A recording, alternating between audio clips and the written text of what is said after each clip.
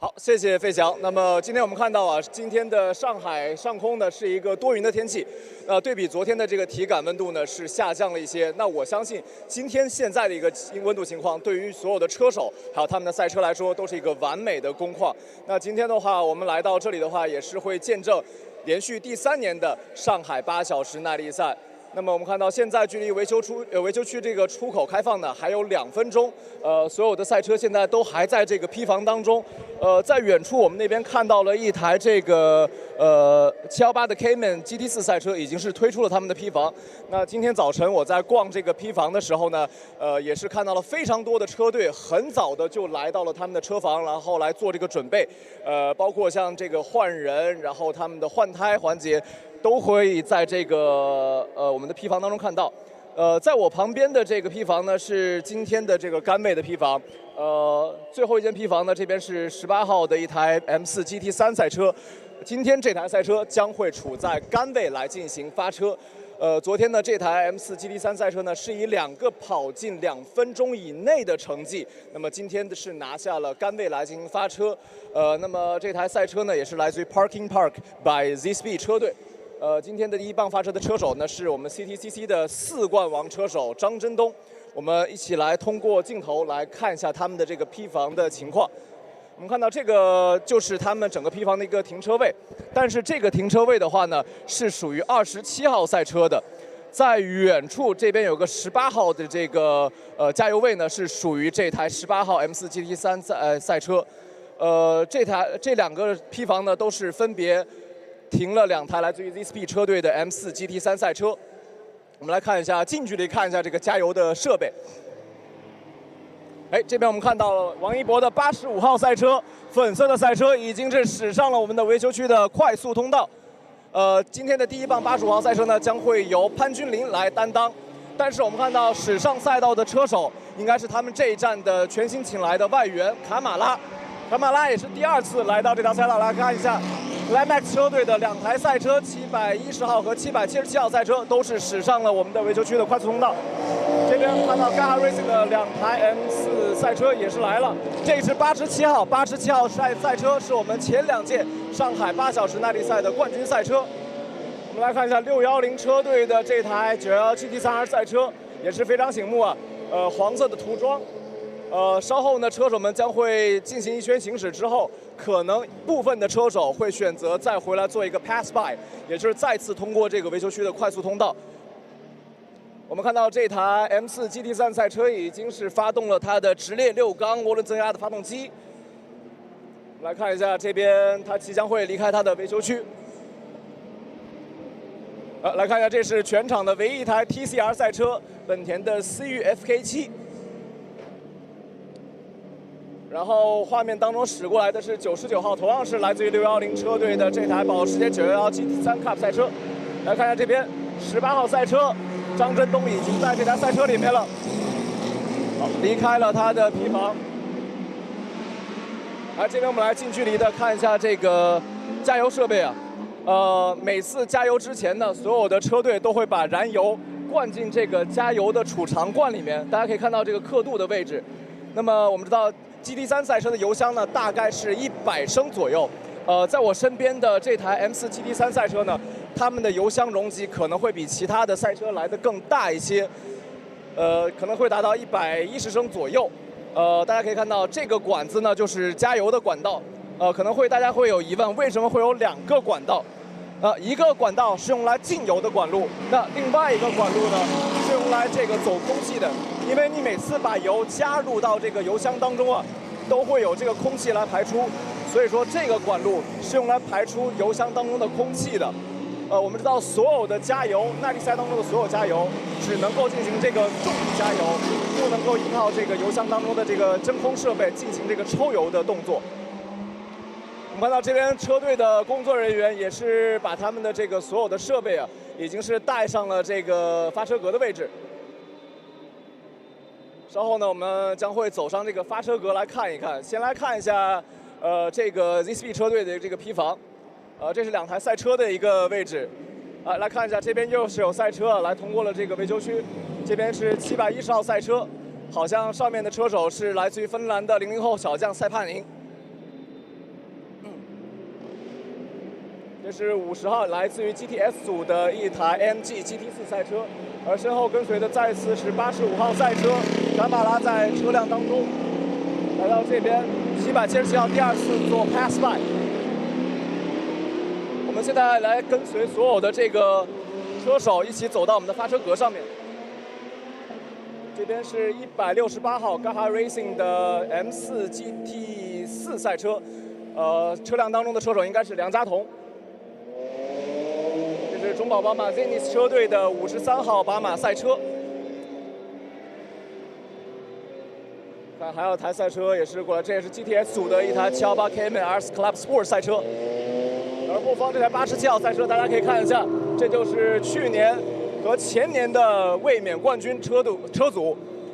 今天的第一棒呢，将会由经验非常丰富的一位绅士车手袁波来担当。这边是他们车队的另外一台 MG 赛车。这边我们看到还有赛车也是远远的驶过来，我们跟随我们的镜头、我们的脚步一起，稍后来到这个发车格上，来看一下今天发车格上面的情况。来看一下，这是张振东所驾的18号赛车，这是今天的杆位赛车。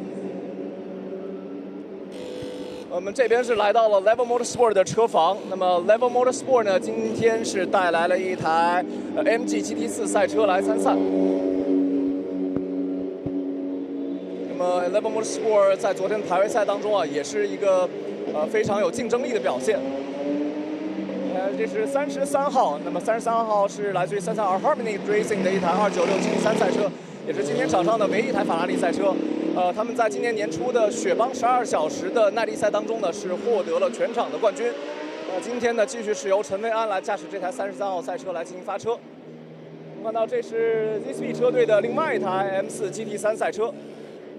这边我们是逐渐的来到了 Uno Racing Team 的这台85号的坯房。我们来看一下，这边他们的车队好像已经是在这边给他们做好了这个加油的准备啊。不知道他们的车一会儿会不会过来进行补油的动作。我们先往前走，因为我们现在站的这个位置啊，可能一会儿会影响到他们85号赛车的这个停站的一个动作。大家可以看到，他们的技师已经是准备好了全新的轮胎，然后全新的这个，这边我们来看一下，应该是要准备来进行停站了。我们看到他们的棒棒糖人已经是准备好了。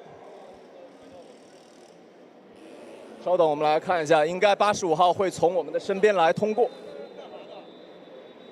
85号赛车应该现在是进入到了维修区当中，我们注意一下现在的这个安全啊。85号来了，这边应该是卡马拉。进站之后，我们看到进行了一个补油的动作，然后插入到了气动千斤顶。大家可以看到这个在排气管当中插的一个，这是静电的一个装置。这也是最大的程度的隔绝了一会儿加油所带来的这个着火的可能。因为是耐力赛，赛中有这个加油的环节，所以我们看到所有的技师啊，在我们的今天比赛当中都会穿着全套的 FIA 认证的防火服，来进行他们的整个8小时的耐力赛。现在还有赛车不停的来进行这个 pass by 的环节。我们的87号赛车刚才也是再次经过了维修区。那现在呢，我们来看一下张振东的赛车也是再次的回到了我们的维修区。好，现在我们来跟随镜头啊，走上我们的这个发车区去看一下。我们在跨过这个快速通道的时候，一定要去注意左侧的来车。这边我们通过这个介入口来上到我们的发车格上。看一下，这个来，我们现在已经是到了这个发车格上的一个这个位置。在这边的话，我们看到2台这个安全车和追击车已经是在前方就位了。在我的后方呢，我们看到头排起跑的2台赛车，目前还没有到达我们的这个发车位上。我们稍等一下。稍等，这个18号赛车就将会来到这个发车位上。那我在我的手里面呢，也是拿到了今天的一个发车位的情况。稍后的杆位呢，将会在我们的1号弯的内侧来进行发车。这边的话，第2排的2台赛车，33号和37号赛车已经是就位了。那另外的话，我们看到头排的2台赛车，85号和18号，我们还在等待着他们的落位。我们这边缓缓地走到我们的发车格的前排来，等待这2台赛车的落位。这边我们也是看到了很多的技师在进行最后的一个准备的情况。很多的赛车也是选择了在发车格上来进行更换他们全新的轮胎。那么本届比赛呢，是从排位赛开始到8小时正赛的结束，所有的车队将会有10套全新的干胎可以使用。大部分车队呢，在昨天的排位赛当中都是分别使用了全新的3套干胎和4套干胎。所以说，对于很多车队来说，今天的比赛呢，可能只剩下了7套干胎和全新的7套。全新的7套干胎和全新的6套干胎可以使用。不过今天早晨的赛道温度来说呢，应该不是非常的高，所以说待会儿的暖胎圈对于车手们来说也是相当的重要。今年的上海8小时耐力赛呢，这个参赛的车辆的阵容啊，比去年和前年都要来的更多，因此要在今年去获得一个更好的成绩，也将会变得非常的困难。现在我们看到发车位上排在头名的2台赛车都还没有到达我们的这个发车格上啊，我们来等待一下。这边后方的2台赛车在我的左手边，这边是37号赛车。昨天在排位赛当中啊，罗开罗也是遭遇到了爆胎的情况。这边我们看到85号赛车已经是来到了发车格上面，这边是从1号弯的外侧来进行发车。第一棒的车手呢，将会由潘俊麟来进行担当。在我的左侧，大家可以看一下，这边18号赛车就是张真东所驾驶的，来自于 Parking Park by ZSpeed 车队的这台 M4 GT3 赛车。昨天呢，张真东也是做出了一个非常强有力的这个单圈。当然，他的队友约翰森也是做出了这个周末到目前为止的一个最快单圈。今天的气温真的是非常凉爽，让我们感受到了一丝丝的秋意啊。我们这边走过来看一下这台 M4 GT4 赛车，来看一下，这是本站比赛全新将会使用的一个倍耐力的配方 DHG 的配方。那么这款配方呢，已经是在今年的 GT 世界挑战赛亚洲杯当中来使用了。很多的车队呢也是有着非常充足的这套轮胎的一些数据和经验，因此对于他们来说呢，这场比赛也是会非常的游刃有余。这边我们看到张真东刚才是走出了自己的赛车，然后是来到他身边。这边张真东，昨天你和你的队友也是非常的出色，以2分之内的成绩拿下了今天的头牌来起跑。我们来问一下你们这站比赛，其实我们知道。这是你们车队用这台赛车在这条赛道的第2次比赛，来问一下你们车队这站比赛的一个大致的情况。其实从上次的 China GT， 然后我们这台新车落地到现在为止呢，其实我们收集了非常多的数据。那因为从这台车来说，其实我们是一台全新的赛车，那对于我们数据收集，包括我们零件的一个准备，其实也是非常重要的。那直到现在我们也没有准备足够的零件，然后来应付整个车，因为像宝马这个车，它在国内没有一个技术支持，所以就只能我们自己去囤这些配件。那昨天能够拿下那个杆位，我觉得我们也有运气的成分在里面。包括这次我们也有场队车手 Eric Johansson 的一个加入，然后我的队友张明阳我们其实这3个人的配置是非常的平衡，所以能够让我们昨天拿下杆位，然后其实我们也是非常的高兴的。我特别现在想去找一下这个 Eric 在哪里啊？来问一下，昨天他创造这个最快单圈有什么样的想法 ？Eric 是在那边吗？对。Hey Eric, can you come to talk with us a little bit? Fastest lap so far this weekend, and you got a new team and a new team of this weekend. But 2 weeks ago, you dominated like China GT Championship on this track. But this time you have a new team and a new teammate. How did you feeling? I mean, it feels good, obviously, to be back after 2 weeks and a really unforgettable season here at Shanghai. So it's just nice to kind of end the season here as well in the Shanghai 8 Hour.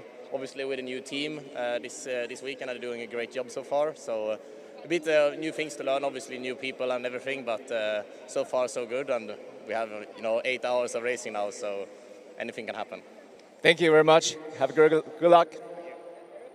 我们刚才是采访到了昨天做出最快单圈的这个约翰森啊，约翰森也是说这场比赛来到了这个新的车队，然后和这个新的队友来进行这个搭档。那么此前拿到这个 China GT 的这个 China GT 的总冠军之后呢，他也是非常的开心。那么这站比赛呢，来到新车队也是非常的高兴，能够和队友来参加8个小时的耐力赛。这边我们看到旁边呢是待会儿潘君林将会驾驶的85号赛车。这边我们看到，几乎我们的这个看台上可能95%的观众都是来为这台85号赛车来进行加油助威的。这边看台上的观众的声音已经是要比这个赛车的声浪声音还要大了。然后在旁边我们也是看到了卡马拉。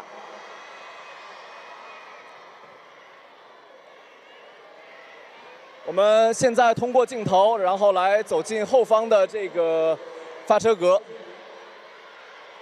这边的话，我们是来到了第2排这边。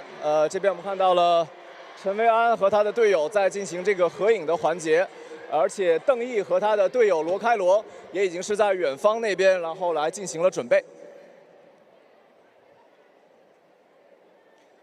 我们继续往后来走一下。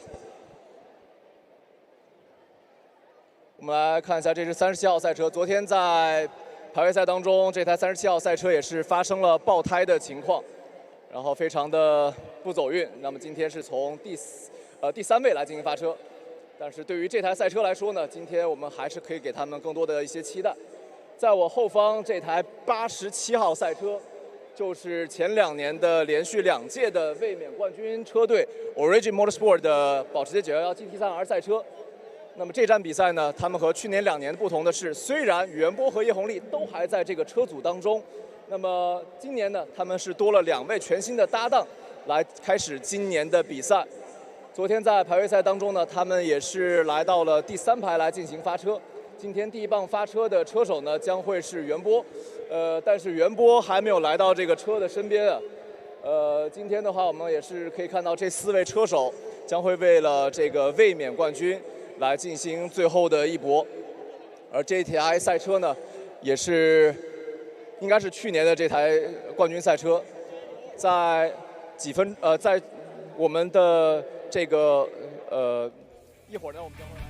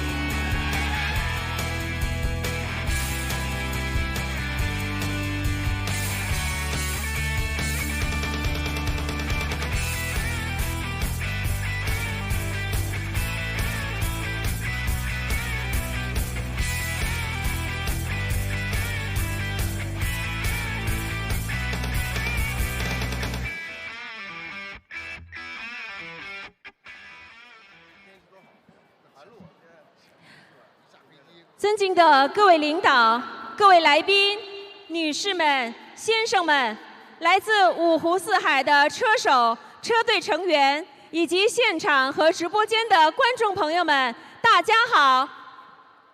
欢迎来到上海8小时耐力赛的开幕式现场，我是今天的赛事主持人邓希丹。金秋10月，丹桂飘香，恰逢国庆黄金周。我们怀着无比激动的心情，相聚在上海国际赛车场，共同见证这场速度与激情的巅峰盛宴。此刻，赛道旁争奇烈烈，看台上人声鼎沸，期待着澎湃的引擎声奏响国庆最激昂的乐章。本次参赛的多支车队带来的超级跑车，不仅是速度的象征，更是科技与匠心的结晶。就像我们的祖国，始终以昂扬之姿，向着更高、更快、更强的目标奋勇前行。现在，请允许我为大家介绍今天莅临开幕式现场的领导和嘉宾，他们是中国汽车摩托车运动联合会专职副主席兼秘书长何建东，欢迎您。上海市科技体育运动管理中心主任徐志刚，欢迎您。嘉定区体育局局长周万春，欢迎您。嘉定区安亭镇党委书记严建明，欢迎您。上海国际汽车城集团有限公司董事长陈刚，欢迎您。上海九市国际体育中心有限公司董事长卢岭，欢迎您。上海九市国际体育中心有限公司总经理王磊，欢迎您。上海市汽车摩托车运动协会常务副会长林国平，欢迎您。上海竞速赛事策划有限公司 CEO 邓大伟，欢迎您。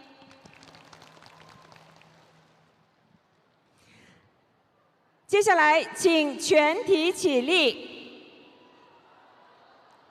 奏唱《中华人民共和国国歌》。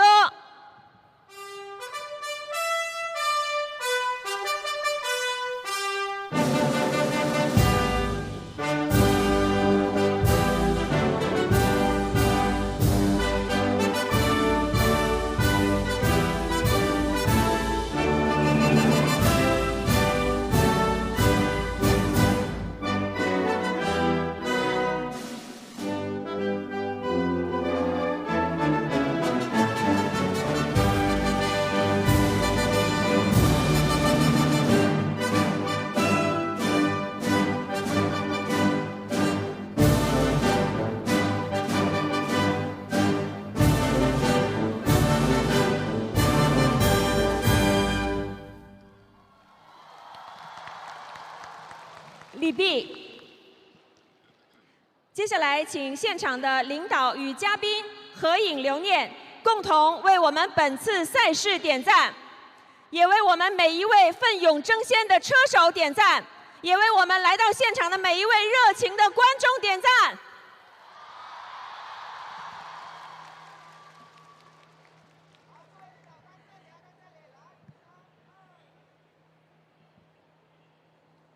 好，谢谢。接下来，让我们掌声欢迎中国汽车摩托车运动联合会专职副主席兼秘书长何建东先生宣布赛事开幕。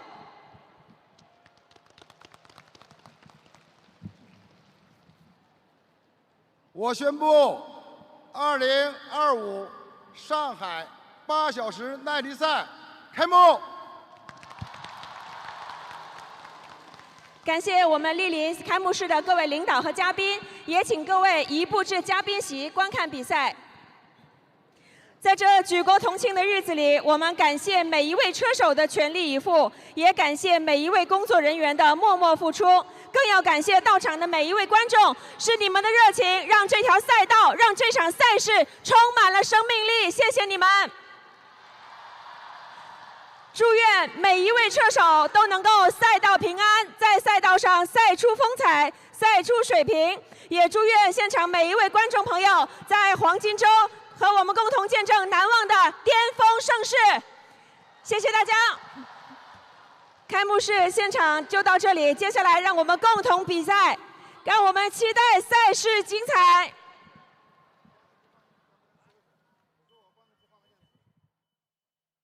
I fall for you and fall asleep. If I'm dreaming, don't wake me up. If I'm dreaming, don't wake me up. No, let me sleep in this fantasy. Till the lights off, baby, let's live a dream. If I'm dreaming, don't wake me up. If I'm dreaming, don't wake me up. No, it's the sweetest dream. You're all I need. Keep the lights on, baby, let's live in a dream.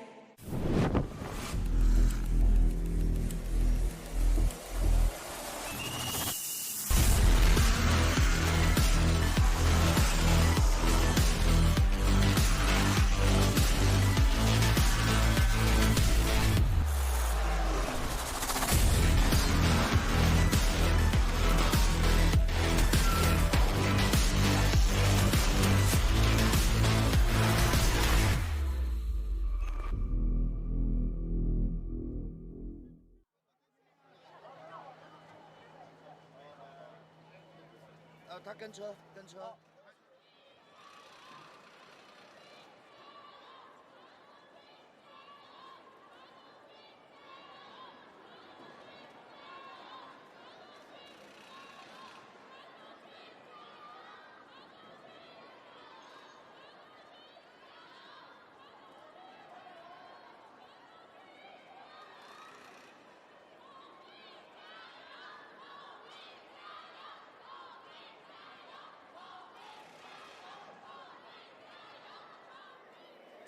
好的，现在站在我身边的这位呢，就是今天位于杆位起步发车的车手，来自 Parking Park Racing by Z Speed 的18号车手张真东。So now the racer behind me is actually today's pole position, number 18, 张真东。So 张真东，你今天位于杆位起步，有制定什么比较特别的策略吗？其实对于8个小时的比赛来说，其实比赛非常长。那对所有车手来说，其实是一个需要保持自己平衡的一个比赛，而不是说像之前的冲刺赛，大家全力冲刺。所以呢，8个小时比赛，我们希望我们的车组能够安全的完赛。然后其次呢，因为我们早上其实已经有部件坏掉了，所以呢，我们换了部件以后，我们将会在暖台圈以后维修区发车，也就是说我们会在最后一名发车。那但是对于8个小时比赛，我们还是非常有信心能够回到前排的。好的，那也希望今天安全完赛，然后呢可以达到一个理想的成绩，加油！ Okay, Zhang Zhendong just mentioned that actually safety is the first principle today at this 8 hours competition. And now we also hope he will have good luck in his later competition. 这也是同样位于前排发车的85号，来自 Uno Racing 的赛车。今天呢，位于这个第一棒其实是潘君林选手，但是呢，我们可以看一下他现在可能我们还需要稍后期待他的比赛吧。And this is actually also the first row, actually also from the front row, David Pan from 85 Uno Racing Team. 那么我们现在就来到这个今天同样也在前排位置发车的，来自 Wing Here Harmony Racing 的37号车手这里的位置。可以采访吗？好。So now we are going to interview actually also the racer from front race today. 来自 Wing Here Harmony Racing 的37号车手邓毅。邓毅你好，想请问一下，今天就是对于比赛有没有什么样的一个期望呢？现在还不太好说，因为比赛还没有开始。我觉得，我们在场上能做的就是把自己的每一棒给好好，然后希望一切顺利，车辆也不要出现什么机械故障，是最重要的。Okay, Deng Yi just mentioned that also safety first for today's competition, and we also wish you good luck. 也希望你今天比赛加油，加油！好的，那我们就今天一起共同期待所有车手的精彩表现。Let's looking forward to the exciting competitions later.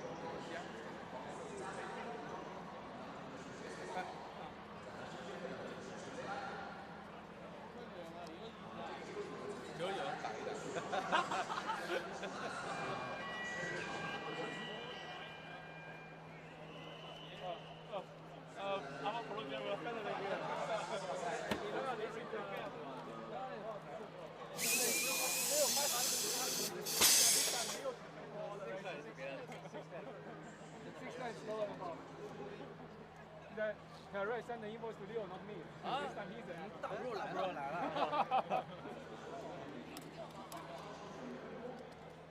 I heard a story. You start. 他们为什么没有被卡？不知道，应该。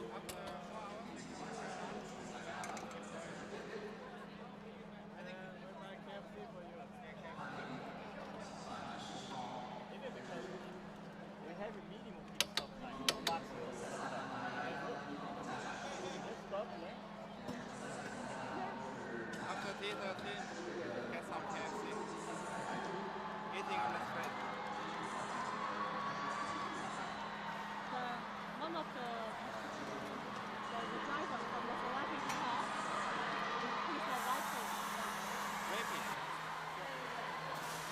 So there's plenty of very stellar drivers to discuss and talk about over the course of this race battle. There is the number 50 car. That is the Audi being prepared for this race by the 326 Racing Team.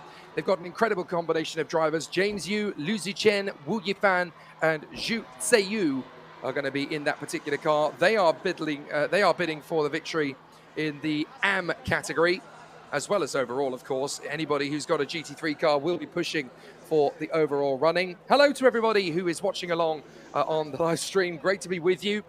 Myself will, of course, be in English. And then whenever we need to grab a word with the drivers, we'll have Nick Zhang and his female colleague down in the pit lane as well. So a fascinating situation for all of the contenders as the battle is ready to get under starters' orders. But we are ready to have exciting battles down there. We've got Nick Zhang and Kelly Dung down there in pit lane. It'll be great to catch up with people over the course of the race. There is Hazikzadeh O, the Malaysian driver, who's going to be sharing his H30 Fortis by Absolute Audi with fellow countrymen Akash Nandi and Aaron Lim. The 777 Audi on your screen, that's the other car entered by Climax. They have two cars. One of them is a Mercedes, one of them is an Audi, essentially just to hedge their bets, if you like. And the 777 crew consists of Li Donghui, Lu Wei, Zhu Liyuan, and Li Dongsheng. Four very talented racing drivers within that particular squad, and certainly contenders for the AM category, if not for overall. That's the 51 car, the incipient racing team. And they've got Xiaomin, Yutong, Yang Xiaowei, and Hu Haohuang in that particular car. So there's going to be plenty of excitement from that particular team. They're actually going to be starting this race a little further back than they would have liked to. 10th position on the grid for this particular car. And there is the 86 crew. This is the Origin Motorsport car in their Mercedes, with the car that is in the tribute livery to its Formula One counterpart. Looks pretty exciting, this car, to be fair, and it is great to see the amazing engineering work that's gone into it for this particular event.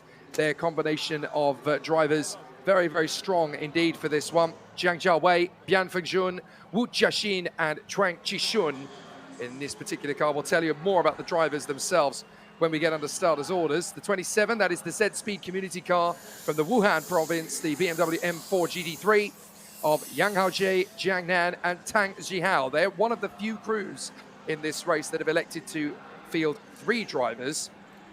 There are other competitors in the field who have only decided to go for 4.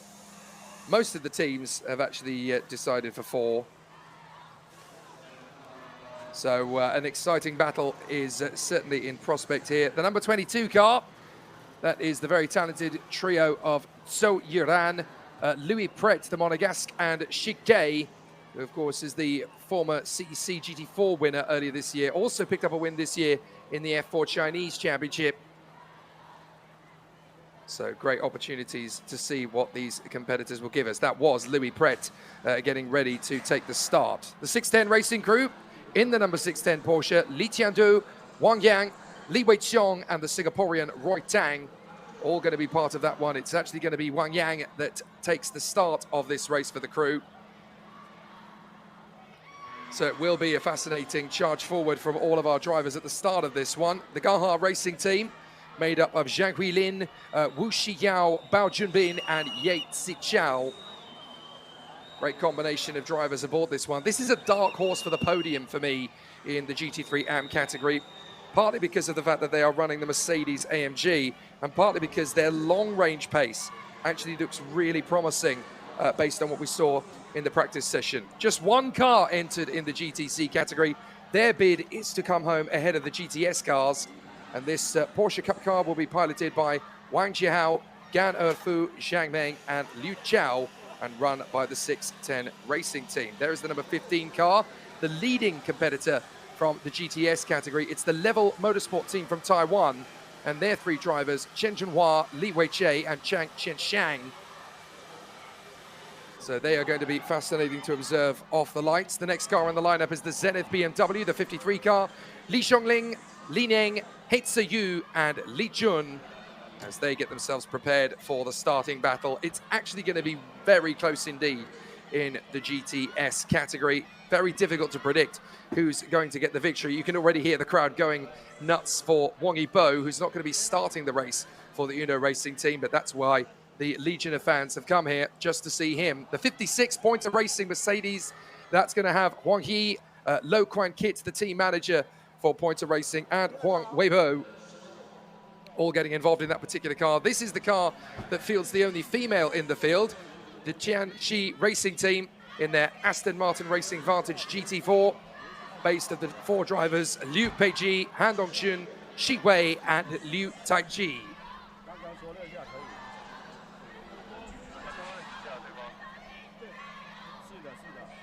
So with everybody getting them geared up, ready for the start in the Tianxi Racing Team AMR Vantage GT4. There's a big competition from them from further back as well. The Ultimate Racing Porsche 718 Cayman. That's the team being made up of Yang Chunlei, Zhang Bangui, Wang Hahu, and Zhang Wenyan.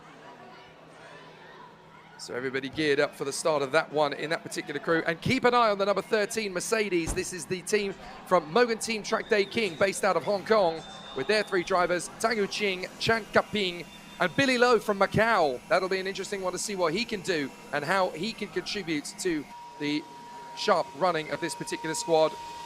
I can definitely see them putting on a great showcase. Here is the incipient racing Audi in that category as well. Wu Zhenlong, Che Xiaoyi, Zhu Jianwu, and Heibi Fang. The 168 BMW in the mix there as well. That's the car from Gaha Racing of Liang Jitong, Chen Shugang, Wang Chen, and Chen Xiaokei. So they all want to be right up at the sharp end of the field, but it will be very tricky indeed to see how they will go. They had some difficulties in the practice session yesterday, to be fair. Here's the 88 car. This is the team that's going to be starting from the back of the grid, the TCR, the only TCR car in the field. And they've got a Honda FK7, again from the Mogan Team Track Day King car. And that's going to be made up of the Hong Kong driver and the two Macanese drivers, Eason Wu, Ching Chiu On, and King Son Chang, all of whom race in the Macau Touring Car Series. So they will know the car, but obviously the Shanghai circuit is not exactly in the forefront of their racing season. They do race there over the course of the year, but it's not the first car that they go to battle with. Great to see everybody on the stream already getting fired up and rooting for all of the teams. It's going to be fascinating to see how it all goes. Here is your starting grid for the 2025 Shanghai 8 Hours. Parking Park by Z-Speed on pole position, with the Uno Racing Team Audi alongside on the front row of the grid, with Shendong, Zhang Ming, and Johansson alongside Pun, Wang, Rio, and Sergio Setakamara. The Win Here Harmony Audi versus the 33R Harmony Ferrari, Dong Yu and Li, along with Lo, Zhang, Liu, and Chen. And the third row of the grid will see the Origin Motorsport machine alongside the Climax Racing team, with a fantastic squadron of drivers, including Elias Sepinen there in the sixth place car. Alongside him is Chen Fangping in that squad, But of course, Bob Yuan going off from P5. The 326 racing team alongside the HZ040s by Absolute, the crew of Malaysians trying to break their way through the Chinese forefront at the sharp end of the field. And then the Climax racing team number 777 alongside the Incipient racing team, 10th on the starting grid for car 51. Outside the top 10, the Origin Motorsport combo alongside the Z-Speed Wuhan BMW as they finish off the GT3 contingency. Just in behind them on the starting grid, it will obviously be a very competitive charge through the field from the Frankenstein Racing Mercedes. They're going to have pressure all the way from the 610 Racing Machine. Then the Gaha Racing BMW is the last of the GT3 runners, and then the 610 Racing Cup car from Porsche, 16th on the grid. Next up will be the Level Motorsport versus Zenith Racing teams. Those two will, of course, be battling away nice and early in the GTC ranks. Pointer Racing versus Tianjin Racing Team. Then it's the Ultimate Racing crew beside the Moga Team Track Day King contingent. And then on the 12th row of the grid, we'll have the Incipient Racing Machine alongside the Gaha Racing Team and the Moga Team Track Day King Honda TCR at the back of the grid. So compared to last year, it is a bright and sunny day. Last year, of course, it was absolutely pelting down with rain, and it was there for the entirety of the 480-minute encounter. This year, a much faster circuit for the 2025 running, and yesterday's average qualifying time actually broke the record for the fastest qualifying combined trio of times, with the fastest lap from qualifying coming from the newly crowned Chinese GT champion Erik Johansson, who managed to get the fastest lap time on the board yesterday of a 1:59.881, just a fraction of a second quicker than Andy Dung managed in the Win Here Harmony Audi. But it's going to be such a difficult race to predict here. We know roughly who's going to do what over the course of proceedings, but we know it's going to be very difficult to see who will get what done. Of course, we know who's going to be in the car first from pole position. The Parking Park by Z-Speed car will be piloted at the start by the four-time Chinese touring car champion Zhang Zhendong, as we ride on board on the formation lap with the Uno Racing Team Audi that will be second on the grid. It's David Pun who will start the race for them. Third on the grid, the Win Here Harmony Racing Audi. That's going to be piloted by Andy Dung at the start, so expect him to be charging for the lead very early doors. The 33R Harmony Ferrari will have David Chen at the wheel. And then the Origin Motorsport Porsche, well, that will see Bob Yuan take the car first. The 710 Climax car will have Elias Seppänen at the wheel. It wouldn't shock me to see him charge his way through to the top three in the early stages of this one. And then in the 326 racing team, the number 50 Audi, that's going to have Liu Zichen to start us off. The HZ040s by Absolute Audi will have Hazik Zadel O, the team captain, as you were leading the charge off the start. The Climax Racing Audi 777, well, that will see Li Dongsheng start the race off for them. Incipient Racing, the number 51 car, that'll be Xiao Min at the wheel to start with. The 86 Origin, that will be Bian Fengjun at the wheel to begin.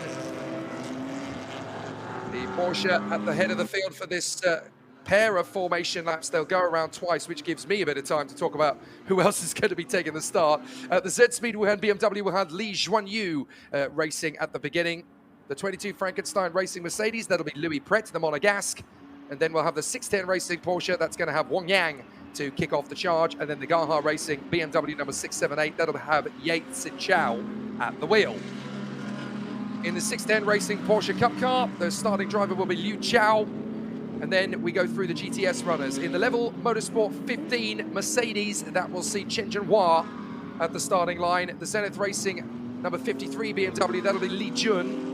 And then for Pointer Racing, the number 56 car, no major shocks, but it'll be Huang He who starts the race for them. In the number 20 Jishan Racing Team Aston Martin, that'll be Han Dong-jun who will start the race. The Ultimate Racing Team 718, well, that'll be Wang Hao Hao. And then the Moga Team Track Day King number 13 Mercedes will have Billy Lowe, the Macanese driver, start the race for them. For Incipient Racing in the Porsche Cayman, the number 650 car, that will see a very strong start, I'm sure, from Zhu Jinwu. And then the last two cars on the grid, 24th on the grid, the Gaha Racing BMW number 168. That'll see Liang Zhetong at the wheel. And then in the Honda FK7 TCR, that will probably be lapping about 15 to 20 seconds a lap slower than everybody, to be fair. They just want to finish the race. The Moga Team Track Day King car will have Cheong Chihom starting the race.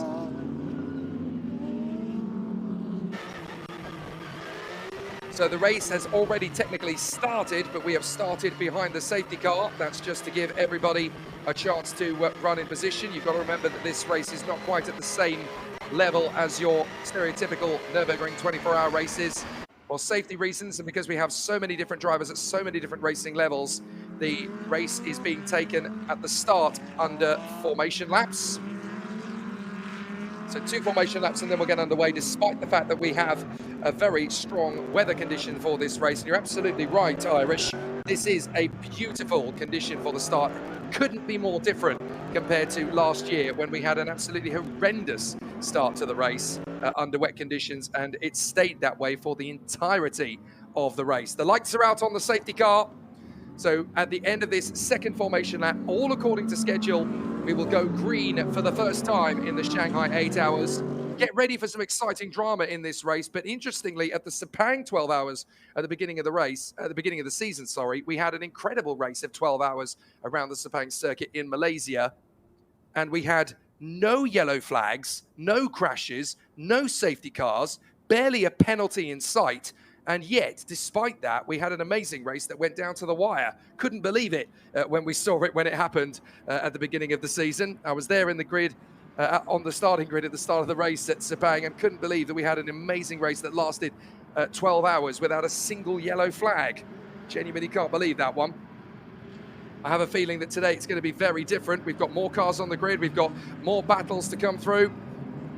So we'll come through the final hairpin before the start. It's the Parking Park by Z-Speed BMW, the Uno Racing Audi, the Win Here Harmony Audi, the 33R Harmony Ferrari. Keep an eye on Garfield's progress from P4. Origin Porsche, Climax Mercedes, HZ040s by Absolute, Audi. Then the 326 Climax and Incipient Audis from the Origin Mercedes and the Z-Speed Wuhan BMW, ahead of the 610 Racing Porsche, the Frankenstein Mercedes and the Gaha BMW, followed by the GTC, GTS and TCR cars as the safety car peels in. And it looks as though from pole position, we've already got the pole sitters coming in. So the pole sitters have come in straight away, but the race is going to get under starters' orders regardless as the lights go out. Let's race in the Shanghai 8 hours of 2025. So David Pern goes into the lead straight away as the pole sitters go down pit lane. It looks as though they're going to have to take a drive-through penalty at the start of the race, which is exactly what they've done. And as we charge through the first couple of hairpins, it is going to be an amazing launch forward. Indeed, the Z-Speed Parking Park car has taken a drive-through penalty and rejoined at the back of the field. I believe that is already part of the action, but the 37 Audi has gone nowhere. That's the 37 Harmony Audi. Oh my word, the Win Here Harmony Audi has already had a problem. That's Andy Dung. The car has broken down. And as we work our way through, it looks like we're already going to be under yellow flag conditions potentially as the Ferrari makes its first pit and takes the lead. Great start from the Ferrari, from David Chen. It's already launched forward in front of the Uno Racing Audi that has already slumped the 4th position. So, incredibly, Bob Yuan in the Origin Porsche has already got ahead, and so too has the Climax Mercedes of Elias Seppänen. So an amazing start to the race for the Ferrari crew. And look, there is Garfield on the front bonnet, really enjoying having some free air at the front end of the field. But already some big problems as the 37 Win Here Harmony Audi has already in dire straits, having broken down on the way to the grid. And we know already that the drive-through penalty for the Z Park BMW that was originally on pole position, they've now got to try and work their way forward. And so the battle remains a pretty exciting one down the back straight. Already Elias Seppänen is going to try and take on the battle. Well, there's yellow flags. So the top 3 were caught out there. Certainly Elias Seppänen was full course yellows, and that has got to be for the 37 Win Here Harmony car of Andy Dung. Now, he was the 2nd fastest driver in qualifying yesterday. So let's see where his car is. But I can't make out where the Win Here Harmony Audi was stopped out on the circuit. There is his car. So a big disaster for the Win Here Harmony Audi team, with his car already parked on the sidelines. I want to try and make out where on the track that car is based, because that's a pretty sizable disaster already for this race. I'm going to try and figure out where that car is, because that's the absolute catastrophic failure for the start of this race. And we should get some idea roughly as to where that car has been parked. But it's the Ferrari that leads the way under full course yellow. That didn't take long, did it, for our first full course yellow of the race? Now, interestingly, I want to try and make out that car was going around the Win Here Harmony Audi on the first formation lap. So it was during the second formation lap that it pulled off, and that was the car that was meant to be starting from third on the grid. It made it as far as the first sector, and then I think that's where the car pulled off. So a big disaster for the team at the Win Here Harmony Audi team, pulling to a stop before the race got underway. Didn't actually see where the car became stationary, but certainly a devastating opening part of the race for them. They certainly made it round a fair part of the lap. I want to try and figure out where the car was stationary. It actually broke down on the back straight by the look of it, and then it didn't make it through the first part of the course. So a very early problem for the Win Here Harmony Audi, because that car broke down on the final bend, I believe. Yes, indeed it did. So on the way to the grid, it stalled as the race was getting underway. The Z-Speed BMW was coming in for its normal scheduled stop, and then the Win Here Harmony Audi parked up at the back of the field just as the race was getting underway. So a devastating start for those two teams.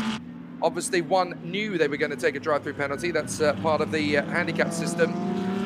But the other one, well, that's definitely not in the script for the Win Here Harmony Audi. So I don't know, M209, whether that car is out of the race or not yet. We'll try and figure out what the situation is, but certainly that car has not moved.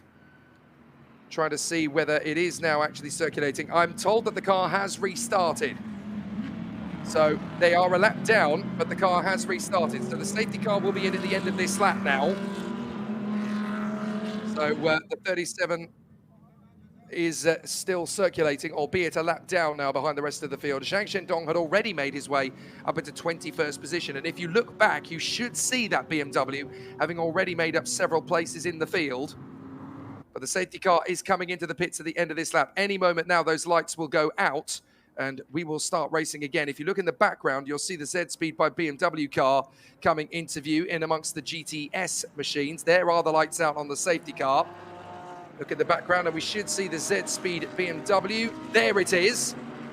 The white with the blue grille insignia. The Win Here Harmony Audi shouldn't be too far behind that, so those two cars will be going through the field. But the Win Here Harmony Audi is already going to be a lap down on everybody else. So that's pretty devastating. So out of the final turn, we're going to see when the Ferrari goes for it. They've already decided to put their foot down. So this is going to be the battle early doors between David Chen and Bob Yuan. 33R Harmony versus Origin, and the race is green once again here at the Shanghai 8 Hours. And it's Ferrari, Porsche and Mercedes at the sharp end of the field, with the Uno Audi being threatened by Louis Pret in the Frankenstein Mercedes already. So we've got several categories in the mix here. We've got 7 classes in total. We've got GT3 Pro-Am and Silver Am, as well as the GT3 Am and Silver Pro-Am.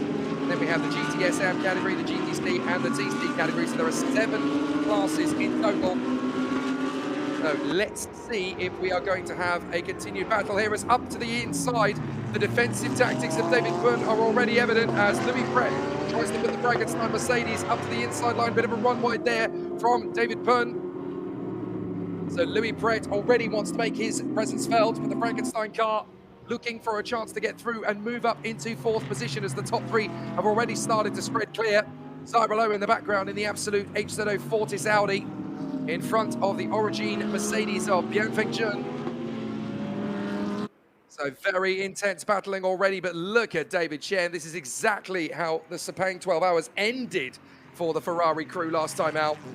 They cantered to victory and managed to fight their way into the lead in the closing stages, courtesy of the Malaysian talent Jasmine Jafar, who sadly is not racing here this time.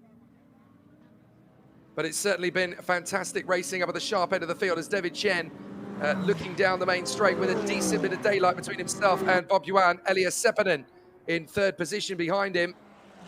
But Sepinen has got a good run here on the Origin Porsche. I think the Climax Mercedes is going to make its bid into the hairpin. Is Sepinen close enough? No, not yet. He's going to have to wait for his bid. David Pern has still got Louis Pret in the Frankenstein Mercedes all over the back of him. And there is the 37, the Win Here Harmony Audi, getting back up to speed again for Andy Dung. Already a lap and a half behind everybody else, but at least they're still in the race. And this is an 8-hour race, so do not think for a moment that they're out of it. We're only just getting started with this one, as the drivers charge their way down the main straight and up into the first corner for the first complete green lap of racing to be completed. And so, after 4 laps of proper racing, the competition is going very strong indeed as the drivers work their way further forward. David Chen, Bob Yuan, Elias Sepinen and David Pern, the top 4 at the moment. For 33R Harmony Ferrari, Origin Porsche, Climax Mercedes, and then the Uno Racing Audi and the Frankenstein Mercedes in P5. Here comes Louis Pret, trying to make the bid on David Pern. Pern is holding that inside line big time, trying to keep the Mercedes at bay. And as they roll off the turn, this is where David Pern is going to have to work very hard indeed, because Louis Pret is not a man to be trifled with. The Monegasque Italian wants to get his move on the inside line here. We've got 2 very talented racing drivers going at it here. Brilliant battles. David Pern, who of course is returning to the sport after 3 years out. He actually competed for X-Works in the GT World Challenge Asia back in 2022. What a comeback for David Pern, and thrown straight into the battle against the former Ferrari Challenge European Trofeo Pirelli Pro Champion, Louis Pret, who's been racing in the GT World Challenge Europe Sprint Gold Cup this year. Big dive up the inside by the Gaha BMW as 3 wide we go. Oh, that was a big challenge forward.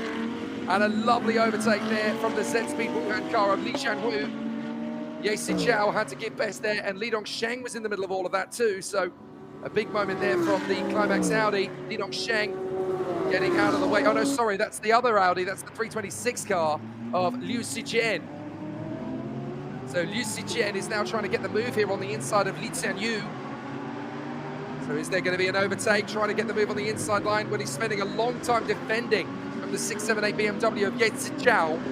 So the Gaha BMW trying to work the way through. Ye Zijiao hoping for an overtaking move here on the inside of Liu Zijian in the 326 car as the HZO Absolute Fortis Audi from Malaysia charges down the straight, try and scamper away from them.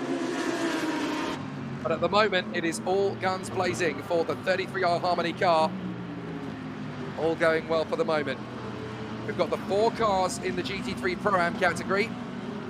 And of course, we've got 5 cars now in Silver-Am.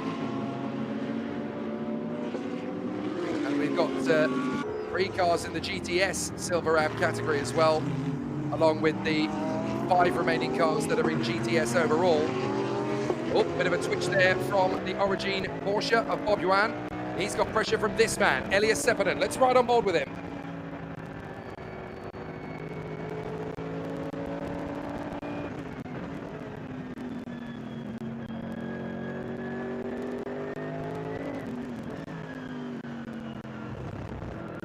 Big defensive moves from Bob Yuan. The Origin Porsche working really hard to try and keep this Climax Mercedes back, but Elias Sepinen is not a man to mess around with. 21 years of age. I do believe he is the youngest man in the race, Elias Sepinen. But as we saw from him in the Chinese GT Championship this year in CGT, as it is shorthanded known, he is already a race winner this year, having teamed up with Chen Pangbing to put in a fantastic job over the course of this year in the Climax Ferrari. But of course, for this weekend, he's in a Mercedes. Let's see if he can get his run in the 87 Porsche. Bob Yuan is trying to hold this move. Elias Sepinen just keeping his place for the moment. No need to go ugly too early in this race. This is an 8-hour. If you get it wrong and end up clattering into the side of your opponent, you're going to give your mechanics a lot of work to do. Meanwhile, we've got a great duel going on as Bianfen Chun tries to get through on the inside of Hazik Zaralo. You're not on home turf now, says Biang Junho, because of course Bianfen Chun was the man with no home advantage against the HZO Fortis team at the Sepang 12 Hours. Now the roles are reversed. It's Malaysia versus China again, but this time it's the Origin Motorsport team that are on home territory. Hazik Zaralo in front of Bianfen Chun, and they've got to watch out because Li Chunyu has managed to drop the cars behind him, and look how close he is getting in the Z-Speed Wuhan car. Definitely getting much closer, as now on the inside line, here comes the Origin. Yan Fengjun will try and make his bid and finish the overtaking move, but Hazik Saralo's got his foot in still in the Audi, and they run side by side all the way down from turn 2 up towards 4, and they concede the place again. Big dive on the inside from the Mercedes. Do not clatter into the side of your opponent this early, and straight onto the runoff area goes the Mercedes of Yan Fengjun. He's got to get back on without causing himself too many headaches from Li Tianyu. Goodness me, I think that's as track limits as it's going to get for the Mercedes, isn't it? You don't really want to drive on the racetrack, do you, Mr. Yan Fengjun? Certainly for that move. He obviously decided to keep his foot in and drive around the far side. But who would have thought we'd have this intense a battle this early into the race in the midfield? Very close stuff at the moment, as again a little bit of defensive tacticians from Yan Fengjun, with Li Tianyu in the BMW already trying to make a move through. But this is pretty intense stuff for the first hour of the Shanghai 8 hours, as it is the HZO Fortis by Absolute car that holds the line down the back straight. They thought they had already been beaten by the Origin, but clearly the team reckoned without Hazik Saralo. They've got 2 cars hustling them in behind as well, the Ye Xichao in the Gaha BMW and Li Dongsheng in the Climax Audi. Careful. Do not trade paint this early. You do not want to give your mechanics too much to do in the first hour. But so far, so good, as things are getting really intense here. Out through the final turn, the left-hander, and onto the main straight again. This, of course, is the race circuit that is the home to Chinese Formula One fans, and has been since 2004. It's amazing. If you look back to the footage of the Grand Prix in 2004, and then compare it with the skyline that we have now, this place was in the middle of a barren wasteland back in the day, but now all these incredible skyscrapers and the fans that have moved in and the inhabitants and all the local businesses that have come in. This is a really fantastic province. There's 2 big late breakers coming in. Oh, big moments there as the 15 of Chen Zhenhua in the Level Motorsport Mercedes almost misses his braking, and Liu Chao in the 610 Porsche does. My dear, oh dear, you do not want to be making mistakes like that this early on into the race. But clearly, drivers are fancying themselves for these overtaking moves nice and early, and they want to settle into the rhythm. Meanwhile, we've got a fantastic intensity shaping up again between these 3. The HZO Fortis by Absolute Audi, the Origin Mercedes, and the Z-Speed BMW is round the outside now. Comes Yan Fengjun. Can he hold that? Round the double left-hander. There's no way he can finish off that move. Might be a bit of a sprinkling of rain or oil as the HZO Absolute Fortis Audi puts the windscreen wipers on. Up the inside comes the BMW. That's Liu Zichen. Li Xuanyu is going to hold this round the outside to fend him off. Li Xuanyu has got Yan Fengjun still for company. And that's a stop it on the circuit. Don't tell me. That's the win here. Harmony Audi again.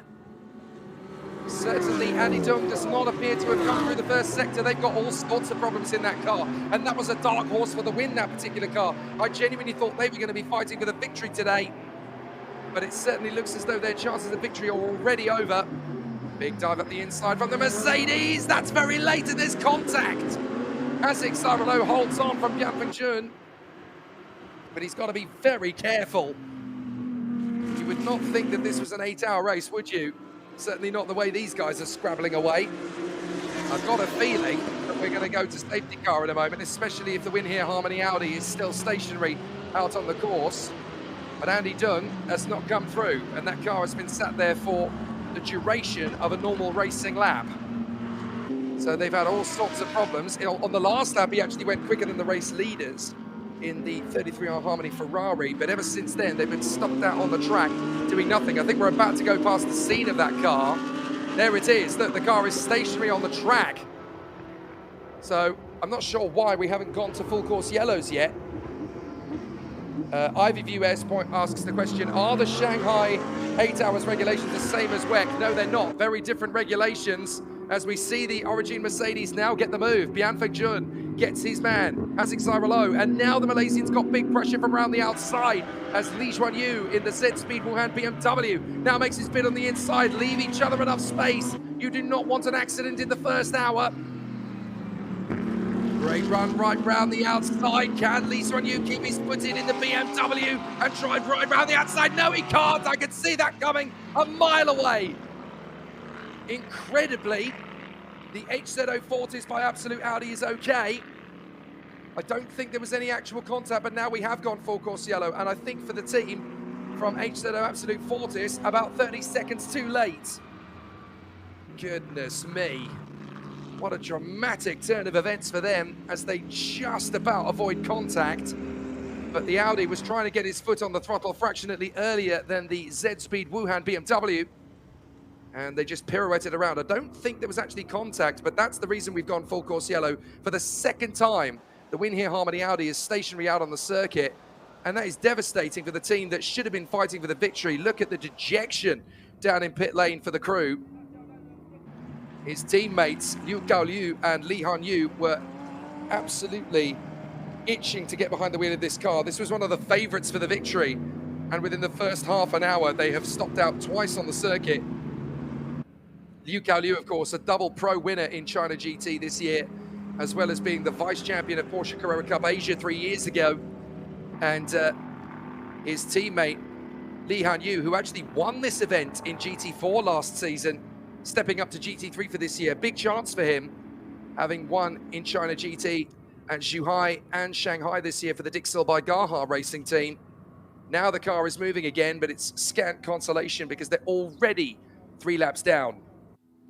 What a disaster.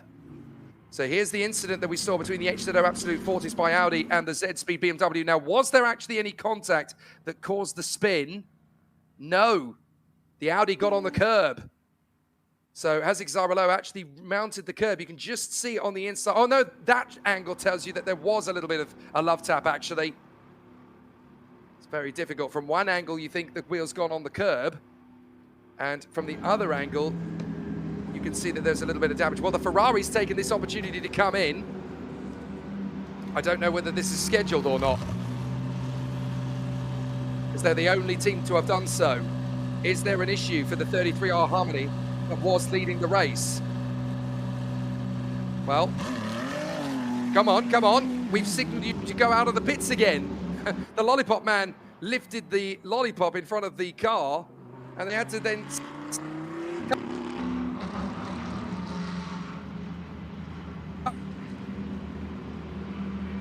I've never seen anything like that when the pit stop has happened. And the driver has had to be reminded, come on, get out there. A bit of a splash and dash.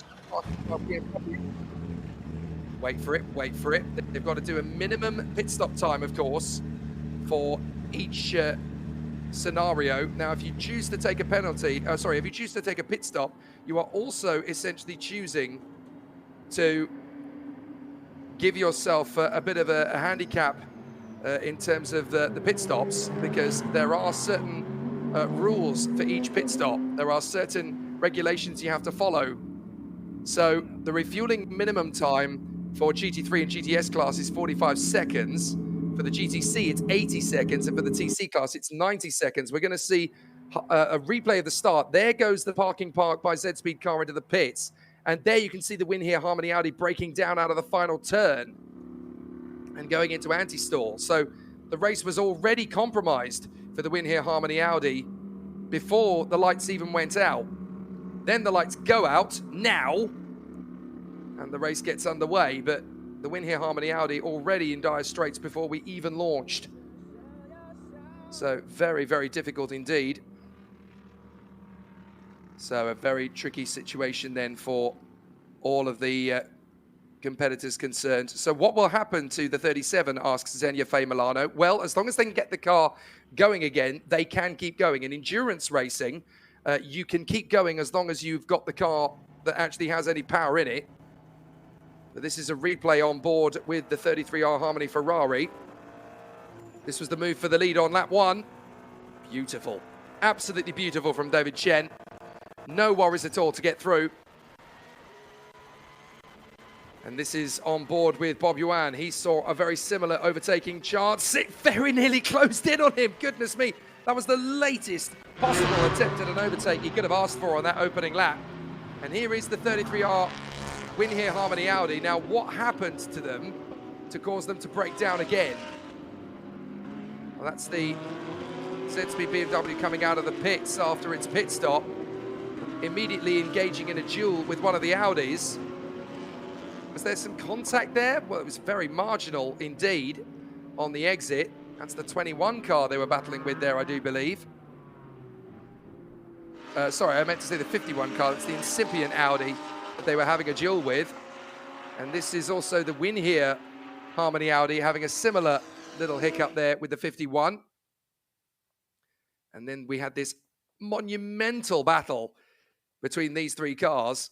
The fantastic duel between the Origin Mercedes, the Z-Speed Wuhan BMW, and the HZO Fortis by Absolute Audi. As into the pits comes the Uno Racing Team car. Currently at the wheel of this car is David Pun, but of course he is sharing this car with Rio Lee, Wang Yibo, and Sergio Sete Camara, the Brazilian former Formula E driver. And they're going for a refueling stop. Now, I get to talk about this again. There is a minimum refueling time for these cars, which is quite important to take into consideration here, because each car obviously has its own minimum time that it has to adhere to. 90 seconds for TCR cars. I think it's 45 seconds for some of the others in the mix. So definitely the cars having to adhere to the fact that we've got a minimum refueling time for each of these cars. A refueling minimum time for GT3 is 45 seconds, so that's why the car has to stay there for a fair long time. So David Pun comes into the pits. A lot of teams using this full course yellow as an opportunity to come into the pits, but now the Win Here Harmony Audi has started again. It just seems to be having an issue with the car continuously going into anti-stall, and that's going to be a big problem for them long term. They can't afford for that to continue. They need to make sure that that car is going to be working again. Now, this isn't a full safety car. Now it is. I'm not entirely sure why we took so long there to go from full course yellow to safety car, but there is the safety car now on track. It was full course yellow, which meant that basically everybody had to limit their speed and stay in the same positions they were. Now we've got full course yellow out on the course, and that is the leading car, the pink Origin Motorsport number 87. As into the pits comes the Win Here Harmony Audi, and the team are desperately trying to figure out in pit lane, why is this car continuously going into anti-stall? I've got a feeling they're going to push this car back into the garage. Yes, indeed they are. So with the safety car deployed, and the Win Here Harmony Audi going into the pits to fix whatever problem continues to put it into anti-stall, that's one of the big players in this race already fallen by the wayside. Disaster. And certainly for our enjoyment of the race battle up front, that's one of the big players taken out of it. Fastest lap of the race so far has come from David Chen, a 2-minute flat .931. So we're going to see how it all continues out on the course. Fans are obviously, and no doubt, rather proudly tuning in, not just for Wang Yibo, but also for the number 22 car, the Frankenstein car of Zhou Yiran. And that is, of course, because as well as Wang Yibo, he is also a fairly famous actor in the world of Chinese cinema, raced in F4 China and the 6 Hours of Abu Dhabi earlier this year, as well as being a regular competitor in the Touring Car Sports Cup. He actually took a victory at Zhejiang last year. So we've got two racing drivers who are the Chinese answer to Patrick Dempsey out on the course. As into the pits comes the Mercedes of Elias Seppänen. That's the Climax Racing Team car, whilst under safety car. That's backfired on them for the moment, but they will rejoin behind the 33R Harmony Ferrari and the Uno Racing Audi that have taken their pit stops and dropped to 10th and 11th places respectfully. But that is tactical. They take 2 steps back now to go 3 steps forward later. So it does actually make sense for them to make their pit stop at this point. And the Climax Racing Team for Li Dongsheng have chosen exactly the same time to make their pit stop. They've got to do 45 seconds worth of refueling minimum, even if they don't refuel for 45 seconds. That's the minimum mandatory stop time. And they've added tyres as well for the Climax Racing Team, so they'll spend a little bit longer for their minimum mandatory stop. If you take shorter than your minimum mandatory, then essentially you're going to end up with a penalty. So they've got to be very tactically careful as to who does what out in the pit lane. So as a result of these shuffles of the deck, it's currently the Origin Porsche number 87 that leads the way. And it's the Frankenstein Mercedes that in number 22 that's now up to second place. That's the car being shared by Louis Pret, Zhou Yeran and SHANGHAI. So they are up into second place now by virtue of the fact that they haven't pitted. There is a rather pensive looking Liu Gaoliu, who is really hoping that this car is going to fire up again. But clearly something is very wrong inside the car for it to go into anti-stall on 2 occasions within half an hour. But they seem to have found the solution. Well, 2 of them have. The other 2 are still working on something. If you're going to fix something, you need to communicate with each other, guys. It's no good putting the windshield back on the back of the car if the car isn't ready to go out yet. Safety car in at the end of this lap, though. So it's a miserable start to the Shanghai 8 Hours for the Win Here Harmony Racing team, who are already 5 laps down. And there is the safety car with its lights out. So we're going to go racing again with Bob Yuan in the Origin Porsche, leading Louis Pret in the Frankenstein Mercedes. And then we have Bian Fengjun in the Origin Mercedes, the climax car of Chen Fangping. They've actually done a driver change there. So Elias Sepidon's got out and Chen Fangping's actually got back in again. So that's the first proper driver change of this race. I'm not entirely sure why Elias Sepidon they decided to change driver at this point, but that's what they've elected to do. The long queue that we've got down at the back straight. The 87, Bob Yuan's gone for it because he's got a whole fleet of GTC and GTS cars behind him, and he's just thought, right, well, I can build a decent lead here. Nothing illegal about that at all.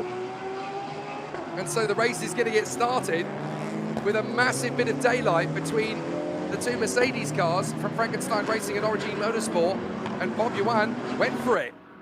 Nothing illegal about that at all. There we go, green, green, green, green, and he's got a mile of a gap over the rest of the field thanks to the BMW and the Honda. Here come the rest of the field, rather angry, I'm sure, scampering away behind them. Nothing illegal there at all in what Bob Yuan's done in the Origin Porsche. He's taken advantage of the fact that he had 2 slower cars behind him and just belted it. And now round the outside, here comes Li Chuanyu, trying to go wheel to wheel again with Bian Fengjun. This already caused problems earlier on, and a big slide from Bian Fengjun. He's made a big error there, and he's lost 2 places already, I think. Well, it's 1 for the moment, because the number 27, Li Chuanyu, has got ahead, but Ye Zijiao has got to wait. There is the Frankenstein Mercedes. Louis Pret will be absolutely fuming in second place to have lost so much time so early to Bob Yuan. 10 seconds they've lost on that restart. But again, like I stress, absolutely nothing illegal in what the Origin Porsche did. So that's a very difficult scenario to play with. As now the Ferrari and the 610 Porsche are trying to work their way through the traffic. This is a big risk for David Chen to go wheel to wheel with the 610 Porsche of Wang Yang, and he's there. Lovely overtake on the Porsche that has to bail out mid-apex. And so David Chen's Ferrari has got through. And that puts them up into 8th position. No, sorry, that puts them up even further than that. That puts them up into 6th place. They've made some amazing moves on the opening couple of laps.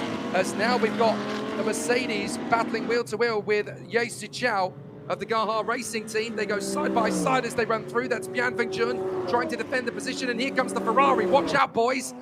You've got a prancing horse galloping up behind you. Down to the braking zone for the hairpin. Where is this Ferrari going to be able to go? Because the BMW has placed itself exactly where the Ferrari wanted to be. Little kiss of the curb on the inside line. They've drifted wide, and David Chen in the Ferrari could sweep past them both. He might only split them round the outside. Oh, that was a little bit overcommitted from David Chen, but he's able to keep it right round the outside regardless, as a hesitation from the BMW of Ye Zijiao gives the Ferrari the momentum. Up into 5th position, and now the 610 Porsche of Wang Yang is trying to get through on the inside. Amazing racing. This is only the first hour. How are we going to sustain this to the checkered flag? David Chen now trying to take the far side line to go round Bian Fengjun in the Origin Mercedes. This is not going to be easy for David Chen, though. He doesn't just want to dive in on the inside. He's already had a couple of near misses. When you've rolled the dice and come up with 7 each time, you don't want to take that risk that this is where you're going to lose all your chips on the table. So David Chen needs to get back into the rhythm. He needs to calculate, where am I going to make this move on the Mercedes? You can't just go banzai, that's when disaster strikes. And there are the cars making their recovery after their pit stops. That's the Uno Audi being driven by David Pun, and the Parking Park Z-Speed driven by Zhang Zhendong, the 4-time Chinese touring car champion, as they squirt their way through. Has the Z-Speed car got ahead of the Uno Racing Audi? Did they make the move there? I think they might have done. Yes, they've got ahead. So David Pun lost out there to Zhang Zhendong, who's already taking on the 610 Porsche. Thanks, boys. I'm off. On the inside line, he's going to try and dive in at the chicane here. As meanwhile, David Chen fights up, and that's the incipient car come to a stop. So that's the incipient Audi on the first hairpin. It looks like we're going to go to full course yellow yet again.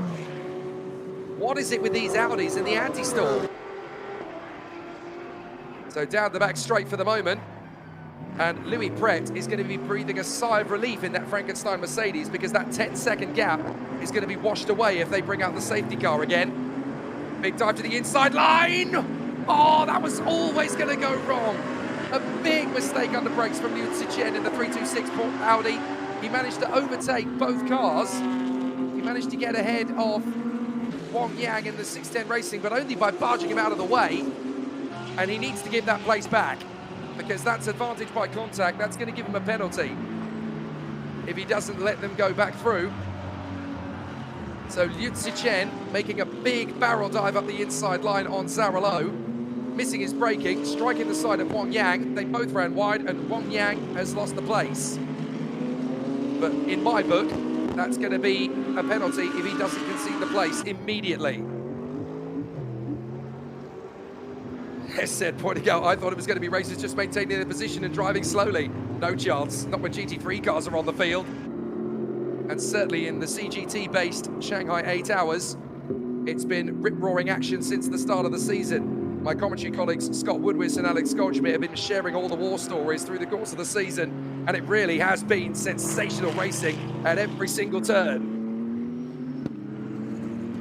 So here is the battle for fourth. Yang Fingjun in the Origin Mercedes and David Chen in the 33R Harmony Ferrari. In the background, you can see the 678 Gaha BMW of Yates Xiao dueling with the Parking Park Z-Speed machine of Zhang Zhendong, and David Chen really wants this place. Ahead of the Ferrari is the Mercedes, but can he make it work? Incredible, isn't it? Just like Formula One, Mercedes versus Ferrari coming out of the hairpin onto the back straight at Shanghai. But can David Chen get his move? The gap monitor graphic there says 0.3 of a second. That must have been at the finish line, because I tell you what, it's certainly not 0.3 of a second now down the back straight. Down to the braking zone, David Chen waits. Meanwhile, there's no waiting around for Zhang Zhendong. Goodness me. A last-minute move from Yates Xiao shuts down that overtake, and I don't think Zhang Zhendong will be happy. What do we talk about in Formula One? Don't move in the braking zone, and it's exactly what they should be doing to enforce that as well in GT3. Because any racing driver shouldn't really be moving around like that in the braking zone, because that's the kind of accident that nobody wants to get involved with. So Zhang Zhendong tries again, this time around the outside of Yates Xiao. Through that long flowing hairpin, and then tucks again in for the left-hander. Now, I should point out that I'm a commentator, not a racing driver. I can't give you any frame of reference as to what these guys are finding it like in these cars, but oh, the TCR Honda's gone up in flames. Big smoke coming out of the car. Well, they just wanted to get to the finish. That won't happen now. That's very unfortunate. So that's one of the classes in this race out, because there's only one TCR car. They wanted to make the end. There's no way that car's finishing. So we're going to go full course yellow, I'm sure. Question on the stream, no live timing available for this event. Do any of you know the link? I can tell you the link. It is live.timing.asia/Shanghai, #screen-results. I'll say it one more time for you if you want to follow it along. live.timing.asia/Shanghai #screen-results. Oh my word, that is a monumental engine blow for the Honda. Ay, ay, ay. I'm sorry to all TCR fans, because that is game over for you. What a shame. What a shame. They didn't even make it to the end of the first hour in that car. And that's the team made up of 3 very talented touring car stars, Eason Wu, Cheong Cheon, and Kingston Chiang. Not going any further in this race. Even if they recover that car back to the even if they recover the car back to the pits, there's not going to be anything left of it that's race worthy. Oh dear. You don't see smoke like that coming off a race car like that very often. And when you do, you know it's curtains. What a shame. And as Dafa Razaka points out on the screen, that's a lot of fluid that's been deposited on the track. So that's something that the drivers have got to be mindful of heading down to the braking zone on the back straight as well. So moisture on the tyres, heading down to the braking zone. That's going to be fairly difficult for them. And wow, that's a very sensible decision. Pit stop for the leaders as Bob Yuan brings the Origin Porsche in. Have they changed driver? I think they have. So it will no longer be Bob Yuan at the wheel of that car. I will try and report on driver changes as soon as they happen, but you'll have to give me a little bit of grace, because all I've been given in the commentary box is the starting drivers. They haven't told me what order they're going to be putting the drivers out in. And of course, in a race like this, that could change quite regularly. I will, however, tell you that Louis Pret is out of the car in the Frankenstein racing car. And I do believe that is Zhou Yiran getting behind the wheel.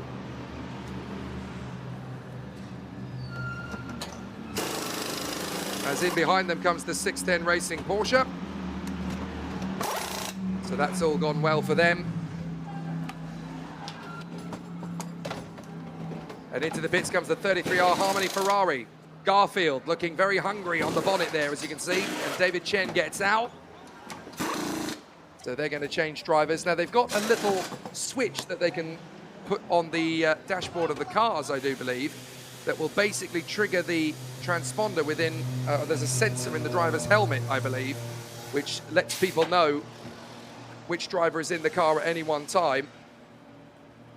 Not so easy now, of course, when we knew in the CGT, the China GT Championship itself, we knew who it was in the car because there was only 2 drivers to choose from. And into a very aggressive stance in this race comes David Chen in the Ferrari. Look how many times they battled to work their way forward.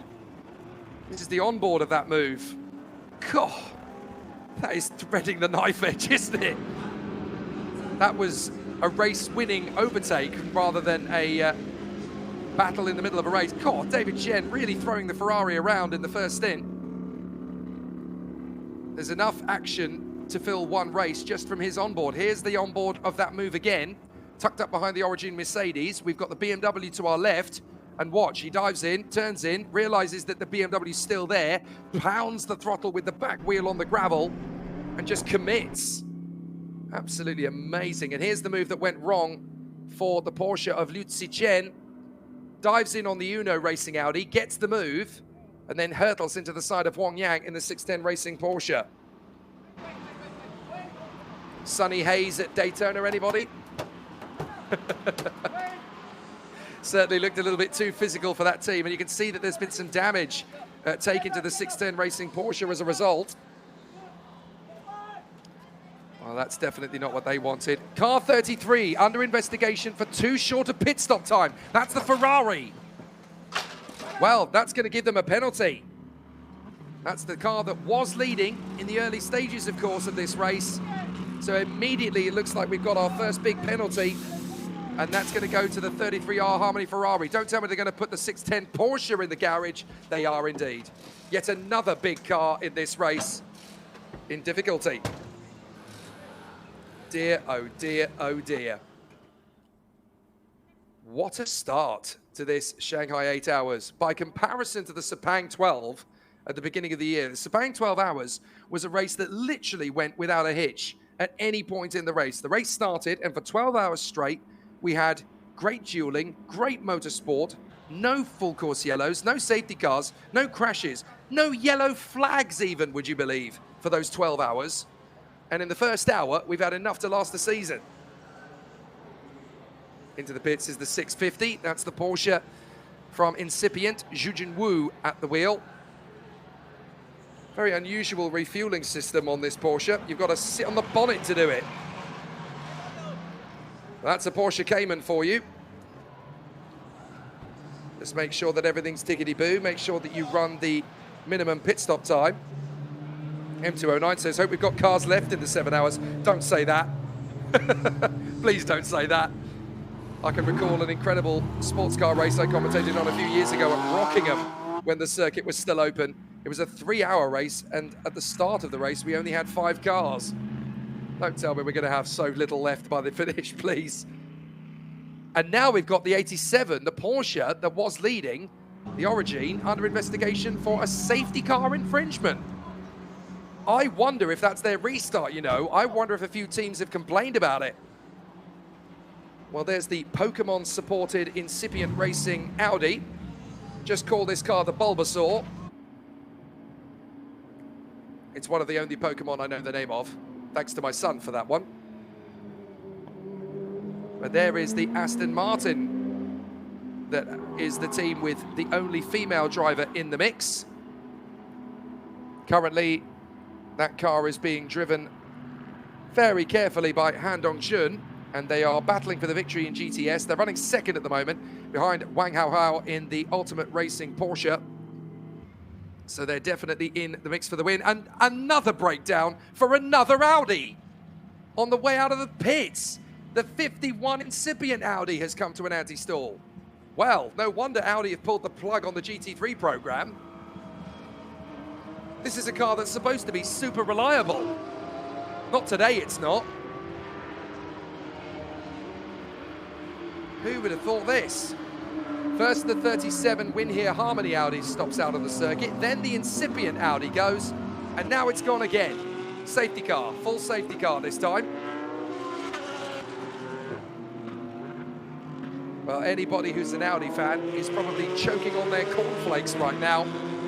3 breakdowns, 4 technically actually, in the first hour. 2 stoppages for the 37 Win Here Harmony Audi, which by the way has not come back out since they had their pit stop. They're still in the pit lane. In fact, I think they've just come back into the pits again, having gone out briefly. They spent 34 minutes out in the pit lane, and then came straight back in again. And now, having already had 1 anti-stall moment out on the circuit for the Incipient Audi, they've just stopped on the way out of the pit lane again. This is a baffling start to this race. M209 wants to know, is it the heat? Well, it is a little bit hotter than expected here at Shanghai, and it is quite warm for the time of year, I have to say. But I don't think it's out of the realms of possibility. Well, very tricky situations then for the competitors then in the 8 hours of Shanghai, as the safety car now punches up the field. Let's have a look at the highlights then of the first hour, because we have just about got to the end of the first. It's been a very dramatic start right from the outset for the parking park by ZSpeed BMW and the Uno Racing Audi. But who knew we were going to get so much drama in the first hour of racing at the Shanghai 8 hours. Before we even started, there were high expectations of a great battle, but as soon as the safety car pulled in, we were under all sorts of difficulties. The parking park by ZSpeed BMW on pole position came in for its drive-through penalty as part of its handicap system, and then immediately the Win Here Harmony Audi broke down in seconds. They've had all sorts of problems in this race, and they have now been wheeled back into the garage to try and figure out what the problem is. But it's been almost no race at all for the Win Here Harmony Audi crew. Out on the circuit, it's been anything but predictable, as we've had yellow flag after yellow flag. This is now safety car period number 3.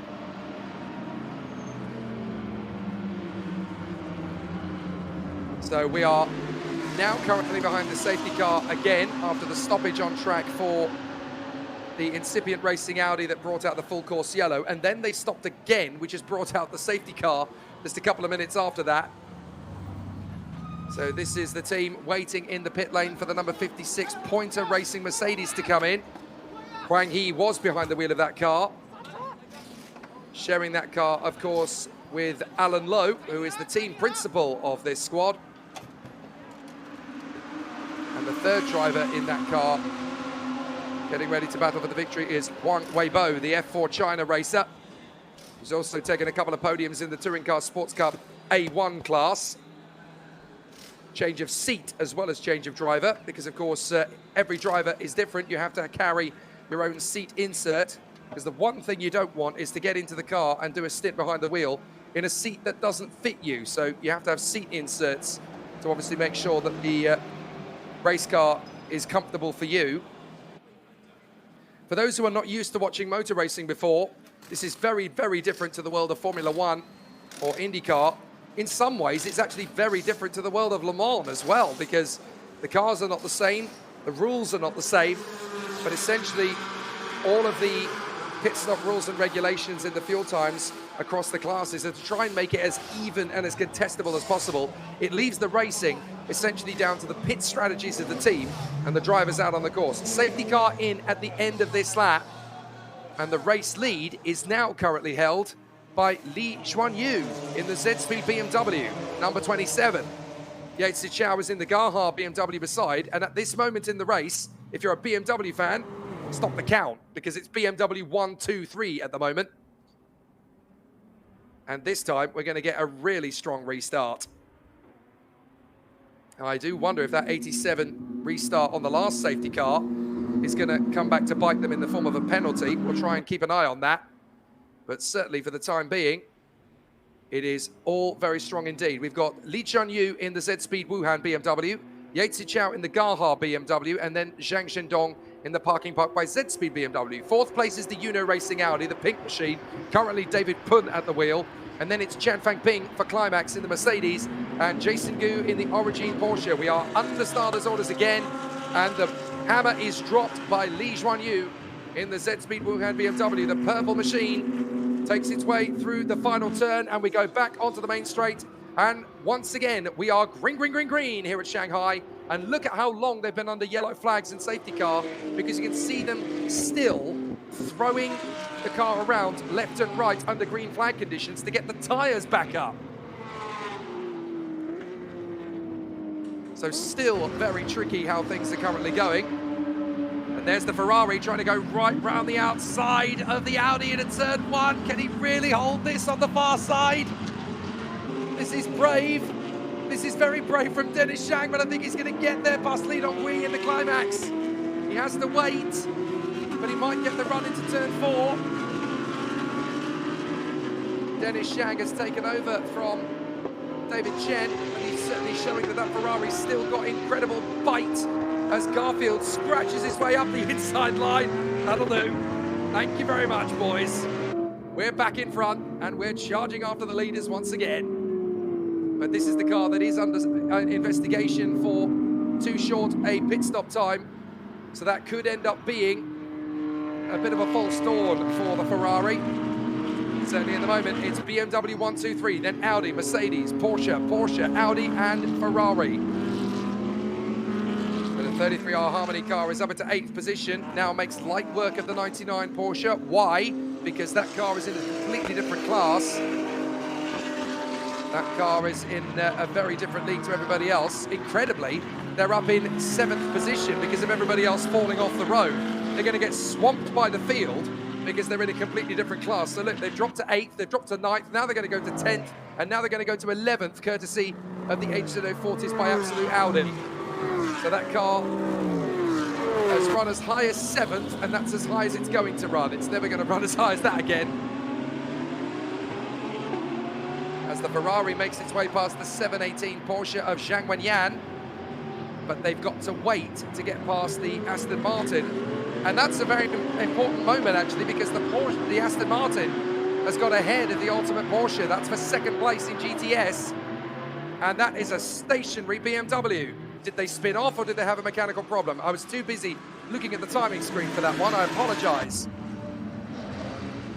But now we're 3 wide down the main straight, so try and pick a car to come through. Would it be the Ferrari, the Audi, or the Mercedes? It's the Ferrari.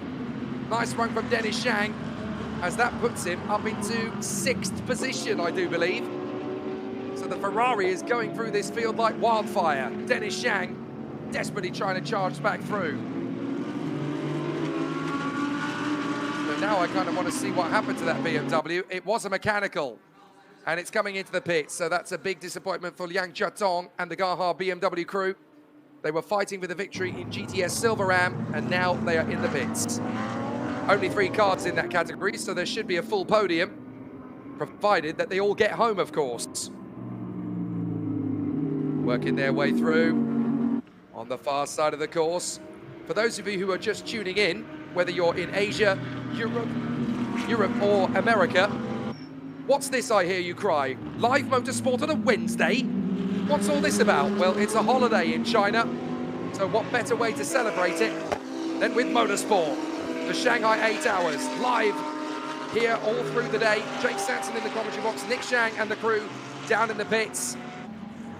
And already in the first hour, it's been electrifying motorsport. The starting grid is basically ancient history now. If each car was a playing card, you had basically taken the deck, thrown it up in the air, and picked them back up again in a random order. Exactly as we want things in sports car racing. Unpredictable. And it's currently a GT3 AM car that leads the way. We've got a replay up at turn 4. Is this going to go horribly, horribly wrong? Yes, it is. The Aston Martin's been pitched around. So the Tishan Racing out, Aston Martin has been pitched into a spin. That was Han Dong-jin, and there's more carnage. Contact.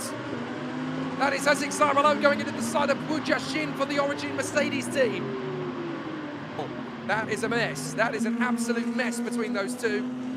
And the Origin Mercedes comes in, the HZ040 by Absolute Audi comes in, having been involved in that incident. Is the Mercedes going to be stopped there indefinitely? Because that was a fairly hefty hit. Let's have a look again. Down on the slipstream, and they came from a mile back. Diving down the inside, this is brave. Even for Hasek Saralo, car turns in, bang. That's a big impact. I would not at all be surprised if that Mercedes is not going to move for quite some time, and that's going to bring out yet another full course yellow, followed by safety car. Well, the Audi is definitely damaged after that one. Hasek Saralo will get out of the car, no doubt. And it'll be Akash Nandi and Aaron Lim that will get prepared, ready to take over the car. Well, no, it looks as though Hasek Saralo has stayed in.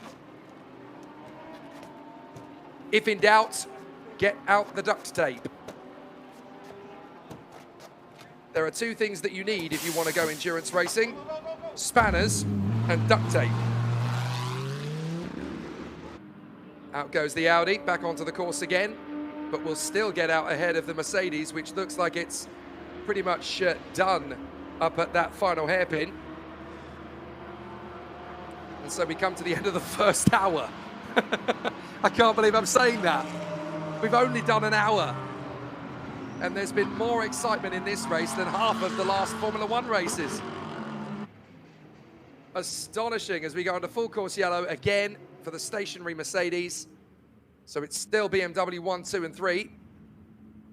And the Uno Racing team fans will be quite irritated because David Pun was starting to make an impact there onto the tail of Yates Siqiao in the Gaha BMW. Was looking for an overtake to get into 3rd place, and then he's got to wait again. Behind them, in 5th place, is Chen Fangping in the Climax Mercedes, having taken over from Elias Seppänen. Jason Gu is now at the wheel of the Origin Porsche number 87, which is still under investigation, by the way, for that safety car infringement earlier on. Then we've got Dennis Shang in the 33R Harmony Ferrari, having worked his way to 7th place. As into the pits comes Yates Siqiao of the Gaha Racing team, and a very angry Wu Jiaxin for the Origin Mercedes team. So at least they've got the car started again. But there's definitely going to be an investigation into whether that car is actually roadworthy. Take off the tyres, assess the situation.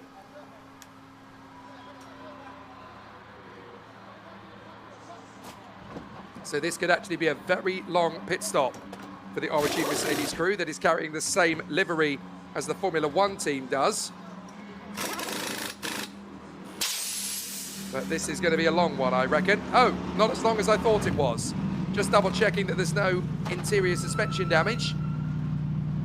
My goodness, I think they got away with that one. Well, the Lollipop Man is almost superfluous at the front because the car has not actually started up again yet. As into the pits comes the Uno Racing Audi from what was 4th position for David Pun. And I think he's getting out of the car, is he? So I think we've got a driver change in the Uno Racing team car. Now, it's one of 3 drivers taking over. It's either Rio, the man from Hong Kong, Wang Yibo, the Chinese equivalent of Elvis Presley, or it's going to be Sergio Sette Camara, the ultimate ringer to bring into this car. Well, the fans have gone ballistic, so I guess it's Wang Yibo. It's amazing, every time that car appears on screen, the fans go bonkers. This is like Justin Bieber mania every time that we spot this car. But the fans have literally tuned in just for this man. Now, I'm not sure if it's Wang Yibo or not yet. We'll let you know. It could well be Rio, or it could well be Sergio Sette Camara.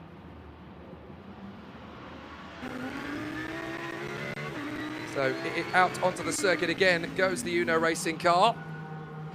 And I can tell you that it is indeed Wang Yibo behind the wheel.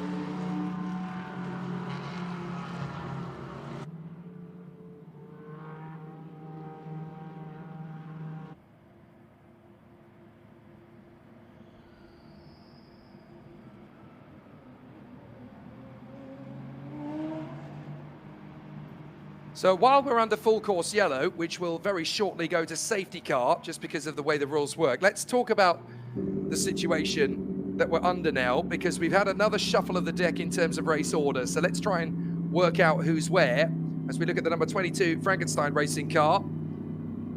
That is the car that's currently being driven by Zhou Chiquet and Louis Pret, the Monegasque driver.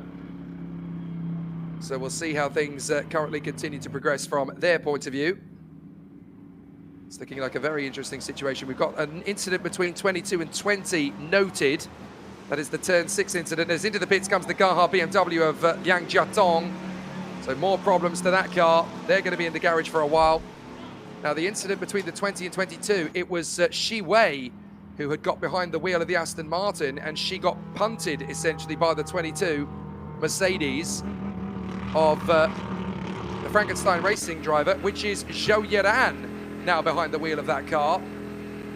So not the greatest moment for Zhou Yiran as he gets behind the wheel of the car. And there are the fans in the stands in their green and yellow insignia, supporting, of course, the Uno Racing team, because their man Wang Yibo has now got behind the wheel, and everybody else is tuning in, of course, for Zhou Yiran, who is also behind the wheel of his car, but he's got himself into some hot water. And there is the 37 Winho Harmony Audi. That is great news, as that car finally returns back on track.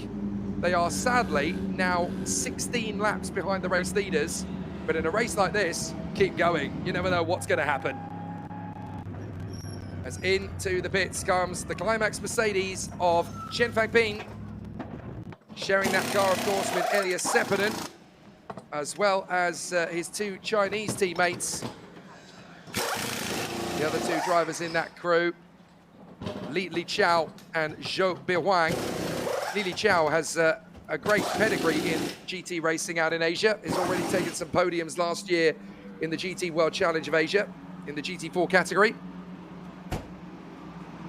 Sorry, in the GT3 category, I should say. Also won races in the GT Sprint Challenge a couple of years ago. And Zhou Bihuang has been colouring himself in glory this year. Has done a fantastic job, Zhou Bihuang. A GTM winner in 2025 in China GT, as well as taking some prior wins in the GT World Challenge Asia last year. And of course was a regular winner in the Porsche Carrera Cup of Asia in the Pro-Am category in 2021, 2022 and 2023. So a very talented pair of drivers alongside them in that Climax car. But for the drivers who wanted to see the movie stars, well, Zhou Yiran and Wang Yibo are both in the top 10, and they're both out on track.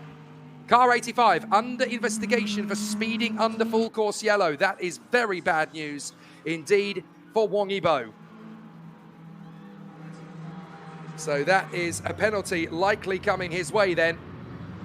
You are not supposed to exceed a certain speed when you're under full course yellow, and it looks like he may have done. He's certainly under investigation for it. What I want to know, though, is how badly impeded was Shi Wei after she got struck there in her Aston Martin by the 22 Frankenstein car of Zhou Yiran. Well, the team have dropped to 4th position in that Aston Martin. They only lost a few seconds, fortunately, so they're still in the battle for the victory. It is currently Zhu Jinwu in the incipient Porsche that leads the way in GTS. Currently running in 13th overall. 3 places back is the second car. That's the Pointer Racing Mercedes of Wang Weibo.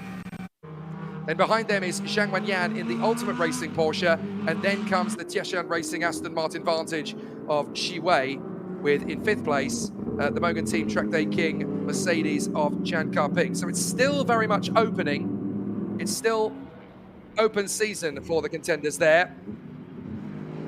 So we'll have to see how it all continues up at the sharp end of the dais for the drivers in that mix. But there is Zhou Yiran, who is now behind the wheel of the Frankenstein Racing Mercedes. And Zhou Yiran, very similar to Wang Yibo, combining his movie duties with racing duties, following in the wheel tracks of many Chinese drivers who have done the same over the years.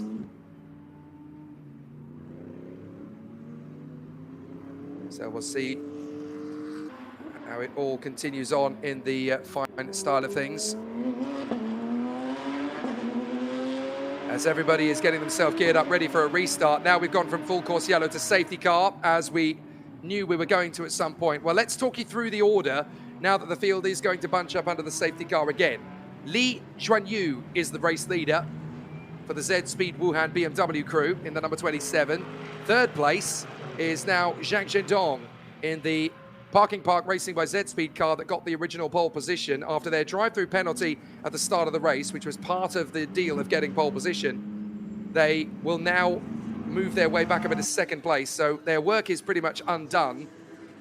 That penalty is pretty much undone after an hour. 3rd position now for Jason Gu in the Origin Porsche, and they are the leaders in the GT3 Silver Am category. So we've got the leaders in GT3 Am, the leaders in GT3 Pro Am, and the leaders in GT3 Silver Am in 1st, 2nd, and 3rd. 4th position is now Dennis Zhang in the 33R Harmony Ferrari. There he is, behind the 87 Origin Porsche, the Pink Pig, as we tend to call pink Porsches these days. 5th position, Wu Yifan in the 326 Racing Team Audi. Zhang Huilin is the driver in the Gaha BMW, the new face within that particular team. Lili Chao in the Climax Mercedes is in 7th position. And then Zhou Yiran in the Frankenstein Racing Mercedes, currently in 8th position. Wang Yibo is now in the Uno Racing Audi. There he is, the number 85. And to answer the question that somebody's asked, what has he done to get a penalty? Well, he is under investigation. He hasn't been penalised yet, but he is under investigation for speeding under full course yellow flags, because you have to maintain a certain speed.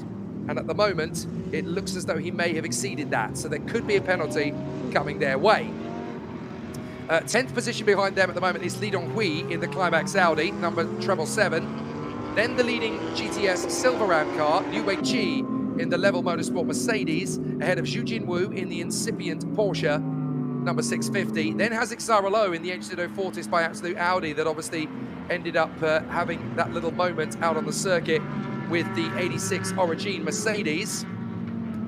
They're down to 13th as a result of that. Wang Jihao is in the 610 Racing Porsche in the GTC category. Then Wu Jiajin, who has got behind the wheel of the Origin Mercedes after that thump from the HZ Fortis by Absolute car. There in green are the fans of Wang Yibo. That's why they're going bananas, because their man is behind the wheel. That'll be the way for the next 45 minutes or so. Safety car in at the end of this lap, by the way. Wang Weibo in the Pointer Mercedes is in 16th place. Then Zhang Wenyan in the Ultimate Porsche. And these are the cars that are a lap down, by the way. Shi Wei is doing a fair job in the Tieshan Racing Aston Martin. And she is ahead of Li Zhonglin in the Zenith Racing BMW. Then Chan Ka-ping in the Mogan Team Track Day King Mercedes, ahead of Li Tiandao in the 610 Racing Porsche. And then we've got the cars that are stuck in the pit lane or out of the race. Liang Jiatong for the Gaha BMW is in pit lane. The incipient Audi number 51 is still in pit lane after they had several problems. Jiang Chi-on, we saw that huge engine failure from the Honda FK7 TCR from Mogan Team Track Day King. They're out of the race. And Andy Deng has just gone back out in the Win Here Harmony Racing Audi. They've only completed 9 of the laps in this race so far. There they are at the very back of the grid, so they are going to try and recover some of the time. And now the 27 has dropped the hammer, so Li Jianhui has now worked his way further forward. Car 37, overtaking under safety car, is noted. That is Andy Deng in the Win Here Harmony Audi. Goodness me, that's like beating a guy who's already on the floor with a broken rib. But it looks as though they have made an overtake under safety car. They'll get a penalty for that for sure. And as we go back under green flag conditions, it's green, green, green, green once again here at Shanghai in the 8 hours of 2025. 2 BMWs charge away from the rest, Li Jianhui and Zhang Zhendong. And immediately we've had the Gaha BMW slip back into 6th position after their pit stop for Zhang Guilin. As round the outside comes the Ferrari of Dennis Zhang on Jason Gu in the Origin Porsche. The Ferrari is up into 3rd position. What a charge from Dennis Zhang. That is one heck of a move around the outside at turn 1 from the Ferrari 296. Oh my goodness. What an overtake from Dennis Zhang. He means business in this one as he works his way further forward, and now the car is in 3rd. So Ferrari are back in the fight for victory for sure, as here are the 2 BMWs. The Z-Speed Wuhan car of Li Jianhui that leads in GT3 Am, and the Parking Park by Z-Speed car that leads in GT3 Pro-Am in the hands of the 4-time Chinese touring car champion Zhang Zhendong. Right, 5 seconds time penalty to be added on the next pit stop for a starting procedure infringement, and that goes to 5 cars, the 22, the 33, the 51, the 53, and the 777. So starting infringement procedures for the following cars: the Frankenstein Racing Mercedes, they'll get a 5-second penalty. The 33R Harmony Ferrari, they'll get a 5-second penalty at the next pit stop. The 51 Incipient Racing Audi, they'll get a 5-second penalty at their next pit stop. They're currently in the middle of that, so I don't think they care squat. The 777, I think, is in the midst of all of that as well. So they're going to get a 5-second penalty at their next pit stop, and so is the 53. That is the Zenith Racing BMW, currently being driven by Li Zhonglin. So a lot of penalties there. It is, as Dafa Razaka points out, raining penalties at the moment, and there is the message on your screen. So small, you can't even read it because there's so much information on it. We're going to see a replay, or we did see a replay there, sorry, as Dennis Zhang works his way forward. Now we're going to see the Uno Racing car of Wang Yibo diving up the inside of the BMW. The fans will like that one. That's a replay of the earlier move, my apologies. So that might be why they're under scrutiny, but certainly for the time being. The Uno Racing car in 8th position behind Zhou Yiran in the Frankenstein Mercedes, as Zhang Guilin has dropped his Gaha BMW all the way back to 10th position now. So some good overtakes already then from Zhou Yiran and Wang Yibo. Now that they're behind the wheel, there is the Mercedes from Origin, and there is the Frankenstein Mercedes. We're on board with the Mercedes. Let's listen in.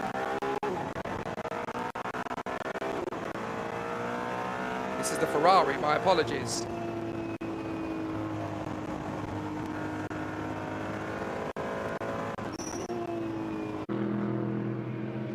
Is there anything sweeter than the sound of a Ferrari 296 on board? If there is, I don't want to know about it. 610 Porsche going wheel to wheel with the Gaha BMW, trying to fight the way through. This is a comeback for Li Tuandu, and he's got there. Zhang Guilin's really struggling in the Gaha BMW. As through goes the 37. That is the Win Here Harmony Audi right at the back. Andy Dunn already starting to make some progress. His lap times are plummeting like a stone, which is great news. They're dropping all the time as the competitors continue to make moves. So still they continue in close proximity, but there is the HZ040's Absolute Audi, and that's a change for lead. So Zhang Zhendong's got ahead of Li Jianhui.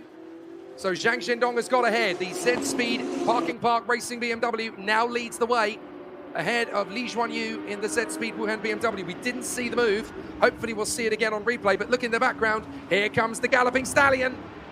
The Ferrari, the prancing horse, is charging after the two BMWs up front. And there is Li Chao in the Climax Mercedes ahead of Jason Gu and Wu Yifan. That's Origin versus 326. So they're battling away for 5th position at the moment. 7th place for the Frankenstein Racing Mercedes of Zhou Yiran. 8th place for Wang Yibo in the Uno Racing Audi. Then it's Li Donghui in the Climax, and he is catching up with Wang Yibo at the moment. And SHANGHAI in the Gaha BMW, who is having all sorts of problems. He's lapping about 10 seconds a lap off the pace of everybody else. So they've either got a problem with that car, or I dare say Zhang Huilin, who is one of the newest additions to the championship, may be a little in over his head here.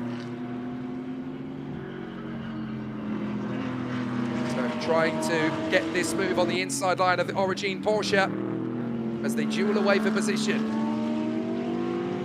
Is the move going to be a decent one from Wu Yifan? It's going to need to be, because Jason Gu wasn't born yesterday. Lots of gravel kicked up there, as you can sense that Wu Yifan is not going to be here to make up numbers.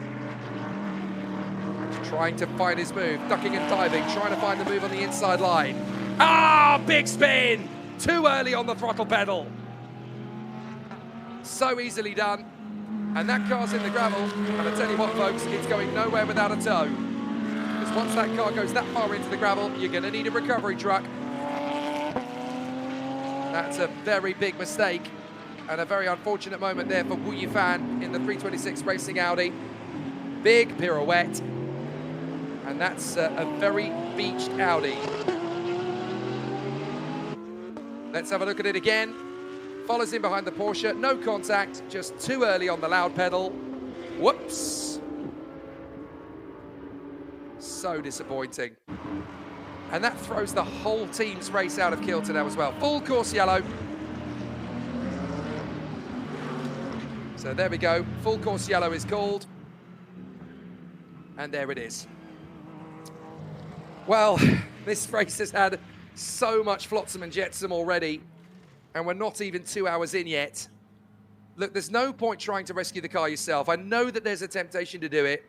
He's put his foot on the throttle, the wheels are spinning, but you're just going to be kicking more gravel into the interior of the car, so just sit tight, just wait. Let the safety team get you out. That's unfortunate, and it's certainly unfortunate for us, because we were hoping for a bit more of a race than that. And it looks like a driver change is being prepared already for Wu Yifan. Oh, that's the Z-Speed crew, so that's a replacement for Zhang Zhendong. That looks like it's going to be then Zhang Mingyang getting himself ready to get behind the wheel of the race-leading BMW. They've just taken the lead after an hour and 15 minutes, having had that drive-through penalty at the start of the race. So now there is more to do, as they are going to switch up personnel. Great to see everybody really rooting and supporting on the favourite drivers. 3,000 of you watching in. Hope you're enjoying the coverage of the 2025 Shanghai 8 Hours here on the Shanghai International Circuit, the home of Formula One in China. We're going to look back and see some of the highlights from the 天使车队 previous 采 part 访 of 到 the 的是 race. 20号车组的车手韩东军。那首先呢，我想了解一下，之前呢，听说过您参加过越野拉力赛，包括房车。那么这一次呢，我们采用的是 AMR 的 GT4 车型来参加上海8小时耐力赛。那你觉得这个车型，包括这个比赛，对你来说有哪些全新的挑战？首先这是我第一次开大马力的后驱车来进行到这样的一个比赛，所以其实，在驾控上，因为我之前可能四驱车、前驱车开的比较多一点，那这一次尝试到了全新的这样的一个驱动的车型，其实对我来讲是要转变一些驾驶的模式和习惯的，在赛道上。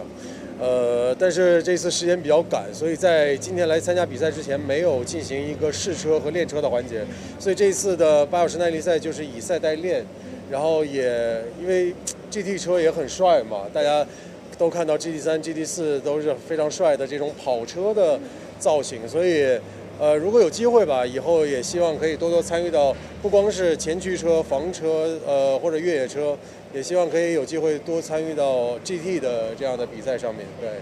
那其实呢，我们会发现在这个赛事当中，你和自己的队友，包括整个车队的交流是非常密切和频繁的。那自己有些什么样独特的收获呢？其实我们这一次的队友，我们也都是刚刚才认识的，但是我们交流起来非常的有默契。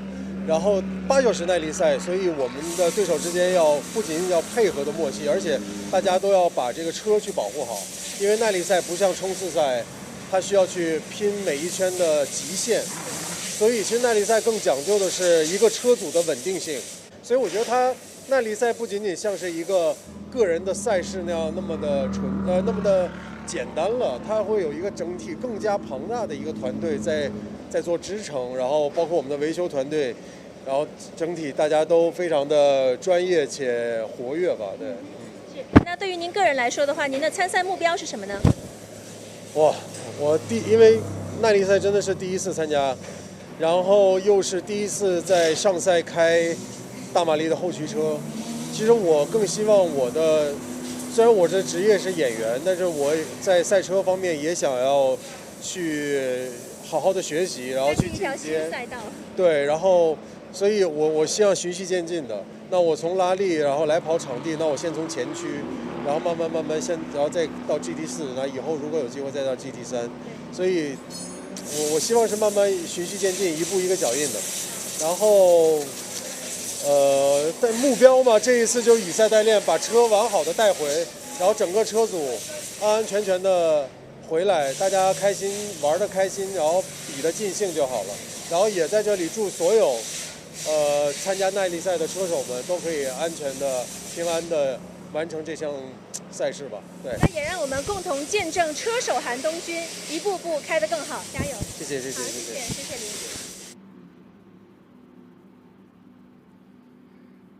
So Kelly Dung keeping us up to date with what's going on down in the pit lane, along with Nick Zhang. They'll be following us all the way through the course of the race action, grabbing interviews with people down in pit lane. So Kelly Dung was down there with the Tishan racing team, I think having a conversation with the starting driver of that team from earlier on. So that's the team that had Liu Pijie starting the race. I think actually, my apologies, I think it might have been Han Dong-jun that she was in conversation with there. So massive thanks to Kelly Dung, who opened the program for you. I hope you enjoyed contributions, and thanks to everybody for your thanks as well for the live stream. It's a nice collaboration between Top Speed Racing Promotions and Race 10, and great to be part of the stream, bringing the commentary to you in English language. Jake Sanson here in the commentary.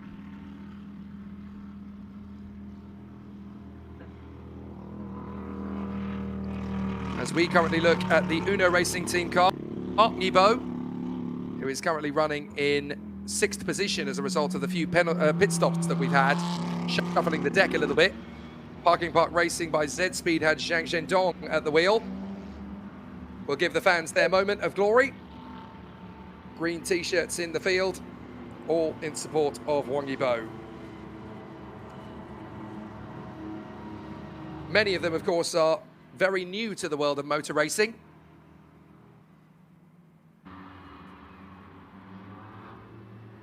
And great to see so many people who are fans of not only Wang Yibo, but also Zhou Yuran, who are here to cheer on the drivers as they take on their fantastic new hobby. But several movie stars have gone motor racing in the past, the likes of James Garner, Patrick Dempsey, Michael Fassbender, Steve McQueen, of course, back in the day. And of course, back in the 80s, we had Paul Newman start going from racing to team management. And if a few strings had been pulled in a slightly different way, Tom Cruise would have been a fairly decent motor racing driver in his own right. I bring up Tom Cruise, of course, because instead of being a full-time racing driver, he then went on to make the movie Days of Thunder. There are rumors, by the way, that there's going to be a sequel to that, and that maybe Tom Cruise might be getting involved in a second Formula One movie. So the distance between the movie industry and motorsport has always been very strong. I actually collect motor racing movies as a hobby, so I'm very well aware of the Chinese offerings in the motor racing world as well, including Racer Legend and the fantastic movie that came out at the same time, Speed Angels, that both came out in Chinese cinema in 2011. And of course, recently, motorsport has been back in Chinese cinema again with the Pegasus movies, Pegasus 1 and Pegasus 2. Pegasus 2 came out last year. I actually watched that on the flight to Shanghai at the beginning of the season. Very good movies, I have to say. And as SZ points out, Yibo is the Chinese Tom Cruise, so it's very fitting that he is here. And there's rumours going around as well that Brad Pitt, after being in the Formula 1 movie, wants to go racing as well. So to see the likes of Zhou Yiran and Wang Yibo going racing here, it's not a big surprise that Hollywood stars, or Chinese Hollywood stars, I should say, are going into racing more regularly. Into the pits comes Dennis Zhang and changes driver in the Ferrari. Look very closely and you'll notice that it is indeed Garfield on the bonnet, on the roof and on the doors. This is the car that won the Sepang 12 Hours back in March. For me, that was one of the maddest sports car races I've ever commentated on, because not only was it exciting and thrilling down to the wire, but in 12 hours, we didn't have a single safety car, a single full course yellow, a single crash, a single spin, or even a single yellow flag for 12 hours. It couldn't be more different here at Shanghai in the 8 hours, because of course here in the Shanghai 8 hours, we've had more problems in the last 2 hours, more crashes in the last 2 hours than I could shake a stick at. Back down to the pits, we've got more interviews coming. Good opportunity while we're under full course yellow and safety car. So let's find out what's happening down 好 in 的， pit 现在 lane. 站在我身边的这位呢，就是来自 Climax Racing 车队的710号，也是刚刚完成第一棒车手的 Elias。那么呢，我们现在就来让他总结一下刚刚那一节的比赛。Hi Elias, congratulations on your completion of the first session. So could you please summarize what about the race? Yeah, so I took the start, we got up a couple of positions, and now it's just focusing on doing a good strategy. There's a lot of safety cars in the race already, so it makes it quite interesting, but also quite tough for the engineers, of course, to find what is the best strategy to do. And yeah, now we're just focusing on the next couple of stints to keep the car on track, and then I will be back in the end to finish the race. So what about the condition of the tires? Because it's a really long time race. Yeah, for us it's actually quite good. The Mercedes AMG is really nice on the tires, so for us it's, I think, quite good situation. We can push the tires quite hard and it doesn't drop too much. Okay, thank you, and good luck on all the races later. Thank you. 刚刚 Elias 就是说呢，因为其实这场比赛有很多的安全车出现，所以呢，他首要的目标还是希望队友可以顺利的完成比赛。同时呢，我也问到了关于轮胎的状况，他说轮胎的状况现在还是非常的好。那么我们也期待710号待会儿可以表现得很好，谢谢。Great to hear then from Elias Seppänen down in pit lane. By the way, before we actually heard from Dong Junhan, and we heard from Kelly Dung, who was interviewing him. He was telling us that it was his first time participating in an endurance race of this kind. The biggest challenge was actually meeting his teammates for the first time and developing smooth communication, but it has been very smooth so far.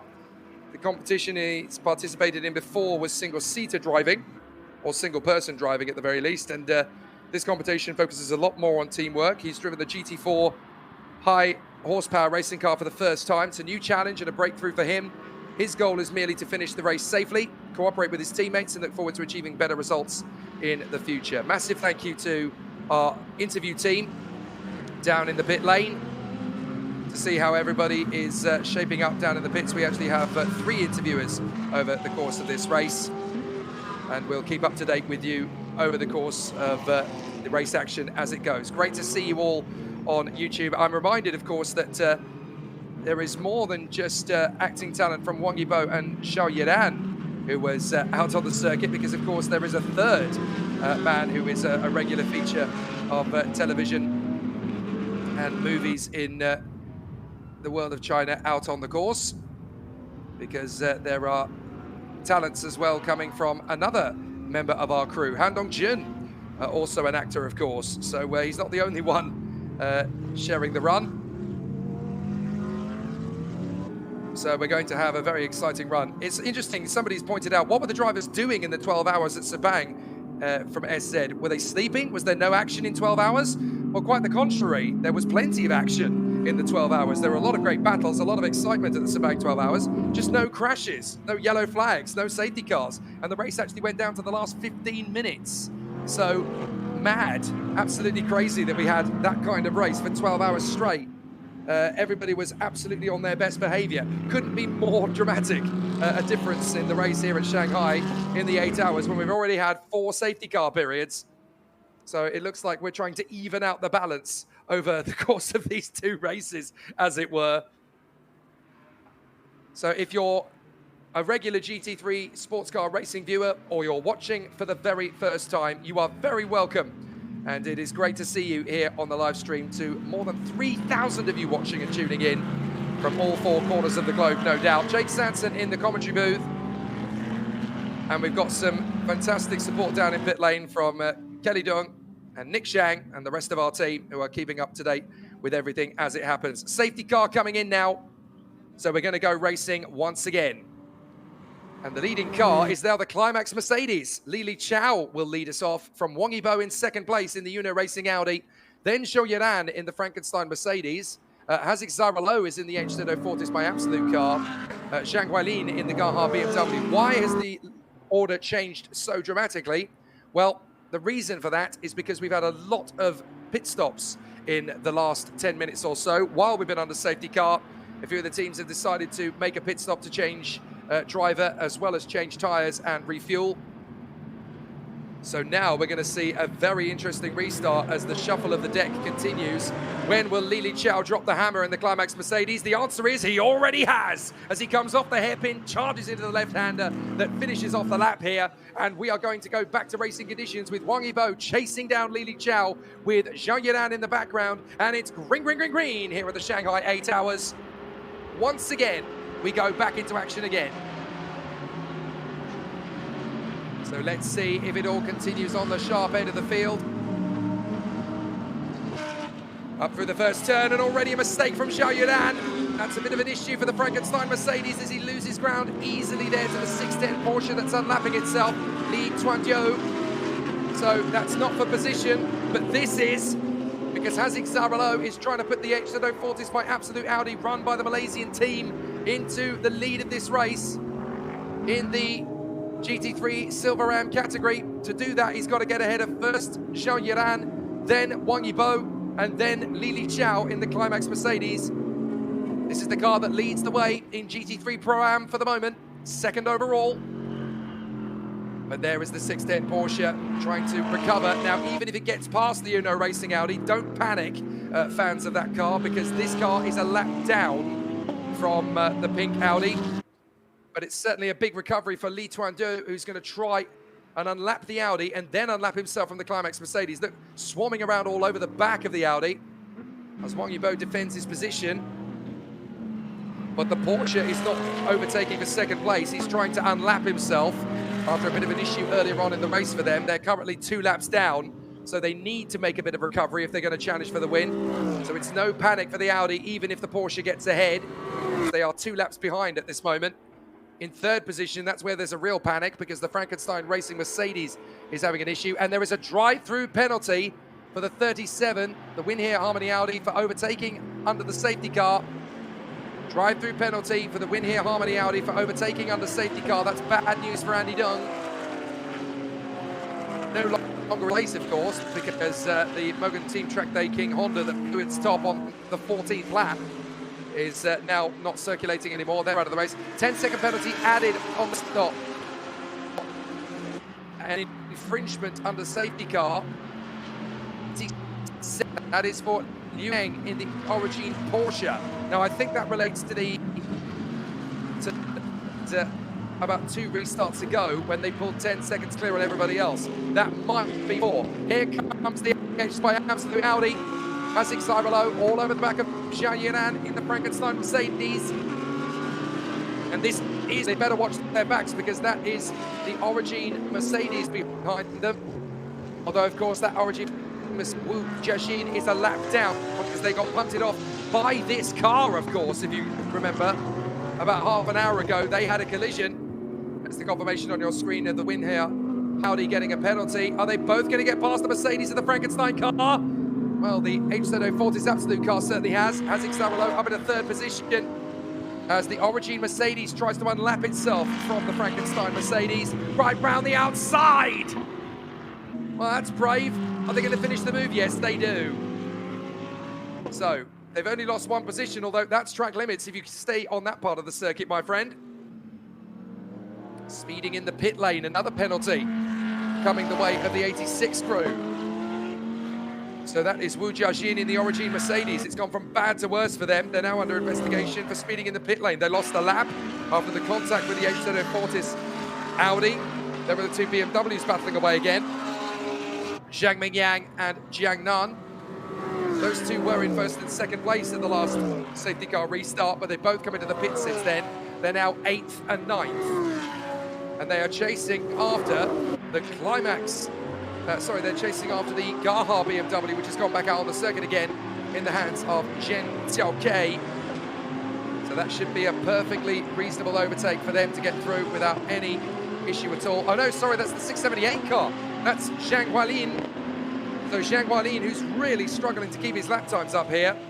I'm not sure what the difficulty is, but certainly for Zhang Hualin, this is a very difficult race for him. Struggling on lap times at the moment as both the BMWs get ahead. And Zhang Hualin drops all the way to 9th position now for that particular car. As Stefan Rosaka points out, race control's not messing around today. It's a very impressive run. Nickel P wants to know, why are we talking about that car as the Frankenstein Mercedes? Well, that's because it's the name of the team, Frankenstein Racing, number 22. So that's why it's referred to as the Frankenstein Mercedes, because that is the name of the team. And it's the car number 22 that's being driven by three very capable racing drivers, Zhao Yiran, Louis Brent, and Shikai. So there is one of the Audis trying to recover. Having had a bit of a difficult start to the race. Audi have had a miserable start, it has to be said. Meanwhile, the 87 Porsche is on the warpath. Liao Yicheng has closed up on Zhou Yiran. And there is the Audi just in behind them. That's the Climax Audi of Zhou Yiyuan, the treble 7 car. There is the HZ04's by Absolute Audi. Xarelo under pressure. As the 87 Origin Porsche has now got ahead of Zhou Yiran. So Liu Hangchen has moved up into 4th position for the Origin team. Yes, Frankenstein Racing is a very cool name. It is very, very cool. One of the better named teams in motorsport of the last 10 years, I have to say. But then I've always found that in Chinese and Asian motorsport in general, there are some very cool team names in general. Down the back straight. Li Lijiao leads the way in the Climax Mercedes by 6 seconds to Wang Yibo in the Uno Racing Audi, who is now 5 seconds clear of Xarelo in this car. The HZ04's by Absolute Audi, the team that's run out of Malaysia. Currently running in 3rd position and being chased down by the Mercedes of Zhao Yiran. The car behind them is actually a lap down, so they don't need to panic too much. It's the 86 Origin Motorsport car of Wu Jiajin, but they're going to be furious that that's the HZ04's car in front of them, because that's the car that put them down by a lap after their contact earlier on. So Jiang Nan now hovering all over the back of Zhang Mingyang. Not the fastest of the three drivers in that particular BMW crew, but still a very capable driver, Zhang Mingyang. Raced in the China GT Championship season finale at Shanghai beside Zhang Zhendong. And of course, Zhang Zhendong is the 4-time Chinese touring car champion. Won the title in 2015, 16, 18, and 21. Has won pretty much everything there is to win in Chinese touring cars. Now he's switched to Tina, of course. As up the inside, Wang Yibo puts a lap on the 168 BMW. That is Chen Xiaokei, the car that is currently racing for the podium in the GTS Silver Ram category. 3rd in that class. In the background is the 610 Porsche. I'm actually surprised that Li Tiandao has struggled to make the move on Wang Yibo as much as he has. Either that or he's just taking his time and doesn't want to rush the overtake. But the 610 Porsche was going very quickly on the restart, and then it's almost as if the Audi has kicked back into life again. In the background, meanwhile, There is still some big cavalry coming. Watch in the background for the HZO Fortis Audi. There it is. And that's the gap between the two Audis. The pink one and the Malaysian team, HZO Fortis by Absolute, now making the bid on the BMW. And then behind them on the race is the Porsche that gets past the Mercedes, laps it. So that is the 87 car of Liu Hacheng, lapping the 86 Origin Mercedes of Wu Jiaxin. And as they come onto the main straight once again, it's going to be a very tricky situation. Nickel P pointing out that Wang Yibo has been a very good defensive driver. It is hard to get past him, and that's a very good point. His defensive tactics were very strong in both the opening and closing rounds of CGT. Here's the pressure now for Yao Shiran. So here is the Frankenstein racing team for Yao Shiran. We're going to go down to the pits to discuss the matter with their colleagues.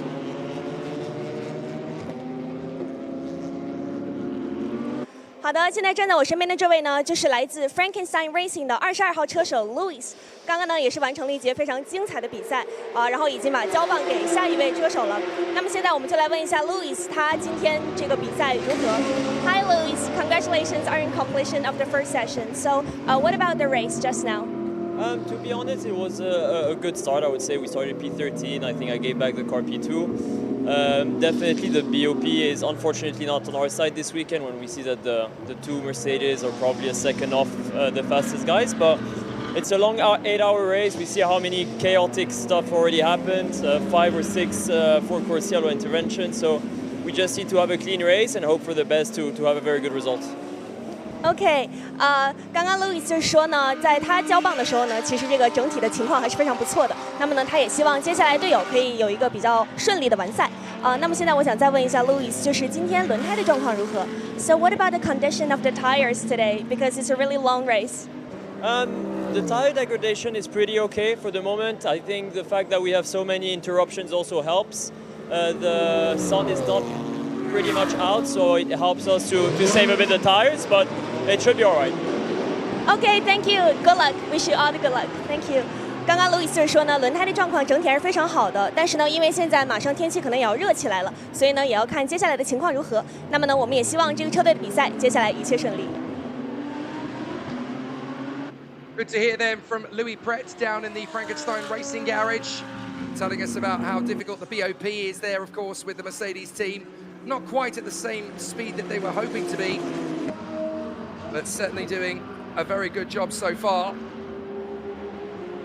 And now they're under pressure from the Z-Speed BMW up the inside line. Well, there's a place lost for them. Very unfortunate indeed, as Zhang Mingyang gets the move on Zhou Yidan. But Jiang Nan is sizing up a move of his own, and they've already gone through, and it looks like the Audi trying to get through as well. So Jiang Nan got through, but now a bit of pressure on the Audi further back to try and make the same overtaking move. That's the treble 7 climax car of Zhou Liyuan. And he won't be happy with the defensive driving there of Zhou Yiran. Oh, big issue! As Zhou Yiran is struggling out of the braking zone. And the treble 7 climax Audi almost hurtles into the back. Zhou Lian managing to get the move eventually, but that very nearly ended up in a collision between the two of them. Goodness me. Very close quarters stuff indeed there. It got very heated at that point of the race. The marshals are getting ready for yellow flags by the look of it. So trying to figure out how it is for the contenders down there, but we obviously had a nice conversation going on.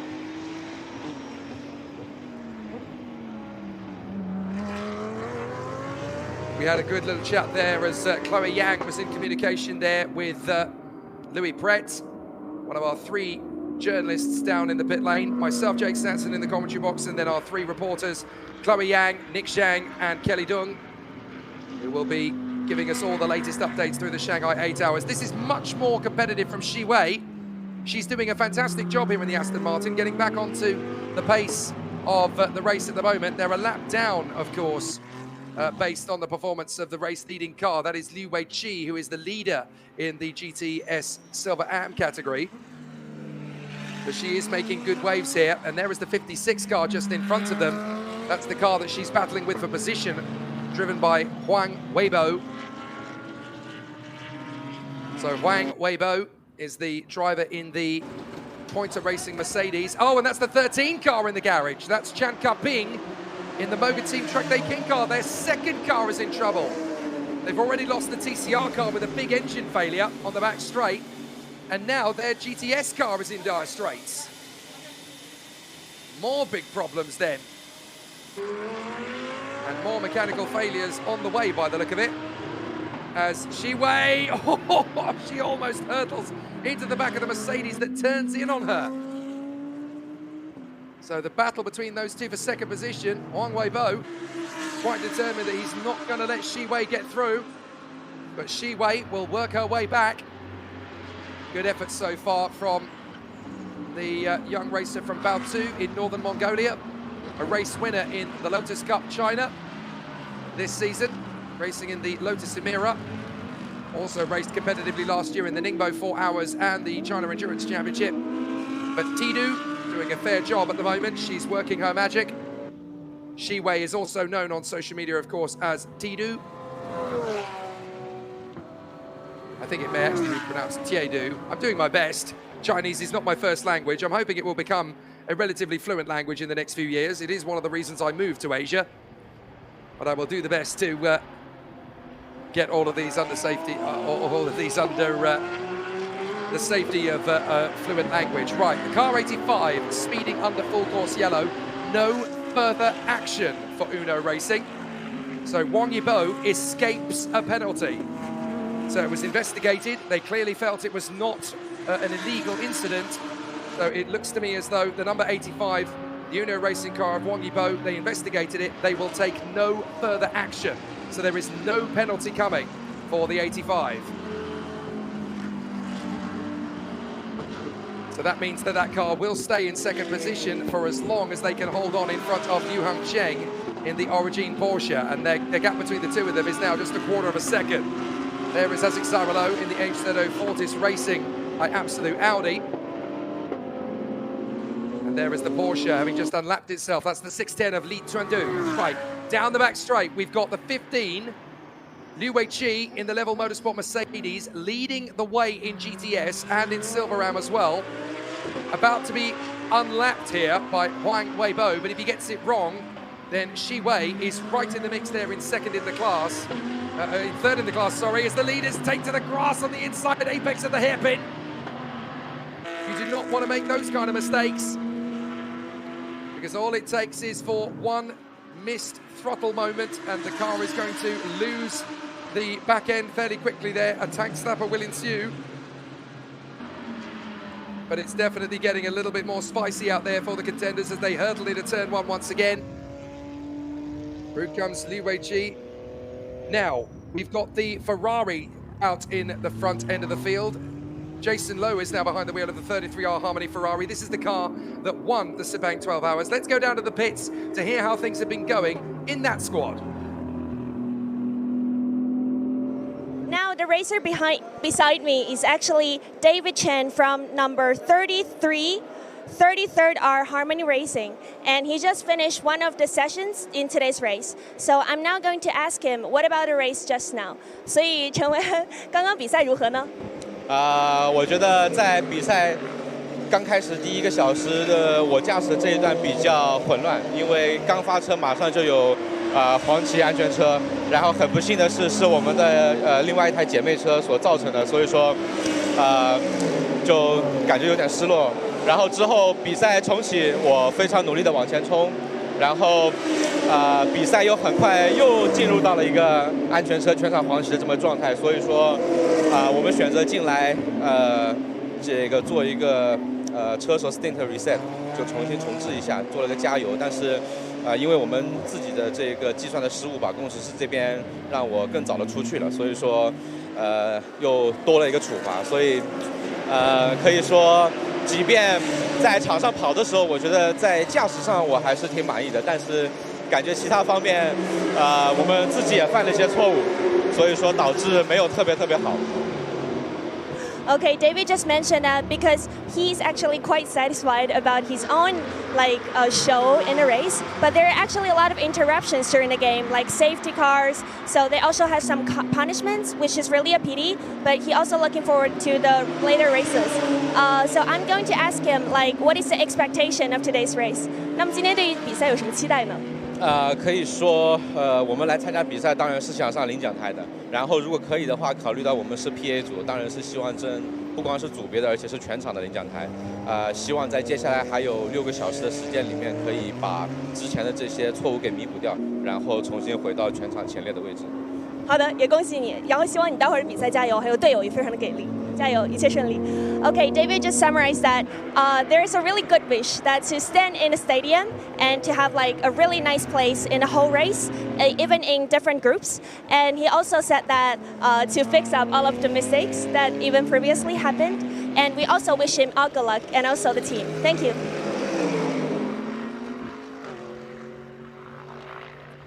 Thanks to Chloe Yang there, keeping us up to date with what's going on down in the pit lane with David Chen.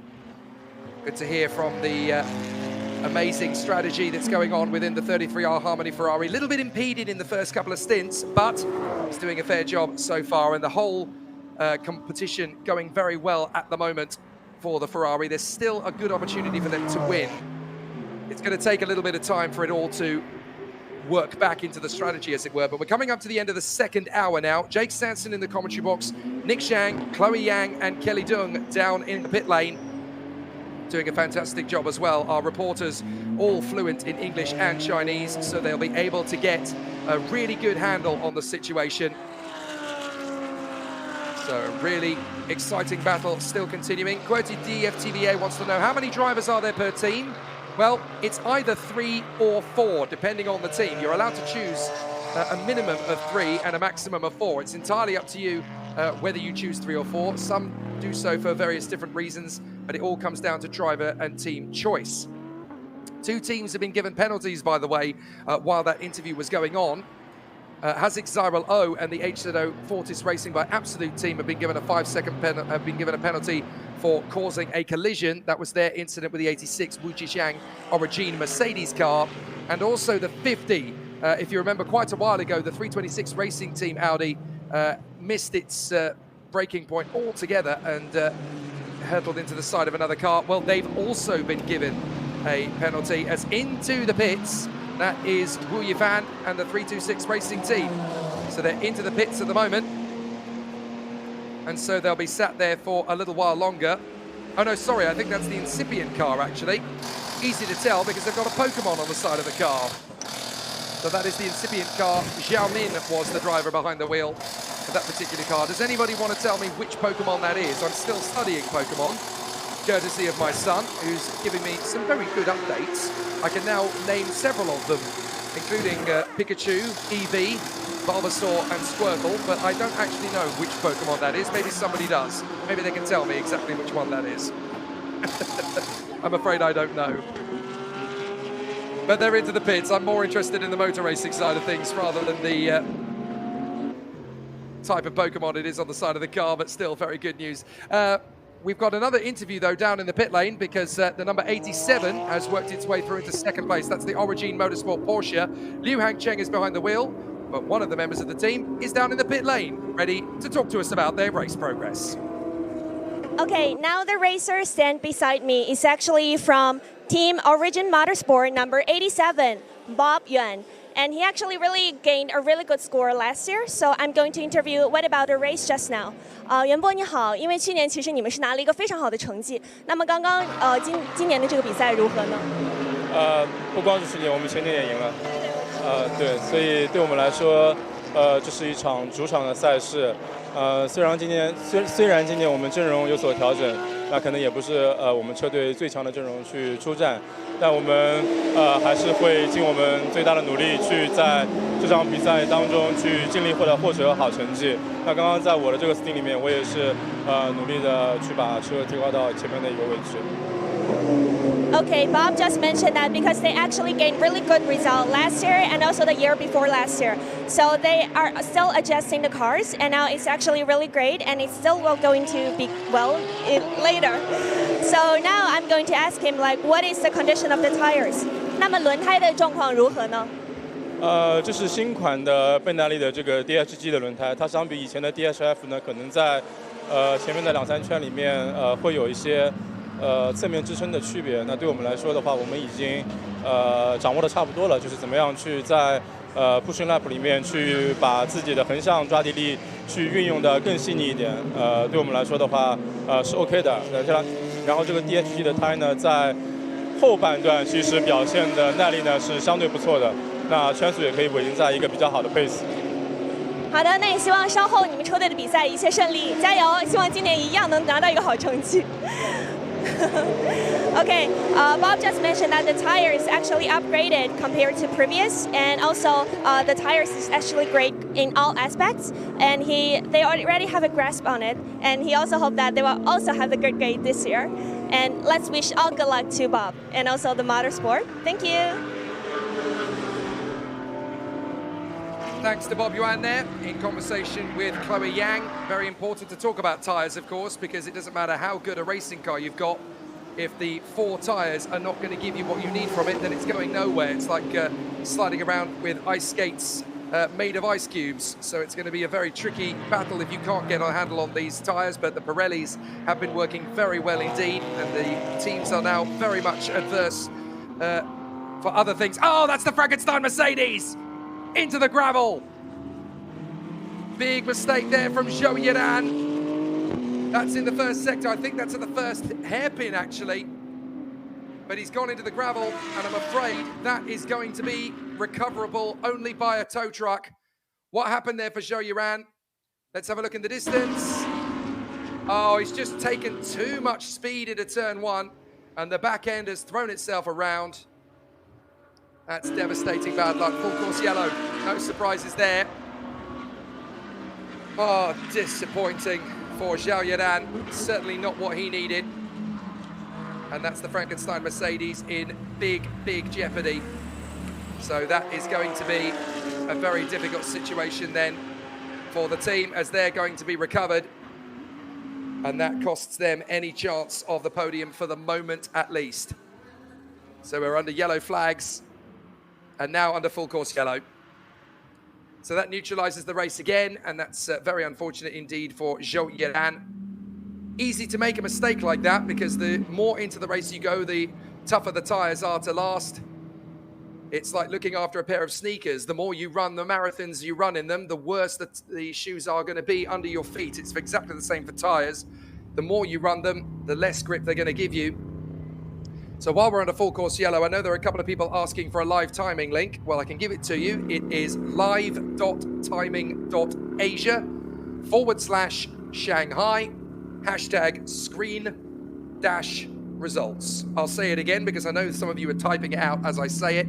live.timing.asia/Shanghai #screen-results. So that's it. If you want to go back and look at it again, that's perfectly there for you. But a fantastic situation for all of the drivers who can now use this as a free pit stop, as it were, under full course yellows. Thanks for tuning in for the Shanghai 8 hours. We are 2 hours done. We have 6 hours to go. I'm Jake Sanson, your commentator for the race. Down in pit lane, we have Nick Shang, Kelly Dung, and Chloe Yang giving interviews in both English and Chinese for our drivers down in the pits. And the teams are now working their magic to try and figure out what's going on. This isn't in the script for the climax, Audi. Why are they moving the car back? Bit of an issue there for the 777, and it looks like the 610 Racing team is having a much more simplified pit stops as they go through. The 99 Cup car is into the pits as well. That's Wang Jiahao in the 610 Racing car. Incredibly, they are still up in 13th place. So they've done an amazing job so far. They're obviously going to be lapping faster than the GTS cars, but they're actually ahead of a couple of the GT3 cars, of course, because the 610 Racing Porsche has gone a lap down. So has the 326 Racing Audi. and obviously the Win Here Harmony Racing Audi that had 2 misfires and 2 stalls, that is a good 15 laps down from everybody else. In fact, I think it's more than that. Into the pits comes the Ferrari. We did have the Malaysian Jason Lowe at the wheel of that car. I didn't see if they made a driver change, but obviously there is a minimum mandatory pit stop time that requires tyres, fuel, and driver change. If you only change tyres, then you still have a minimum mandatory. If you change tyres and fuel, you just add the fuel minimum mandatory to the tyre minimum mandatory. And if you have a driver change, then you have to add that to the minimum mandatory as well. So you can't make too fast a pit stop here. And I actually prefer longer pit stops to the 2-second jobs in Formula One. Yes, they're very impressive when you've got 27 people swarming around a racing car, but it's so military now. Where's the human element? I love the fact that we've got a little bit more humanized in these pit stops. Yes, it takes longer, so it's not quite as spectacular, but it becomes so much more about the team strategy around them. Now they've been rescued. So the Frankenstein Mercedes is able to rejoin the circuit. That's the thing about endurance racing. You can recover the team and the car and put them back out on the race circuit again, but you can't do that under racing conditions. So you have to neutralize the field under full course yellows, then pull the car out, then put it back into the race again. So we've got the Climax Racing Mercedes currently leading the way in pit lane, and the Origin Porsche in pit lane as well. There is Wang Yibo in the Uno Racing Team Audi. If they stay out, they're going to take the lead of the race for the first time, but I don't know if they're going to take the option to make the pit stop as well. Right behind them is the 37 Win Here Harmony Audi. They're not under pressure of losing their position because that car is 15 laps down, and into the pits comes Wang Yibo, so he will get out of the car, having, I have to say, had a very strong stint behind the wheel indeed. He's going to hand over the car to, I think it'll be Rio this time, but they've employed an amazing ringer for this round of the championship, for this Shanghai 8 Hours. They've drafted in Sergio Sete Camara, the ex-Formula 2, Super Formula and Formula E driver. So it'll be fascinating to see when he gets behind the wheel. It might even be now. Into the pits comes Wang Yibo. Will they change driver or will he stay in the car? At the moment, I don't see any moves to change drivers. Listen to the crowd. Oh my goodness, we've got 25 cars in the field and it's almost as if the fans are only interested in 2 of them. But a very fair job has been done here by Wang Yibo, it has to be said. He's driven very well indeed in this stint. I'm waiting to see if either Rio or Sergio Sete Camara are on standby to take over the car, and I don't think they are, so he'll stay in for a little while longer. And why replace him when he's doing so well at the moment? There are the fans enjoying the action on the big screen. For many of them, this is their first taste of endurance racing. Some of them will have been there for his 2 sprint races earlier in the year, but they were only an hour in length. This is a full 8 hours. Out onto the circuit again goes Wang Yibo. And he will drop to 4th position now behind Zhang Mingyang in the Parking Park Racing by Z-Speed car, and also down to 5th, I think, behind the Z-Speed Wuhan BMW of Jiangnan, because they did not pit, so they will move up. But that's perfectly acceptable, and as far as the rotation of the pit stops goes, that all makes perfect sense. Mind you, they're under full course yellow, so he won't lose a massive amount of time. And now that that car has been cleared, I'm not sure if we're going to go to safety car again now. Maybe we will go into safety car shortly. At the moment, we're still under full course yellow. So let's have a look at the highlights of the 2nd hour of racing. It's been a very intense race so far in the Shanghai 8 Hours, and both of the first 2 hours have had non-stop drama all the way. We've had several race leaders, several great battles. BMW have had a turn at the lead, so have a Ferrari, so have Porsche very briefly, and now it's the Climax Racing Mercedes that's at the front. But teams have been working very hard to make sure that we get the rotation very well indeed, to make sure that it's going to be a good continuation for the rest of the race. We are 2 hours down and 6 hours to go. Do please keep your comments and your questions coming in. Great to have your viewership as we see the thrills and spills of the action across the 25 cars, across the 7 classes that are competing.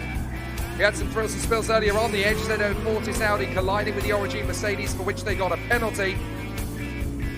The 37 win here, Harmony Audi, that had 2 problems on anti-stall, are now trying to make up for lost time. They had 15 laps lost, and now they're trying to recover. Big spin earlier on for the 50, as into the gravel trap went the Audi. Now, having recovered, of course, they are down to 12th position. There were some big moments elsewhere. A very feisty moment from the Climax Audi, almost resulted in a lot of panels destroyed. But the Ferrari has been very strong in the capable hands of its 4 drivers. The car that won the Sepang 12 Hours back in March is hoping to do the double. First Sepang, now can they get it done here in Shanghai? Then we had a problem just recently for Zhao Yifan, the actor-turned-racing driver. The Frankenstein Mercedes got buried in the gravel. That put us into full course yellow. They have now been recovered. And there they are in the pit lane. Change of driver by the look of it. So it looks like it's going to be a change of personnel now in that car. Now, questions are coming in, and so are the comments. Keep those coming. QWERTY TVA wants to know, is this part of an endurance series or just a single annual race? This is an annual race, which is a semi-continuation of the CGT, the Chinese GT Championship. Many of the teams that race in that championship stay with this one. Here is the result after 2 hours. So it's the Climax Racing team that leads the way at this point from the Origin Porsche. Parking Park Racing by Z-Speed P3 from the Z-Speed BMW. Then it is the Uno Racing team P5 from the HZO Fortis by Absolute. Then Gaha and Climax ahead of the 33R Harmony Ferrari. A lap down is the 15 level motorsport car, which shows you just how many cars in GT3 have hit trouble. Origin are trying to get themselves back up, now in 11th place, a lap adrift. Also keep an eye on the 610 Racing Porsche there, 3 laps down, as the battle continues in GTC. The 326 Racing and Frankenstein cars have obviously got progress to make up as well. Just one retirement from the race. That is the Mogan Team Track Day King TCR Honda. That blew its top after just 14 laps. Great to see your comments. Jan Jarak says, Yibo has done so well today, he would get better and better as we know how serious he is on what he does. Yeah, he is improving all the time, to be fair. Good to see just how much of the progress is being made there. And he's definitely going faster and faster all the time. Certainly looking very strong at this moment in time, and certainly they're staying in the top 5 for the time being. They haven't pitted, so whether that's going to help them or hinder them. Full course yellow has transferred to safety car now. That is actually part of the race procedure here. So full course yellow always then follows up with safety car. That's to bunch the pack up again so that we go exciting and intense on the racing on the restart. Different to the World Endurance Championship, because they have separate procedures for full course yellow and safety car. Maybe pointing out that Yibo was only just in Paris for the Fashion Week a few days ago, and he's made the flight to come back here and jump into the car and go very strong. Good stuff. So Agaji missed the penalty for the Uno Racing team. They didn't actually get one in the end, but they were investigated for speeding under yellow flags, but they didn't do it. So Anjarak wants to know who is the next driver in that car. Well, the man who's now taken the wheel of that car is Wang Yibo. He's not been replaced. I don't actually know who the next driver in the car is. They haven't given me that information. We'll find out. But it's almost certainly going to be Rio in the car next, and then we'll find out if Sergio Sitakamara will take the car to the finish. So we're under safety car procedure at the moment. That's so that we can get the race restarted again. Safety car is always deployed after a full course yellow in order to bring the pack back up to formation once again. But the safety car lights are out. My apologies, it was just the trick of the light. The safety car lights are still on. When they go out, that is the cue for us to know that we are going to go racing again.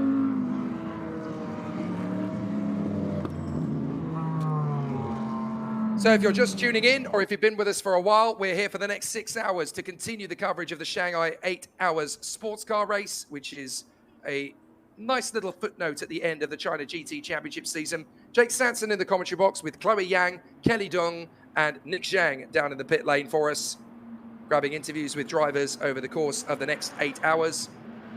It was Nick Zhang and Chloe Yang who opened the show for you, and didn't they do a good job in the opening ceremony there for the race? It was great to see them. And I know that Chloe Yang is running around the pit lane like a headless chicken, trying to get a load of great interviews for our race broadcast. She's talking to almost everybody in the pit lane in the first 2 hours. Great work from everybody on our team as well, from Race TV, CN, and of course from the promotional team at Top Speed. So we've got 6 hours still to go in this race. To be precise, actually, we've got 5 hours and 49 minutes, of course. There are the top 3 in each class. So in the GT3 Pro-Am category, it's Parking Park by Z-Speed ahead of the Uno Racing Team Audi. And then the number 33 car is next up. That is the 33R Harmony Ferrari. In Silver Am, it is Climax that leads the way from Origin and Absolute in the HZ040's car. GT3 Am is currently being led by the number 27. That is the Z-Speed Wuhan BMW ahead of Gaha and Climax. And then in GTS Silver Am, the leading car is the Level Motorsport number 15 ahead of the Zenith BMW and the Gaha Racing BMW, which has dropped right the way down the order. And then in GTS Am, we have the 650. That is the Incipient Racing Team leading the way from the Pointer Racing Team, and then the number 20, that is the Tieshen Racing Aston Martin, that is still in 3rd position, but has every chance of climbing their way back. And currently at the wheel of that car is the only woman in the race, and that is Tiedu, also known, of course, as Shi Wei. So that is the way things currently stack up in the top 3 in each of the categories. There are only 6 classes currently still circulating because the 7th class, the TCR category, no longer has a car in the race because on the 14th lap, Qing Chi-on for the Mogan Team Track Day King car sadly experienced the mother of all engine blows on the back straight. And so that car is done and dusted. SZ asks the question, can the first driver who has not driven for 2 hours come back to drive instead of driver 3? Yes, they can. It is perfectly allowed for them to do that, but each driver has a minimum mandatory time that they have to be in the car for. They also have a maximum time that they have to be in the car for, and they cannot exceed that maximum. It's to make sure that everybody gets a reasonable amount of time in the car. It's up to the team to manage that, so they can do 2 stints if they wish to, but again, it's only down to the team to make that decision. As long as they follow the regulations and they make sure they have the maximum allocated time and no more, then it is perfectly fine. But again, it's up to the team to decide how many turns the driver gets behind the wheel. But they try wherever possible to make sure that, particularly in the AM category, that the drivers get the same amount of time as everybody else. In Pro-Am, it's unlikely you're going to see Wang Yibo complete more laps than anybody else because they try wherever possible in the Pro-Am classes to put their pro drivers, their silver drivers, as it were, out on the track for the longest time possible. That's because the fastest drivers are going to go faster, so you want to keep them out on the circuit for as long as possible to give them the best chance of winning the race overall. That's just common sense. So the teams will put their pro drivers out for as long as humanly possible. In the AM category, they'll try and keep all 4 drivers out for 2 hours, unless, of course, they're an AM team with only 3 drivers behind the field, and then they'll try and keep the drivers out for 2 hours and 40 minutes each total, and that means that all 3 drivers get the same amount of time behind the wheel. I hope that makes sense. If it doesn't, I probably wasn't telling it right. But essentially, yes, you can have multiple stints for drivers as long as they don't exceed the maximum time. Now, we've got a fair bit of debris down the back straight here. I wonder if that's the reason we haven't gone back to racing, because the marshals need to run out onto the course and go and pick up that debris, because, of course, if a car hits that at full tilt, then that could cause all sorts of problems. It could get sucked through the radiator and cause a problem to the engine. It could puncture a tire, or it can just make the driver lose control of the car at a very fast point on the circuit. So I think we're staying out on the safety car period just that little bit longer to allow the marshals the chance to mobilize, and then they can get themselves onto the circuit, clear the debris, and then get back into their position again. Now, who's taking this opportunity to come into the pits? There's only 1 car in pit lane at the moment, and they're at the garage, and that is the number 13 car, the other Mogan Team Track Day King car of Chan Ka-ping in their Mercedes. But we've just had a pit stop, and it's for the Parking Park by Z-Speed BMW. So that is Zhang Mingyang coming back into the pits.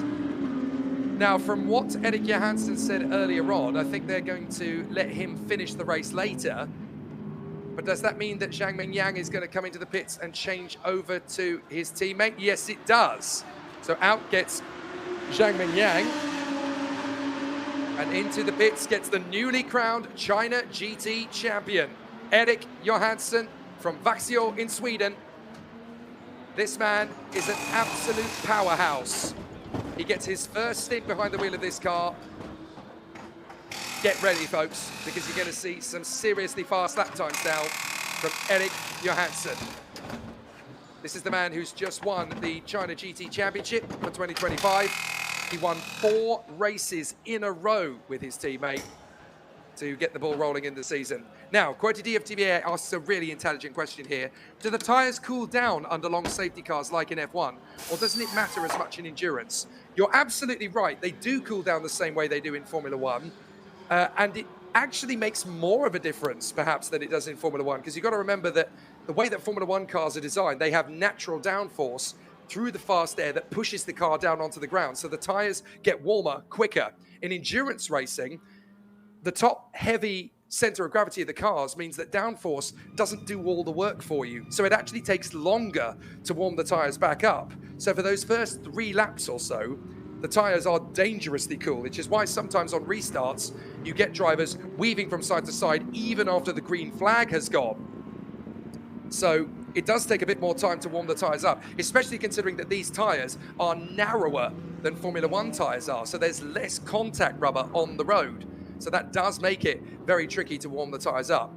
Now there is the BMW getting back out onto the circuit again with Erik Johansson, the new China GT champion, at the wheel. So expect some fireworks when this race gets going again. Now I know what your next question is going to be, because you'll have seen the pictures there of cars overtaking the safety car. Why are they doing that? Didn't we have people getting penalties for that earlier on? Well, you're absolutely right. But when you're under safety car procedure and the car behind you is not the race leader, then the safety car allows the field to go back through and take up their positions behind the safety car. They are waiting for the race leader.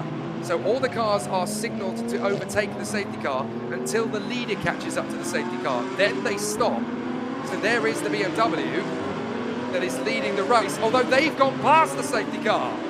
Hang on, look, the safety car is flashing the lights. Look, you weren't supposed to overtake me. Oh dear, this has gone badly wrong.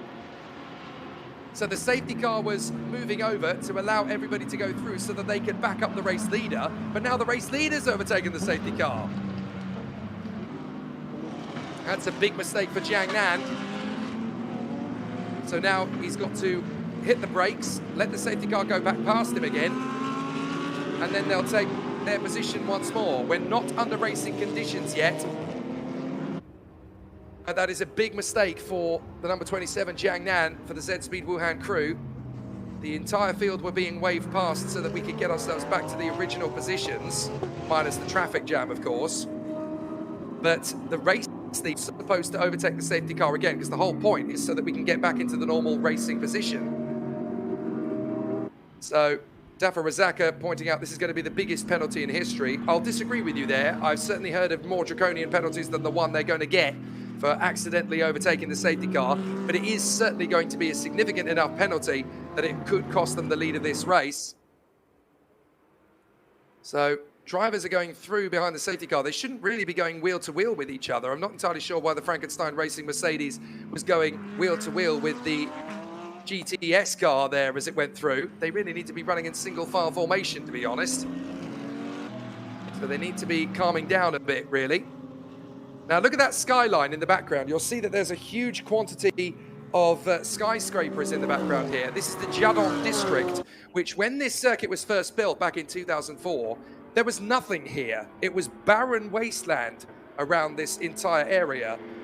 And if you compare the circuit pictures now compared to what they were in 2004, it's a completely different environment, because this circuit has brought so much tourism and so much trade and commerce to the area. Now people are actually moving in here because it's a very pleasant place to live in this part of Shanghai, in the Jiadong district, which is actually still quite a quiet place. Not many people live here, but for those who do, it's a very pleasant place to live, provided you don't mind living next door to a race car and having race cars going past every day of the week on test days and things. If it was me, I would absolutely love the fact that there would be a racing car right next to me. That would do great. I'd be quite happy with it.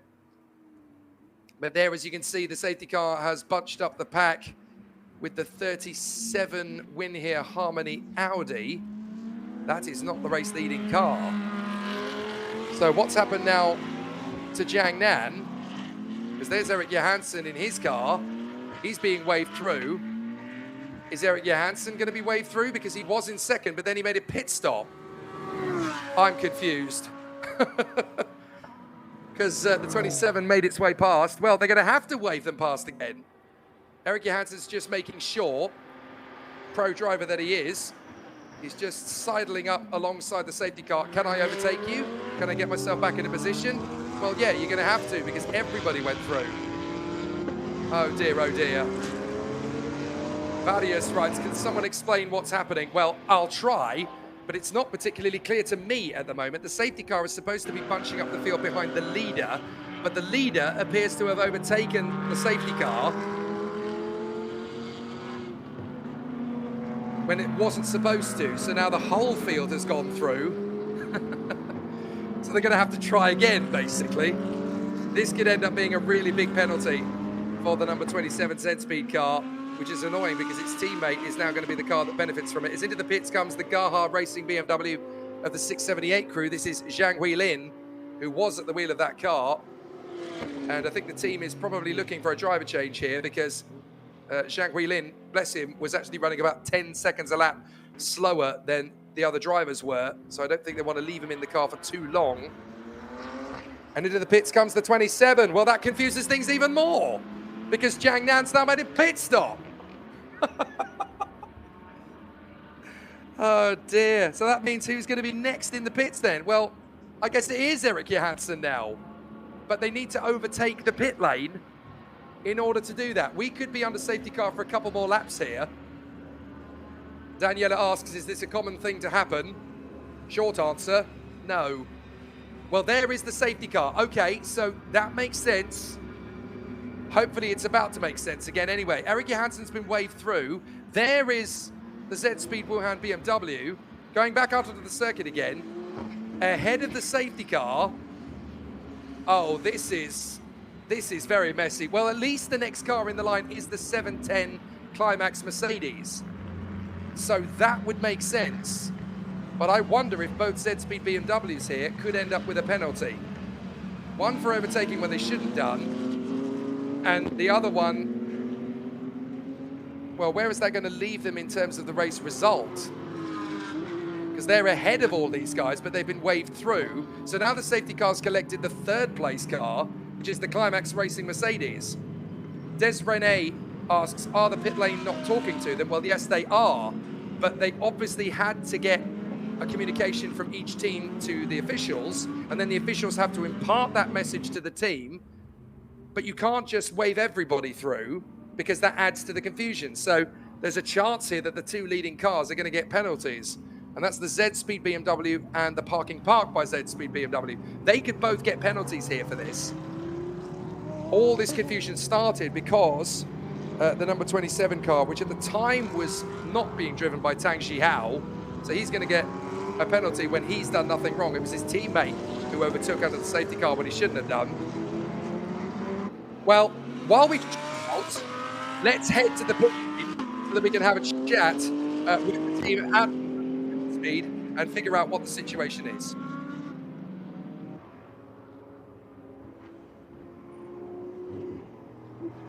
好的，我们现在是来到了 Parking Park Racing by Z-Speed， 我们采访到的是18号车组的首发车手张振东。那么你的这个第一棒来总结一下自己跑得怎么样？其实我们昨天排位赛跑得特别好，但是呢，因为我们的车在今天早上检查的时候有东西坏掉了，所以我们必须要更换那个部件。但是更换部件，我们跟赛会沟通，它就是我们必须在维修区发车，所以等于我们损失了我们第一名的位置的以外，我们还是在所有车阵最后发。那所以其实比赛一开始对我来说是非常艰难的。然后我们也最终我交棒的时候，我们又追到了全场第一。然后队友现在也是又追到全场第一。那希望我们接下来的比赛，因为8小时的比赛时间非常长，那我们希望我们能够有个稳定的发挥，然后获得好的成绩。那么车组方面，对于车手的这个时间安排是怎么样来调配呢？现在是我的那个老外队友 Eric Johansson 在驾驶。然后呢，我刚刚是第一棒的时候，我是开了2个 stint。也就是说我有一口气开了2次。那当然回来加了汽油。那之后因为8小时的比赛，它的变化会非常大，所以我们也在慢慢的改变我们自己的一个策略。那也继续随机应变吧，预祝你们车组能够有好的成绩。谢谢。好，谢谢，谢谢。Thanks, Kelly. In conversation there with Zhang Zhendong. That team has now moved into the lead of the race, I should point out. Although those two cars are now at the back of the queue, the two leading cars. So while that's unraveled, I'll try and take some questions from you all.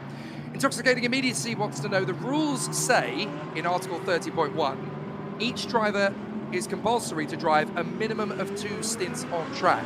Does that mean that all drivers will return once they've got out of the car? Not necessarily, because what that determines is a stint is when a driver gets into the car and comes back into the pits. Now, some teams will choose to put their drivers out for a double stint. That means that they will start the car, go out onto the circuit, then come back into the pits for a change of tyres or a top-up of fuel or both, and then go back out again. That is their second stint. So some teams are choosing to double stint, like they are with Wang Yibo. Now, Wang Yibo came into the pits, but didn't get out of the car, so he went for his second stint immediately. So this might be the only time when he makes his pit stop. Right, so the safety car has decided, okay, what we're going to do then is we're going to wave everybody through a second time. Now, the car that's leading is the parking park by Z-Speed car. Right, there it is. Now, don't overtake. Stop, stop. Don't overtake. Fortunately, Eric Johansson is the China GT champion, so he will obey. He knows what the score is. So now everybody else will just have to catch up to these two cars in the line. So now we're going to get back to safety car proceedings as normal, and then we're going to get back to proceedings. But hopefully that makes sense now. The drivers do have to do a minimum of 2 stints, but they don't have to do them in 2 different times. They can double stint. So question, says Irish, that big screen, does it have audio? I believe it does, but obviously it's going to be very difficult for people to hear the audio over the race circuits, over the racing cars themselves. SZ wants to know, why isn't the debris on the back straight cleared until now? Well, the biggest problem that the marshals have, of course, is going out onto a live circuit when the cars are not stacked up. Because we've got cars in different parts of the race circuit, you can't ask the marshals to take their lives at risk by going out onto the circuit when there could be a car coming, especially when they're out of position from the safety car, because to catch up to the safety car, they're going to be driving the car at almost racing speed. So you've got to wait until the whole field is bunched up in exactly the right order that they should be, until you send the marshals onto the track to clear the debris. You can't send them out before then. That's too big a risk to their life. So you have to make sure that everything is in the correct order first, and then it will be clear for them to go out onto the circuit. And I want to say a big thank you and a big shout out to the marshals here at the circuit. It doesn't matter how many race cars we have, how many drivers we have, no matter where those drivers come from, what they do for a living, what the teams do, all the mechanics and all the engineers. Without those marshals at the side of the circuit, we cannot race at all. You are not allowed to race without marshals. They are the real heroes of the hour here. They do not get the recognition and the credit that they deserve. We're all here celebrating these magnificent drivers, and it's the marshals that really make this sport happen. Without them, we are nothing. So a massive thank you to everybody around the circuit here at Shanghai. We refer to them as the Orange Army in this sport because they are usually seen wearing orange overalls in international competitions, but they don't necessarily all wear orange, depends on the country we're in. But a massive thank you to all of the competitors. A massive thank you from the competitors, I'm sure, to the marshals.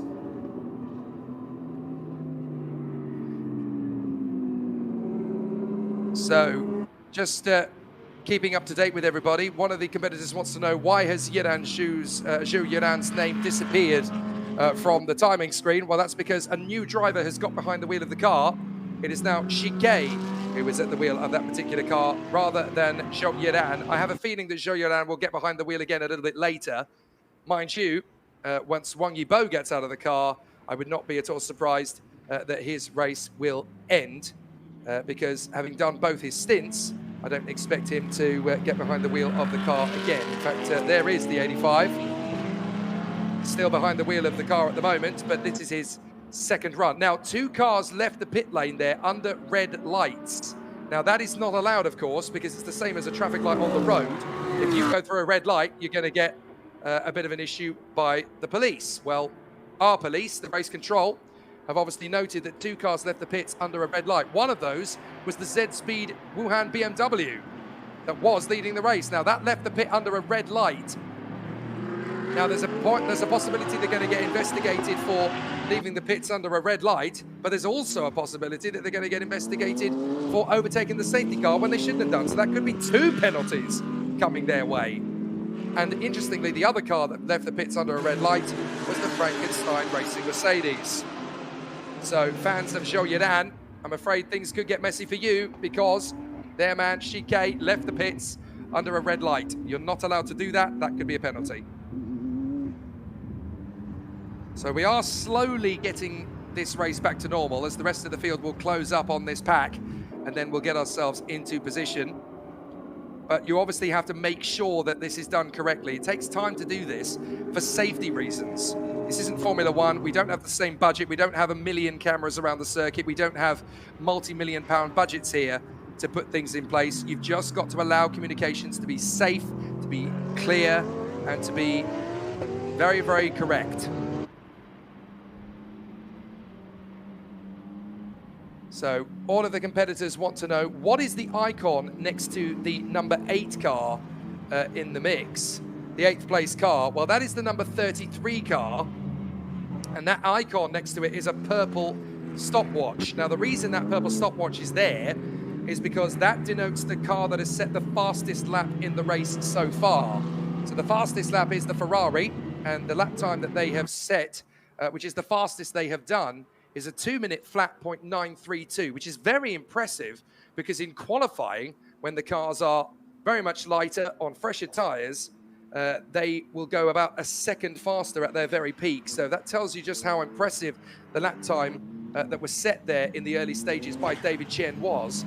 A 2-minute flat .932, only a second slower than qualifying. So if you see a car with the purple square next to it, that's the fastest car in the race. Now, look, all the cars have caught up again, so now we can bring the safety car in at the end of this lap. I'm fairly sure the marshals will have gone out and cleared that debris from the back straight as well in that time. So hopefully that is all sorted. Now, you'll still see some black marks on the circuit. That is something that we can't do anything about. Those little black marks come from the tires. Those are what we refer to as little strips of rubber known as marbles. And they fall off the tire when the tire gets hot, and they get spat out to the side of the road. There's nothing we can do about that once the race gets underway because there are too many of them to clean up. It's only the big components that really need to be moved from the track surface.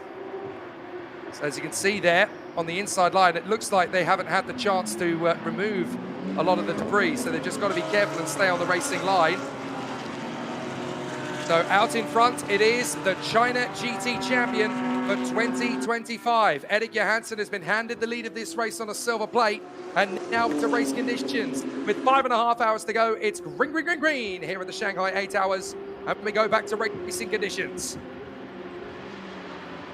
So the parking part by Z-Speed leads the way from the Z-Speed Wuhan car, 4.3 seconds back. There it is going through the Climax Mercedes, the Uno Racing Audi of Wang Yibo, but Jason Gu is going right round the outside and running wide onto the marbles. He's got to be careful doing that.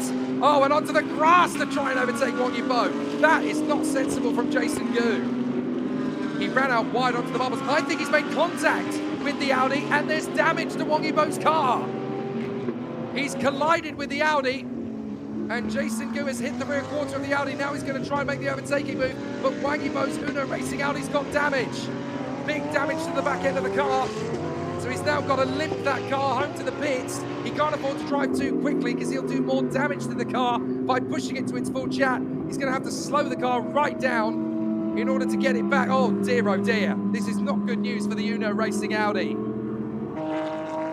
So Wang Yibo is now limping back to the pits. Nothing he did wrong there. He was minding his own business, driving on the racing line, and he got hit by somebody else. And as Davo Razika pointed out, that contact is a long way from home. It's in the first corner. So you've got a good 3 miles to drive that car, and the fans are not happy at all. And I'm not at all surprised. Wang Yibo, nothing he did wrong there at all.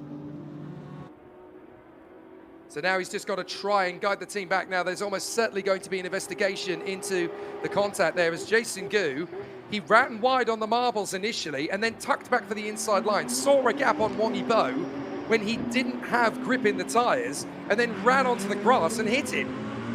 So a big mistake from Jason Gu, and that's definitely going to come back to bite the Origin Motorsport Porsche. But look at Wang Yibo in the Uno Racing Audi, limping down the back straight as everybody overtakes him. And that's why you've got to be careful on the main straight, those bits of debris. So now the field is trying to work its way through the traffic, and poor Wang Yibo is just dropping back like a stone through a wet paper bag. What a shame. Nothing Wang Yibo did wrong there at all. But the result is that he's got a damaged car. That's motor racing, unfortunately. You can give a penalty to the other guy, but it doesn't change a thing. So Nicky Ravel wants to know, does Yibo's second stint include all this time under the safety car, or will that be deducted from his racing time? No, it does include the time behind the safety car, sadly. The Ferrari gets the overtaking move there into the first corner, by the way, as well. So that's Jason Lowe overtaking Li Dongsheng, and the bitter sight of Wang Yibo cruising down pit lane. Surely he'll get out of the car at this point as well. And there is his teammate standing by to take over. I think that is Rio getting himself lined up. And Wang Yibo out of the car. He is bitterly disappointed. Pats on the back to Rio. But I'm afraid that is the last you're going to see of Wang Yibo at the wheel of this car today. Bitter disappointment. Now it's up to his teammates Rio and Sergio Sette Camara to try and get the fortunes of this car back in. And the timing of it is horrible because all of the field are very close together. So they're going to lose a lot of time in this. And Wang Yibo very disappointed walking in. Drive-through penalty for the 650 of Archer Wu in the incipient racing Porsche. Now that's for overtaking under safety car. We didn't see that. Let's have a look at what happened again. We're on board with Wang Yibo. Racing line. Look at the Porsche behind. He runs wide. You see it in the mirrors disappear. And then suddenly, as we go through the tighter apex of the right, bang! There's the contact. We'll see it again. Watch the Porsche, the pink car at the back. He overshoots, goes onto the marbles. He's lost grip. And then he charges his way back to the inside line, sees a gap, goes for it, gets on the grass, and strikes the Audi. I'm not quite sure what Jason Gu thought he was doing there with that gap on the inside line. He actually ran onto the grass to stay away from Wang Yibo. But the damage is done. Well, pats on the back and handshakes are all well and good, but I don't think Wang Yibo is going to be particularly happy about the way his stint came to an end. He'll hand the car over now to Rio, who will continue the charge forward for them. Meanwhile, BMW versus BMW. Up to the inside line. The 27 under some scrutiny here. This is the car that could well get investigated for its shenanigans behind the safety car. The 678 of Bao Junbin is trying to unlap itself here from Tang Jihao. But Tang Jihao running a solid race in second place, as meanwhile behind them we've got third and fourth place doing a great job. Chen Fangbing in the Climax Racing Mercedes is next up, and there is Jason Gu in the Origin Porsche. Public enemy number one for Wang Yibo fans, I'm sure. But we'll see if he can make his bid on the Climax Racing Mercedes. He's got to do a little bit of a better job of that move as they try and tiptoe their way past the Gaha BMW. It's not making particularly easy work for them. One goes to the left, the other goes to the right, but now the Gaha BMW moves across the racing line of the Porsche and holds him up. So this is a bit of a difficulty now as the Porsche gets held up initially. But these are the cars in second, third and fourth here. We've got Tang Jihao in the Z-Speed, Chen Fangbing in the Climax Mercedes, and Jason Gu in the pink Origin Porsche. So finally they work their way past the Gaha BMW of Bao Junbin as It looks like they've put David Pun behind the wheel of the Uno Racing Team car. Now that is a very sensible decision for the team there, because they're going to put the guy who put the team into a good position at the start. They'll give him the second stint to try and make up some of the ground that's been lost there. So that's a very solid decision by the Uno team to change things up and put David Pun back in the car for the moment. We have yet to see Rio or Sergio Setakamara behind the wheel, but for the next hour and 19 minutes or so, it makes a lot of sense to put David Pun behind the wheel. So let's see what will happen next up. We've got the 86 Origin Mercedes going wheel to wheel with the 610 Porsche. Two cars that are really out of sorts here. But the Origin Mercedes is now just out past the 610 Porsche. The 610 Porsche is a couple of laps down in the hands of Lin Wei-Chong. But the Ferrari has now moved up into 7th place in the hands of Jason Lowe. The Origin Mercedes is a lap down after its incident earlier on. The 610 Porsche is 3 laps down after a bigger incident. So they've got a lot of work to do to make up. There is the Mercedes back out on track. That's good news for Billy Lowe and the Mogan Team Track Day King squad. They've only completed 44 laps, but you know what? They'll be happy just to be in the race again. And there is the 37 Win Here Harmony Racing Team. They've only completed 44 laps as well. And at least the number 37 car now has Li Han Yu at the wheel of that car. So that means their race is still going. Here are the Mercedes GT4s scrapping away. That's the 15, the car that leads the race in GTS, in Silver Ram as well. Zhang Chen Shang for Level Motorsport. And down in the pits, we're going to hear from them.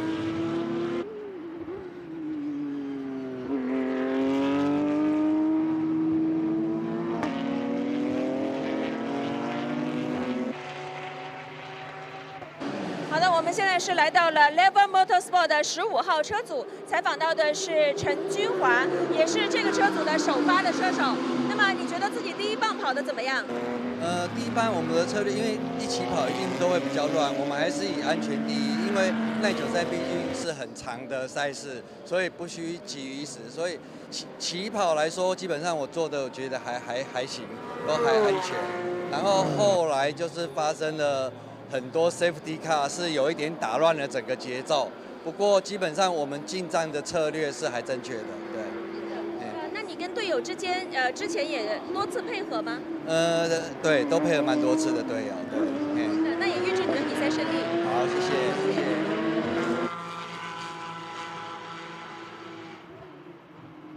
Great to hear there from Kelly Dung, continuing the process and keeping everybody abreast of what's going on down in pit lane. Hearing from the Level Motorsport team as they run in the lead of the GTS category, as well as ahead of the GTS leaders themselves, actually, in GTS Silver Ram. Zhang Chen Shang is the driver behind the wheel, as there goes the 37R Win Here Harmony Audi, just nipping their way through. It is Li Han Yu who's at the wheel of that car at the moment, trying to elevate them as high as possible. Not easy when you're 15 laps down from the rest of the field.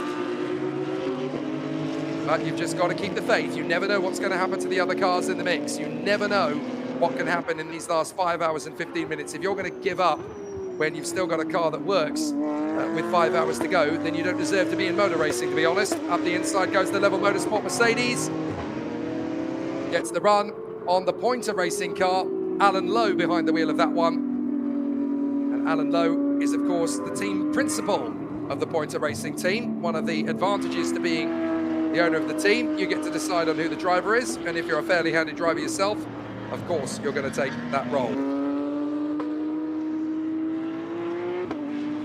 So as everybody works themselves into a good position, it's been a very solid effort from everybody as they now maneuver themselves into a good position.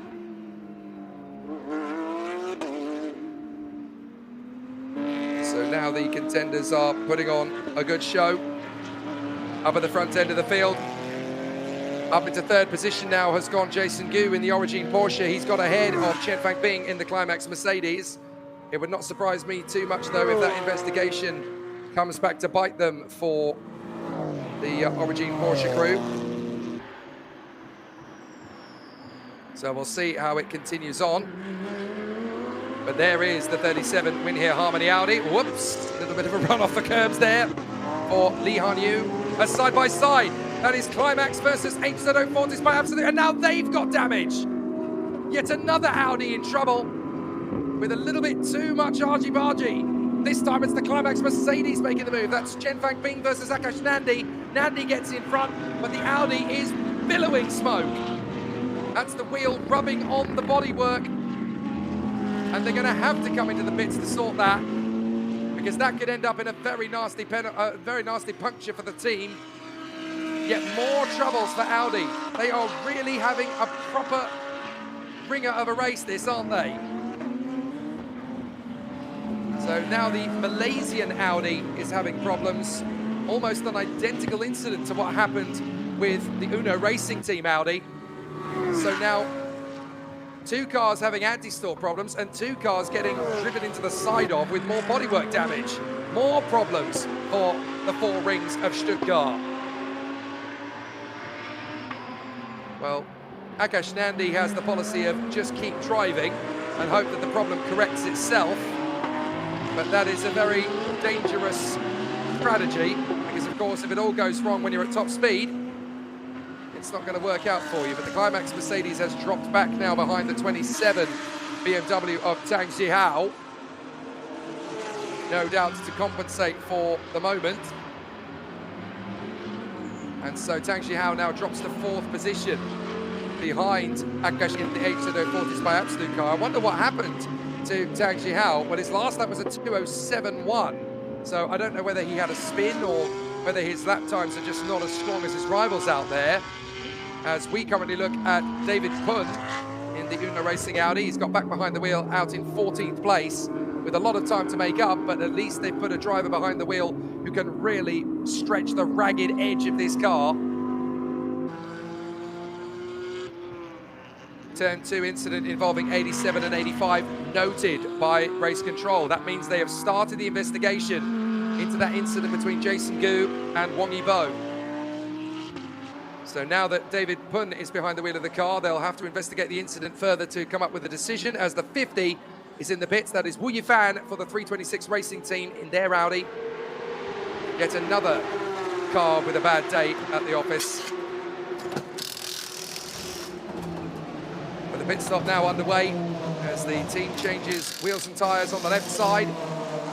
Interestingly, they are only allowed to change tyres on one side at a time. You've got a maximum amount of crew members that you're allowed in the pits at any one time, and that's because there is fuel going into the car.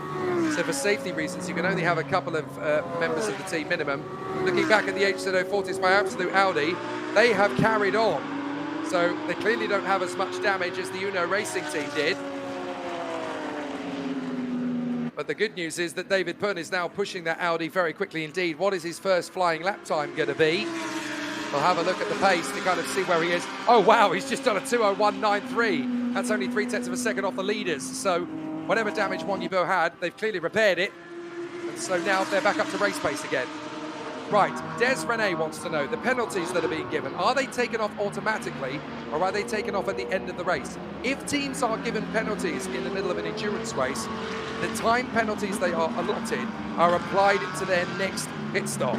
So if they are given a 5-second penalty, they will spend 5 seconds longer in the pits than their minimum mandatory. So it is given to them as a penalty in their pit stop.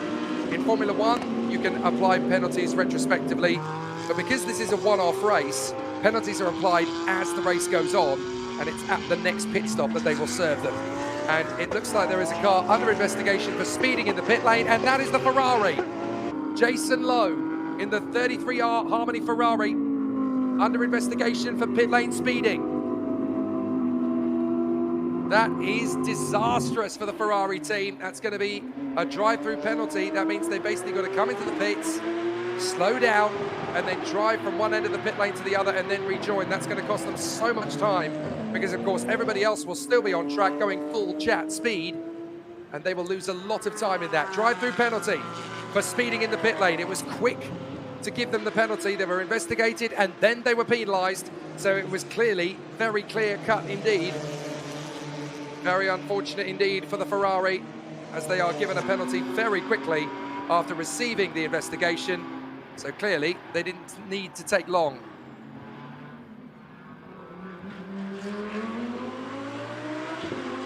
let's see how things continue. We're looking at the 650. That is the car of Incipient Racing that is currently leading the way in the GTS ranks aboard the Porsche 718 Cayman. Let's go down to the pit lane and find out how their race has been going. 好的，我们现在是来到了650号车组。那么我采访到的是首发车手朱金武。朱金武来分享一下自己第一节跑得怎么样？因为我们第一天自己本来要用的R8坏了嘛，然后换了一台718，但这车我没怎么开过，不怎么熟悉，所以排位开的一团糟。然后到了正赛的时候，就我大概花了半小时时间熟悉了一下这个车，越开越快了。但今天突发状况特别多，应该是碰到了4个全场黄旗，但是也蛮好，就非常节约体力，就干脆一个人跑完了2个小时，然后后面越开越快，越开越快，越开越快，总体节奏非常好，车队支持给的也够。然后现在希望我的队友们好好发挥吧。所以你的总结就是感觉自己其实是渐入佳境。对的，是渐入佳境。这是我第3年跑这个比赛了，整个比赛的状态竞争也是越来越激烈。第1年 GT4 只有3个组，今年有8个了，我觉得车越多越爽。那也预祝你们比赛成功。OK， 感谢。谢谢。Thanks again to Kelly Dung for trying to figure out what's going on down at Incipient Racing. We're getting more of your questions and your comments coming in. Please keep them coming. It's great to have plenty to talk about during the course of this 8-hour race. Not that the drivers and teams aren't doing that for us, because there's been a lot happening in the last 3 hours. Gwedi DFTBA wants a little bit more clarification on penalties. If you get a penalty during your last stint and you don't come out onto the pit stop again, can you go all out after your last pit stop, or will they add that penalty to the final time? To clarify, if you get a penalty in the middle of the race, the penalty will be applied to your next pit stop. If it's the last hour of the race and you're not coming into the pits again, then yes, a penalty will then be added to your race time at the finish. Side by side, down to the first corner, and a little bit of a squeeze there into turn 1 for Alan Lowe in the Pointer Racing Mercedes by the 168, the Bichen Xiao K for the Gaha Racing team. Now, that is an interesting investigation. The number 27 is now under investigation for not wearing proper gear. I have never seen that before in the entire history of my motorsport career. For not wearing proper gear, what are they wearing? Boxing gloves? I've never seen that radio message from race control, ever. So what is it that they're not doing? Was that a mechanic not wearing the right gear in the pit lane? Is somebody in car not wearing what they're supposed to be wearing? I have no idea at all. Maybe we'll need to get some clarification of that penalty.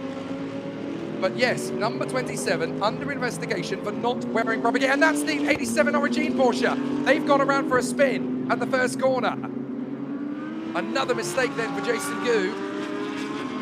And they're already under investigation for the incident with Wang Yibo earlier, so that just goes from bad to worse for them, and that's cost them big time. They've lost a lot of time. They've rejoined just in front of Li Dongsheng in the 777 Climax Porsche.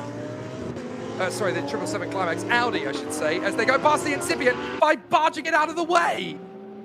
So we're going to ride on board with Jason Gu through the hairpin. What's going to happen now?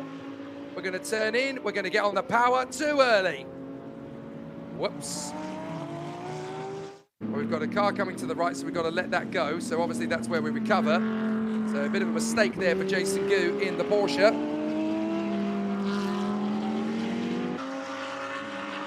So a big difficulty there for Jason Gu. So now we've got a question coming in. Can you describe the difference between the GT classes? Well, there are some various performances from each of the cars, yes, but we've got 7 different race classes, so we should try and explain them both.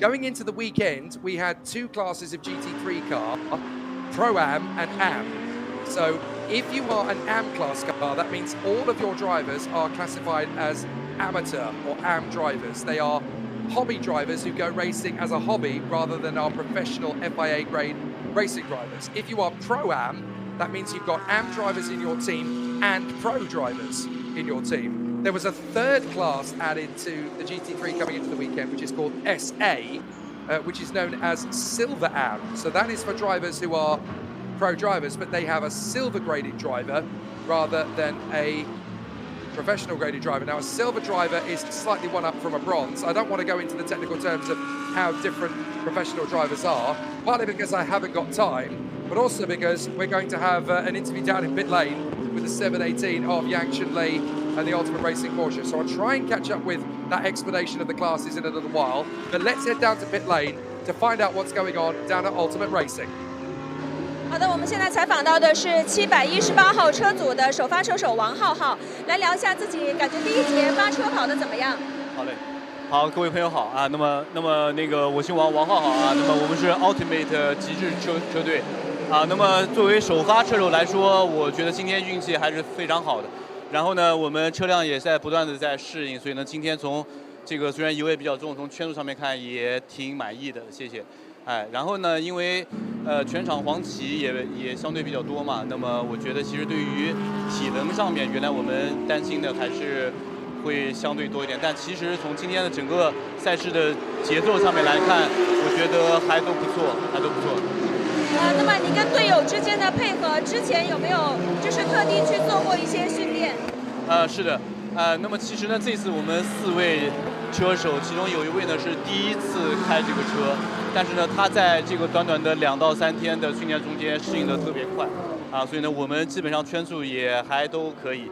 当然了，其实耐力赛嘛，比的是我们首先要把它跑完，所以呢，我们其实对于这个大家的节奏上面，都希望大家都稍微放得平缓一点，哎，对，谢谢。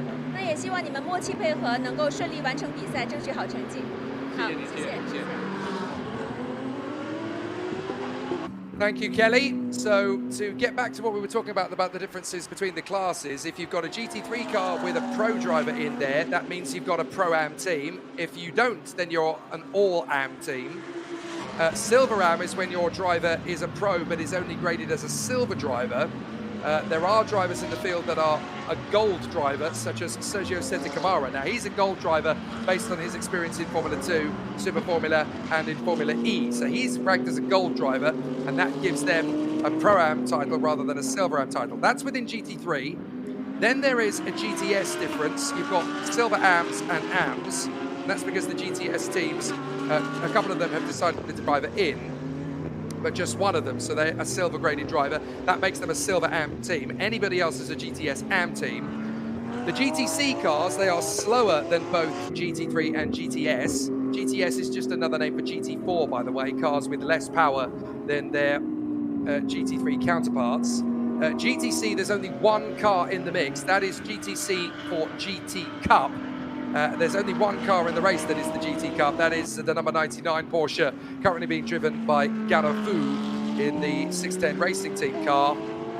There's only one TC car in the race, which is a touring car class for the TCRs, but that car retired from the race on that 14 with a blown engine. So it sounds a little bit complicated to have all of these different classes, but essentially the difference in the classes is what type of driver you've got in your team. If you have 4 amateurs or 3 amateurs, you are an AM team. If you have a pro driver, then you are a Pro-Am team. If you have 2 silvers or a silver and a gold, you are a Pro-Am team rather than a Silver Am team. If you only have 1 pro who is a silver, then that's a Silver Am. I hope that makes sense. If it doesn't, you're going to need a crash course in sports car racing, which is going to take you about a year of subscribing to these channels and continuing racing until you understand it better.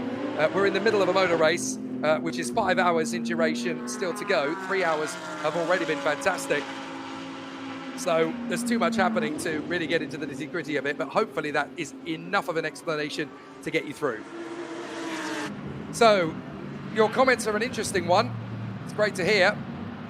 Q Yacht makes a very interesting observation. Car racing used to be fun and enjoyable for people for similar interests, but totally... Oh, another big incident there for Jason Gu. I think the racing gods have come back to bite him here as he gets himself into a second incident in 3 laps. Trying to dive up the inside of the Audi number 50. So he was trying to get the overtaking move done on the inside of Liu Zijian, and it all went horribly wrong. I was going to say that Q-Yap thinks that car racing has lost its appeal. Shrimp is one thing, turtle is another. I think you need to watch a few more sports car races like this one, because this one has been very entertaining. Up the inside, here's the replay of Jason Gu going far too aggressive on the inside. The Audi shuts the door. On board, you can see, look, there's only a certain gap. At this point, the Audi's going to tighten up his grip. To be fair to the Porsche, the Audi did move across a little bit more than he was expecting to, but Jason Gu did spin out there, going for a very strong run on the inside line. There is the second place car, the absolute Audi, that has dropped back into position, well, it's actually up into position number 2. So Nickel wants to know, can you please explain how the second place car can be 29 seconds behind the leader, but the number 4 car in the race is only 1.5 seconds behind the leader? Well, that's because the leader is not that far away from lapping the 4th place cars. So they've gone so fast around the course that they're actually lapping back markers. So that'll be the reason why. So, and those gaps, 1.5 seconds, are between each other's cars. So that's Tang Jihao's car, only 1.5 seconds behind the car in 3rd place. Let's go to the highlights from the third hour. We've got a lot of interesting battles and duels down in position as they continue to battle away. But it's still not quite clear who's going to get the victory in this fantastic race battle. As the Shanghai 8 hours continues to develop with driver changes, with incidents out on the circuit, penalties are being handed out galore as race control makes it very clear that they are not going to sit on their laurels here. If teams transgress, they're going to make sure that the penalties go the right way. Wang Yibo completed a double stint in fantastic fashion, although an unceremonious end after contact with the 87 Porsche put them in the pits with damaged cars. David Pun taking over the wheel of the car again. But there's going to be some really exciting continuations for the rest of the race. They had to repair the damage, dropping that car down to what is now 10th position. David Pun, though, is increasing their chances of getting back again. And that's the 27, the Z-Speed BMW that was in P4. It seems to have parked up with a mechanical problem. Now, to answer the question from Nickel P, can you please explain how the number 2 car can be 29 seconds behind the leader, but the number 4 car is only 1.5 seconds behind the leader? That's not the case. Those gaps that you were looking at were to the car in front of them. So they were 1.5 seconds behind the car in 3rd place, not the leader. So those are the gaps between each car in turn. Oh, there's been a very nasty incident.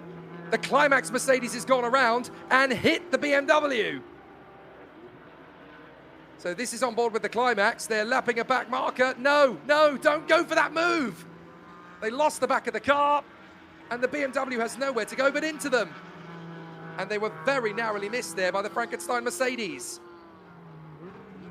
Oh dear, oh dear, oh dear. Getting out of the car. That could be game over.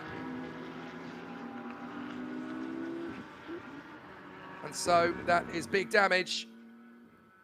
And that's going to be a full course yellow. Yes, it is. Full course yellow around the place, around the circuit once again. So I'm afraid to say that this is now a very difficult race for BMW as well as for Audi. Although one car is leading, the other one is now in Dutch. And look at the damage that's been left on the outside of the first hairpin. Full course yellow around the circuit once again. It will go from full course yellow to safety car. Tightens the field up again. So anybody who wants a free, cheap pit stop at this moment had better take it. And the 2 teams that have leapt on that are the Origin Motorsport Porsche and the Climax Racing Audi 777. And that's the 710 Climax Mercedes limping. That's slower than even they should be going under full course yellows.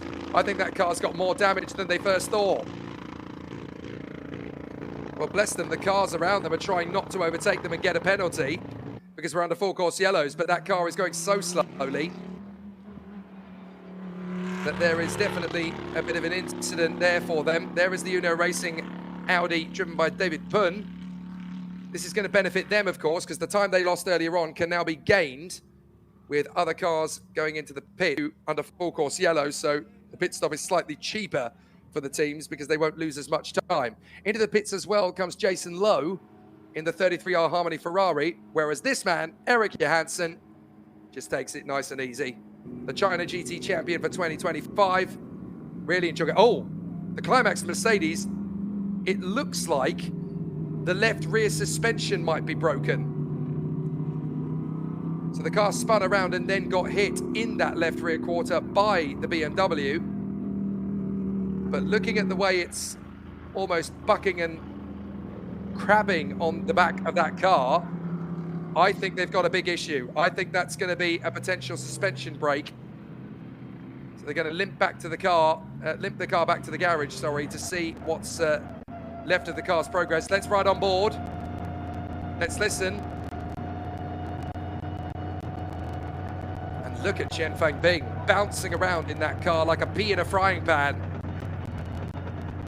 That will feel horrible as a driver.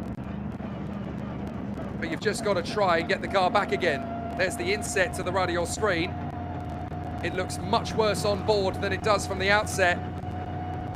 And he's still got at least 2 miles to drive that car to get back to the pits. But the damage he's got under full course yellows, he's basically got to crawl back to the pits to stand any chance of getting this car repaired. And this will be the longest drive of Chen Fangbing's entire career. These 2 miles will be longer than any 1 hour stint in the car he's ever spent. Let's look at it again.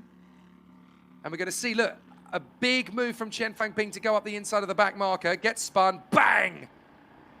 The 2 rear lefts of those cars, or the rear rights of those cars connect with each other. The 27 BMW is already parked, broken. And as you can see for yourself, the Climax Mercedes is just tiptoeing its way back to the pits.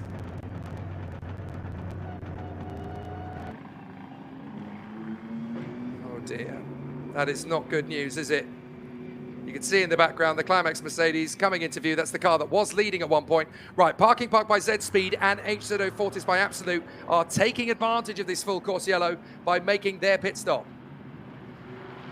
And I think TRE, very good point. Every rev of the engine is essentially eating itself at this temperature. It's not a bad analogy.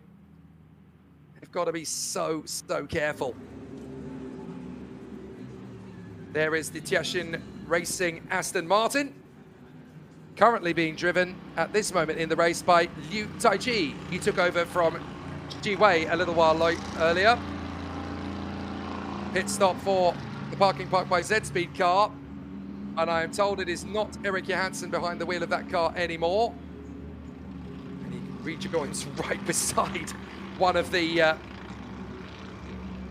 gently going right on the far side of the BMW as it was coming out of the pits to unlap itself.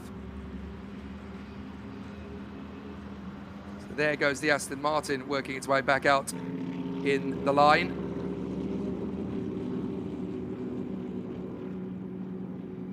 So still the competitors running a very solid run of it at the moment.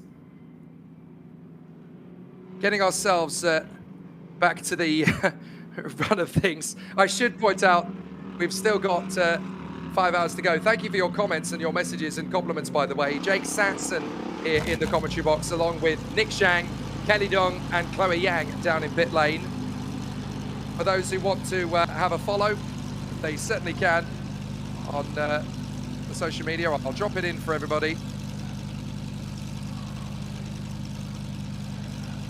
But a very solid situation for the Win Here Harmony team car as they come into the pits once again. This time at least it's scheduled, but obviously when you're 15 laps down, any pit stop is still going to feel like an absolute nightmare for everybody. 好的，我们现在是来到了圣地赛车，采访到的是37号的车手邓毅。邓毅来给我们分享一下今天的比赛，你感觉自己跑得怎么样？我觉得自己跑的还算 OK 吧，但是我们在发车在起步程序的时候，我们赛车电子系统有一个故障，在这之前我们从来没有遇到过。包括之前在练习和排位赛，在比赛之前，我们也对车辆进行了修缮吧。但是这个机械故障确实是没有办法。然后等我们赛车修好，已经落后15圈了。然后我们尽量现在还是在全力的去往前追吧，然后希望通过 Focus Zero 还有安全车程序去争取一些位置在。那也只能说希望更多的好运能够站在你们这边。对，是的，因为现在已经没有办法去冲击最高量才或者怎么样。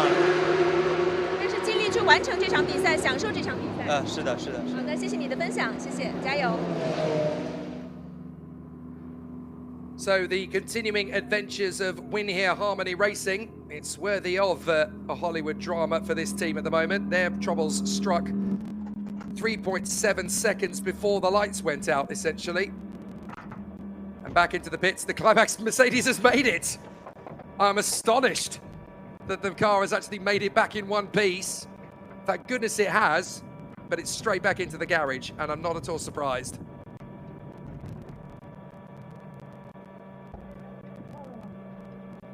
So it's going to be a bit of a tricky race for Climax Mercedes. How long they'll spend in the pit lane? Well, how long is a piece of string? It depends on how long it takes them to repair the car.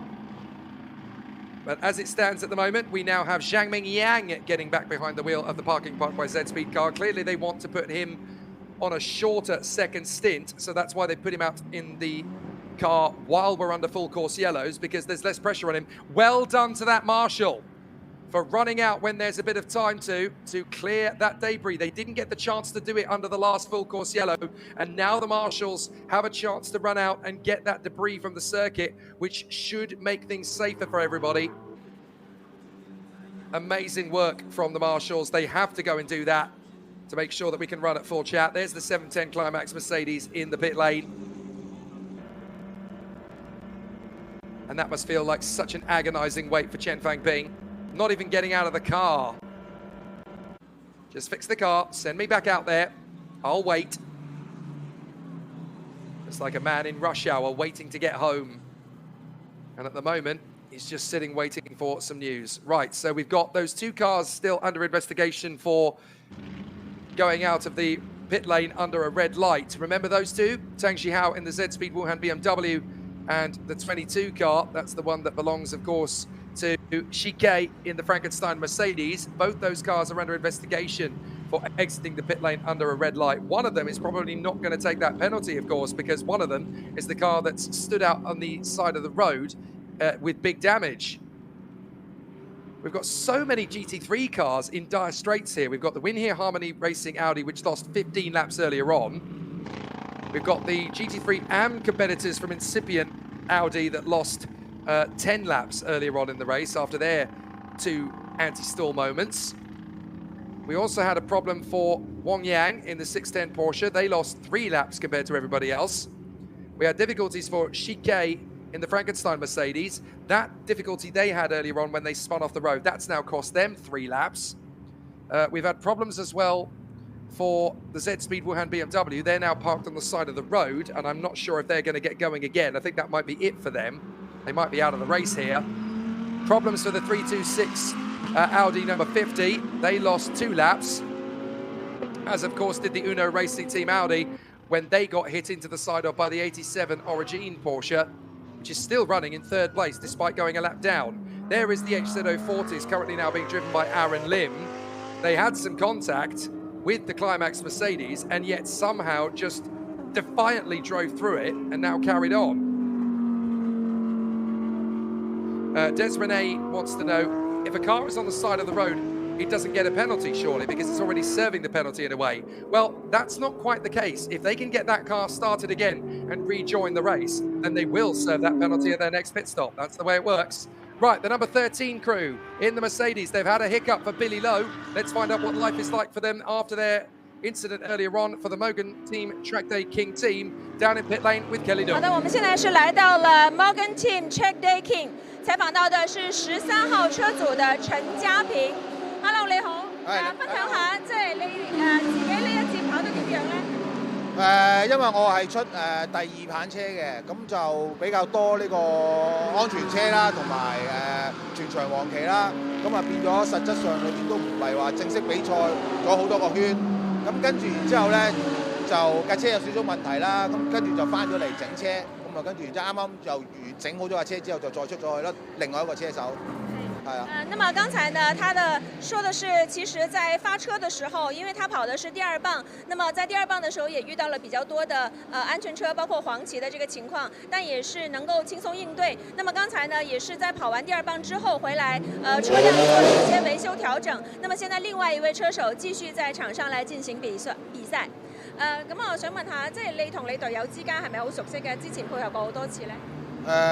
如果照正式嚟講跑耐力賽嘅話咧，大家都係第一次合作去跑，今次係第一次咯。之前都係單人單車係咪？係啊，冇錯。那麼他也說呢，之前都是跑一些單人單車的比賽，那麼這一次，他跟他的隊友都是第一次進行團隊協作來一起跑這個耐力賽。咁對於你自己嚟講，你嘅比賽嘅目標係咩呢？第一次玩就希望完成賽事啦，係啊，完成賽事就 OK 噶啦。玩得開心就好啦。對，那麼他說呢，自己的參賽目標，因為第一次參加耐力賽，也是希望能夠順利完成比賽，玩得開心就好了。唔該晒。好，多謝大家。加油。Thanks, Kelly. Good to get the update there from the team, from Mogan Team Track Day King. Do keep your comments and questions coming in. It's always part of what we do here. Van Tran wants to know, why do they run in a zigzag formation down the back straight? Why don't they just drive in a straight line? And why are they moving from left to right? Well, that is to keep the tyre temperatures as high as possible when you're driving slowly. Because the slower you drive, the cooler your tyres get. You have to go side to side in a zigzag to keep the tyres warm whilst also maintaining your speed.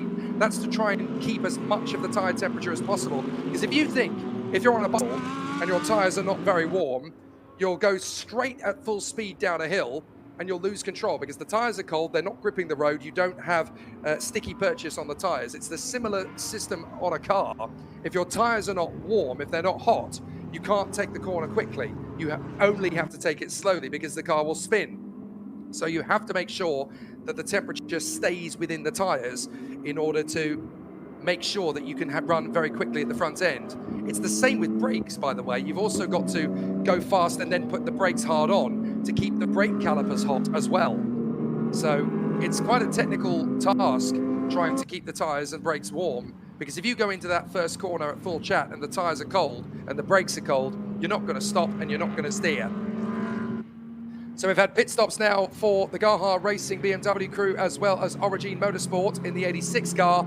And also we've had a pit stop for the Uno Racing team, and it's Rio, the man from Hong Kong, who gets behind the wheel of that car. And we are going to have the safety car back in at the end of this lap. So with a few more teams making pit stops, it's going to be a fascinating restart. And that lead that the Parking Park by Z-Speed team had over Aaron Lim is now pretty much washed out here. Oh, and also a nice, interesting question says, why can't you change all the tyres at once like you do in car racing in Formula One? Well, you don't have that many members of the team to do it. You can only change one side of the tyre, one side of the car's wheels and tyres at a time, because you've got limited personnel in the pit lane because of refueling. So because refueling is dangerous, you can't have that many people, that many personnel in the pit lane at the same time. So you can only change 2 wheels and tyres at a time. You've got fewer personnel to do it. So for safety reasons, you can only change 2 wheels and tyres at a time. It's not the same as Formula One. So now we're waiting to see when Zhang Mingyang is going to light up the speed. It looks like he's already gone for it, actually. He's already gone to full race speed, partway down the back straight. The safety car is there. This might be too early because the safety car is there coming into the pits. He's only just going to make that in good time. That was running the gauntlet a bit close there. But as we come out of the final turn, we've got 4 hours and 41.5 minutes to go. And we're back to racing conditions once again. It's green, green, green, green here at the Shanghai 8 Hours. Back into the action once again. Jake Sanson in the commentary box and Chloe Yang, Kelly Dung and Nick Shang down in pit lane. So back into race action once again. And it's Zhang Mingyang leading the way for Parking Park by Z-Speed ahead of Aaron Lim for 8 Fortis by Absolute in the Audi and Liu Hongsheng in the Origin number 87, the Porsche. So it's no longer Jason Gu at the wheel, it's now Liu Hongsheng. As down the inside, that's a move from the Frankenstein Mercedes to get past the 13 Mercedes in the different classes. They're also going to storm past the BMW to the left side of them, as the Climax Racing team are the only car now not on the circuit that's not run.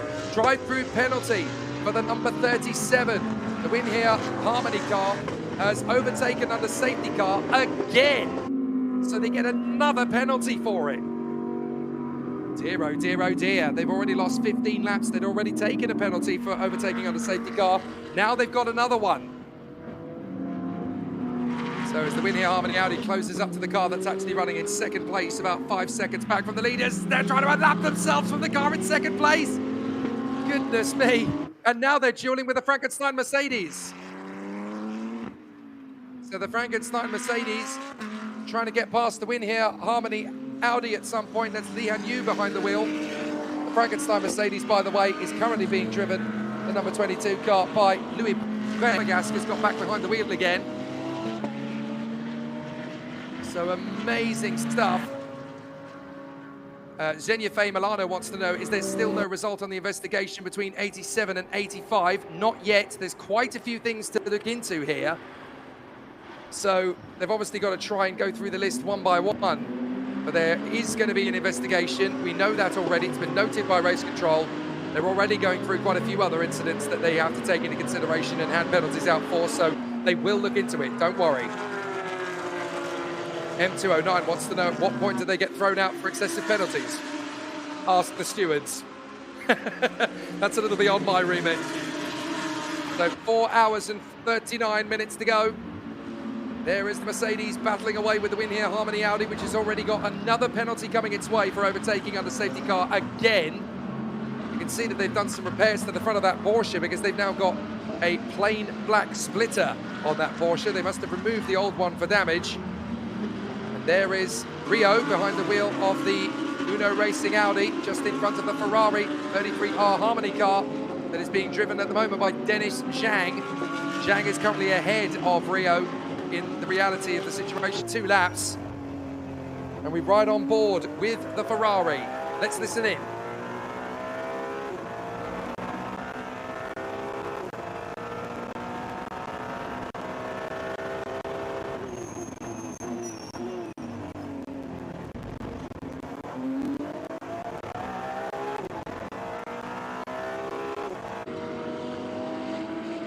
If there is a chance to listen in on board with a Ferrari, I'm going to take it every day of the week. That is a glorious engine on that 296.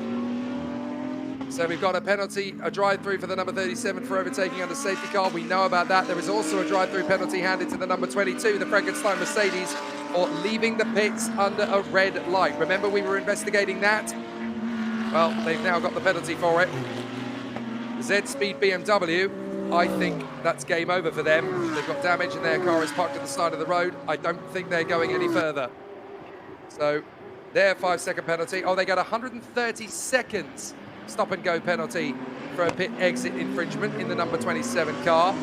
But I think it's academic anyway because that car is not currently moving. Now, the QWERTY DFTBA YouTube channel wants to know, do they not all turn on their headlights at the same time? Is it up to driver preference? Absolutely it is. It's up to the driver, unless the race control have made a note to state that all cars need to run with their headlights on. It's entirely up to the driver. Now, a lot of the drivers tend to use their headlights to intimidate the car in front. They will use the headlights to go on, to try and blink in the mirrors of the driver in front to force them into making a mistake.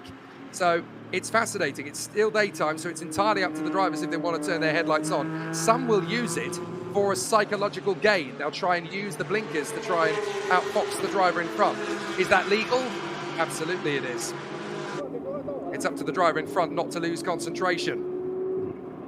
So we know that there's going to be a drive-through penalty for overtaking under safety car for the 37. We know there's a 130 seconds penalty for the number 27. Although they're not going to serve it because they're not racing anymore. Their car is broken in bits on the side of the road after their collision with the Climax Mercedes, which is the damage. And Martin's coming to the pit in the hands of currently running in 4th place GTS class. But because we've only recently had a safety car, that's going to hurt them rather than help them. Zhang Mingyang extends his lead in the parking.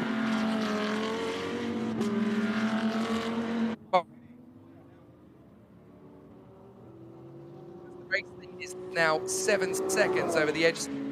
Audi running in second, side by side, door to door, down to the braking zone. Louis Pret in the Frankenstein Mercedes versus Liu Chen in the 326 Porsche and this 326 Audi, sorry, and this is for position. So there goes the Frankenstein Mercedes, but they've got a penalty coming. So even though they've made the overtake, they are going to take a penalty later. And there's also a 10-second penalty for the Climax Audi for causing a collision. Thanks for bringing that one to my attention, as into the pits behind them goes the win here, Harmony Audi, to serve their penalty. Snowpart wants to know, did Jason Gu have a penalty? It is being investigated at the moment. It hasn't been confirmed yet. It has been noted by the officials. And interestingly, the team manager of the number 56 crew, that is the Pointer Racing Mercedes team, needs to report to race control. Why? I'm interested.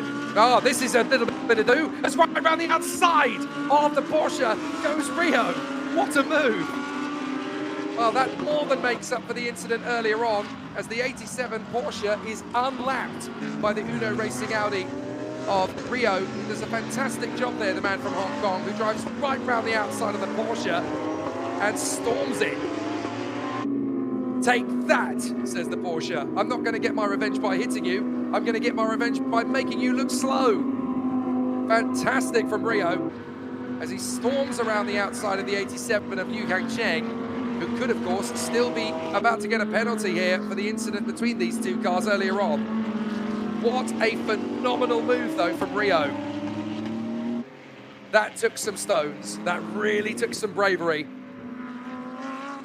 So very good work indeed as the Ferrari trips up on the gravel behind them. That's Dennis Zhang, who's trying to close up to Liu Hangcheng in the Porsche. Very nice run. SZ wants to know how many laps down from the lead is the 85. Well, they didn't lose too much in the end, actually. They're only 2 laps back. Now, that sounds like a lot, but in an 8-hour race, that could well be gained. And certainly they're still on for 3rd position in the GT3 Pro-Am category, because their big rivals from the win here, Harmony Audi team, well, they're 15 laps off the lead. Make that 16 now, because Li Hanyu had to take that penalty for overtaking under safety car. So as far as the team is concerned, a podium in Pro-Am is still on, even though they're down in 10th position at the moment. You're racing in your class category just as much as you are win overall. So there's still a podium on course for the Uno Racing team, even if they remain down in 10th position, because currently in Pro-Am they are still 3rd. Down the back straight, this is the GT4 category battle, also known as GTS. The S, of course, stands for sport. And now it looks like Rio's off for another man. He's going to try and lap himself from Zhou Lian now. This is how quick we could have gone. And Rio's going to make his move on the inside line here. Zhou Lian in the climax. Rio waits and then bites his thumb and then back. Oh, if only they hadn't lost 2 laps, they'd be up to 3rd position by now. And looking at the lap times, Rio is absolutely lighting it up. He is actually, at this point in the race, this man on track. Nobody is going as quick, though, who's just done a 2:02.4 compared to the leader, who's done a 2:08.6. Fastest car on track at this moment is officially the 85 Audi, but it won't be if it goes off the road like that. Goodness me, tripping over the BMW. That was a scary moment. But Li Jun in the Zenith BMW in the wrong place at the wrong time. But as Alpha Frost points out, he is a man on a mission. He wants to give this team the best chance of getting their way back into the lead lap. And if they're gaining 3 seconds a lap for a decent period of time, they'll at least gain 1 lap back. But I fear they're not going to have enough time to make up 2 unless there's more drama. But look, in the first 3.5 hours of this race, we've had enough drama to fill a Formula 1 season, never mind weekend. Here comes the absolute Fortis. Trying to get up the inside line of the 50 Audi. That nearly ended in disaster as they lapped Liu Zichen. But this is the car that somehow is running in 2nd place. There's the car running in 4th, Climax Audi. No, they're back in front of the Climax Audi. So they've got through. So back into 3rd position then goes Liu Hangcheng, with the Origin Porsche now back into 3rd position, although losing time rapidly to the Uno Racing team that they collided with earlier on. As now, Rio's going to try and go right around the outside of the first hairpin again. Diving through on the inside of the 50, Audi don't hit him. But what a move.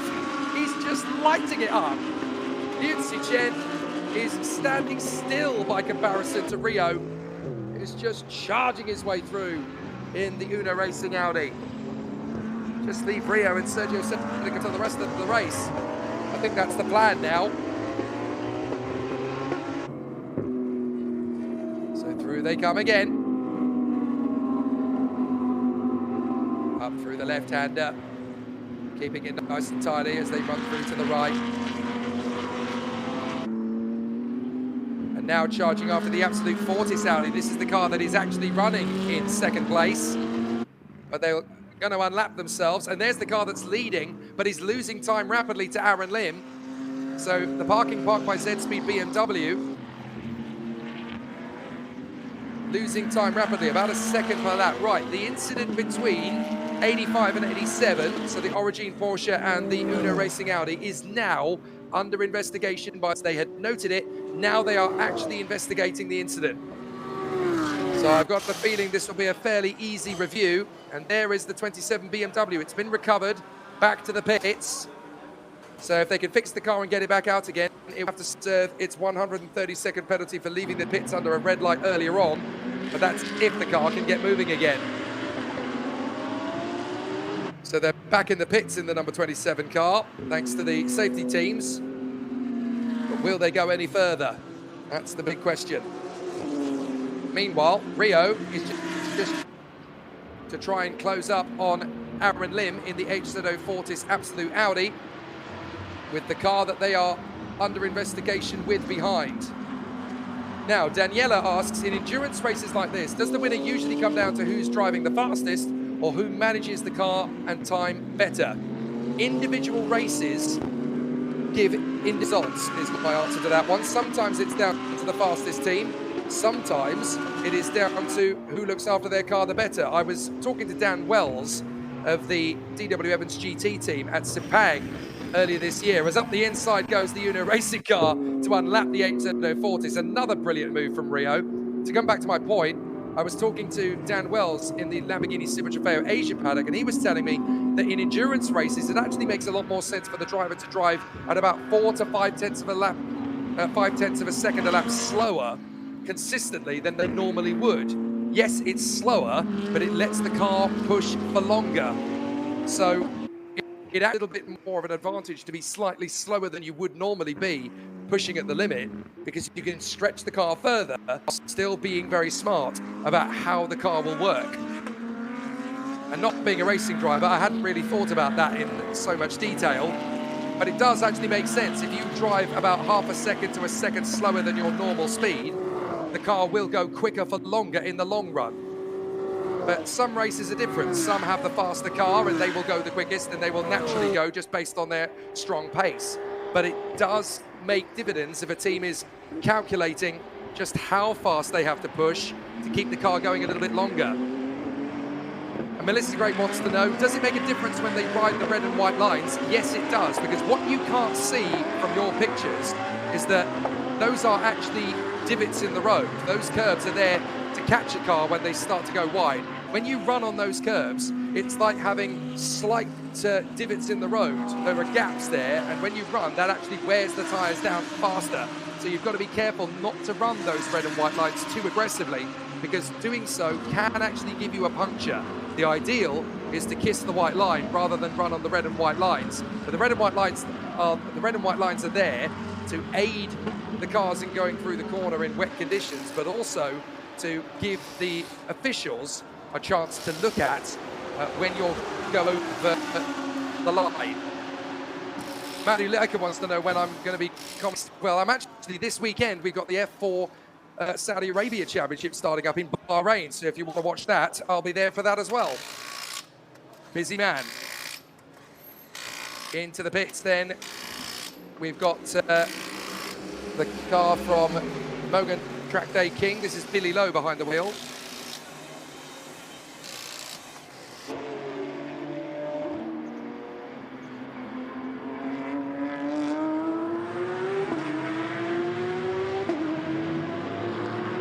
got a good battle out at the moment. That is the 86 Mercedes of SHANGHAI. They've actually been working very hard to get that car back up the order. They're now into P7. So still the battle going very well indeed. Origin Mercedes team as they continue to put on an excellent display. They're all the way back up into 7th place here in the Shanghai 8 hours with 4 hours and 25 minutes still to go here. Very exciting battles still. It's currently the parking park by Z-Speed BMW that leads the way with the H40 Absolute Racing Audi catching all the time.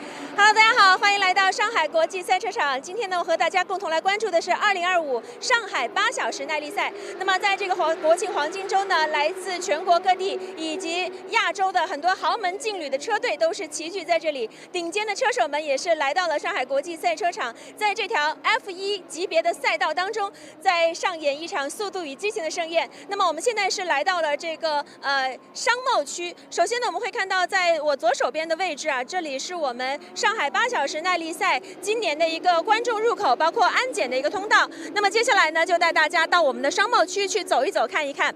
那么首先我们走过来这边会看到有一个打卡拍照的背景墙，这里是我们的极赛之上上海8小时耐力赛的这个打卡点，包括在我的右手边也有一个非常大的巨幅海报啊。那我相信所有来到这里的车迷不要错过在这里合影打卡留念的一个机会。那么接下来呢，我们再来看一下这边是我们的这个极赛之上上海8小时耐力赛的一个官方的纪念品商店的展馆。那么我们现在看到的就是有很多的各种各样的这些纪念品，那大家可以看一下。有一些玩具，还有就是比较实用的是帽子，包括包包挂饰等等，还有这些都是我们官方指定的一些纪念品，所以选择也是非常的丰富的。大家也可以到我们的官方纪念品商店来走一走、看一看。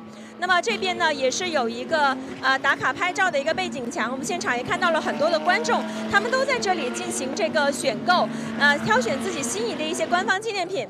那么这边呢，还有这种非常精致的1:12的这个车模，车的模型。有汽车的，也有摩托车的哈，大家也可以去选择。看到很多的小朋友也在这边进行挑选啊。在家长的带领下，很多的孩子们也是来到了我们上海国际赛车场，来关注我们的这个8小时耐力赛的比赛。那么接下来呢，我们看到这边就是一个纪念的这种文化衫啊，不仅是有夏天穿的这样的非常精致印花的 T 恤，而且呢也有秋天可以穿的这个长袖的卫衣等等。好 ，OK， 我们这边走过来。这里就是这个结账的入口哈，大家在挑选完了自己心仪的商品之后，可以在这边结账。然后呢，我们现在就走出这个纪念品商店。哇，这边还有很漂亮的帽子哎，真的是越看惊喜越多。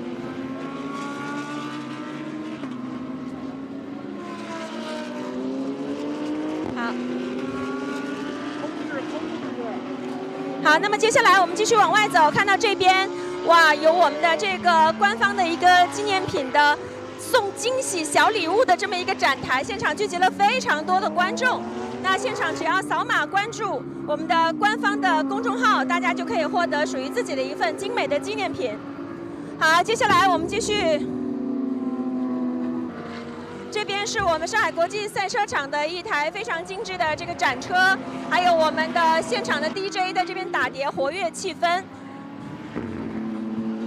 哇哦，这边还有很多小朋友可以来这里体验面部的这个彩绘啊！大家看一下，这边是我们面部彩绘的一个展区。OK， 继续再来看到我们这边是一些合作商家，全新的 MG4 的一个展车，包括这边有复古赛车的一个展示的区域。OK， 继续看到这边，那如果说大家在观看比赛的过程当中哈，想要为自己补充能量、补充体力的话，可以看看我们这边的 Uncle Panda。哇，现场排队的人也是蛮多的，大家都在这里选购属于自己的这个美食。哦，好可爱的公仔啊！哇，现场的这个香味扑鼻。我觉得在中午的时段或者下午茶的时段，大家可以来选择来这里来补充能量。OK， 那么现在我们从人群中稍微穿一下，谢谢谢谢谢谢。OK， 我们继续来到这边，它不仅有这个鸡蛋仔，包括会有一些饮品，包括有咖啡，然后香草冰淇淋等等。然后这边呢也有售卖这个冰饮，包括披萨的一个摊位，还有我们的纪念品小铺。哇，现场的人真的是很多。OK， 我们继续往这边走。看到现场有很多的观众都在排队选购自己心仪的商品，为自己心目当中的冠军加油哈！这边也是有我们的一些合作的商家品牌的一些展车。关注我们合作商家的账号，也会有一些这种纪念品哈送给大家。OK， 继续来到这边，如果是喜欢喝咖啡的朋友哈 ，Costa 也在现场，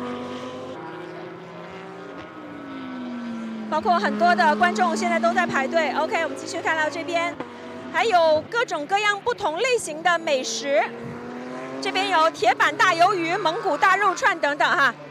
肉食爱好者的狂欢圣地，包括在现场，我们的商家会搭起这样的一个下午茶的这样一个场景，非常的休闲。所以说，在国庆黄金周期间哈，来到我们的上赛，不仅仅可以欣赏到咱们非常专业顶尖的这个8小时耐力赛以外，还可以感受到各地的丰富的美食文化等等。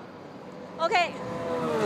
那这边呢也是一个休息区，这边呢这个休息区可以让我们在商贸区的观众是可以非常直观的感受到我们现场的赛道当中的一个火热激动的氛围。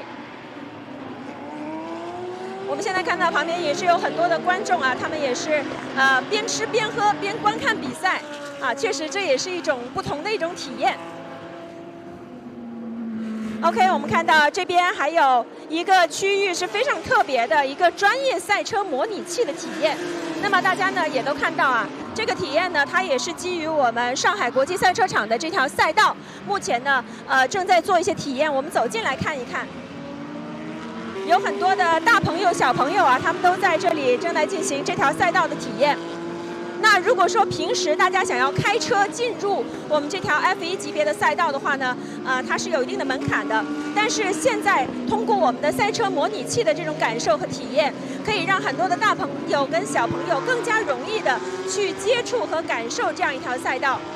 包括接触和感受赛车模拟器它的这样一种驾驶乐趣。所以如果说我们的朋友们来到我们的商贸区的话，一定要来这里试一试，打打卡，来测试一下自己有没有赛车运动方面的天赋。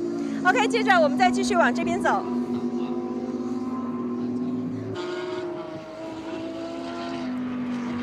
现场的观众确实是非常多哈，我们从这里穿一下，谢谢谢谢，接过，谢谢。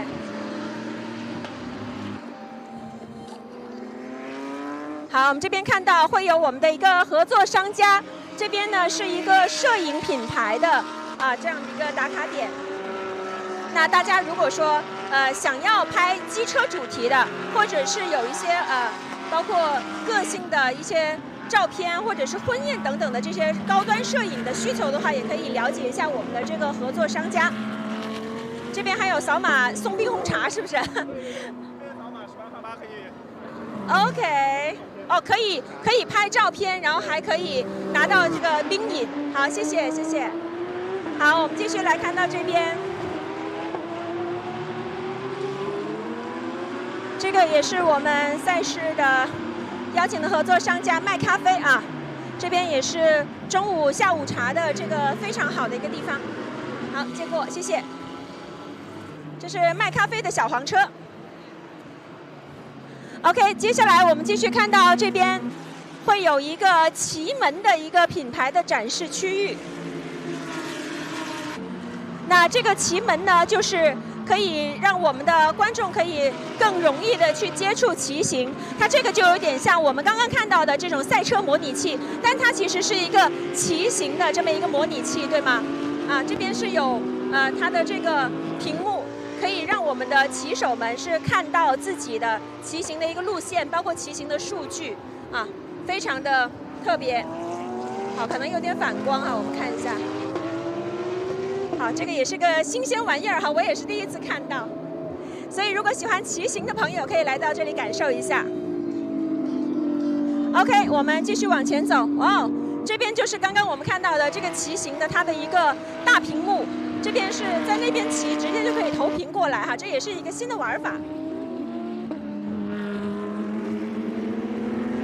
包括我们看到这边我们的合作商家捷安特啊，也是这一次带来了自己的很多的展车。那所以呢，在赛道当中，我们不仅是可以感受到引擎的轰鸣，同时也可以让自己享受这种骑行的乐趣哈。因为其实现在骑行也是一个非常新兴的，而且是让越来越多人可以比较低门槛的去进入到比赛当中的这样一个工具。OK， 那接下来呢，我们看到，在我们的这个商贸区的正中间会有一个服务中心。那如果说呢，我们的观众朋友来到了现场，有一些需求，有一些服务方面的需求，可以比如说咨询等等，可以来到我们的这个服务中心寻求我们工作人员的帮助。那么我们接下来呢，就继续往前走。我们这一次呢，上海8小时耐力赛的这个商贸区啊，确实是准备了很多丰富多彩的好玩的、好吃的、好看的来给到大家。那接下来我们看看这半区域，它会带来一些什么样的惊喜。好，我们这边看到的是我们的这个九市体育九体中心，包括我们上海市民公园的一个这样的一个综合展区，我们看看有什么好玩的。在这边我们会看到有我们九体中心的一个棒球体验，对吗？哇，这边有一个棒球的体验馆，棒球，sorry。OK， 这边就是可以看到我们这边的投手，就是投手他们会从这里投球到对面的这个打卡点。来看一下，这边是得分点，我们可以演示一下，哇哦！所以这个就是练我们的投手的一个准确度哈。所以大家如果对棒球运动感兴趣的话，可以来到我们九体中心的这个展馆来展示一下，来感受。哇，这边还有这个巨型网球，有 normal size， 也有这种就是 oversize 的这种颠球的一个这种享受乐趣的一个活动哈。OK， 这边就是我们九体中心带给大家的一个非常好玩的体验，包括这边也会有我们的一些关注公众号，包括参与现场的互动，可以得到一些小礼品等等。好，大家也欢迎到我们的这个九体中心的展馆来看一下。OK， 我们继续往前走。这边还有很多的好吃好玩的。这个看到是一个和风烧鸟店，这样一个摊头。那如果说是喜欢吃烧烤类食物的朋友啊，在这里也可以找到，包括有这个汉堡等等。OK， 接下来呢，我们继续来到这边，这里是意式肉酱面，还有鸡块等等，也是这些非常有特色的小吃，还有包括热狗，我看到了。OK， 我们继续往前走，看一下这边还有什么好吃好玩的。这边是一个我们的合作商家深能保险的这么一个摊位。那么这里呢，如果大家来到这边关注我们的公众号，是可以得到一些互动的小礼物的，然后也可以了解一下关于保险方面的一些知识。好的。OK， 我们接下来再来看到这一边，依然是非常丰富的这个美食摊位啊，这边快乐吃鸡，胃满足了，心就暖了。来到这里呢，不仅支持自己喜欢的车手，同时也要让自己的身心都能得到愉悦哈。如果说想要补充能量的话，来块炸鸡我觉得很不错。来让一让，谢谢。好，我们继续看到这边的展位，这里是提木咖啡。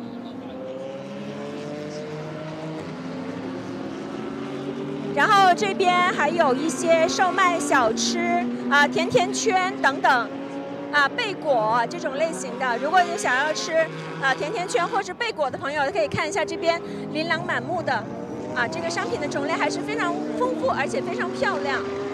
对，所以我们看到排队的人也很多。同样呢，在这个商贸区的这边的这个镜头，同样也是有一个大屏幕，可以让我们现场在这边稍作休息的观众可以能够非常直观的看到我们的一个比赛的现场的实况。感觉我们现场的观众今天都是大家非常的开心，非常的悠闲，在享受这样的一个赛事，在国庆黄金周的时候和大家共同度过。那这边就是有一些德式风味的这种小吃，包括烤肠拼盘、羊肉串等等香煎和牛肉粒，哇，闻着这个香味，感觉肚子都饿了。所以看到这个摊位前面也是非常的热闹。看来喜欢吃香肠的朋友就是喜欢吃牛扒的朋友也很多。OK， 我们继续往这边走一走。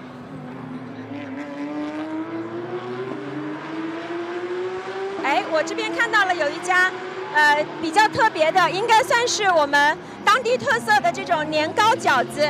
这里排队的人也很多这个年糕饺子店。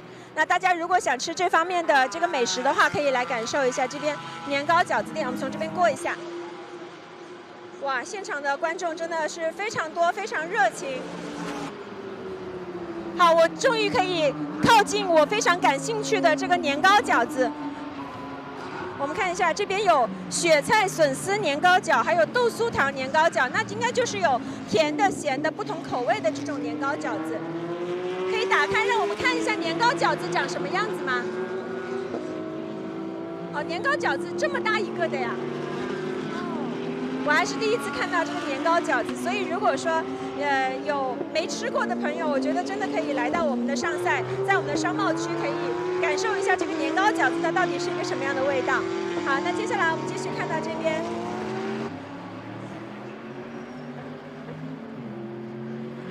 这边的摊位会售卖一些我们的这个纪念徽章，包括帽子，还有一些这种雨衣等等大家平时观赛可能会用得上的东西，包括这里会有一些非常可爱的这种定制的纪念品、纪念章，然后包括有一些钥匙扣这种娃娃之类的所以这些大朋友小朋友都可以在这里找到属于自己的喜欢的东西。OK， 接下来我们继续往下一个摊位。这边是德叔鲍鱼这家店我感觉排队的人也很多。我们看能不能挤进来看一下这里面有什么好吃的。这边有黑松露佛跳墙捞汁饭金汤佛跳墙捞汁饭，哇，感觉这里的老板都忙不过来所以如果说是对这个有感兴趣的朋友，喜欢吃这个口味的朋友，可以来这边看一看。OK， 我们继续往前走。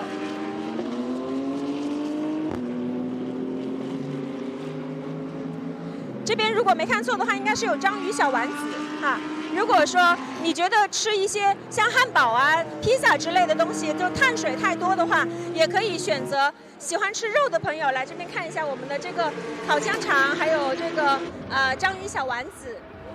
对，我远远的就看到这个章鱼烧，现场排队的人很多所以如果说喜欢吃小吃的朋友，可以来到我们的这个商贸区的摊位来找一找这个章鱼烧、章鱼小丸子。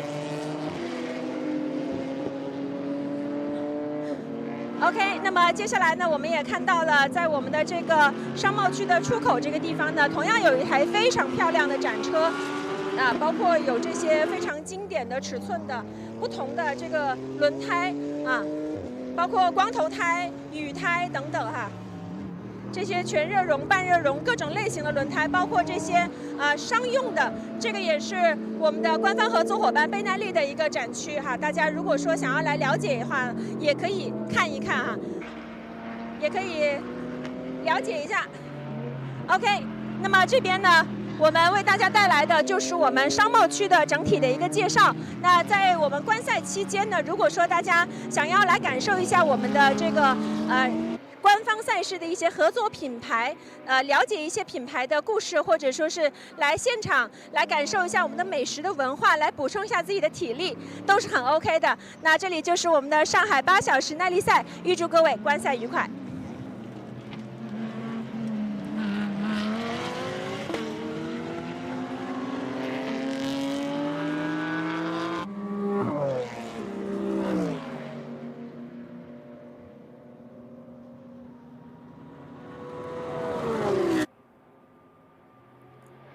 Big thanks to Kelly Dung for taking us on a guided tour around the Shanghai International Circuit on Shanghai 8 Hours Day. I'm so glad that I left my wallet in my bag because if I get a chance to go down there with my credit card, it will be maxed out with all the amazing stuff that's down there. Jake Sanson in the commentary box for the remainder of the Shanghai 8 Hours, along with Kelly Dung, Nick Zhang and Chloe Young down in the pit lane to bring you on-the-spot reports as it happens and interviews with teams and drivers throughout the course of the race.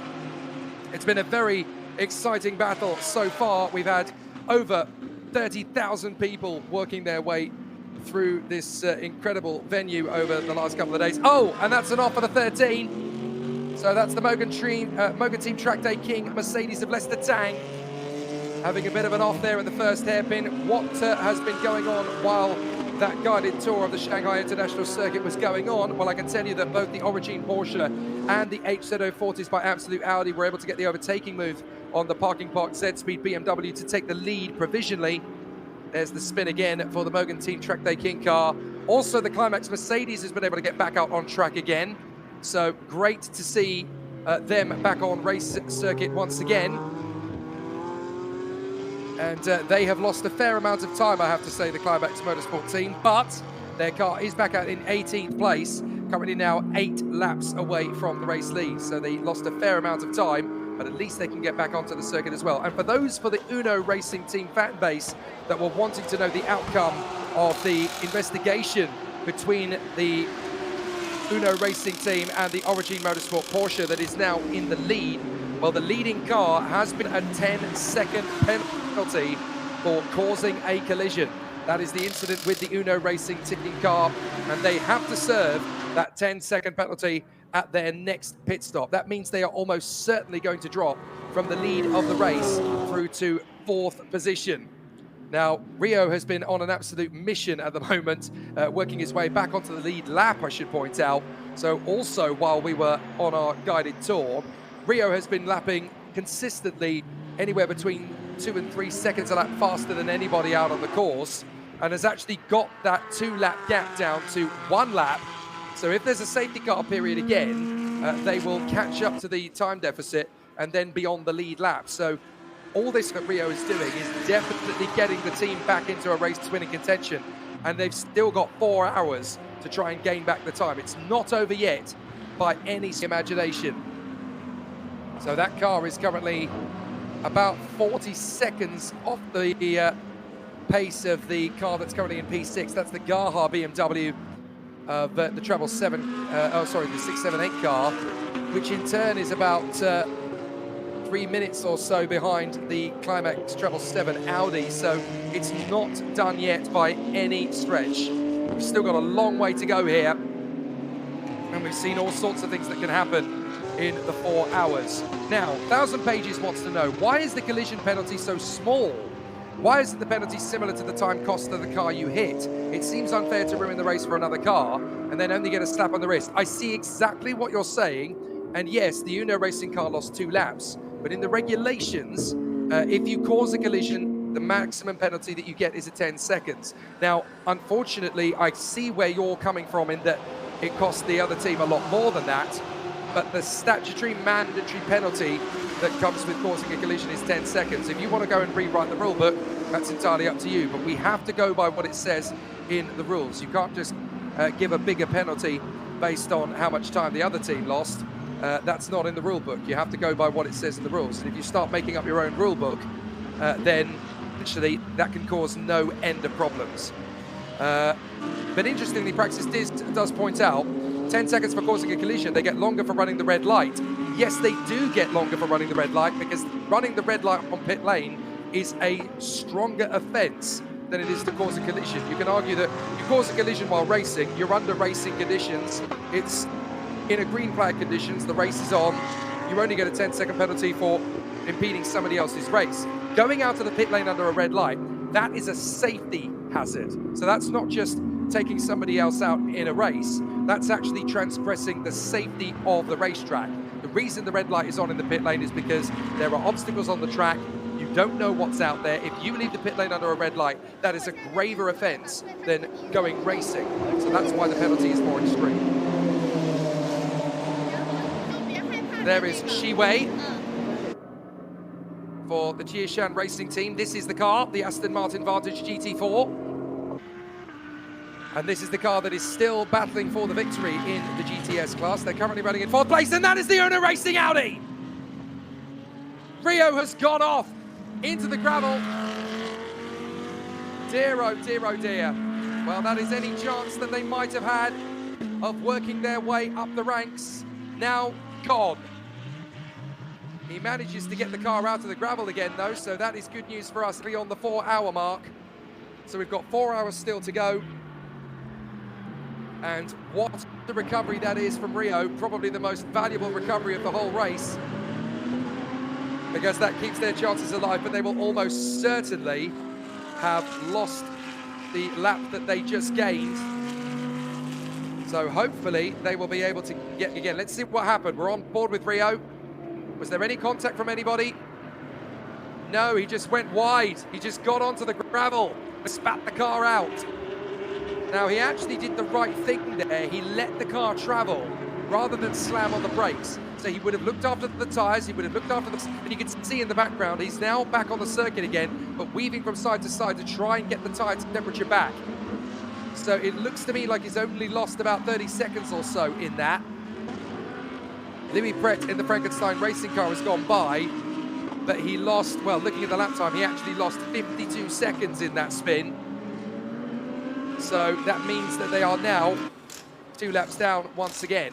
So a lot of the work that they did in that stint is now undone. But the hope is still there for Penish John Gracefire. Well, if we've learned anything, it's that a lot can happen in 4 hours. We've certainly learned that, and I wouldn't cry hell for the team just yet. If they had been stuck in the gravel, I would have said, well, that's game over. But they are not stuck in the gravel. He only lost 52 seconds, and in 4 hours, you can definitely make that up. So if they'd have been buried in the gravel, I would have said, well, that would be another 2 laps lost, and then that really would be the game over. But no, Rio managed to recover, and so the race is still alive for them. There's Louis Pret in the Frankenstein Mercedes that he shares with Zhao, and he has been consistently the fastest driver on track for the last few laps. And he's making about a second a lap to the leaders.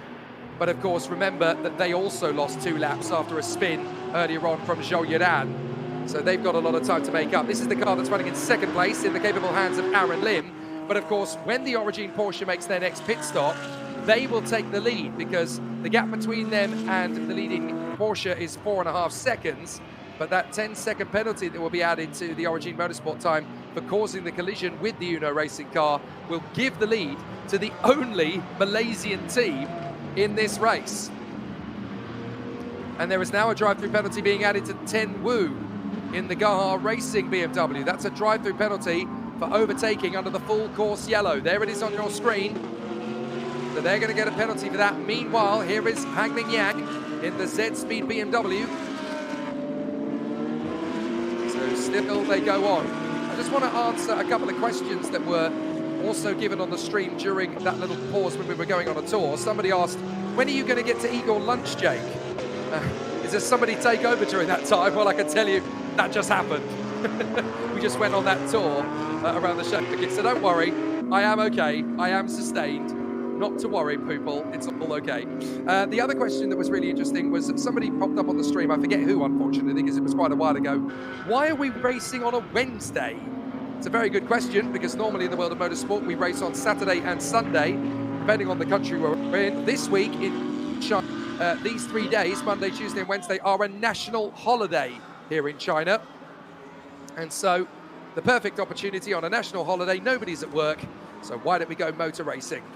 Great opportunity to enjoy midweek motor racing live and exclusive on your screens. We're the only race in the world, I think, live on a Wednesday midday, certainly in this part of the world, as Elvis gets himself ready to get behind the wheel of the Aston Martin for the Tieshan racing team. Liu Taiji gets out, Liu Peijie gets in. And this is the team that's still got a great chance of going for the victory in GTS. They're only 4 laps off the lead in GTS. That is Archer Wu in incipient racing. We know for a fact that that car has not had any issues go for it, but all it takes is one big difficulty.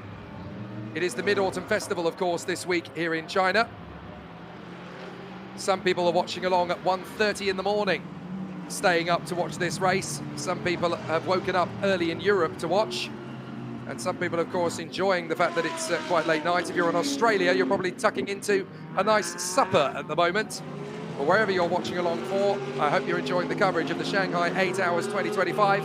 Jake Sanson in the commentary box with my team of amazing reporters, Nick Shang, Kelly Dong, and Chloe Yang down in pit lane. Big thanks to Top Speed for putting on the coverage of this race in collaboration with Race TV CN. Really are having a fantastic week here in Shanghai. And it's going to be a very busy week working with this particular TV company, because as soon as we leave here, it's on a plane to Bahrain for the first round of the F4 Saudi Arabia Championship, which will be taking place this weekend. A little bit more civilized, but there's nothing wrong with them as far as I'm concerned. More races on a Wednesday, please. So let's look at the way things rank as we go into the 5th hour. Nickel B wants to know the result of the investigation between Origin Motorsport and Uno Racing. Well, Origin did get a penalty. They will serve a 10-second penalty at their next pit stop for causing a collision between them and the Uno Racing team. People may think that that's not harsh and nutty, but at the end of the day, in the regulations, if you cause a collision, the penalty is a statutory 10 seconds. So they can't be given any more than that. The subsequent causes of the incident are absolutely irrelevant compared to what happens. Joe Sedunnery points out that it's 1:30 p.m. lunchtime in the west coast of Australia now. So yes, very fair point.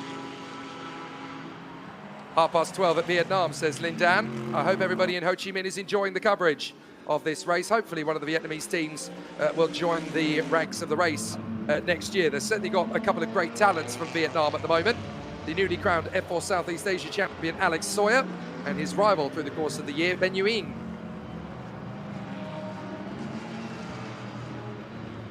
So still, the race battle's going on. Squad Chicane is loving the fact that at midnight in Texas, he gets to watch a race live midweek. Hope you're enjoying it so far. Let's talk you through highlights for the 4th hour of the amazing battle that we've had here in the Shanghai 8 Hours. Halfway home. So far so good then here in Shanghai. We've had an amazing battle for the first part of the race. It's been multiple cars that have been running at the sharp end of the field. We've had the parking park by Zenspeed. The BMW team from Gaha Racing have been leading at one point, as do have the Zenspeed Wuhan car, although that car is now stuck in the pit lane with a massive amount of repairs going on after a collision that they got involved with the Climax Mercedes. They're back out on track, by the way. They've been leading at one stage. So too has the 33R Harmony Ferrari. So too has the Origin Motorsport Mercedes. And currently, it's the Origin Porsche that's in the lead. That's the incident that took out the Climax and the 27 BMW from Zenspeed Wuhan. The latter is still in pit lane. The Climax lost 8 laps getting the car repaired. And still the battle is running in close proximity. The man with a mission in hour number 4, though, was Rio for the Uno Racing team, who's been carving through the field like wildfire, trying to gain back the 2 laps that were lost. Bit of a spin through the first corner for a couple of drivers, particularly though for the Mogan team track day King Mercedes. They managed to get going again, but then bits ago, this incident for Rio certainly halted the piece, but fortunately they did not lose too much time. 52 seconds lost. The race is still on for them. Thrills and spills and drama all the way in the Shanghai 8 Hours. 4 hours done, 4 to go, and unpredictability is still at the forefront of this fantastic race.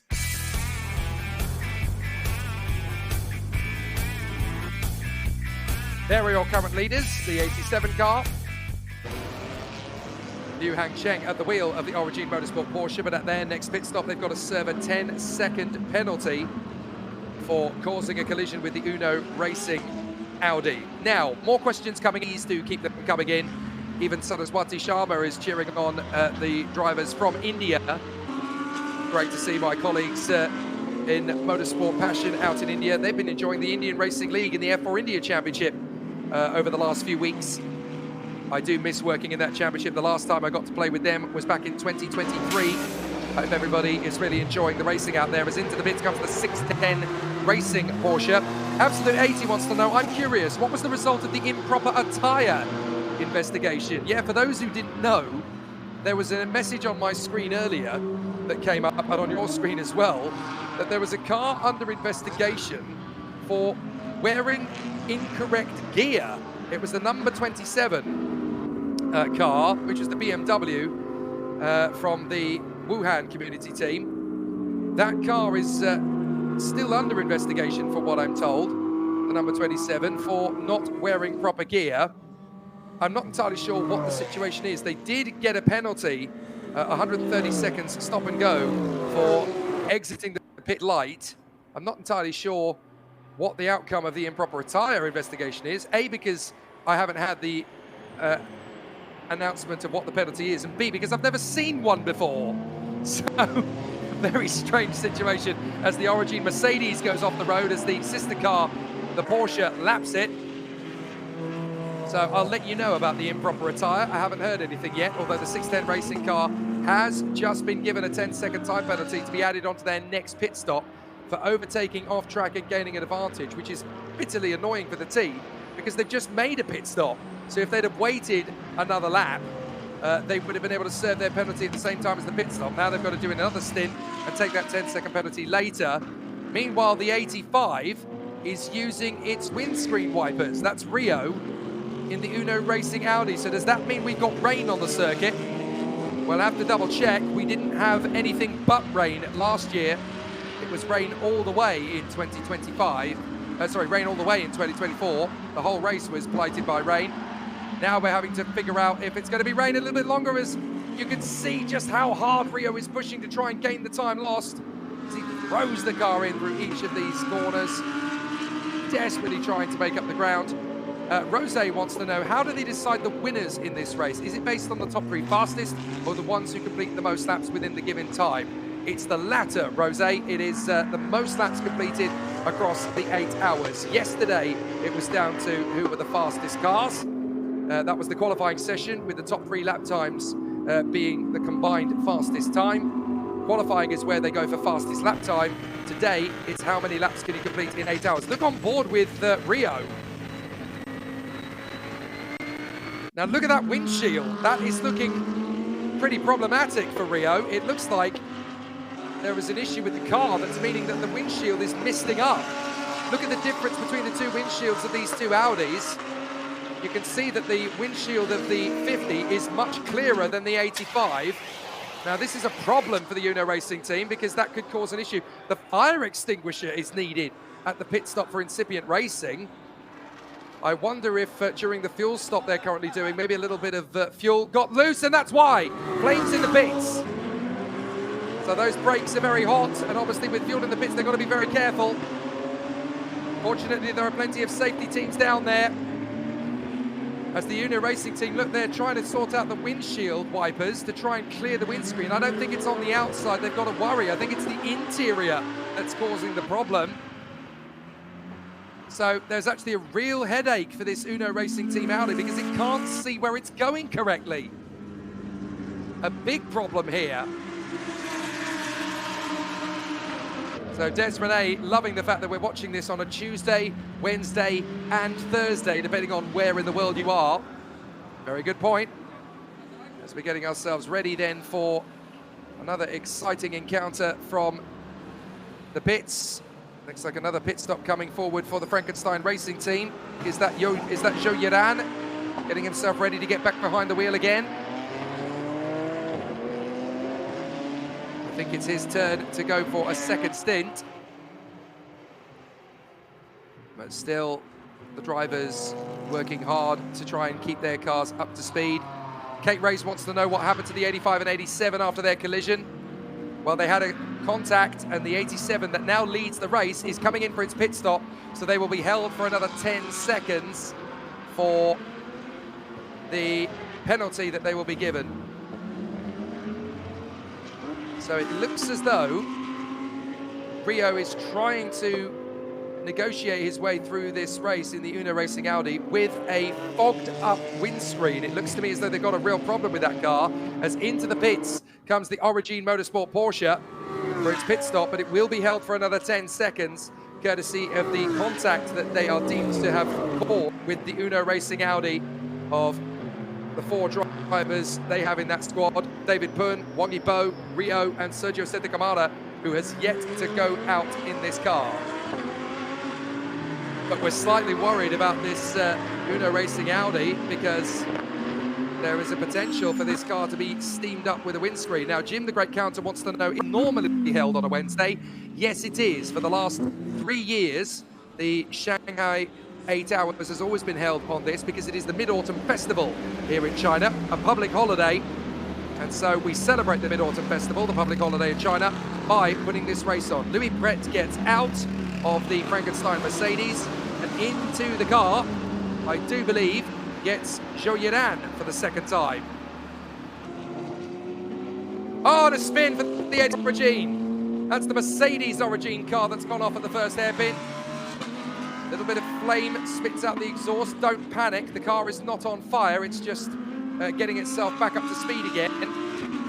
There was a fire in the pits for the 650 incipient, the 718 Ultimate Porsche.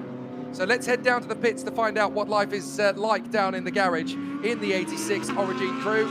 I believe our man on the spot, or our lady on the 在 spot, 赛 is 车 down 模 there. 拟器的这个体验区呢，遇到一位先生，我想采访一下，你从哪里过来？徐汇区。从徐汇。那你贵姓呢？姓杨。姚先生。杨木易杨。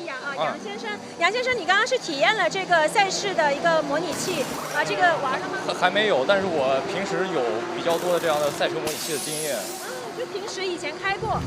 经常开。经常开。OK， 那你之前在其他的模拟器上有没有跑过我们上赛这条赛道？经常跑。也经常跑，非常熟悉这条赛道。对的，对的。那今天有没有给自己一个预期成绩是怎么样？2分10以内吧。2分10以内。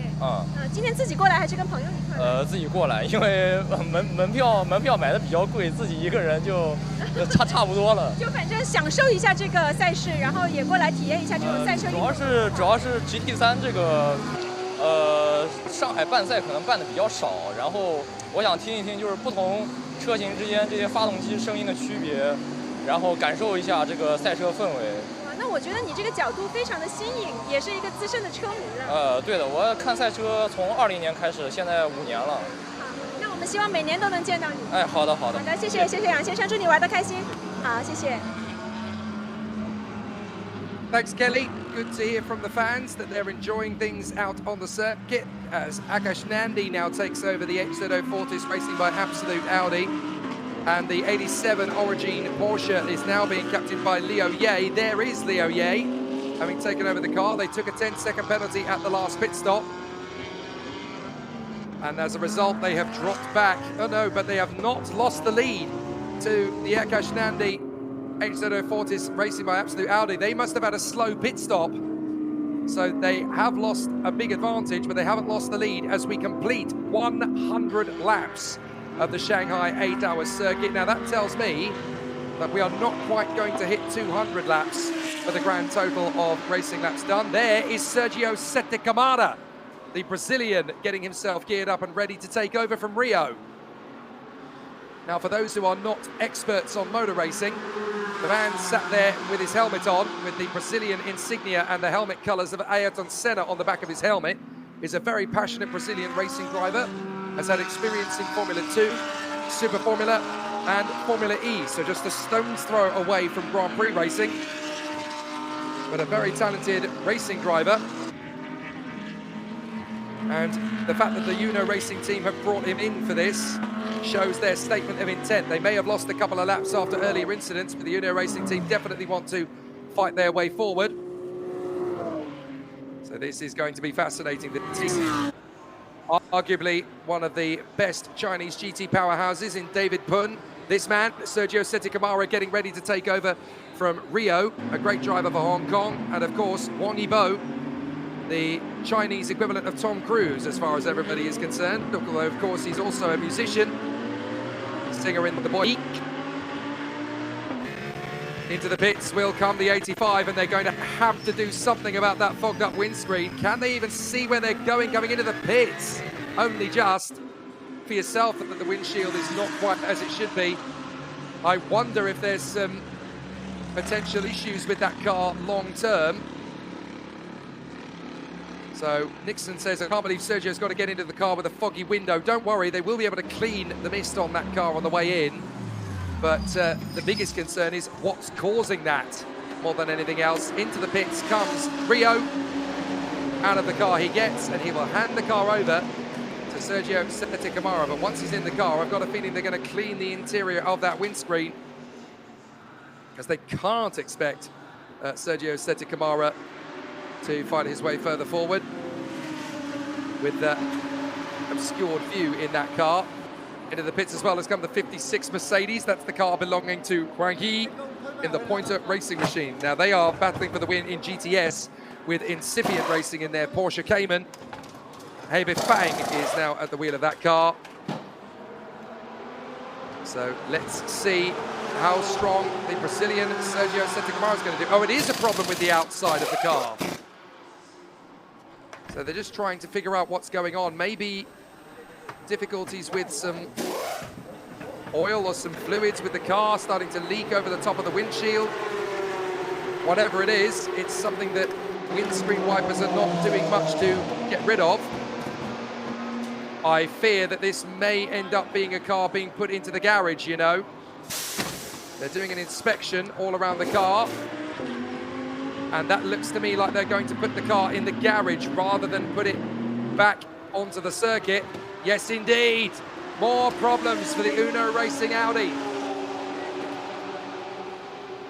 Well, dear, oh dear, oh dear. So, just as Sergio Sette Câmara gets into the car, they've got to put it in the garage. And there's problems too down at the 56 Pointer Racing crew. So they're in dire straits as well. So what is the battle for the lead looking like? Well, there are now 4 cars within 10 seconds of each other here in the battle for the victory. There are 4 cars left ultimately, as it stands at the moment, in the ultimate battle for the victory, and they come from 4 different manufacturers. We're looking at the Tieshin Racing Aston Martin, currently being driven by Han Dong-jun, another of the actors played racing drivers in this one. We can see there the long faces of Wang Yibo. Not just Wang Yibo, but also Rio watching on as well. Very disappointing to see what's going on there down at the Uno Racing Team garage. Very disappointing. So there's a lot of fans waving in the stands, but they haven't got a lot to wave about at the moment. Very disappointing indeed. So, the 4 cars that are now battling for the victory in this one are the Origin Motorsport Porsche that was the instigator of the troubles for the Uno Racing car, but they have already served their penalty, so they cannot be penalised again for that one. They're leading the race by 6 seconds now to Akash Nandi in the HZ0 Fortis Racing by Absolute Audi. Zhang Zhendong, the 4-time Chinese touring car champion, has taken over the Z-Speed Parking Park BMW in 3rd position, and they are locked in combat at the moment with the 33R Harmony Ferrari Garfield insignia, I kid you not, driven by Liu Gaixun. And those 4 cars are separated on track by just a whisker under 12 seconds at this moment in time. So it's pretty exciting stuff with 3 hours 37 minutes left of the Shanghai 8 Hours of 2025. Jake Sanson in the commentary box with Nick Chang and Chloe Yang down in pit lane. As there is the Tianchi Racing Team Aston Martin, currently being piloted by talented and very capable Han Dong-jun, one of the 3 major actors in this race that are also on their day off. And what better way to celebrate the Mid-Autumn Festival here in China than with a motor race on a Wednesday? I know, it's as exciting to me as it is novel to you. So we've got the 4 cars still on the battling away. Technically, there is another car just about on the lead lap, and that is the Climax Racing Audi Treble 7, but currently being driven by Yu Wei. But they are about half a minute back from the Ferrari. In the last 4 hours, we've had pretty much everything that could have happened in this motor race so far in those first 4 hours, bar a red flag. Everything else happened.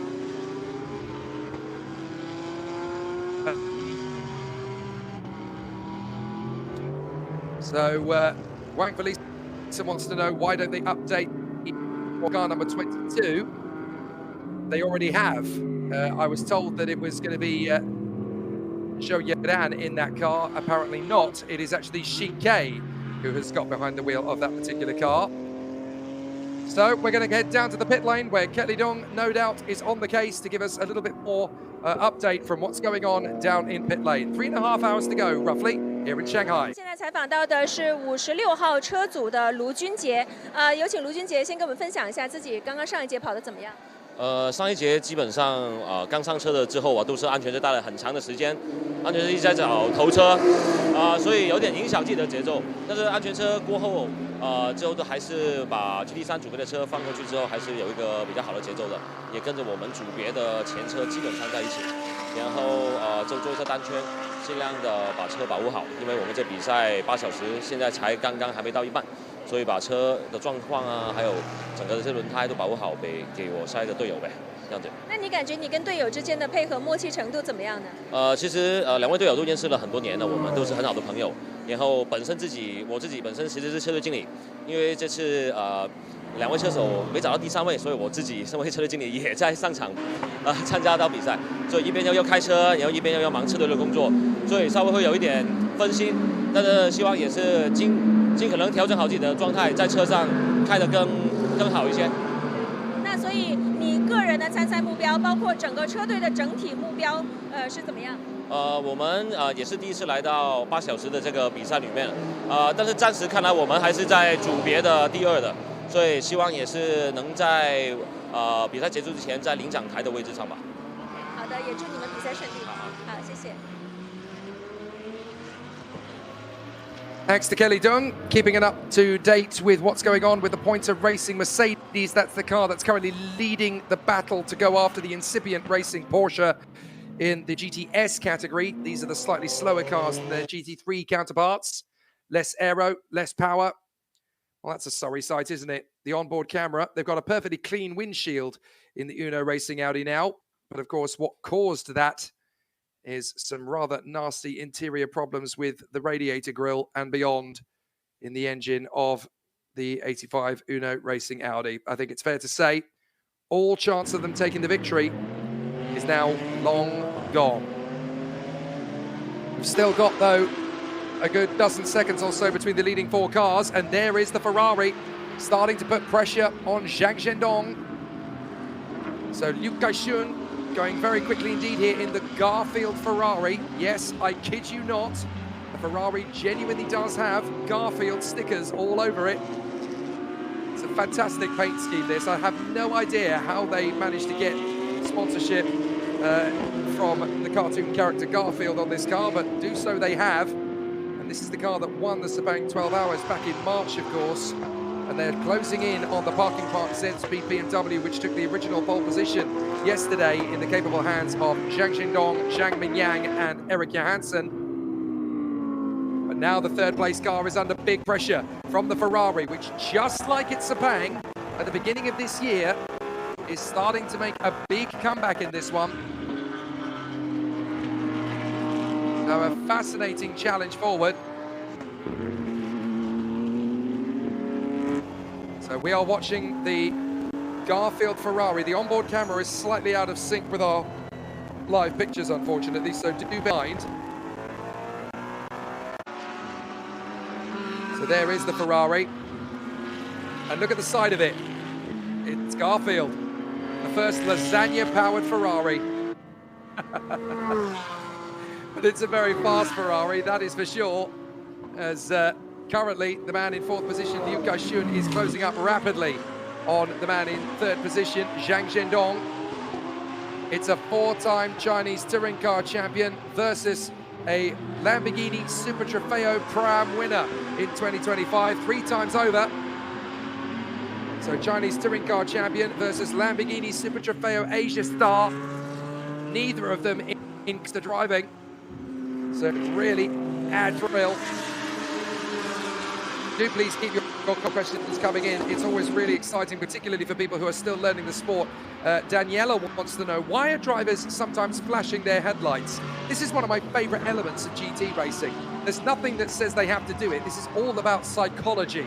The driver that's chasing the car in front uses the headlights to try and distract the driver in front. It's literally trying to catch them out, and they will try and trick the car in front to make them think that they're the car than them, to get them to get out of the way. But it's about whether you'll let that be a distraction to you or not.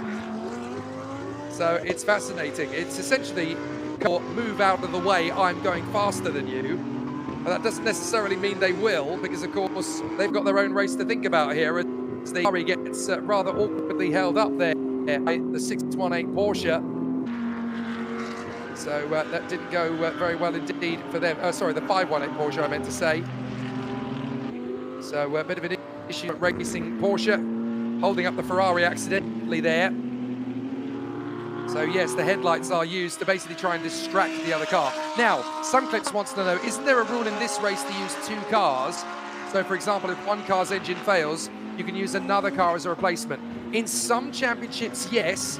In the Shanghai 8 Hours, no. I'm afraid you have to race the same car that you entered from the start of the race and finish with the same one. Now, I know what you're talking about, because in the Porsche Carrera Cup Brazil Championship in the Endurance, there is actually spare Porsches. So if your car has a mechanical problem, your car gets recovered to the pits, the Porsche team give you another car, and you can finish the race with that one until your mechanics get your original race car working again. That is not a rule that happens here. You have to race with the car that you started with, and you have to finish with that same car. So I'm afraid that regulation is not a place here in the Shanghai 8 Hours. So all of the drivers and the car have to endure the correct race distance. You cannot have a spare car. So down at 33R Harmony Racing, there is a great battle for the victory. This is the Climax Racing Audi, which is about half a minute behind them. New wave for Climax, still trying to keep the chances of the victory alive. So let's try and figure out what is happening as we head down to the pit lane to figure out the latest on what's happening down at Climax. 好的，我们现在采访到的是777号 Climax Racing 车组的李东升，我们来分享一下。李东升，刚刚这一节你觉得自己跑得怎么样？还是比较顺利，途中经历了双黄旗和安全车，但是圈速各方面都还比较稳定。是，那就是其实感觉自己今天的发挥还是比较稳定的，是吗？是这样，因为今天我一共有2个 stint 要跑，第一个 stint 由我来发车。当时车队的策略是给我最重的油，还有最旧的胎，所以在发车的过程中呢，其实并不是很顺利，掉了一些位置。因为当时其实我们是把最困难的条件放在了最前面，但是这就是我们今天策略的一部分。随着比赛的进行，我们的整个条件都会好转，所以大家在圈速上和在比赛的整个配合上都会一点往前进。希望你们越跑越好，渐入佳境。谢谢，希望大家都一切顺利。谢谢。好的，谢谢您的分享。好，谢谢。Thanks, Kelly. Having a nice conversation there with Li Dongsheng of the Climax Racing team. They're currently running in 5th position, that car. So there's still a good opportunity for them to try and go for the overall podium. Sadly, there is now no realistic chance for the Uno Racing team to go for the overall podium. Their car, along with the Mogan Team Track Day King Mercedes, are still sat in pit lane in the garage trying to repair the damage that has clearly been had to that car. I don't know if it's related to what happened with the 87 Origin Porsche or whether it's a completely separate incident. It's something with the front of the car, so that tells me that it might actually be a completely different incident. It's something else has gone wrong with the car that probably would have gone wrong with the car anyway. So where we currently are in the situation, we've got 4 cars battling for the victory, covered by 15 seconds. The Origin Porsche leading the way. Second is the HZ040s by Absolute Audi from Malaysia. Then it's the Parking Parks BMW, which was originally on pole position. They're currently now 3rd. That's a great sight. The Uno Audi's getting back out again. Just in behind the Parking Park Z-Speed BMW is the 33R Harmony Ferrari. Listen to the crowd. Back into the race goes the Audi, much to the joy of the crowd. The crowd almost making more noise than the Audi as it came back out onto the circuit again. So they've clearly fixed it, and back on track goes the pink Audi of the Uno car. Mind you, I don't think it's going to be out for long. Oh, look at it. Trailing fluid out of the back of the car. No, I'm sorry, this isn't going to be a good result for them at all. There's still some kind of leak from that when it came out of the pits, and it's still leaking fluid. I think this is going to be one lap and then straight back into the pits again. Let's ride on board with the 85 of Sergio Sette Camara. Let's listen in.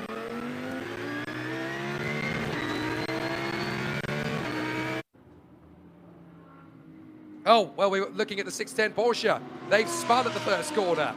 Now, that tells me that the fluid that's been left down by the Uno Racing Audi, oh, there's a lot of it, because they've spun once and they've spun again.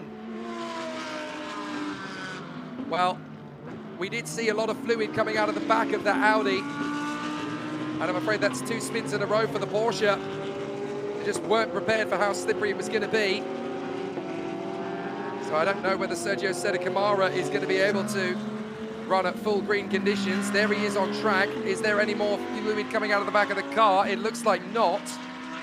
But certainly they lost a bit of fluid at the first couple of corners.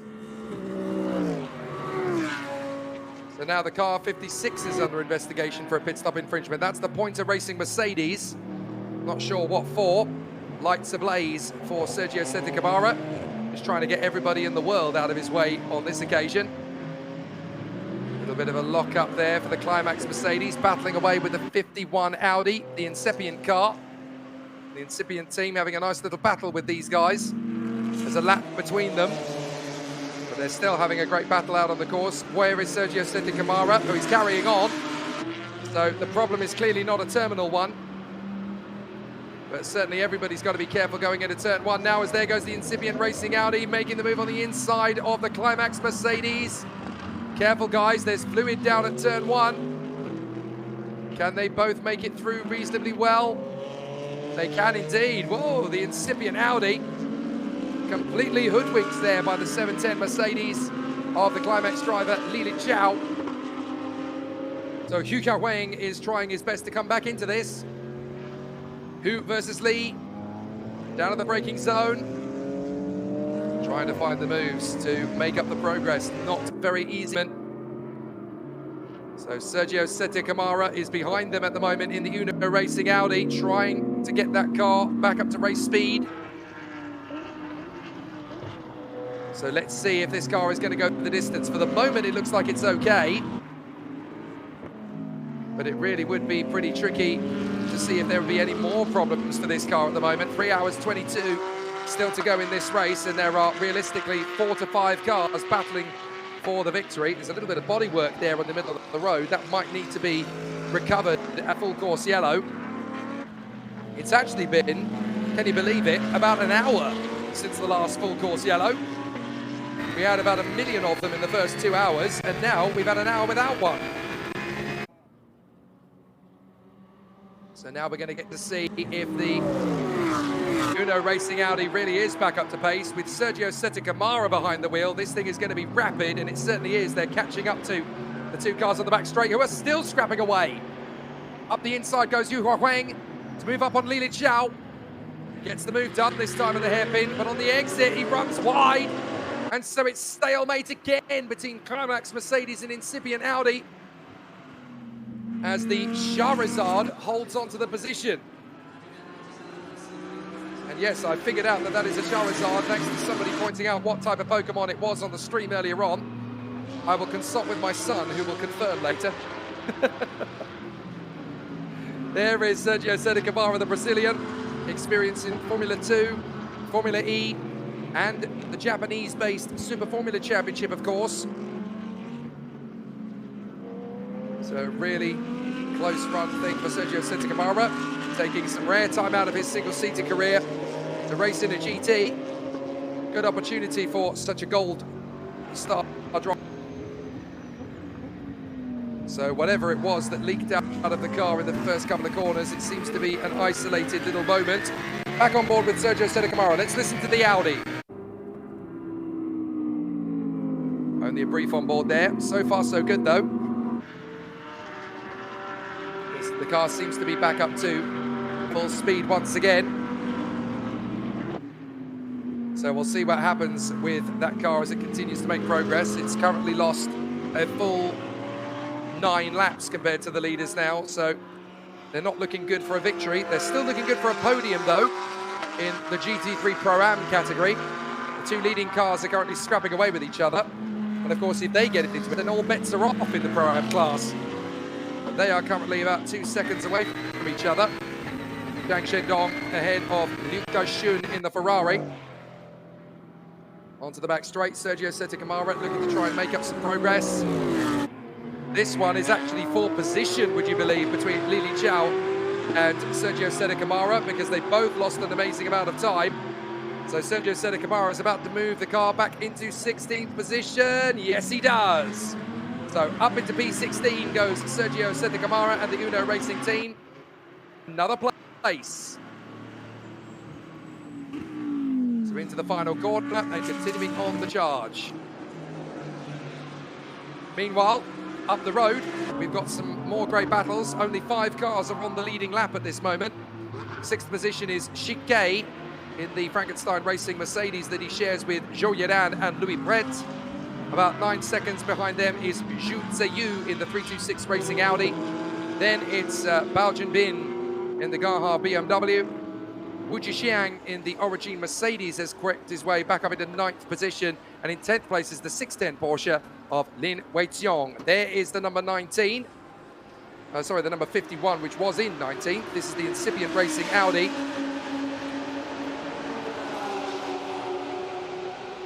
And the driver's getting a driver change in there to try and continue the progress forward.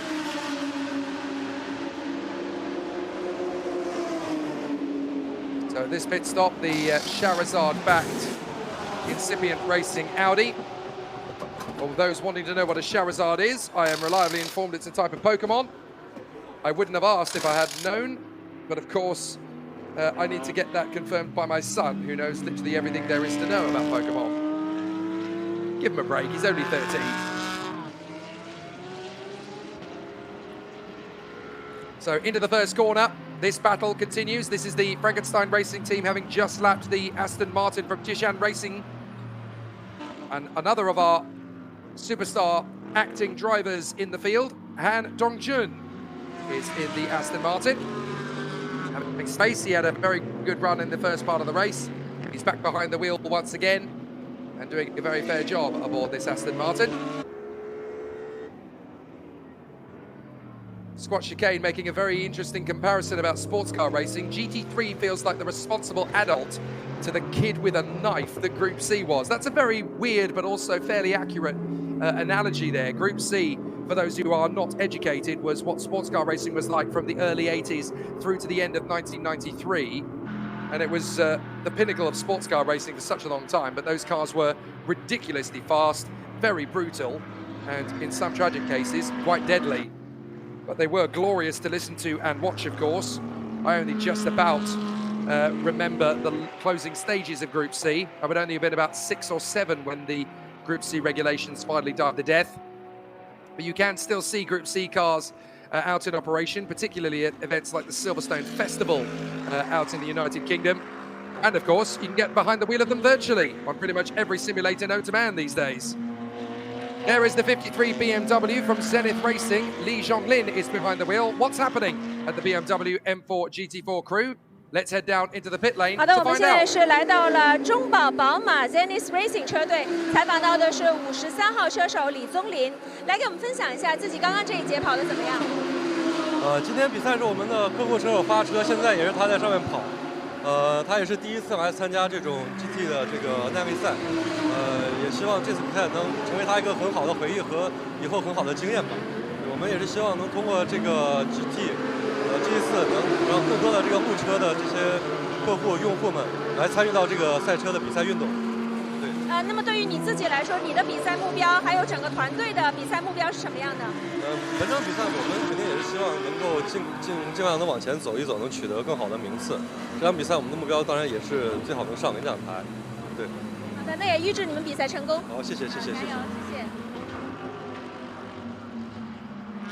Great to hear from Kelly Dong, doing her best down in the Zenith Racing pit, learning more about what's going on for each of the individual teams, sharing duties, of course, with Nick Shang and Chloe Yang. And great to hear such fantastic insights from the teams. There's also a really interesting trend, of course, about motorsport in this part of the world. We're seeing a lot of great movie stars and television personalities racing in this race, from Wang Yibo to Zhao Yiran to Han Dongchun. But there's been a bit of a trend of motorsport on the big screen and the small screen in this part of the world for many years. You've got many television series in anime form, such as X-Driver, Arrow Emblem, Yoroshiku Mekadoku, the likes of Goddamn, Wangan Midnight, the Racing Brothers, Let's and Go, of course, Baribari Setsu, which is about motorcycle racing, and of course everybody's favourite pint-sized hero, motorsport Kapata. So a lot of these drivers would have been inspired from the cartoons back in those days. And of course nowadays we've got new cartoons for the younger generation, such as Overtake and High Speed Etoile. There are 8 movies that have come out of late, such as Saichi Chun-Chi, which is known to English-speaking viewers as Racer Legend. There's also the television series most recently, Huazhongku Ji Gui Yijing, which is also, of course, translated into English as The River on the Far Side, I do believe. I may have translated that incorrectly. There are some great movies in this part of the world. Redline, Speed Racer is still very much Japanese nodded to the front end. Full Throttle and its sequel, Pegasus and its sequel, Thunderbolt, which is of course a Jackie Chan movie from back in 1995. And then you've got the likes of Speed Angels, racing in Radicals, Overdrive, which is the 2 brothers, Japanese in origin. And then of course there's the fantastic Taiwanese movie that came out a few years ago, Nejar, which is one of my favorites actually. Really love the Asian motorsport movie scene, and great to know that there's going to be quite a few movies coming, of course, the way things are currently going, because if people like Wang Yi and Han Dongchun, along with Zhao Yiran, are going to be racing for real, it's not going to be too long before they won't come up with stories and plot devices for a Chinese motor racing movie. I'd be up for that. I'm sure all of you would be too. There is Akash Nandi, the Malaysian, in the HZ040s by Absolute Audi, running currently in 2nd position, having a really solid run up to the left-hander. Now, interestingly, there is a pit stop infringement penalty going to the number 85 car. That is the Uno Racing Audi. But don't panic, folks, because it's only a total of 0.117 seconds for a previous pit stop, so that's not really noticeable at all. There's also going to be a penalty added of a similar amount to the 87, which is the Origin Motorsport car, of 1.02. That basically means those pit stops were slightly would have been earlier on in the day. So those penalties have obviously got to be applied later, so they will be. Of course, for the Uno Racing team, they won't notice 0.1 of a second. The Origin Motorsport team might notice a second additional in the pit stop, but I doubt it. So there is Zhang Zhengdong, and there is the Ferrari of Liu Kaishun, the Garfield insignia on the 33 Racing Ferrari. This is the car, of course, that took the big in the Pang 12 hours a year.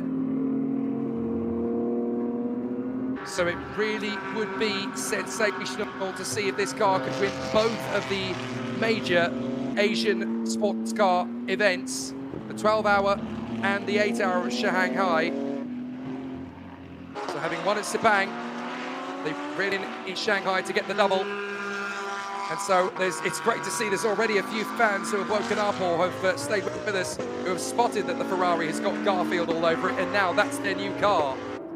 Irish points out that car should now be known as the Ferrari. I like it. More great nicknames like that, please. So, Miss Kenny Johan wants to know, has the Uno come back out on track? It has indeed. They're getting back up to speed again after a little bit of a scare for mechanical maladies. Sergio Seta Camara is currently lapping about a second a lap slower than the race leaders. Oh, that's the Origin Mercedes. They've gone right off the road there, and that's embedded in the gravel. Now, that will help a lot of teams out because that car's going to be beached. And what that is going to give us is a full course yellow. Oh, that's a big spin on the way into turn 2. So big problems there.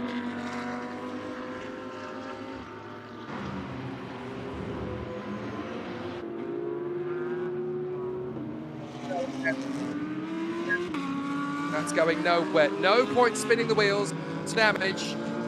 Now that you know the car can't go anywhere, do not hit the throttle again. Those stones are going to go into the internal workings of the car if you keep trying to spin the wheels. And that's going to be a nightmare. You do not need that. There goes the number 15 level motorsport car. Still leading in the GTS Silver Ram class. Changqin Shang at the wheel of the level Mercedes at the moment. So 991 wants to know, is there podium by categories too, or just in general? There are multiple podiums that we will have at the end of this race for each of the individual categories. So we're going to have several categories all the way. We're going to have overall, and then the team's champions podium. Then we'll have the GT3 Prime, the GT3 Silver Am, the GT3 Am, the GTS Silver Am, the GTS Am, the GTC, and the TC podium. Although, of course, there will be no TC podium because the one car that was in that race has not made the finish. So Shanghai has come out of the Frankenstein racing car, and that looks to me to be Zhou Yiran. So that is Zhou Yiran getting behind the wheel of this Mercedes. Time to get in. It's all very dynamic, isn't it? Watching him rush to the pit lane and then work his way back in. Apparently, I'm told that the driver ID switch is actually broken in that particular car. Of all the things in the Frankenstein racing car, that's probably the most mundane of things that could break. So Joe Sedunary asks, maybe gravel from Rio's beaching was the reason for the filter being blocked? Very possibly. Yeah, that's a very good spot.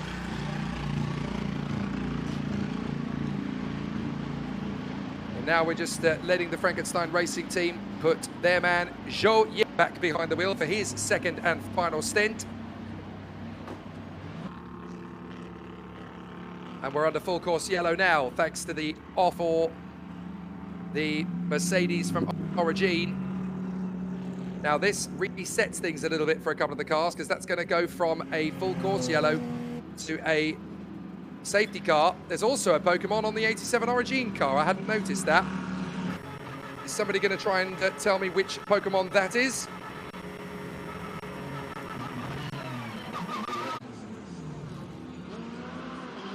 So very exciting stuff at the moment for the contenders in this one. As it comes the current race leader. Pokemon are very feisty things, and it's clearly pulled its punches over the course of this race. One man gets out, another man gets in. We'll tell you who it is very shortly. So who would have thought I'd be sending my son pictures of Pokemon on the side of racing cars? Don't worry, when he wakes up in about an hour or so back home in England, he'll be able to tell me exactly which Pokemon these two are. And then I'm going to get an essay from him about what their capabilities and abilities are. Too right, son. Into the pits comes the HZO Absolute Fortis. Use the opportunity of a cheap pit stop. That will really benefit them. The Rain Delcano tells me, Luke Puff, okay, I'll confer with the man who knows, my 13-year-old son, and we'll confirm with you. We'll get back to you on that one.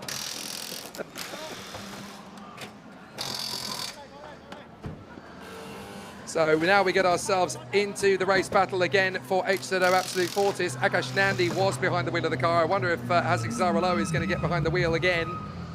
In comes the 610 Porsche. also in comes the Harmony Ferrari of Liu Gaixun. Interestingly, Zhang Jindong in the parking park by Z-Speed BM not come in. Now that could backfire on them badly, because if we get the safety car imminently, then that's going to bring things back to the right for the other three. Well, there goes the Mercedes, having now been recovered from the gravel. Yes, now you put it on the racetrack. Now you've got to keep the engine going. Come on, come on. Reverse, 3-point turn, mirror, signal, maneuver. Remember what they taught you in your driving lessons. Oh, there's a big problem here. This car could get beached on the curb if you don't keep your foot in. Well done. So good recovery there from the 86. Not easy to get these cars turned around as well. They've only got a certain turning circle. And look at the gravel that has been deposited from that car. And there's more damage than meets the eye there. You can see from the right rear quarter of that car, big damage to the Origin Mercedes. Smoke billowing out of that car as the wheel rubs on the bodywork. I wonder if that's a slow puncture that sent them into a spin in the first place. And look at what it does to the rear spoiler. The vibration that it sends through that spoiler. You're going to have to wave everybody by. The leader to take and get a penalty. So they've got to wait for the command to go by. Yes, you can. Yes, you can. Because they are limping. But still, he doesn't want to incur a penalty. He doesn't have to. Only till he gets the command will he actually make the overtaking move, which he does now. But yeah, bitter disappointments there.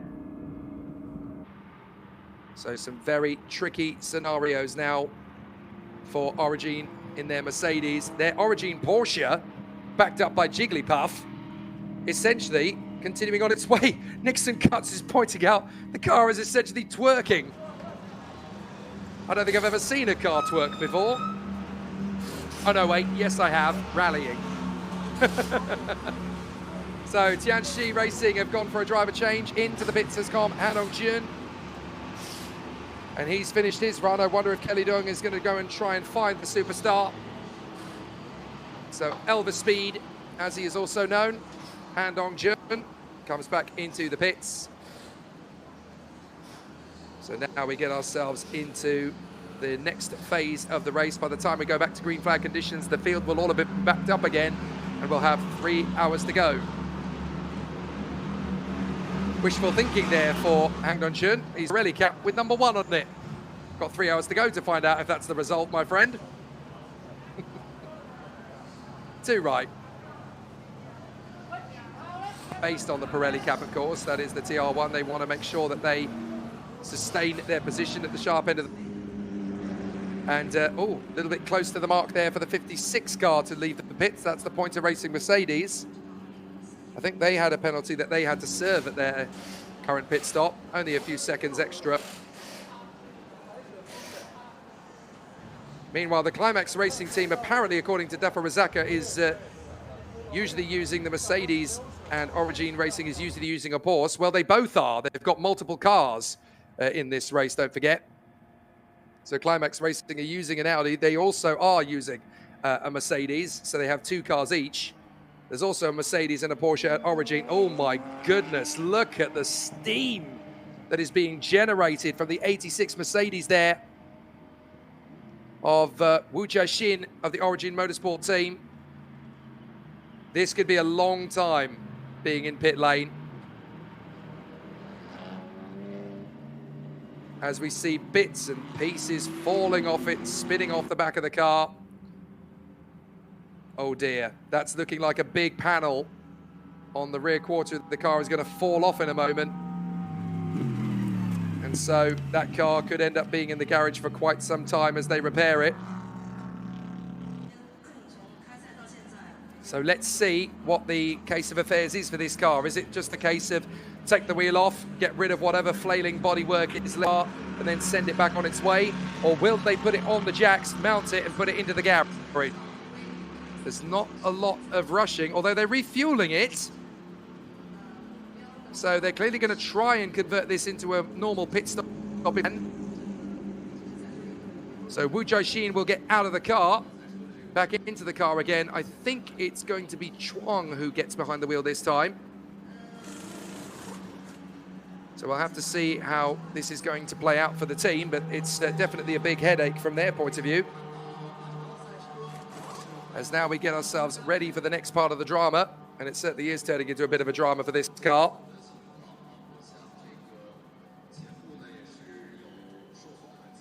By the way, at the last pit stop, we had a fair few driver changes. Bob Yuan got behind the wheel of the Origin Porsche.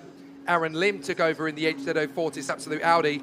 And David Chen, the man who set the fastest lap of the race, is now back behind the wheel of the 33R Harmony. Time for some fireworks, Garfield style. They're now going to double check to see whether this car is fit for racing. Well, they look like they've done some work to the back of the car. No, they haven't. Not enough then. So the safety car has now been called. We've converted the safety car out of the full course yellow. And that is the end of hour number 5. We've got 3 hours to go here at the Shanghai 8 hours, as the safety car has now found the leader. So 5 hours into the encounter, the Shanghai 8 hours has once again delivered some exciting battles, both on and off the track. Not everybody's found it easy, but we've certainly found it entertaining. This Mid-Autumn Festival giving us a rare sight, a live action motor race of 8 hours for GT3 and GT4 cars on a Wednesday. A nice novelty, and hopefully it will give us a very exciting conclusion as well. The battle will take us all the way to the checkered flag. We've got 4 cars still in the mix for the win. Parking Park by Z-Speed in their BMW, Gene Motorsport in their Porsche, the HZ040 is by Absolute Audi from Malaysia, and the 33R Harmony Ferrari that took the victory at the beginning of the year in the Sepang 12 hours in Malaysia. Can they make it back-to-back victories across Malaysia and China? We're about to find out in the last 3 hours. Good run so far from the Jiaxin racing team. For Aston Martin, their chances of taking GDS victory are not done yet. They've had some headaches, but you've got to keep the faith if you want to reach the finish line first. So the safety car has found the race leader. We're certainly not going to get the same weird shenanigans that we had earlier on. Well, but Eric Johansson has just got back into the Parking Park by Z-Speed BMW. So we're going to see some fireworks from him as well now. With David Chen and Eric Johansson getting back behind the wheel of their cars, we're in for an exciting battle. And Eric Johansson, I've noted, is the BMW about 3 cars down the line from Bob Yuan in the Origin Porsche, as there is Louis Pret getting himself ready to get back behind the wheel of the Frankenstein racing car. Well, they've only just changed drivers for Zhou Yidan. So it looks to me as though Zhou Yidan is going to spend a very short amount of time in that car and then come back in again. So clearly the team knows that they've still got a relative chance of going for the overall victory. They want to maximize the time for their superstar drivers in the car. So Zhou Yidan is going to bring his car back into the pits by the look of it. Wu Jiaxin, in the Origin Mercedes is already in pit lane, as of course is Li Liqiao in the Climax Mercedes after their damage. So we've got 2 Mercedes cars now in the pit lane with big damage after what's been a miserable day at the office so far for the Audis. But there are still 2 Audis in the mix. The HZ040 is racing by Absolute Car from Malaysia, and in 5th position we've got the Climax Racing Audi, which is now only going to be about 9 seconds off the back of David Chen's Ferrari. 5 cars all on the leading lap in the mix for the race victory now. This is going to be a fascinating 6th hour when we go racing again. So let's go order at this moment in time, as into the pits comes Zhou Yidan to hand his Frankenstein Racing Mercedes back over to Louis Pret. So how'd he get?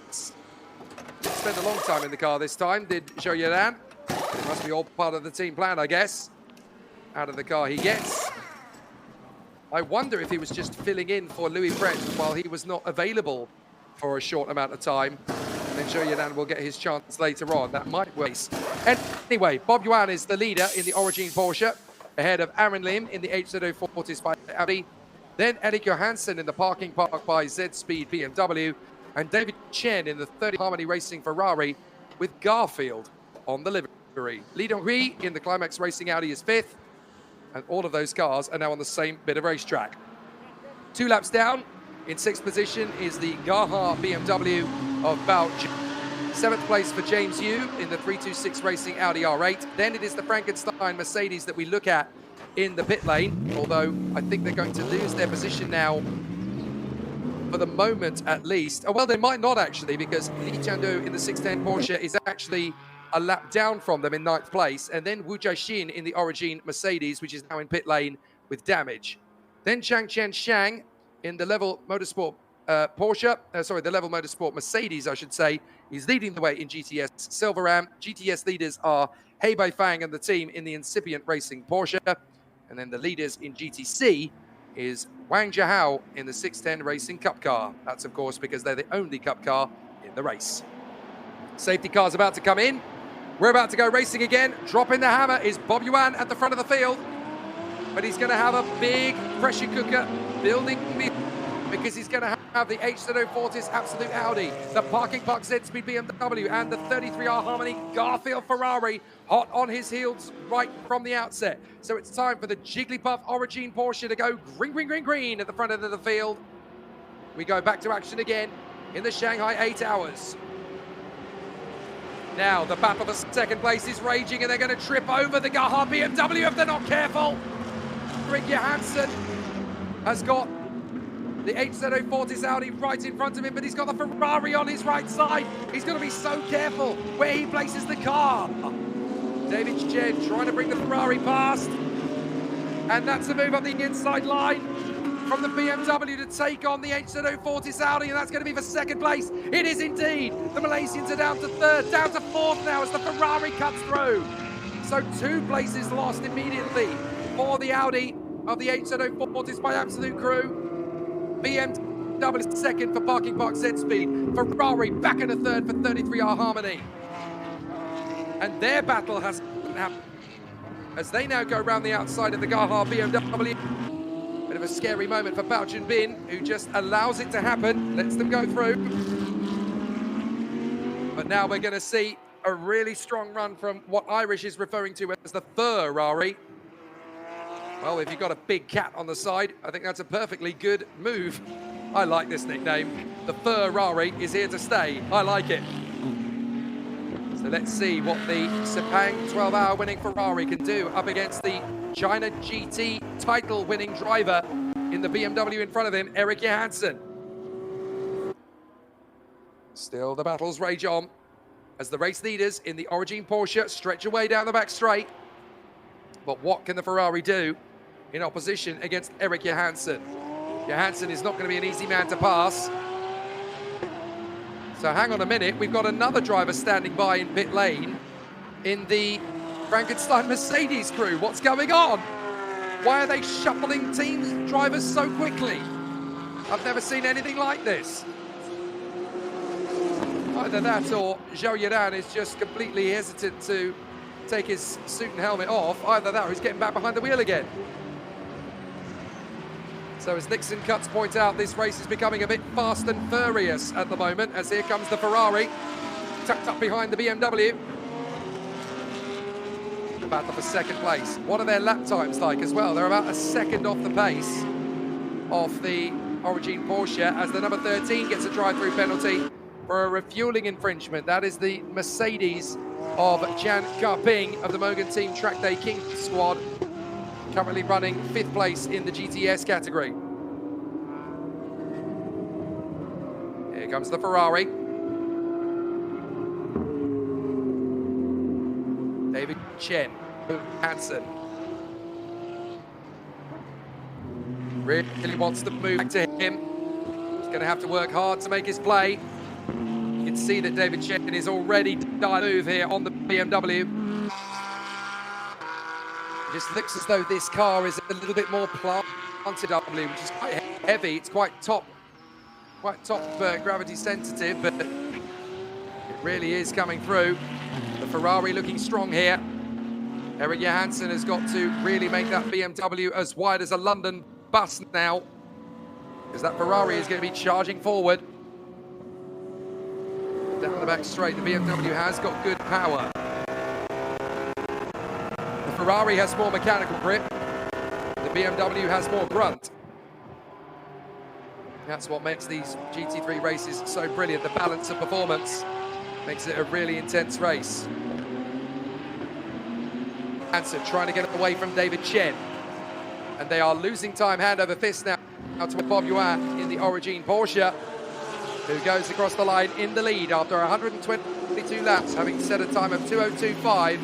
These guys are going quicker though. Eric Johansson's just done a 2:01.8 to get that time down by 0.7 of a second. The gap is now just under 4 seconds. So the BMW just taking a little bit more time to warm up the tyres perhaps than the Porsche. But if he takes the Ferrari along for the ride, this is going to be fascinating.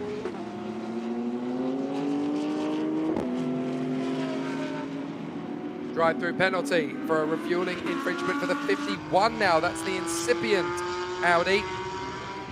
So Yang Xiaowei will be seething, having to take a drive-through penalty on his stint, but that's exactly what's got to happen. And still the battle going strong here for second place. Johansson trying to close in on Bob Yuan in the Origin Porsche. Everybody's setting 41.4s in the top three in Sector 1. There is the absolute Fortis Audi under some pressure now from the 50 Audi that's trying to unlap itself. That's the car from James Yu in the 326 Racing Team car. And you can see the psychology from Eric Johansson. Got his headlights on, he's trying to coax Bob Yuan into making a mistake, which comes elsewhere. The 678 BMW drops in, that's Bao Junbin for the Gaha team. So Bao Junbin has gone off there, and that's going to be another full course yellow, because the car's gone very far into the gravel. That car's not moving, not without help anyway. How did it happen? Oh, contact with Sergio Setta. Oh dear. And that's gone in the barriers hard. That's going to be potentially race damage for the 678. And as a result, I'm afraid that could end up being a penalty. Sergio Setta Camara has big damage to the right side of the car as a result of that incident. And I'm afraid if there's a penalty going to the Uno Racing Audi, I think it's arguable that it's bang to rights. I think it might be their turn for a 10-second penalty now, causing a collision. Certainly the 678 crew are going to feel that they were hard done by. Let's look at it again from on board. Sergio Setta Camara trying to go round the outside. It looks good until bang. You can see the contact on board. You can feel the way the car lists, and then, oh, yeah, that's difficult. I think it's going to be unavoidable, really. Well, the BMW is still moving. We're under full course yellow. Then we'll go safety car. But that gives the Z-Speed BMW and the 33R Harmony Ferrari an even better chance of closing in on the Origin Porsche.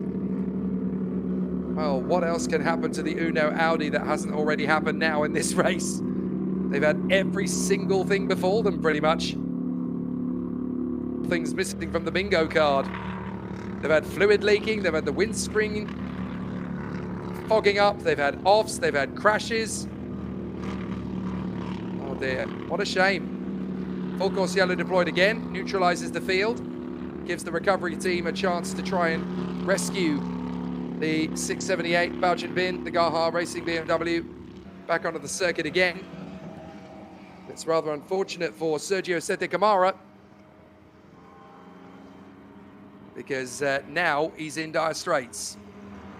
And it's a very good that will be an investigation.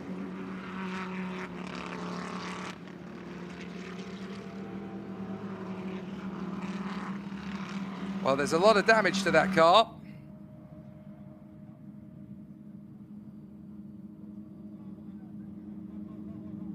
But they're going to be limping back to the pits. Look how close the Ferrari is getting ready for this restart behind the BMW.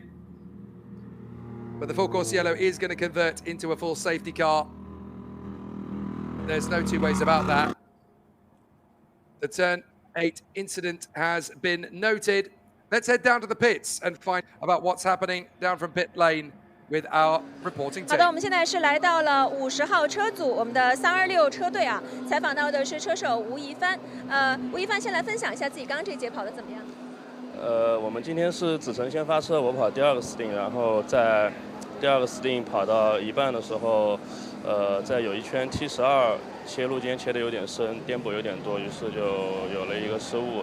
其实还是挺可惜的，我确实不太能接受自己犯这样一个错误吧。然后轮胎也有损伤，于是就调整了比赛策略，跑了一个 double stint， 然后用了第2套旧胎跑完。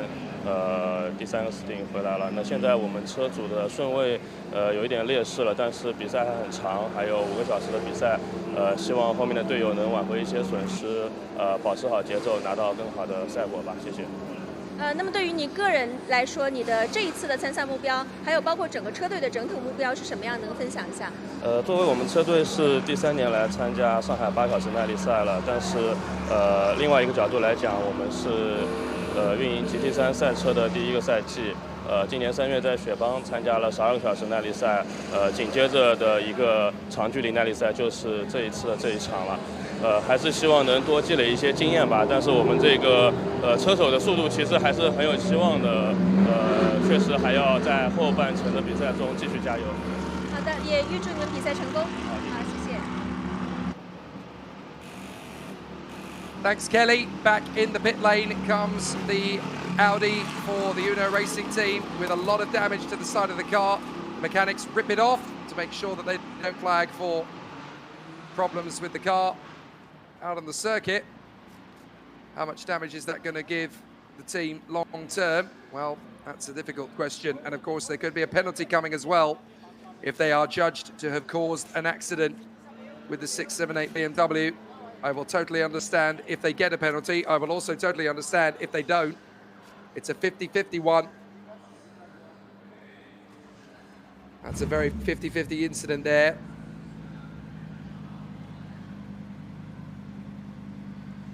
So they've got the car started again. But will this car actually make it to the finish the way things are currently going? The fans are certainly hoping so.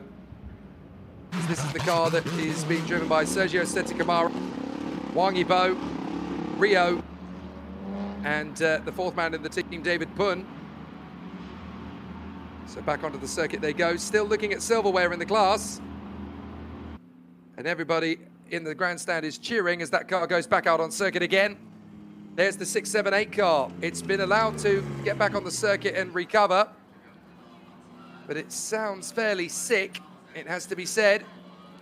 So coming down pit lane then comes the 678 BMW. That's the team from Gaha Racing. And their man, Bao Jinbin. We've got the level Mercedes in. The Level Motorsports Mercedes car that currently leads the way in the GTS Silver Ram category. Second place is the Zenith Racing BMW, 4 laps back. And then in third position, a further 10 laps behind them, is the Gaha BMW for Liang Jiatong. So their GT4 car is certainly not having an easy time either. Neither is the GT3. They're looking underneath the GT3 Gaha BMW just to see if that car has actually got any chance of moving further up. But certainly not easy the way things currently are. And there is the 56 Mercedes, having a much quieter race by comparison. This is the car that currently is battling for the victory in the GTS category. The Pointer Racing Mercedes, second in the class. Wang Weibo is at the wheel of the car at the moment. So we'll have to see how things continue. But at the moment, it is the Origin Porsche that leads the way, with Bob Duan at the wheel. Eric Joachim Bob by Z-Speed BMW M4 second, right in front of the 33R Harmony Ferrari of David Chen. Then it is the HZ0 Fortis by Absolute Audi for Aaron Lim, the Malaysian team, running in 4th place and running second in the Silver Ram class of GT3. Then we've got Li Donghui in the Climax Racing Audi, ahead of James Yu in the 326 Racing Audi. And then we've got Louis Pret in the Frankenstein Racing Mercedes, Li Tuando in the 610 Racing Porsche, and Bao Jinbin in the Gaha BMW.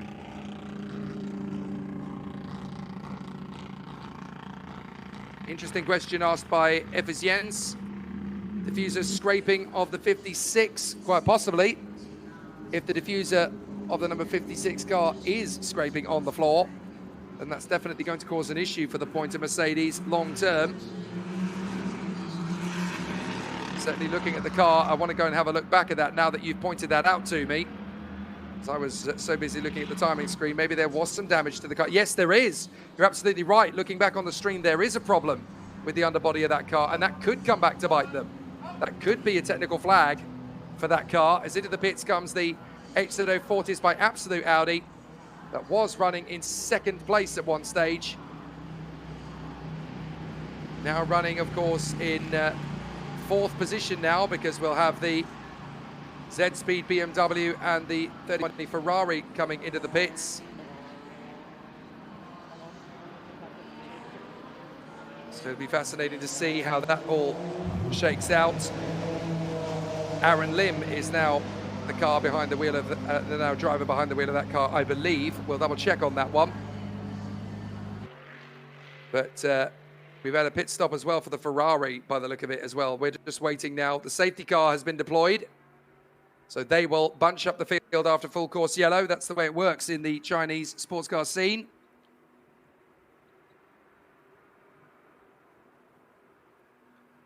So now we're going to get to see how everybody is going to take this next part of the race as we get to 2.5 hours to go, roughly. More tape has been added to the HZO Fortis car. This out of black tape, though. It's going to be yellow now. So down in the pit lane, let's see who Kelly Dung has been able to find in the continuation of the Shanghai 8 Hours. 好的，现在站在我身边的这位车手呢，就是来自 HZO Fortis Racing by Absolute Racing 的5号车组里面的一位车手 Akash。他刚刚呢也是完成了一节的比赛。那么接下来呢，我们就来询问一下刚刚的比赛情况如何。Hi Akash, how about the race just now? So far, the stint was quite smooth for me. I was a bit surprised at how long the full course yellow and safety car period was. And I also found it really strange that we had to overtake the safety car twice.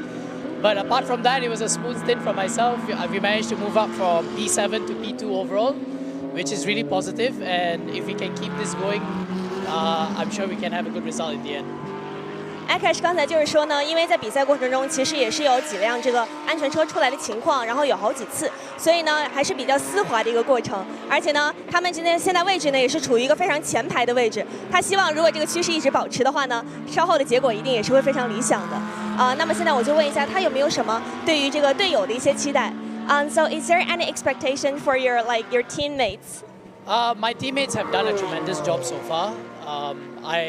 For me, I wouldn't really pressure them because they are capable of producing the result.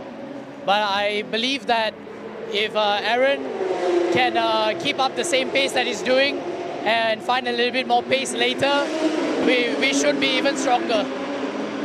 Thank you. 刚刚呢，他就是说，因为那个队友其实整体的节奏也是很不错的，所以呢，也希望可以继续保持这样的节奏。然后呢，他也不会说非常期望他们可以达到一个特别好的结果，但是呢，一切就是尽力而为，顺利完赛就可以了。So wish you all good luck and wish all your teammates good luck. Fighting, thank you. 那么我们也希望他们一切顺利完赛，一切都加油，谢谢。Good to hear Chloe Young in conversation there with Akash Nandi of the Absolute Fortis Racing team at Gaha BMW. They put the car back into the garage to make working on the car a little bit easier to manage. But a very interesting situation for the team there. They look like they've got some issues with the underfloor of the car as well. Obviously, we've got the switch of languages down in the pit lane with Chinese and English. But thanks to our amazing team, made up of Nick Shang, Chloe Yang, and Kelly Dung, we've got people on the case.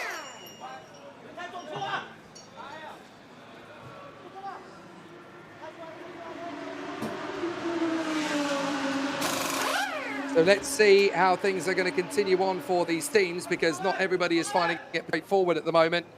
Baojin Bin sat there in the Gaha Racing BMW waiting to go out on the grid again. And you can see that the left front of the car is now awash in orange tape. For those people who have been making a point about the tape, I think it was somebody pointed out that the brand of tape should sponsor a race team. Don't think that hasn't happened, because it has happened in the past. I'm fairly sure that a sponsorship ended up happening as a result of that particular brand of tape going on to a particular race car in the past. I'm fairly sure it's happened before. It's not even the maddest race sponsor I've ever seen either.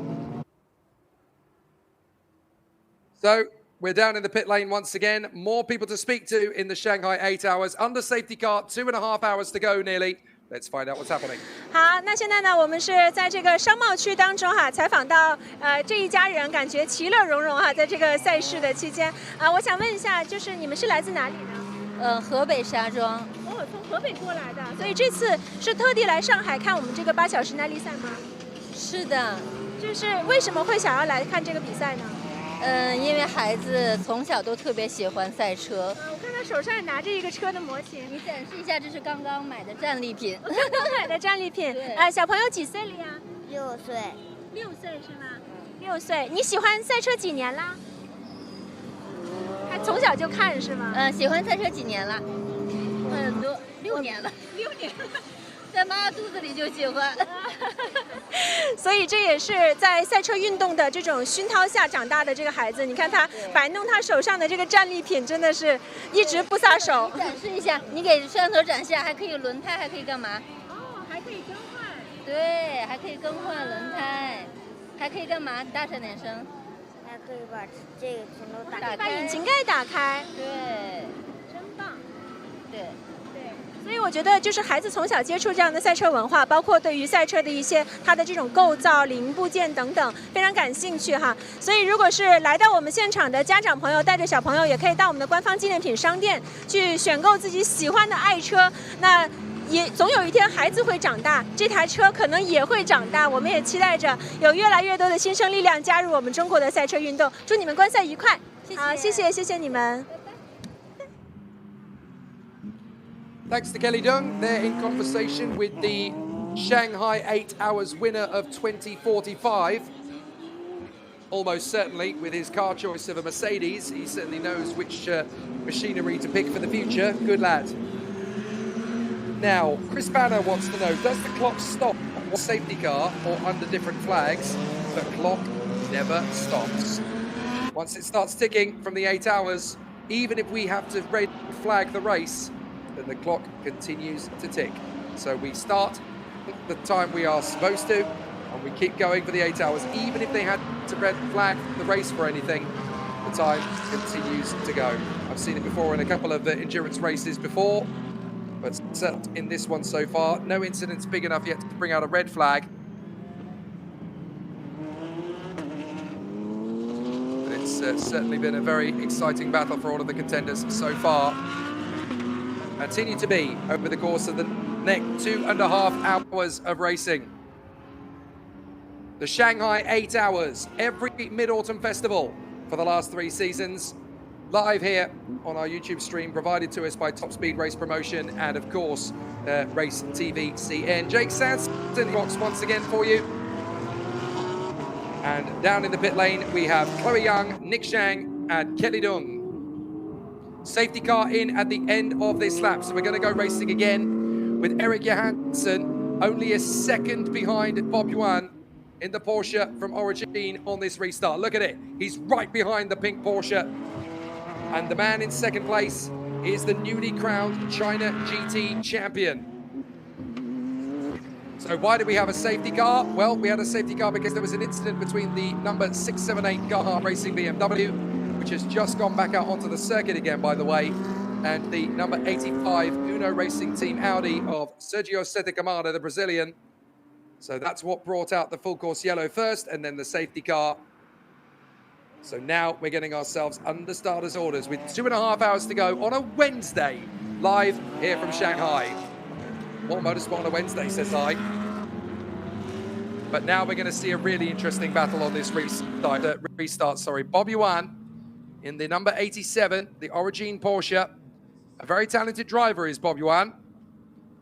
Been racing in the Asian Le Mans Series since 2014. He last raced in an endurance race of this kind back in 2015, prior to this year's Sepang 12 Hours. Has been a regular in GT World Challenge Asia and Porsche Carrera Cup Asia. But the man right behind him is the newly crowned China GT champion. He only won that title 2 weeks ago. So let's see if there is going to be a really exciting battle from the charge.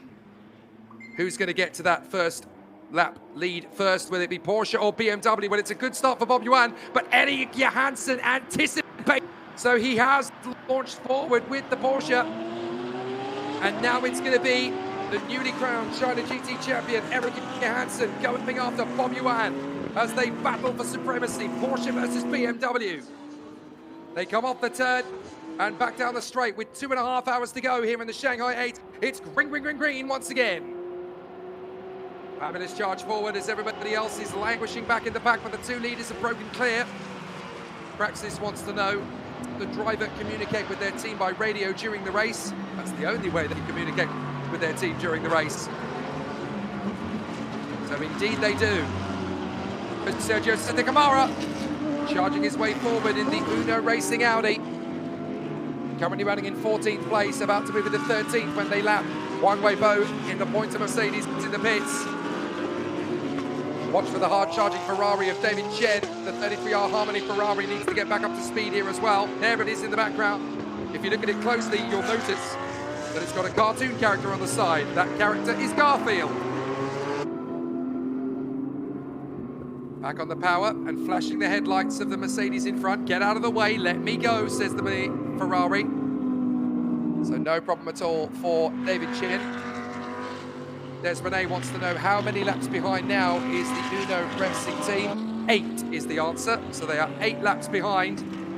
No chance of winning the race overall with 2.5 hours to go, but certainly a podium in GT3 Pro-Am, especially now that Erik Johansson and David Chen are trying to work their magic further up.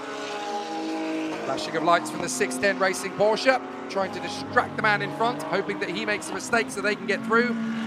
Li Chuandu is the man behind the Porsche at the moment. So on to the back straight we go. And I'm a little surprised actually that the Erik Johansson BMW charge isn't a little bit more intense on the back of Bob Yuan. But the Porsche seems to be pretty strong here as they run down that back straight, and we wait to see how many more challenges there are. Mr. Yellow wants to know, there's multiple GT3 categories. Which one is the top class? Well, technically speaking, it is the Pro-Am class that is the leading class of GT3 car. Then Silver Am, the Am class. Now, because these are, because these are GT3 cars, all 3 GT3 classes intermingle very closely, and it can get a little bit messy, and then it was doing so right in front of my eyes as the 37 Whitney Harmony Audi tangles there briefly with the Frankenstein Mercedes.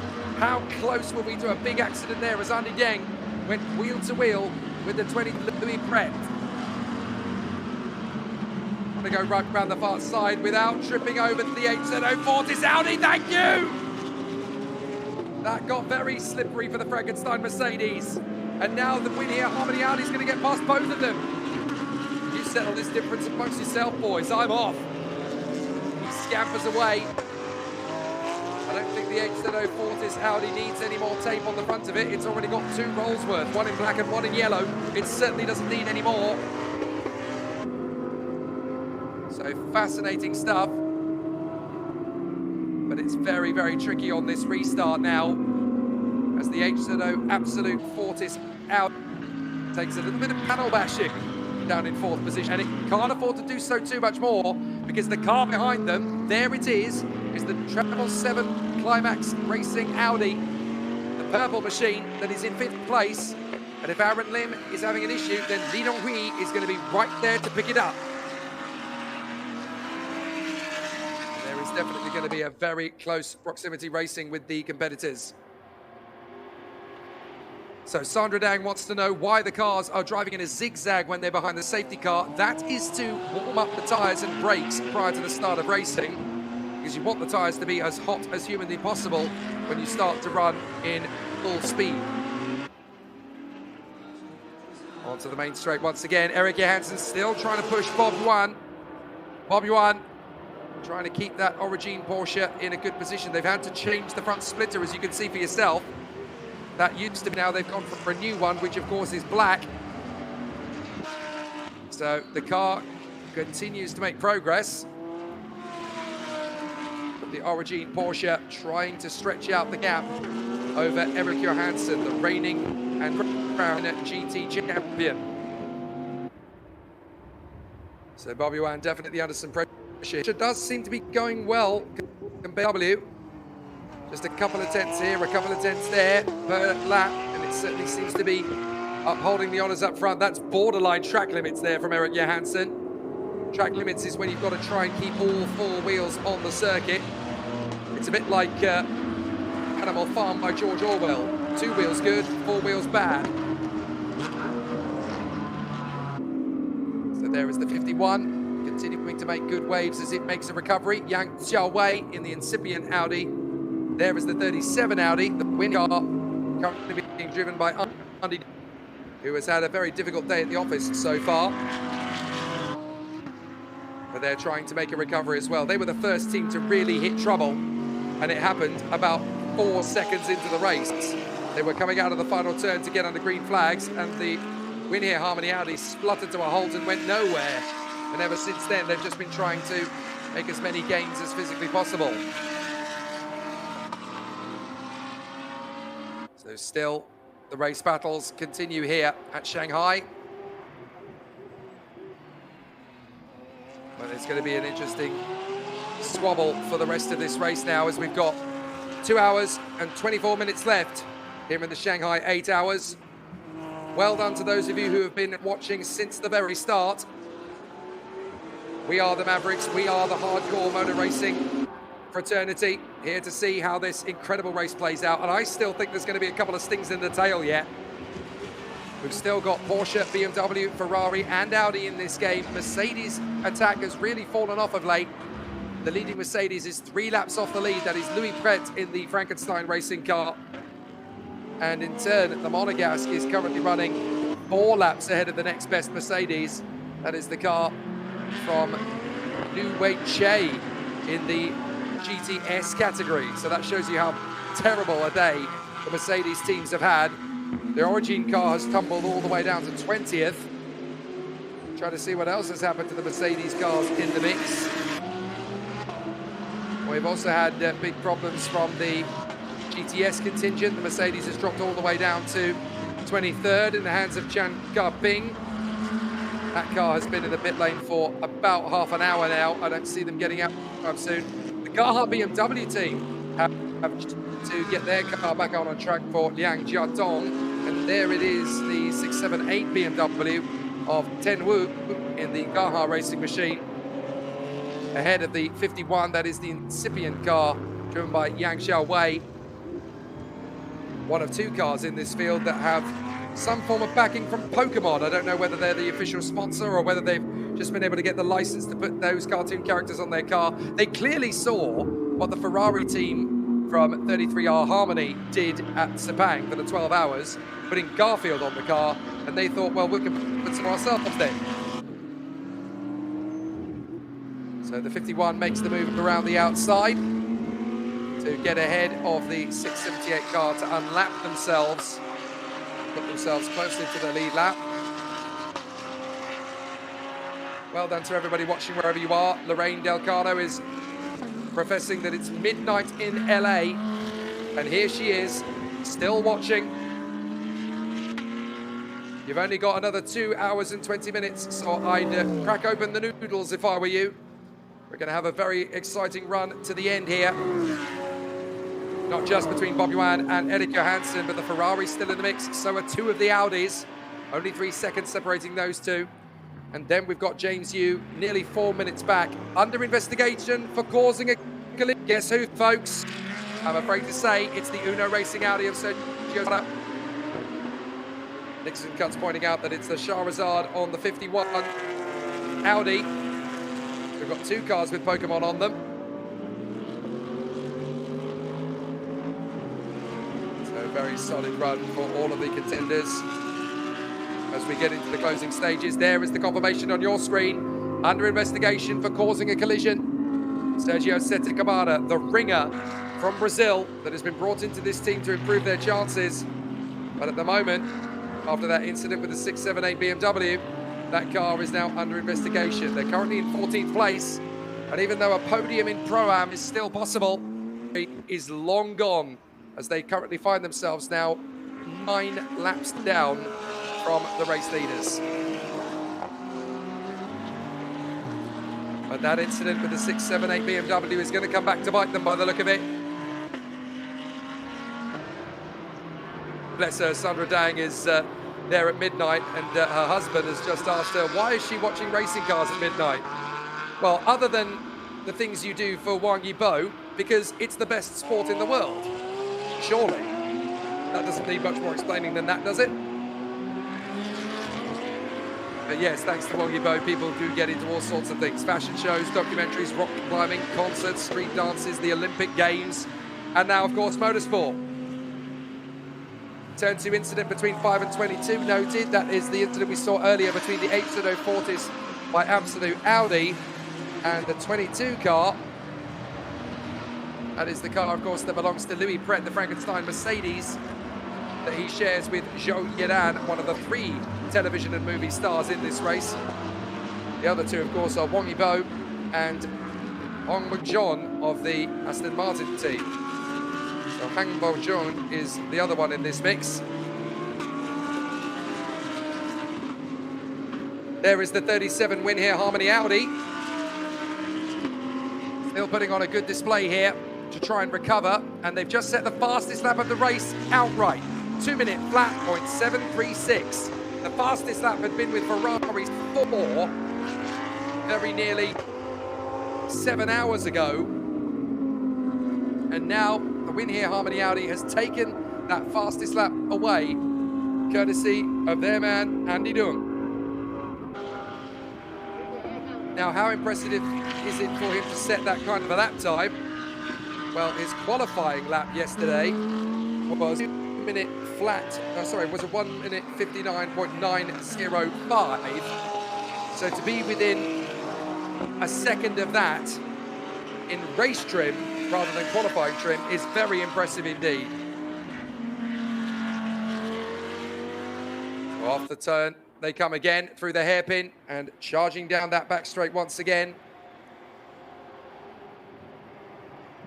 So still, this battle continues. The 87 Origin Porsche looking good for what could be a victory, but he's going to have a lot of pressure from Eric Johansson, from David Chen, from Aaron Lim and Lee Dong-hui, from the Z-Speed BMW, the 33R Harmony Ferrari, and the Audis of H40s by Absolute and Climax. So still the battles rage with 2 hours and 17.5 minutes to go. Safety cars have a habit of breeding safety cars in these races, but this is a very different motor race to what we saw from the Sepang 12 Hours. One of the best sports car races I've ever seen, by the way, back in March of this year, won by the Ferrari, despite the fact that there were no crashes, no safety cars, no major squabbles, certainly not much paint traded, and no yellow flags even. But I will confess that the racing was absolutely amazing. There were great battles amongst the classes, they kept themselves to themselves, and they got the job done without incidents.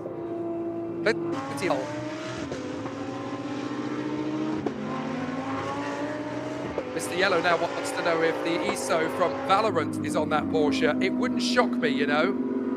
Someone's going to have to zoom in on that and confirm it, but I think you might be right. The win here, Harmony Audi, still going strong. There are the team, just watching on, hoping that this race has a few more twists and turns for their opponents rather than from them. They've had plenty, thank you. The team have finally worked their way back up into 19th place. They certainly don't need any more problems. They've had all their bad luck for this race. They don't need more. But Bob Yuan in the Origin Porsche in the Silver Ram category, is actually pulling away from Eric Johansson in the BMW, who is now dropping to about 2.5 seconds back. There is Sergio Santacamara in the Uno Racing Team Audi that he shares with Wong Yibo. Yibo is not in the car at the moment. Sergio Santacamara is back straight. There was the 37 win here, Harmony Audi. That is the car being driven by Andy Dung. New fastest lap for that car. A full 7 hours after the last lap was set. Sorry, a full 5.5 hours roughly after the last fastest lap was set. Bit of a run wide there from Andy Dung. This one's not going to be his fastest lap, is it? He's going to have lost a lot of time there in the final sector. How much time did he lose? It looks like he's barely lost anything. 36.3 for that final sector. Normally he'd lose about 1/2 second or so. It must be just because he kept his foot in and just hung on to it. So a car under investigation for infringement during refueling. That is Zhang Wenyan for the Ultimate Racing Team. I still don't know what's been the outcome of that incident earlier on for not wearing proper gear. The number 27 car. Nothing more was said about it by the look of it. So I don't really know what the score is on that one, although Jiang Nan and the team manager were ordered to report to race control about 45 minutes ago, so maybe that's what that conversation was about. So Sergio Santacamara chasing down a Ferrari. Good for any racing driver's CV. Let's ride on board.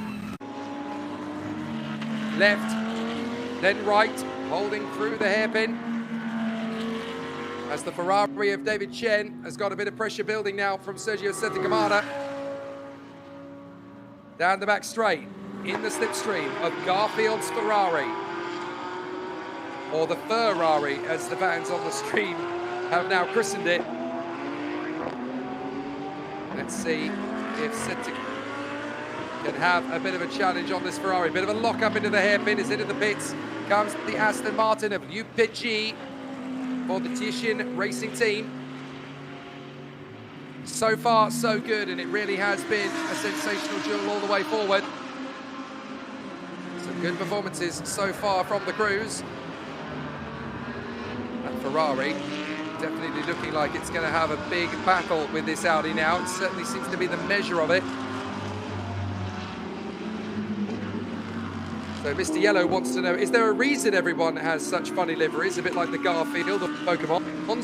Welcome to Asia, my friend. Asian racing for a bit of a habit of putting on some flamboyant paintworks to their cars. What you've got to do is watch a few Super GT and Super Formula races to know that much is true. But in Asia, we like to have a little bit more fun than some of our European counterparts. If we can put something cool on the side of a race car, we will.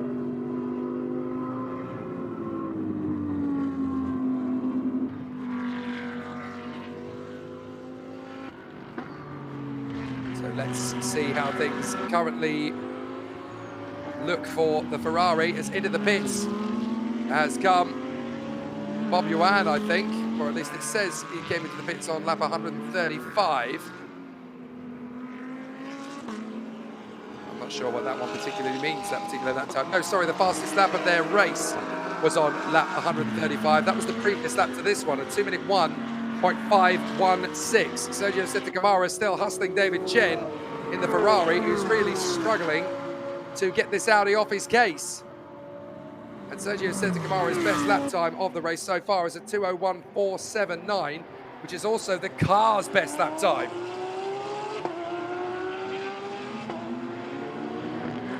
Down to the braking zone with the hairpin. The Porsches trying not to trip over each other. They're battling for the victory, don't forget. They can't afford to have incidents where they're tangling with each other. That's the incipient racing Porsche, trying not to clatter into the side of Zhang Wenyan in the Ultimate Racing car. Ferrari is now flashing the lights to the Porsches in front. Get out of our way. We are going to come through pretty quickly. Don't cause us an issue. Certainly one of them complies. The other one's holding the racing line. Now, we don't have blue flags in the world of motorsport. The onus is on the car behind, who is faster, to move off the side and go for the overtake.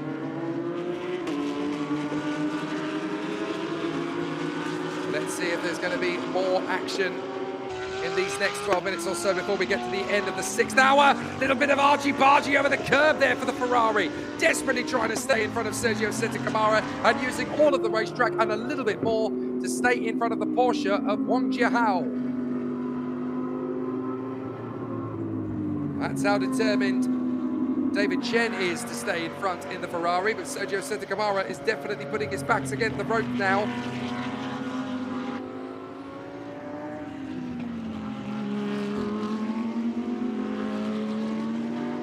Back on the power, on the short stretch up towards the left-hand square. That takes him onto that long flowing right hairpin and onto the back straight again. Looks like there's going to be a driver change imminently at the Chishan Racing Team for Aston Martin. 4th in class at the moment. The most number of cars.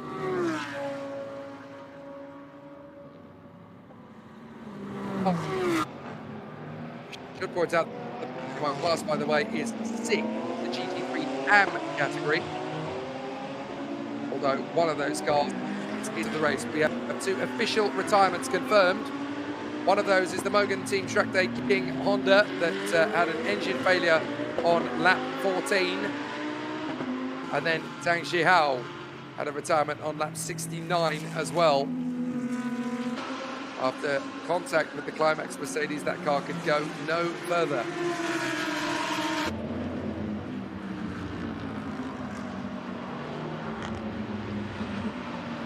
Lights ablaze on the Audi as the Ferrari is dealt with.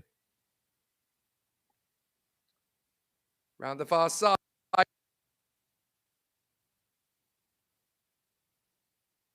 But a big moment there for Sergio Santacamara, not what was in the script at all.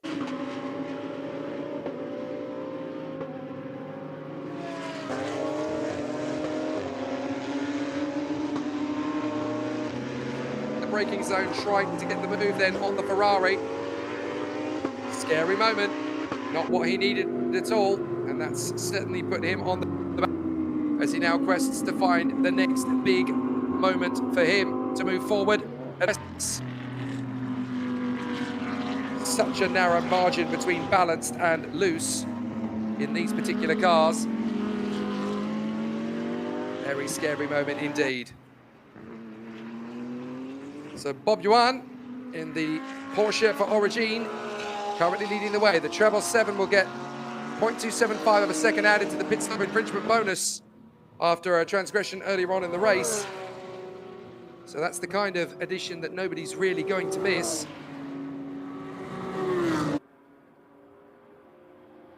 So Nixon Cuts wants to know, I wonder how unsteady the car is with that panel on the side of the car. It shouldn't cause too much of an issue, that one. It'll feel slightly unbalanced in a couple of corners, but I don't really see that being a big difficulty in terms of being able to get the car through corners. It'll just feel slightly off kilter in a couple of the narrower apexes and some of the faster turns. So they're just going to be a little bit more cautious and a little bit more calculated through some of the faster apexes. As the Ferrari laps the Aston Martin. And the win here, Harmony Audi does likewise, going into turn 1 for sure. Will carry a lot more speed than the Aston will. It's a GT4 car rather than a GT3 car. Big difference in power between those 2 machines. They look fairly similar in style, but there's a lot more aero on the GT3 car and a significant amount of power more as well. So they're racing in separate races for these car classes. Ferrari dueling away with a 37 win here, Harmony Audi, that Andy Dunn is pushing like crazy to try and close up on these guys. Nice to see these battles continuing lap to lap. Time to put on a bit of a show now for these guys. They want to showcase what they're made of, and they're not going to leave anything to chance. Some really exciting battles on track as into the pits. We've got a driver change. This is at the Ultimate Racing Team Porsche squad, the number 718. Change of driver needed. As now we've got Andy Dung all over the Ferrari, and this is slightly awkward for the Ferrari team. They're trying to win the race overall. They certainly don't want to be unlapped by a completely unrelated driver to their battle. But that's exactly what they're facing at the moment. Got to be quite careful about how this affects the balance of the car. But it's certainly going to be a headache they could do without at the moment. As still the battles rage on. Up to the inside line, we could see another big dive here. That'll do. Much better to just let the win here, Harmony Audi have it. Ferrari doesn't want to get caught up in silly incidents it doesn't need to panic about. So from their point of view, just let them go, just let them have it. They're not racing them for position, they're several laps down. Just give them the space and let them go. It's exactly what they choose to do. And it's a very sensible move under the circumstances. 2 hours and 5. Still a very solid race ahead of us, and still plenty that can change here in Shanghai as we get to the end of the 6th hour. Ferrari hasn't given up on using the win here, Harmony Audi, to make a gain. But they are currently 8 seconds back from Eric Johansson's BMW. Up the inside, it's Beamer versus Beamer. GT4 trying to go round the outside of GT3. This is brave from these two cars. Having a nice little squabble at the decks here. Oh, sorry, that is the GT4 car. My apologies. That's Yang Jiatong going wheel to wheel with the Zenith BMW. Very different parts of the circuit those two are racing on. The Zenith BMW is currently 15th place on lap 131. And the car it's trying to get past is several laps down. That's the Yang Jiatong on lap 121. So there's 10 laps difference between these two cars. So you would be forgiven for thinking that, well, why doesn't the Gaha BMW get out of the way? Well, in GT racing, you don't get out of the way if you are being lapped by the other car. The onus is on the car behind you to do the lapping, move off the line, and make the overtake. You can see how difficult that is currently at the moment for the 53 of HCU, and there's a little bit of a rub between them as they get into the braking zone. HCU's getting impatient.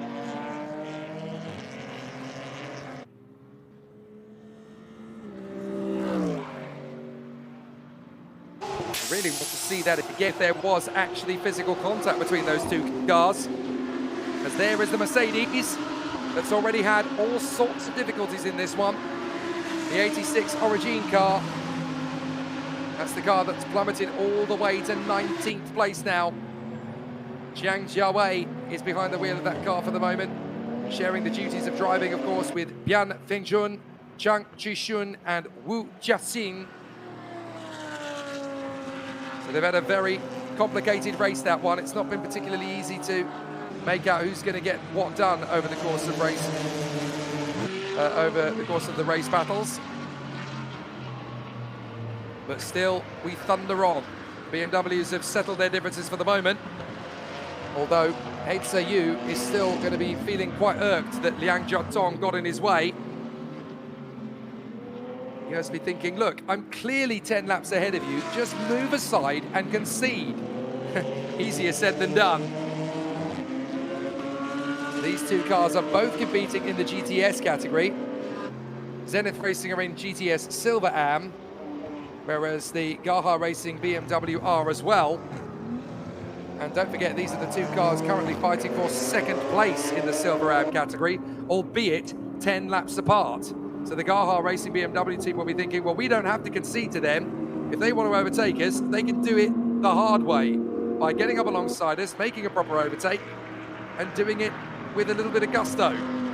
Never mind that the GT3 cars are coming up to lap them. That's the HZO Fortis by Absolute of Aaron Lim, the Malaysian. He gets past one, but not quite past the other just yet. Back on the power once again. Now he'll get the move on the inside of the BMW from the 168 of Liang Jiatong for the Gaha Racing team. So as they work their way through the S's, very good work so far. Everybody's still putting on a very solid effort so far. So Nick Zhang has actually been on the case down in pit lane, and he informs me that the issue that we had a couple of hours ago for the number 37 car, the Andy Dung Win Here Harmony car, that was a motor generator problem. They were having all sorts of issues at the start, if you remember. So that was the contact earlier on that brought out the last of our safety car periods. The 678 BMW having a big accident with the Uno Racing Audi. Then we had these little bit of fisticuffs with the Absolute Fortis Audi and the Frankenstein Mercedes. That's obviously going to be very close in the battle between everybody.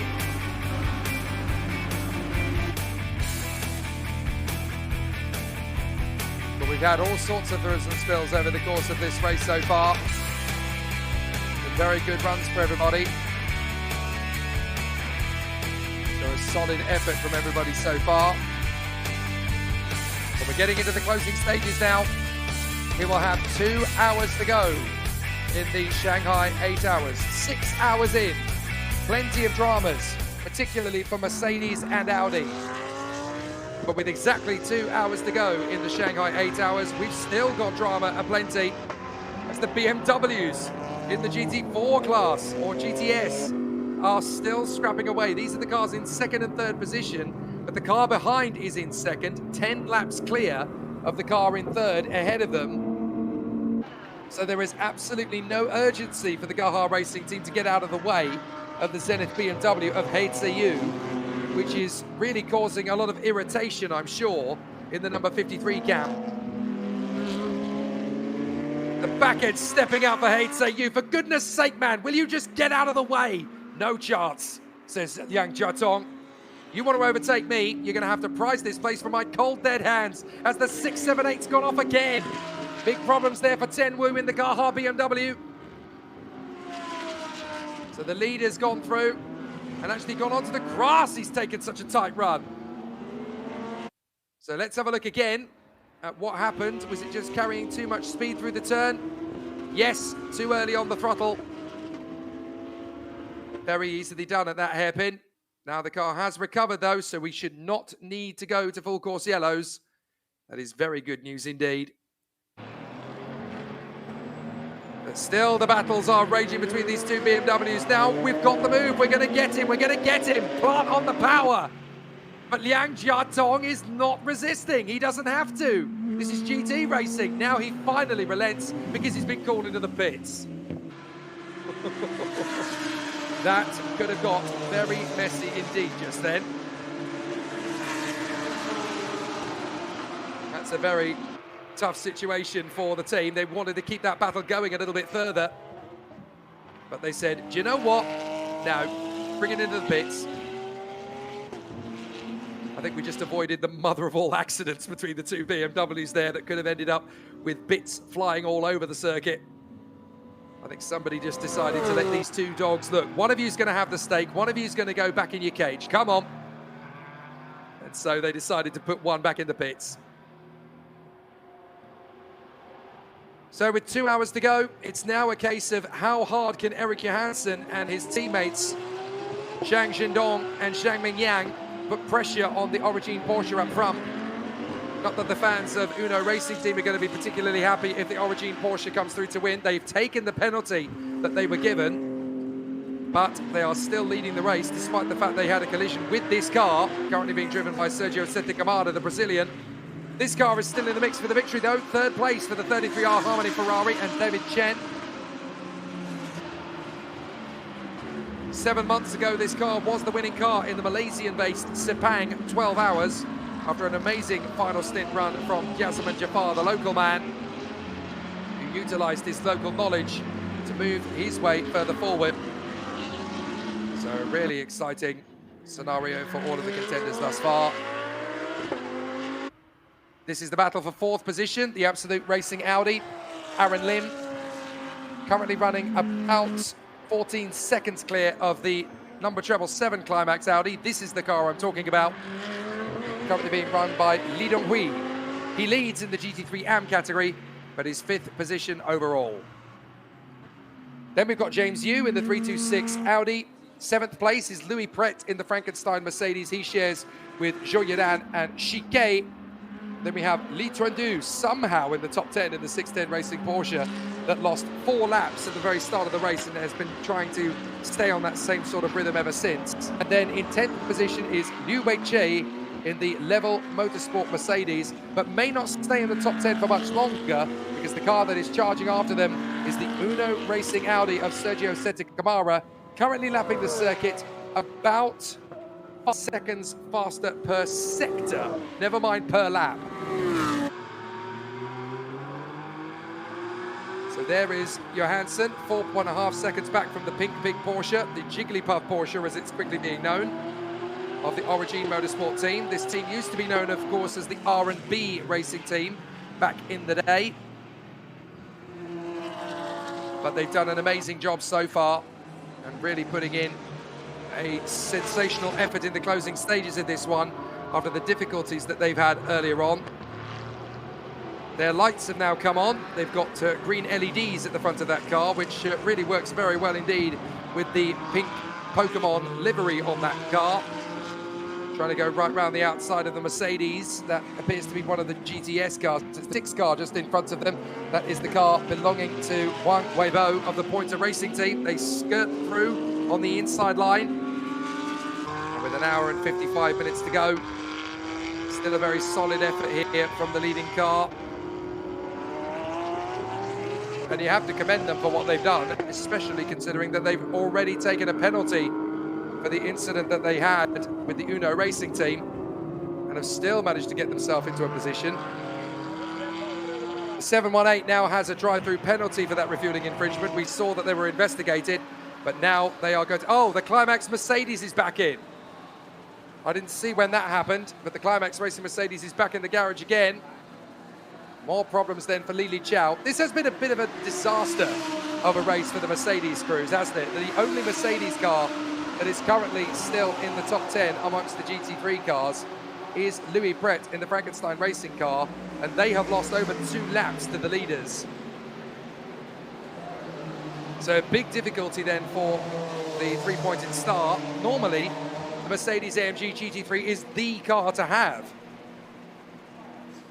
You can see there the Swedish driver in the black cap, Elias Seppänen, 21 years of age from Finland, desperately trying to help the team figure out answers to get that car back out on the circuit.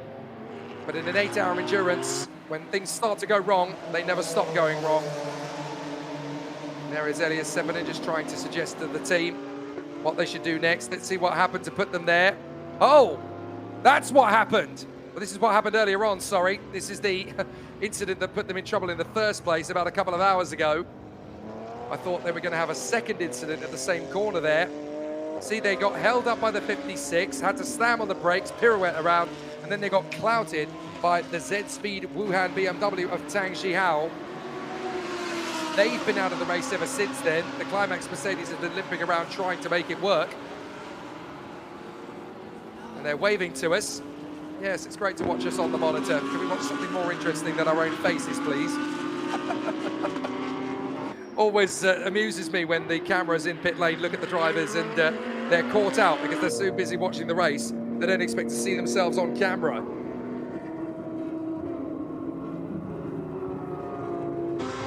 So there is the leading car. There is the fan favourite, another pink machine. This is the Audi from Uno Racing. Team that has been there full-time in the China GT Championship this year. Currently at the wheel is the Brazilian ringer Sergio Sette Camara, with a lot of experience in single-seaters over the last few years, raced in Formula 2. Most recently, his teammate Tadej ticked him in Formula E in the ERT racing team. He's now a reserve driver in Formula E, but before that he did have a spell in Super Formula. I'm reading that the latest name to have a crack at a test in Super Formula with a hope for a race seat in 2026 is a Formula 1 driver from this year. His name, Jack Doohan. That would be exciting. We've actually got a round of the Super Formula Championship coming this weekend. I'll be in the box for that one, as well as being in the box for the F4 Saudi Arabia Championship of Bahrain kicking off this weekend. Lots of single-seater action coming on your screens. Motorsport TV for Super Formula, and here on YouTube for the F4 Saudi Arabia. But for the moment, Shanghai 8 hours, still going strong with an hour and 52 minutes remaining. 37. The win here, Harmony Audi. Still pushing on strong. Andy Dung, having set the new fastest lap of the race, a 2-minute flat point 7. He's just done a 2-minute 1.8. And into the pits comes the leading car. So Bob Yuan gets out of the car. Time to change things up in terms of the driver front. And of course, make sure this car has got good pace and good speed. Eric Johansson comes into the pits as well for the parking park by Z-Speed BMW crew. So now it's a race between the pit crews as Eric Johansson gets out. And it looks to me as though it's going to be Zhang Shendong that gets out into the car once again, the 4-time Chinese touring car champion. Currently spending the main body of his racing season in TCR China. What a fantastic shot that is, overlooking the pit stop. It's like watching a toy car being worked on. But this is one heck of a toy. Very expensive machine, these GT3 racing cars. But they're so versatile. You buy one GT3, you can race it pretty much anywhere in the world you want.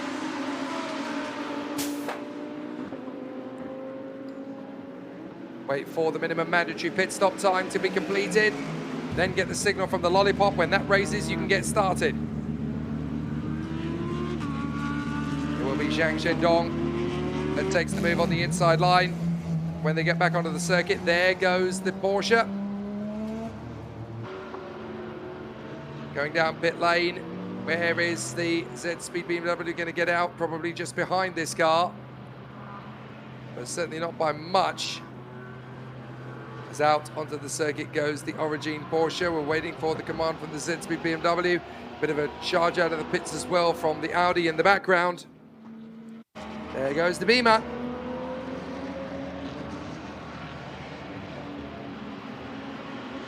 So back out on course we go for the 2 leading cars.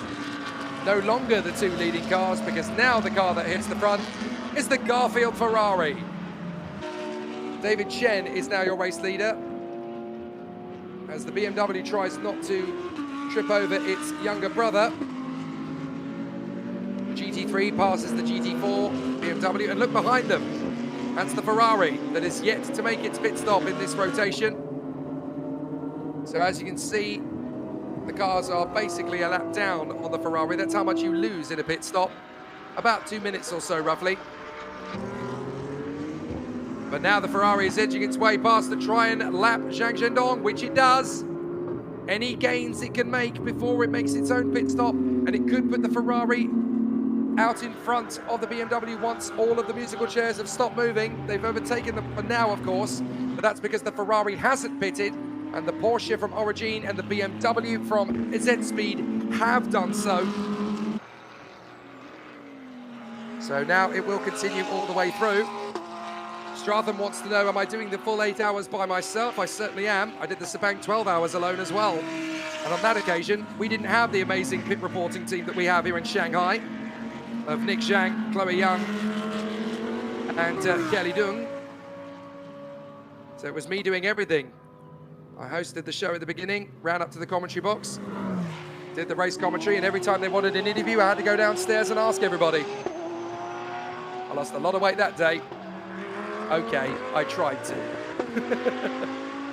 Back straight for the Ferrari. Now, they've managed to get ahead of the BMW on the outlap, but what's really going to matter to them is how much time are they going to gain out of the pit stop rotation, because it's currently the Ferrari of David Chen leading the way. Are they staying out on track, or are they coming into the pits? The answer is they are staying on track. The Ferrari stays out there in the mix for the moment. Aaron Lim is into the pits though for HZ04 by Absolute, so the Audi comes in. And that's going to drop them behind the Origin Porsche and the parking park by Z-Speed BMW once again. But by how much?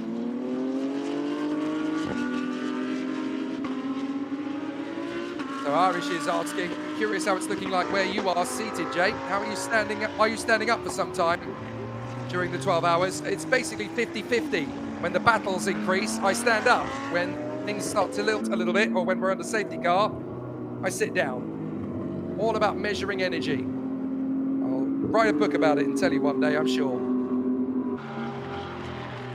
But certainly for the time being, Sergio Setikamara is the man putting on the speed here as he charges up behind Zhang Zhendong, a four-time Chinese Touring Car Championship, trying to fend off a Formula E driver.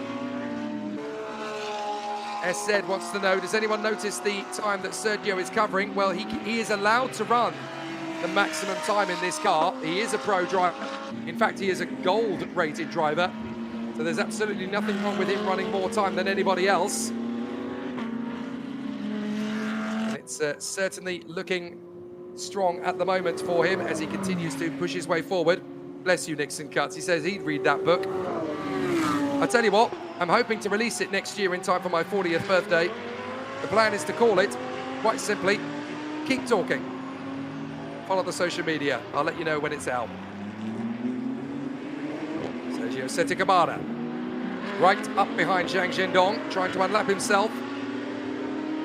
Hoping for the bid down the main straight. He might get a chance into turn one. Stilo wants to know, is this race a part of a championship? Technically speaking, it isn't, but it is an extension of the China GT Championship season. 4 race weekends over the season. They had a pre-season weekend at Ningbo, and then they had 4 race weekends, 2 at Shanghai to start the season, then 1 at Zhuhai, and then the 4th and final race weekend at Shanghai once again. So all of the teams and drivers essentially from this championship. There are a couple of extras that have decided to look at this as a chance to do a big challenge.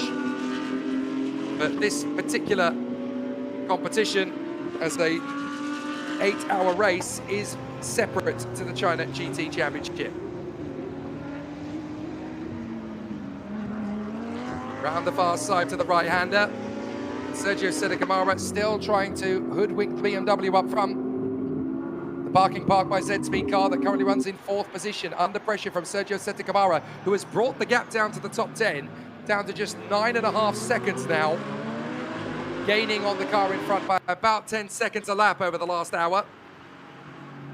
So it shouldn't be too long now before the Uno Racing team cracks the top 10 back again once more. Of course, they're going to really struggle to move up into 9th position because they're 1 lap behind the car just in front of them. So there is a lot of work still to do, but that doesn't mean they're going to give up. There is the Climax Audi. That's the car running in 2nd place at the moment. 1 minute and 16 seconds behind David Chen in the Ferrari. But the other 3 cars in the top 5 have all made their pit stops. So the Ferrari stays out, the Climax Racing Audi stays out. And then it's the Origin Porsche, who is currently 18.5 seconds now in front of Zhang Zhendong. That shows you how much time Zhendong is doing to try and keep tabs on the car in front, but Zhang Zhendong just losing a little bit too much time.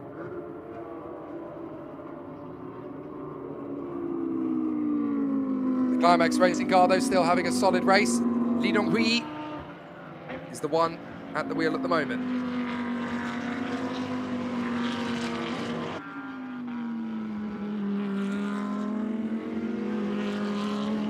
The Climax Racing Audi, 2nd position for the moment, 1 minute and a quarter behind David Chen in the 33R Harmony Ferrari. 31 seconds ahead of Liu Ye, now at the wheel of the Origin Porsche. But there's still a fair way to go with 1 hour and 42 minutes left on the clock. The time keeps ticking, whether we go to safety car, whether we go to full course yellow, even if we stop the race, the time continues to tick down. There is the number 15, that is the Level Motorsport Mercedes GT4 car of Liu Weiqi. Looks like we're going to get a driver change there, though. Very talented racer is Liu Weiqi. We haven't really talked about this team that much, so let's do so while we've got an opportunity to. Liu Weiqi, who of course has been a race winner in the Hyundai Cup Club cars this year. He was actually 2nd at Tianjin in round 5. And then he shares that car with Chen Junhua, who is a former FIST AIA driver in the China GT Championship 6 years ago, which is the team that Eric Johansson was driving for this year on his way to the China GT Championship title. And the 3rd member of that team is Jiang Chen Xiang. All drivers are Taiwanese. And this man raced for MP Racing at the Macau Grand Prix in the 2023 GT3 race there. Now, Penishon Racefire, I hope I've said that right, wants to know, when you decided to take on the 8-hour challenge, did you have any idea there'd be 3,800 people from around the planet hanging on your every word? Not even in the slightest. I'm usually doing well if I get 1,000, but I'm very appreciative of all of you. Let's keep this going all the way to the checkered, shall we? Great to have everybody's presence, especially to those of you who have been since the start and have not waned. If you've leant forward and had a quick doze on the desk until something exciting happened, that's fair enough for me. On board with Sir Gamara, putting pressure on Zhang Zhendong. Let's ride on board for a minute. That's the GTC Cup car just getting out of the way. Back on the power.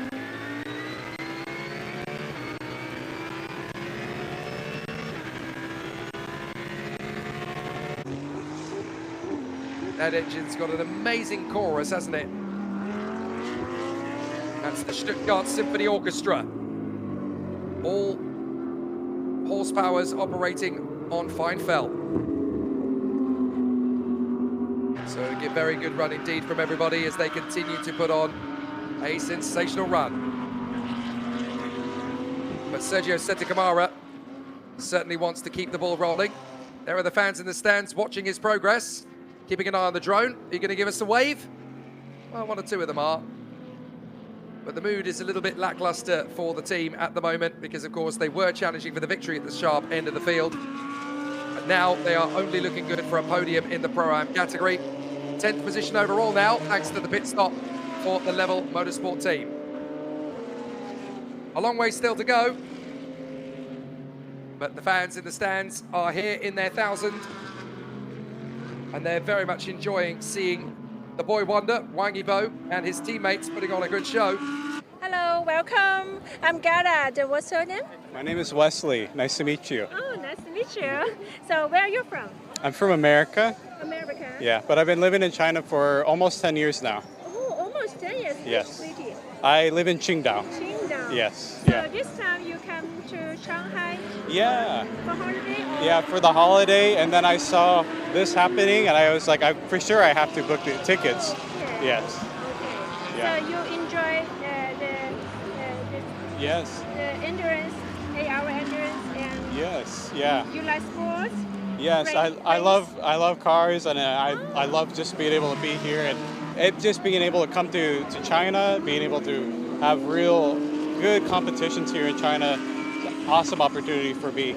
So I don't need to travel other places in the world. I can live here, I can enjoy my stay here in Qingdao, and then enjoy good sports from around the world. Great. So I also wish you enjoy your holiday in Shanghai. Yes, you too, yes, okay. yes. Okay, nice talking to you. Thank you. Thank you. Thanks to Kelly Dung, chatting away there to young Wesley, an American motorsport fan who's been living in China for the last 10 years. Very good work indeed. Living in Chengdu. That's a city I can say I've actually been to now. I was there for the World Games back in August. For those who are not aware of what the World Games is, that's one down from the Olympic Games with some amazing sports as part of the competition, including moto surf, which was the reason I was there. Billiards, karate, pool, snooker, and even tug of war are involved in that particular competition. Definitely worth going back and having a look at it, where Chengdu became the center of world sport in August. Great to see those fantastic competitions. It really was absolutely amazing, those 2 weeks. I got to spend a few days in Chengdu, having an absolutely fantastic time on behalf of the moto surf community. It was really cool to be part of such a fantastic competition in the World Games. We had an absolutely amazing time that week. And of course, some really exciting escapades and some exploits as everybody put on such an amazing display there in the moto surf category. Looks like we got a driver limbering up to take over from Sergio Setikamara. I wonder which driver it's going to be. We're about to find out. It could be Rio. It could be David Pun once again. Or it could be Wang Yibo. car comes to a stop, dead on its space there. And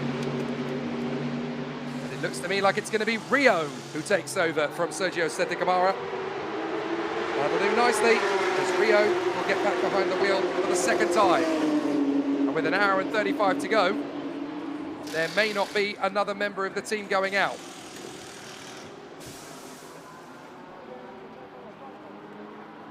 So Rio, the man from Hong Kong, who's been very instrumental in making this all go according to plan.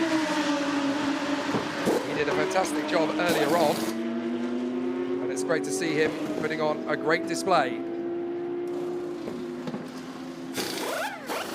He was very strong indeed earlier on. They clearly decided, right, it's time to get a little bit more firepower back in this Audi. Not that there wasn't any from Sergio Sette-Câmara. Fans in the stands staying loyal. If they're wearing green, it is 10-1 that they are fans of the Uno Racing Team car. What's the betting that you'll be able to buy a small die-cast version of this from the likes of Mini GT or Spark models or Solido or something like that in the weeks to come? Currently running in P10, hoping to stay there. But now that Rio is behind the wheel, well, anything's possible. Got to wait for the mandatory minimum pit stop time to be completed, then the lollipop will be removed and they'll get the command to leave. The Ferrari has made its way down pit lane, so that's a change in personnel, as it is for the Climax Racing Team as well. There goes Rio in the Uno Racing Team car. There's still several laps down though. The big move is going to come from the Ferrari. Where is David Chen on the out lap in the 33R Harmony Racing Ferrari? Is it still David Chen behind the wheel, I wonder, or has he changed for another car? Well, there is the Origin Porsche of Leo Ye, and where is the Ferrari by comparison? We need to see where the two cars are in relation to each other. I think the Porsche is ahead, but I wouldn't want to guess on that, as the Ferrari has reminded to me by Irish. That's an amazing nickname for a car that's got Garfield written all over it. There is the Porsche. We look back behind the Aston Martin. There's still no car in sight. So we're waiting to see when David Chen comes through the third sector. Will it be behind the Origin or will it be ahead of it? I think it's going to be behind it. It might even be behind the parking park by Z-Speed BMW as well, as in comes the 678 car. That is the Gaha Racing of Zhang Huilin. Zhang Huilin's lap times have been about 10 seconds off the pace of everybody else of late. That was the same during his first stint as well, though, so clearly his stints are not going to be as long as his colleagues around him. So we'll see what the lap times are when the Ferrari comes through. A 45.81, just fractionally behind the parking park by Z-Speed. So David Chen is right in behind Zhang Zhendong in the BMW. We could see a very juicy battle kicking off for second place any moment now. Chris Banner pointing out that his tape job needs a tape job. How many more rolls of tape do these cars need? Hopefully not too much more.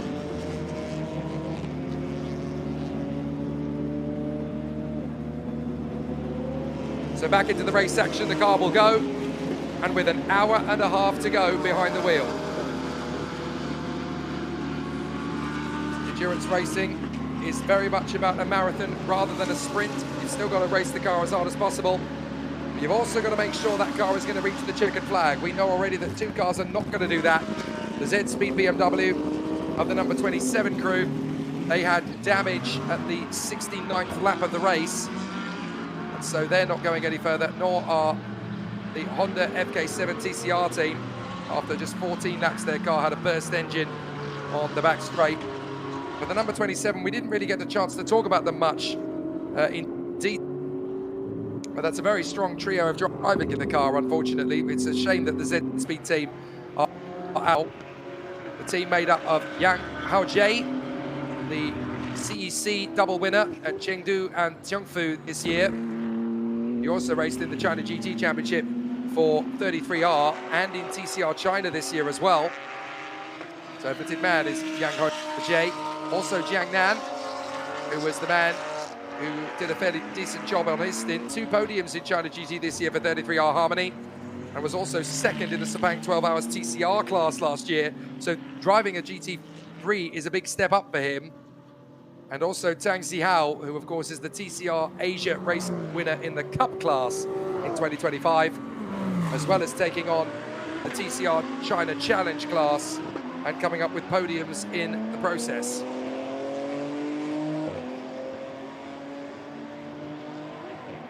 So the battle will still rage on for Rio now that he's behind the wheel of the Uno racing car. But look at this, the battle for second place as Zhang Zhendong is trying to shake off the man who is now behind the wheel of the Ferrari. There is a driver change, and it's Liu Kaixun. So this will be exciting now, because Liu Kaixun is a driver that has fireworks written all over him. 3 times a winner in the Pro-Am category of Lamborghini Super Trofeo Asia this year. 1 in the Porsche Carrera Cup Asia last year. Give him any racing car and he will do wonders with it. In the last 12 months, he has raced a Porsche, a Lamborghini, and a Ferrari out here in Asia. Not many people can say that. And what a lifestyle that man must live. Absolutely incredible.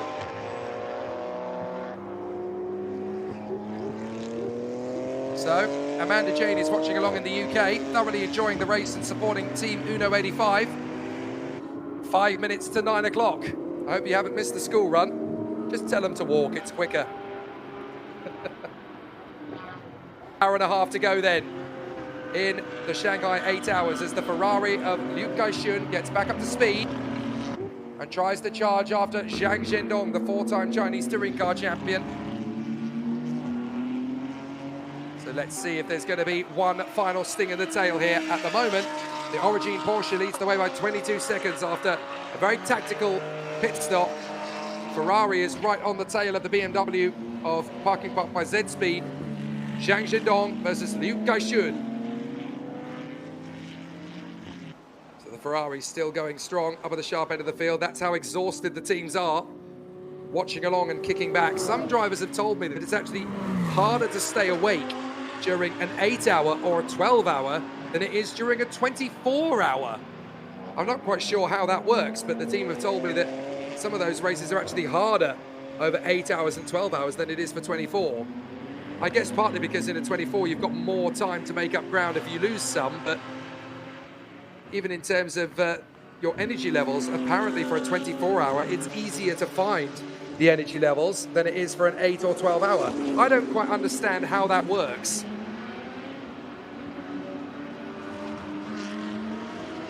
But don't worry about my energy levels, folks. I thought about this very carefully before getting into the commentary box.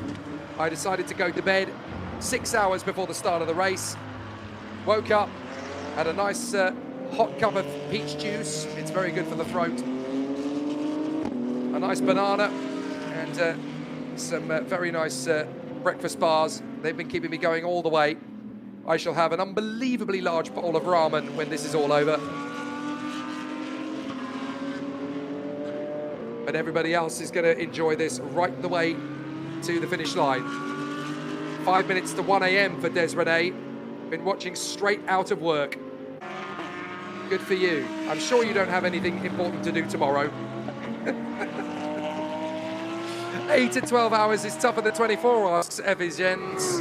Perhaps because of there being more time for recovery between stints. Almost certainly the case. But certainly you've got to remember as well that this isn't an 8-hour race for the drivers and mechanics. It's closer to 12. Because you've got to get up, get to the circuit, prepare the car, get it to the grid, stand it on the grid, make sure it's A-OK. Then at the end of the race, not only have you got to have the podium ceremony, but you've also got to start the pack-up procedure for going home. So it's more like a 12-hour race than an 8-hour race for these guys. Maybe wants to know, how many drivers do you have for a 24-hour race? Again, it very much depends on the organizer. For Le Mans, it's a statutory 3. For the Nürburgring and Spa 24 hours, you can have 4 drivers. Depending on the lower end of a 24-hour race, some teams at some events will let you have 5 or 6. But again, it very much depends on the type of event it is. But for the Le Mans 24 hours, you only get 3. Have a think about that for 5 seconds. Now those are real racing drivers. 1 hour, 26 minutes, and a whisker over 15 seconds still to go. Going to be a really exciting battle for this car to try and hold on to now. They've got a 24-second lead, but if there's one full course yellow, if there's one safety car, then their lead evaporates in a heartbeat, and suddenly they're running scared from the cars behind them. Although fair credit to the Chinese driver, Liu Yi, who's been really solid since he got behind the wheel of this car. His teammate may have coloured himself in enemies for the little incident they had earlier, but don't be too hard on Gu Meng, also known as Jason Gu. 4 podiums in China GT in 2025, 2 GT Sprint wins in 24. He's also a content creator in his day-to-day. He's the man behind Beiji Talks Cars. So he's not the most avid professional of the drivers in that crew, but this man, the 33-year-old from Taizhou in Zhejiang, Ye Hongli, also known as Liu Yi, he's been racing in Asian Le Mans since the 2017 season, raced in the GT World Cup at Macau, and has also been part of the GT World Challenge in Asia for almost the same length of time as his Asian Le Mans campaign. A very sturdy man to get behind the wheel of that car, and it would not shock me at all if they keep him at the wheel for the remainder of. So Desmond also wants to know how many 24-hour races are there. One of the big races, we've got the 24 Hours of Daytona in California. My apologies, no, Daytona is not in California, is it? There are 2 Daytonas. There is one in California, but there is another one in Florida, and that's where the Daytona 24 Hours takes place. I'm tired, bear with me. The Daytona 24 Hours taking place in Florida on the Daytona Speedway every January, I should say. It's the Sebring 12 Hours that comes after that, about a month later. Then we have the 24 Hours of Le Mans that takes place every June. That's where you'll see a lot of movies being made about it, a lot of stories written about it. Even some famous racing drivers have gone and taken part in it in the past, not just from the world of racing, but also from the world of Hollywood. The likes of Steve McQueen, Michael Fassbender and Patrick Dempsey have all had a crack at the Le Mans 24 Hours in the past, including the Olympic athlete Sir Chris Hoy. He also took part in the Le Mans 24 Hours. There's been a lot of movies made about it, including Steve McQueen's own Le Mans film, Ford versus Ferrari, featuring Matt Damon and Christian Bale back in 2019. And also, quite recently, the Gran Turismo movie based around the life of a real-life driver, Jan Mardenborough, who went from the video gaming world into professional racing driving as a Le Mans 24-hour competitor. It's one of the most famous races in the world. They say of the Le Mans 24 Hours, you can fit an entire Formula One season into a week. And I would absolutely agree with that. I got to commentate on the Le Mans 24 Hours back in 2016, and it is like walking around in a giant Lego set. The other big 24-hour race that takes place in the year is at the Nürburgring. So the Nürburgring 24 Hours, which uses the old configuration of the Nürburgring Nordschleife, a car that was originally designed, built and conceived by the dictator Adolf Hitler to aid the automotive design of the big brands such as Auto Union and Mercedes-Benz in the 1920s. And now it is one of the most prolific race circuits on the planet. 100 years on since its design and birth, drivers refer to it as the Green Hell. Very beautiful part of Germany it's in, and every racing driver, especially every racing driver on this grid, would dearly love to take part in the Nürburgring 24 Hours. We're looking at the Frankenstein Racing Mercedes, the car that's being shared between Piquet, Louis Pret and Zhou Yiran, another very talented movie star who is behind the wheel of this Mercedes at the moment. And with an hour and 22 minutes to go, it'll be fascinating to see how far into this race this car will remain. Currently, the Mercedes is currently running in the hands of Louis Pret up to 6th position. They have risen very well indeed over the last 2 hours. So P6 is where this car currently finds itself. Where is it in relation to the race leader, I hear you ask? Well, the gap is 2 laps. So they are looking good still for a podium in the GT3 Silver Am category, but they've got to make sure they don't lose ground to the car that's 2.5 seconds behind them. The 326 Racing Machine from Audi of Zhu Sheyi. You can see they're watching along on the inset monitor. Zhou Yiran is watching on at the moment. Just trying to keep an eye on things. Efis Jens points out on the stream, I was fortunate enough to go to the Nürburgring for DTM this year. First race he ever visited outside of Belgium. It's a vast circuit, but wow, it's massive when you see it in person. It totally is. I will never forget the lunch that I had at the Nürburgring in 2023 with the legend that is John Watson, former Formula One race winner. Won the 1976 Grand Prix for Penske. And promptly shaved his beard off. It was a bet that he had with his manager, and he never grew it back. One of the many fabulous stories about this sport. Don't get me started on them, otherwise we really will be here until Friday. The Gaha Racing BMW about to set off on its way again. The 168 making its pit stop, and it's going to be Chen Shugang who takes over that car now. We've not heard much from Chen Shugang in this race. I wonder if they just decided to leave his stints until the very end. But a very talented driver is Chen Shugang, GT Sprint Challenge, GT4 AM winner at Shanghai, that he shared with his teammate Wang Chen. And of course they're sharing that car with Chen Xiaokei, who has raced in Lotus Cup China this year, Hyundai N Cup last year, and a former race performer in winning mode in both the Pro and Master categories at the Lincoln Co Challenge Cup back in the day. Fourth member of that team, of course, is Liang Jiatong, who's been a winner this year in both Lamborghini Super Trofeo Asia and the GT World Challenge of Asia as well, and won twice in the GT Cup at the Macau Grand Prix back in 2022.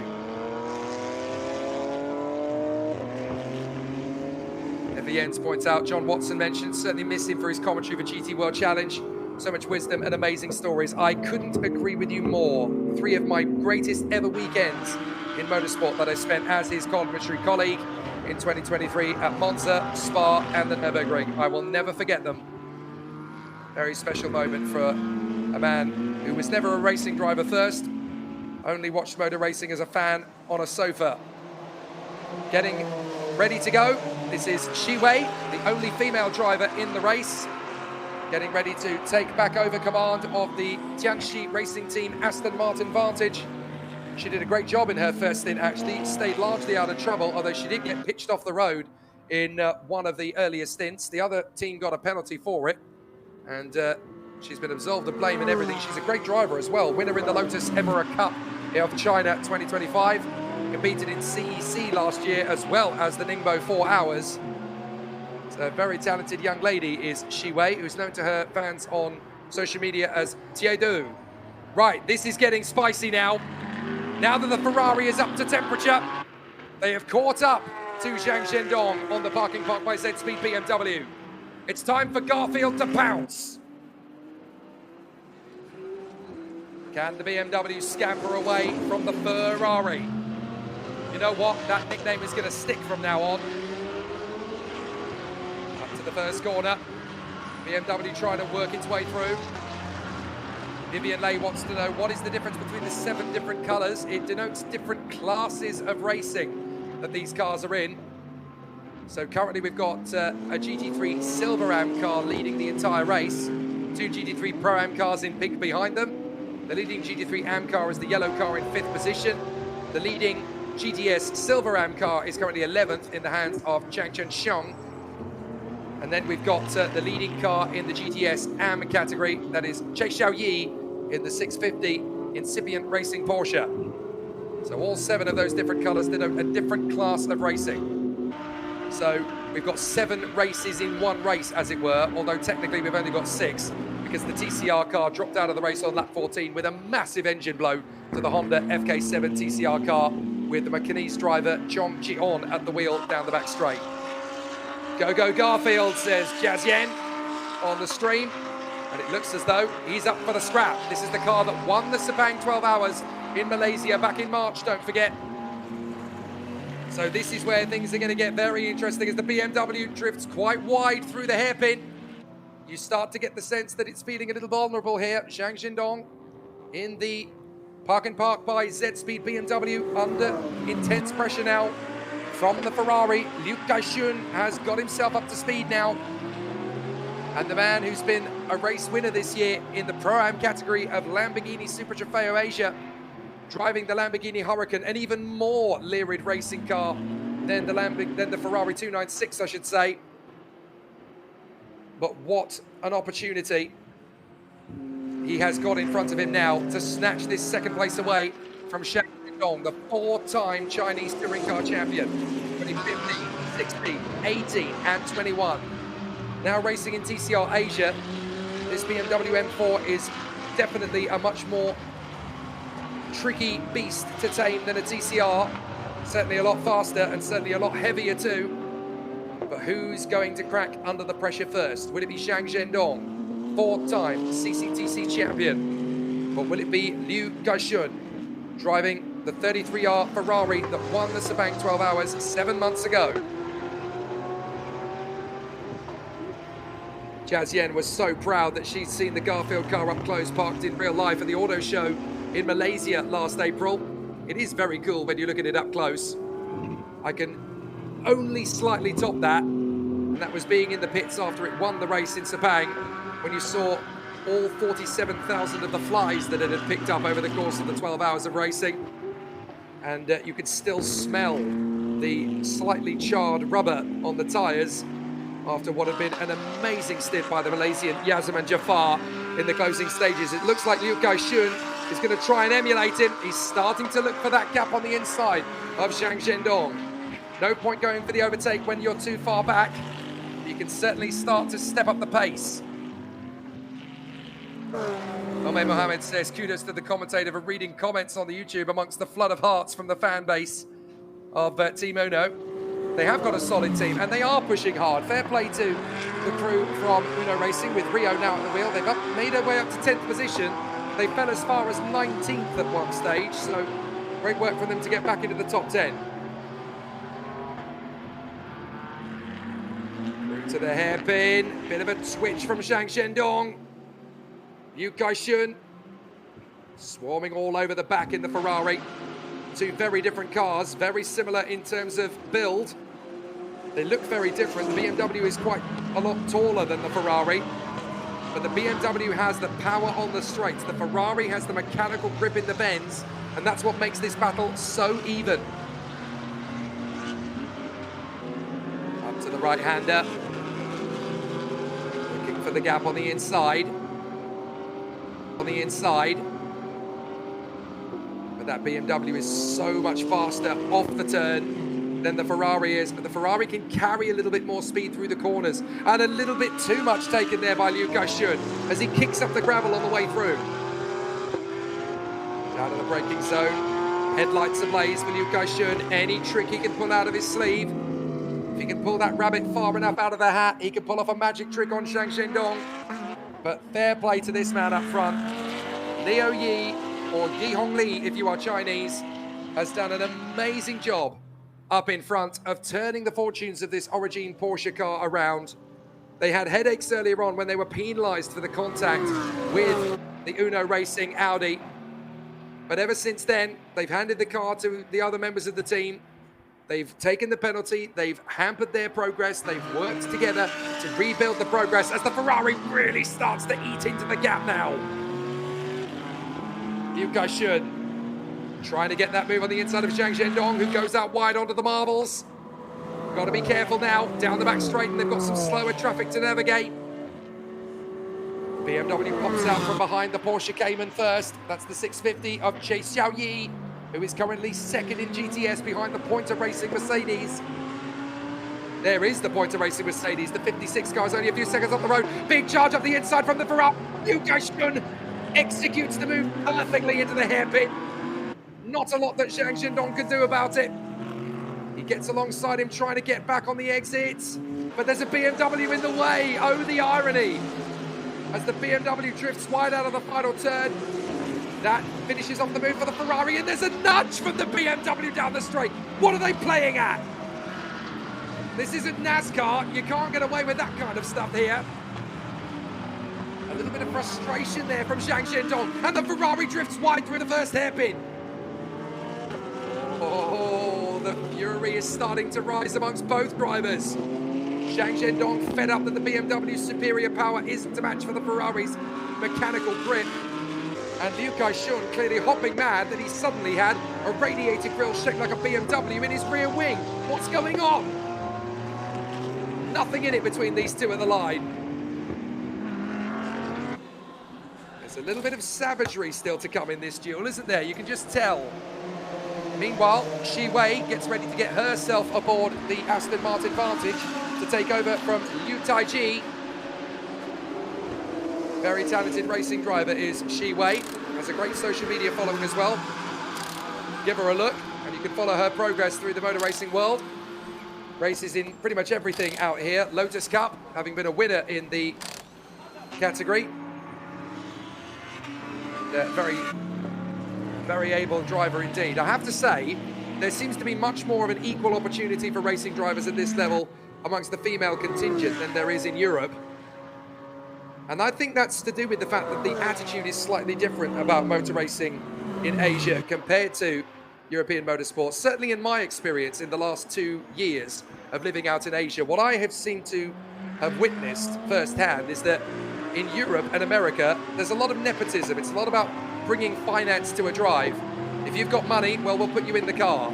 Can you drive the car? Well, we'll sort that out later. You'll pay the bills, and that's what matters. Or your friend has given you a drive because dad put some money in or something along those lines. In Asia, what I tend to find more often is, can you drive the car?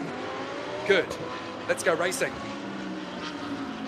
And so there's a lot more opportunity for women at this level than there is for men. Certainly in Super GT, there have been more opportunities for the likes of Miki Koyama and Lilu Wadu in the last couple of years. There's the move from Liu Kai-shun.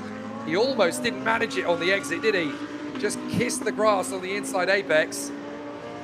And look, that windshield wiper is actually bent out of its position. They haven't used it, but that's the superior speed that Ferrari has been using. It's actually bent the windscreen wiper out of shape in a straight line.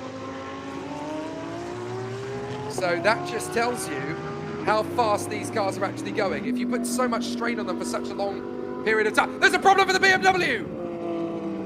The parking park Z-Speed car is slowing for Zhang Shendong. The BMW's in trouble. Oh, big disaster. So the BMW having a major problem. It looks as though they're limping. They're going to have a problem and get back to the pits. Yep, smoke coming out of the car. What has happened to the BMW?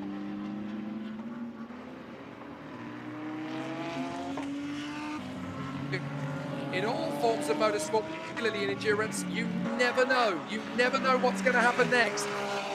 And the BMW, it's their first bit of trouble. Now, if I'm the BMW team, I get Eric Johansson to wake up. Get him on standby, because when this car, which may have a decent problem here that could take quite a long time to repair, he's having to come off the racing line, and that's no good because he's on the marbles down the back straight. Listen to that. That is a very ill-sounding BMW indeed. So now we'll try and find out what happened to that car. And it's an interesting point that's made by Ibalzar. That little tap down the straight might have punctured the radiator. From the car, much damage, but it looks like all of the damage is coming off the left rear of the car. Might be bodywork rubbing against the wheel. Maybe a slow puncture developing for the BMW. Whatever it is, it's costing them a chance of the victory here. It's not over yet, but it is possible. Vivian Lay, fabulous name by the way. Vivian Lay wants to know, can the in-person audience hear my commentating? I don't think so. I'm fairly sure that they could during the Sepang 12 hours, but not during the Shanghai 8 hours. I think they get the benefit of a Chinese commentator trackside. And into the pits comes the BMW, and it's looking pretty nervy now for the parking park by Z-Speed squad. Driver gets out of the car. Nobody's there to take over. They pull the seat out, and they're going to put Eric Johansson behind the wheel. It wouldn't shock me at all to put the China GT champion in the car. There is Eric Johansson finishing off, getting ready. They've got time to look at the car. And in goes the newly crowned China GT champion, Eric Johansson, the 28-year-old from Vaxio in Sweden. won the first 4 races of the year in China GT this year. Where did he win them? Right here, Shanghai International. So they're taking the wheel off and putting the new wheel on. I don't see any damage to the old wheel. Maybe it's a slow puncture with that car, but potentially they're looking under the car to try and figure out if something has collapsed. Maybe it's a drive shaft issue. Well, we'll figure it out. I think we'll find out the answer if there's something aesthetic with the car that's wrong or whether it's mechanical with the car that's wrong when they send that car back out again. The outlap will be very telling.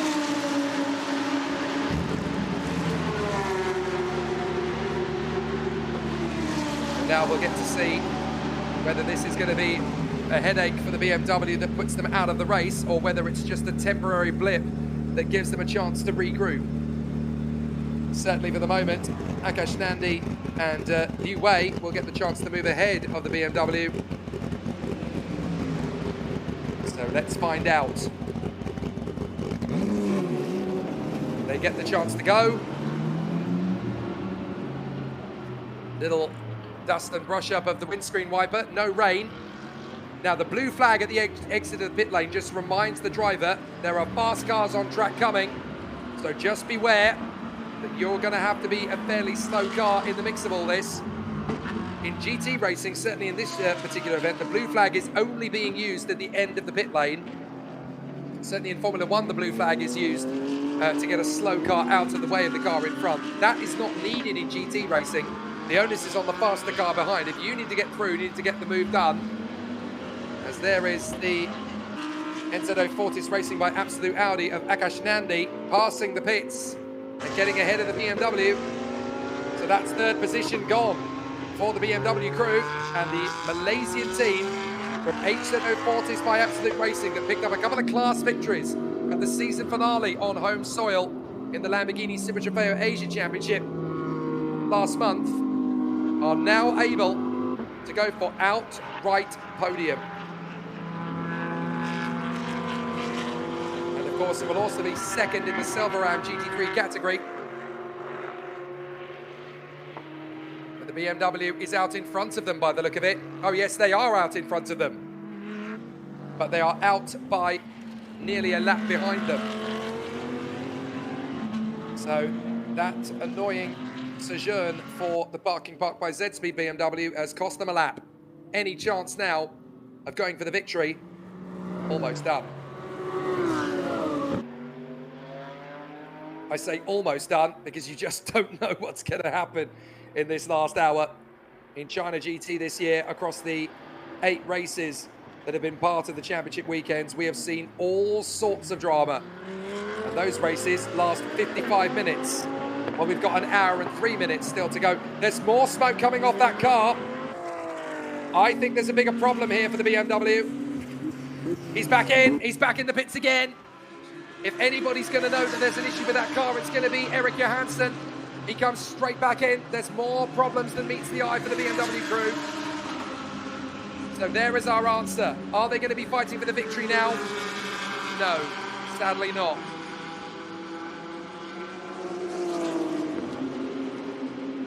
This is clearly what is potentially going to be a terminal issue for the Z-Speed Parking Park BMW crew. This is a new team, of course, for Eric Johansson. He's getting straight out of the car. There's no point. Forget it. Forget it. It's undrivable. I think that might be game over. What a shame. The team that led for so long. They got the original pole position into the garage and out of the Shanghai 8 hours. What a disappointment. It was looking so good for the BMW M4. And now, almost certainly, that car is out of the race. There might be something they can do to put it back into the race again, but any chance they had of winning in either the overall or the GT3 Pro category is now long gone. However, if you're a fan of the Uno Racing team, your hearts have just gone into overdrive because that could elevate their team into second in Pro-Am. Depending on how long BMW stays in the pit, if they lose 8 laps, then suddenly the Uno Racing Audi moves up into second place in the category.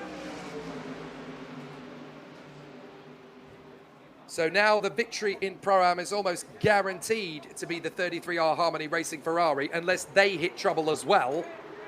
If they hit trouble, then it could suddenly be the most unbelievable racing comeback in history for the Uno Racing Audi, because they're still circulating.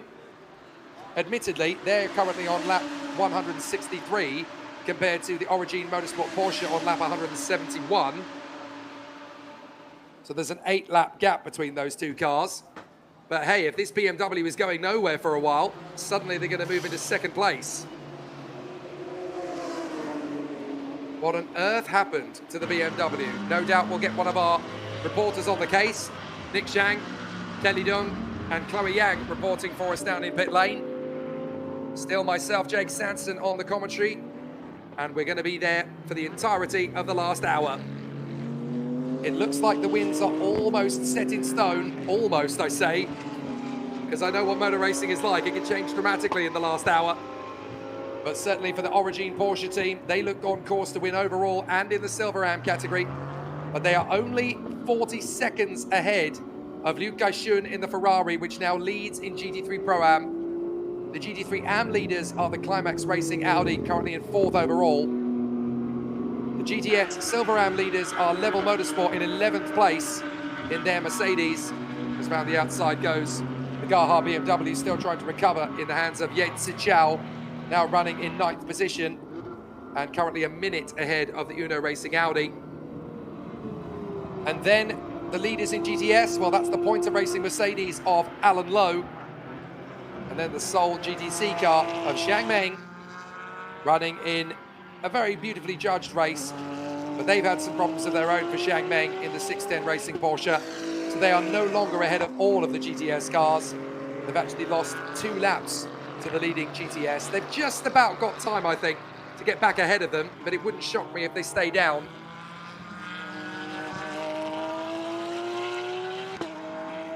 So we continue on, doing a fair job. As now we're looking at the race leader, Leo Yi, in the Origin Porsche. 39 seconds ahead of the Ferrari, or the Ferrari as it's now being known by our fans. The Garfield car in 2nd position overall and leading in the Pro-Am class. Looking good for a victory. They won't win overall, but they'll win their class in back-to-back events. And that will have to do for the 33R Harmony Racing team. Unless something untoward occurs for the 87 Origin Porsche. And they've come close a few times, don't forget. But the Jigglypuff Porsche is out in the lead of this race. I can't believe I got to say that. Jigglypuff leads Garfield. In through turn 1. And Leo Yi round the outside of the Porsche that is currently leading the class in incipient racing. Well, is almost leading, 7.4 seconds back from the leaders now. What an amazing comeback Chai Xiao Yi has brought in for the team.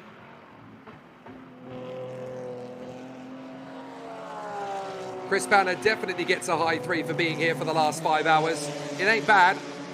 Next year, you'll just have to go one better to be there for the 7 hours so far.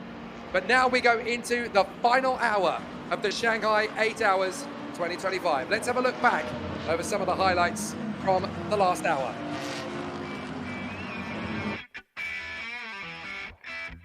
On a circuit like the Shanghai International Circuit, the home of Formula One since 2004 in China, we were always going to have some big battles. This was a pretty tasty one. Sergio Sette Camara pushing too hard in the bid to get ahead of the Ferrari and very nearly ruining the team's race after they had just managed to get back into the top 10. But there were more problems to come as Liu Kai-shun got the overtaking move on Zhang Shengdong in the BMW. The fight back was a little bit too aggressive for anybody's liking, particularly for the team themselves. A little bit of a nudge may have done more damage to the team than first realised. But everybody is just going through the motions as we enter the final hour here at the Shanghai 8 Hours. After the quiet and calm of the Sepang 12 Hours, despite how exciting the race was, This one has been chaotic and full of carnage, but in the last hour, it looks like things are finally settling down to the checkered flag.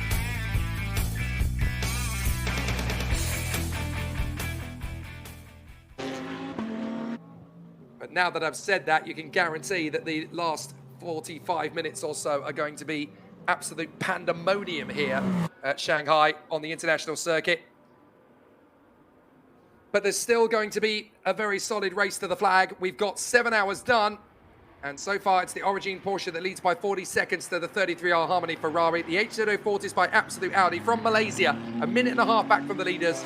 Climax have been lapped. So too have Frankenstein Racing twice.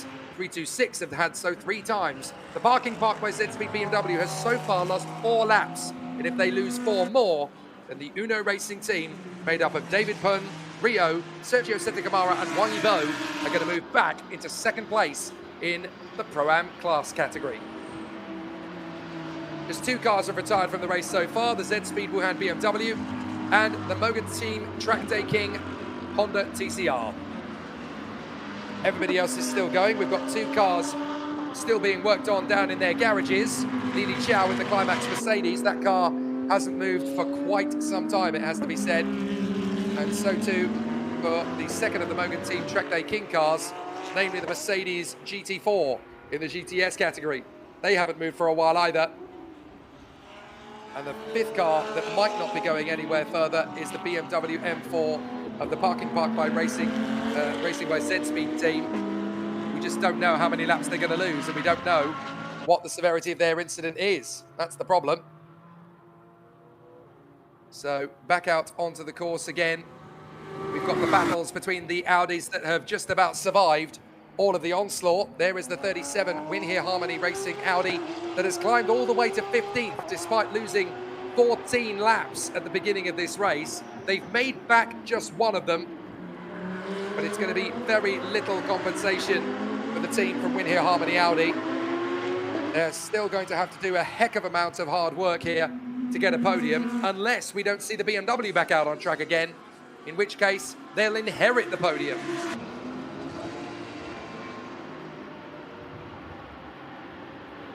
The car they've just overtaken is the Treble 7 Climax. That's the car that is leading the race in the GT3 AM category. Currently running in 4th place for Liu Wei in the Climax machine. That's the other Audi. And they're ahead of Roy Tang in the 610 Racing Porsche and the Gaha Racing BMW of Yates Sichao. That's what the podium is going to look like in GT3 AM at the moment. Only 5 of the 6 cars are still racing. One of the GT3 AM cars has retired. That is the number 27 Z-Speed BMW of Tang Jihao. That's the Wuhan community car. So their race came to an end quite a long time ago, unfortunately. But it's certainly being a really exciting run for all of the contenders. Well, we continue to find our way further forward here. Up to the far side. This is the Frankenstein Mercedes going around the outside. Louis Pret is going to make this one look easy. Around the outside of the 86 Mercedes of Bian Fengjun. Having a great race now in 5th position and looking good for a podium in Silver Am GT3. Despite the little love tap that they're getting from the other Mercedes. Civil war. Civil war at Stuttgart, perhaps. We've obviously had all sorts of difficulties for the Ingolstadt 4 rings. Now things are looking pretty tricky for the Mercedes crew. 2 cars having slightly too close a run there. They got very lucky indeed, I have to say. Lan Yungyue points out, I think it's fair to mention this race has been far more entertaining than the last few F1 races. Well, we like to think we can put on a good show. Certainly been very entertaining across all 7 of the classes for various different reasons. In the TC class, we don't have a race anymore, sadly, because on lap 14, we had a massive engine blow for Ching Chi On's Honda FK7 TCR car on lap 14. Race over and class over, of course, because nobody else was competing in that category. In the GTC Cup car for Zhang Meng and the 610 Racing Porsche 911 crew, they've made their way back up into 16th position, having made up some time. And they're now only 2 laps away from the leading GTS car. That was the car they were hoping to beat. They just wanted to be ahead of the leading GTS. On 1 lap, they've been able to do that, but they've had a few melees since then. In the GTS categories, there are 2 classes, GTS and GTS Silver Ram. The Silver Ram team are the leading car at the moment in GTS for Jiang Qinshang in the Level Motorsport Mercedes, and they are currently running in 11th position overall. And we've also, of course, got a big push from the GTS crew in the Pointer Racing Mercedes, number 56. They are the leading car in GTS, only 8 seconds ahead of the incipient Porsche of Jay Xiaoyi. Third in GTS is the car of Yang Chunlei, the Ultimate Racing Porsche, currently ahead of the F1 Academy wildcard from back in Shanghai, Shi Wei, who is racing in the Aston Martin Vantage for Tianjin Racing Team. And her lap times are looking pretty good at the moment. She's lapping 3 seconds a lap faster than Yang Chunlei in the Ultimate Racing Porsche. So they still have a chance of a podium in GTS with a fair amount of time to make up. This is looking miserable for the BMW crew in the Parking Park Racing by Z-Speed team. They are about to drop down out of the top 10. And if that happens, then the Uno Racing Audi is going to be promoted into 2nd position in the class, 9th position overall. So there is the Origin Porsche of Leo Ye, currently lapping in the 201s, faster than everybody except James Yu in the 326 Racing Audi, who's managed to crack into the 2-minute 1.3 mark on the last lap. There's the Ferrari, looking good for the Pro-Am victory in GT3. And there is the car that's looking good to be promoted up into 2nd place. All it's got to do is pass the pits 2 more times with the BMW going nowhere, and they're up into 2nd. So now Rio continues to work his way forward as the light starts to fade here. 49 minutes to go. Well, you don't need stand verbal language to know that that's looking pretty hopeless for the BMW crew. All the drivers getting pretty restless. Eric Johansson, newly crowned China GT champion, comes over and says, is there any joy? Is there anything left for the car? It's not looking likely. The body language there, talk to a mechanic that's tried everything they can to get it running. I have a feeling it'll be back to the factory. They'll have to try and replace whatever part it is that's broken. Not something that can be done in the garage by the look of it. And so, Rio, in the Uno Racing Team Audi that he shares with David Bourne, Wang Yibo and Sergio Santacamara, is about to move back into 2nd position in the Pro-Am category, albeit in 8th position, but it will feel like a fairy tale for them after what have been 4 dejected and very painful hours for the team. They did not want to be in this position, but it's certainly looking like that they are going to work their way back forward now. The Gaha Racing BMW has gone forward. I think somebody's gone to get Wang Yibo. Look, we might have a chance in this one of finishing 2nd. I think we're about to take it back. Into the pits comes the leader. Leo Ye in the Origin Porsche comes in. So depending on when the Ferrari comes in, I think the Ferrari may take the lead of the race here. It will be brief because they will obviously need to make one final pit stop themselves. But of course, it'll be down to who goes into the car in the last stint. So here is the 85, the Uno Racing Audi, out of the final turn and passes the pits to the roars and the cheers of the fans who have worked out the situation. As through goes the Uno Racing Audi and is promoted to 2nd position in Pro-Am.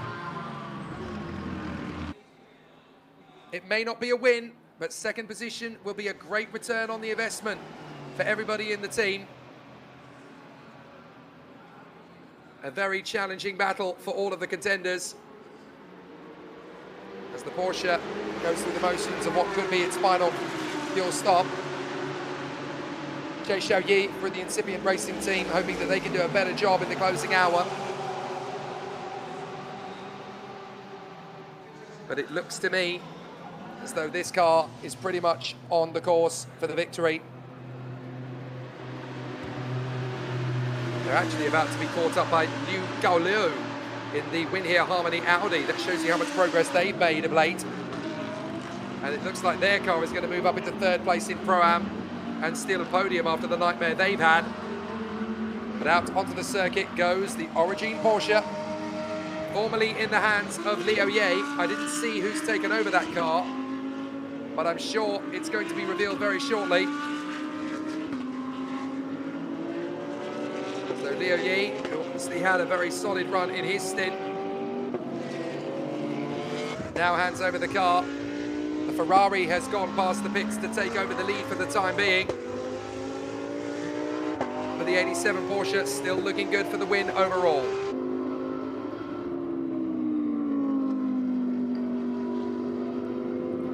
Never, ever, ever give up, because you never know what's going to happen to your rivals. You never know what's going to happen to your car. All it takes is for one car to fall by the wayside, and suddenly the fortunes will change. So down in the pit lane, we've got the 87 car, the Origin Porsche on our screens. They are leading in the GT3 Silver Am. They were leading overall. After the pit stops, they could be again. Let's head to the pits. 好的，我们现在是来到了87号车组，采访的是车手顾猛，来给我们分享一下你今天的比赛，自己感觉自己跟队友跑得怎么样？我队友肯定是展现出了非常绝对统治力的实力，所以我们现在一直也保持在领先。当然现在不能画车太早啊，因为场上8个小时的比赛，什么都有可能发生。所以我觉得保持住我们的速度最重要。现在。那你觉得参加这次8小时耐力赛，你个人最大的收获是什么呢？我觉得收获肯定是这么长距离的比赛，提升自己的速度肯定是第一位的。那么其次，8小时的比赛对于车队或者整个车组的考量就是尽可能的少犯错。那当然可能我自己开比赛也会比较急，所以利用这一次比赛好好的去提升一下自己的心态啊，去提升一下自己的圈速吧。是的，我相信每一位车手参加这个比赛都各有收获，那也预祝你们车手比赛成功。好，谢谢。好的，谢谢。Thanks to Kelly Dung for conducting that interview down in the pit lane. I am told that it is still Liu Ye behind the wheel of the Origin Porsche. They elected not to change drivers at the last pit stop. Perfectly within their rights to do so, provided that they adhere to the minimum or maximum mandatory driving times of the drivers around them. But certainly the Jigglypuff Porsche back out on the circuit and running a very smooth race now to the end, as long as everything goes according to plan for them. But Liu Kaixun is now leading in the Garfield Ferrari. Jigglypuff versus Garfield. It's like the ridiculously nightmare cheese-induced offspring of two video games that should never meet together. But Garfield versus Jigglypuff is the way it looks at the front end of the field in GT3 Pro-Am and Silver Am. Never did I think those words would be in the same sentence, but that's exactly what we've got. Frankenstein Racing in the Mercedes, still doing a fair job here, up to 5th position in the hands of Louis Pret, Zhao Yiran and Shikai. So a very solid race battle continuing on, but it's the Ferrari, as they've been christened by the fans in the stands. Excellent display for our contenders up at the sharp end of the field. And as Envio Fiubo points out on the YouTube stream, it's the animation war at the front end of the field. Garfield versus Jigglypuff. The big cat versus the pink Pokemon. There in the background is the Aston Martin, currently being driven by Shi Wei, the F1 Academy wildcard in China at the beginning of the year. Very talented racing driver is Shi Wei in her own right. She raced and won in the Lotus Emira Cup at the beginning of this year in China. F1 Academy wildcard, raced in the Ningbo 4 Hour, has competed in China endurance in many different categories, has a great potential to move forward. There is the Frankenstein Racing Porsche for what could be its last pit stop of the race. So still, we battle on, getting to our final pit stop phases, 40 minutes to go.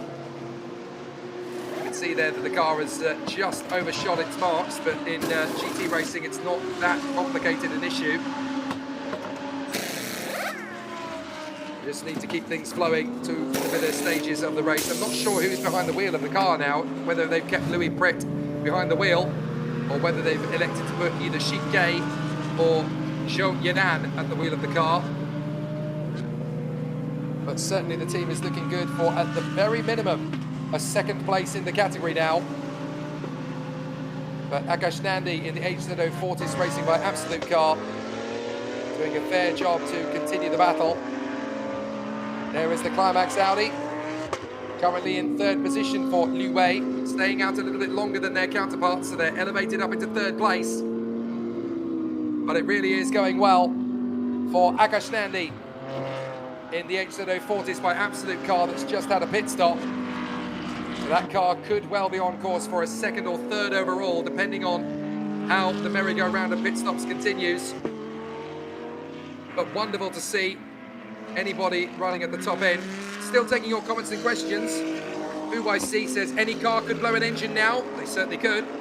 We certainly had a big engine blow in the first hour for the Honda FK7 TCR. That blew on only the 14th lap, would you believe?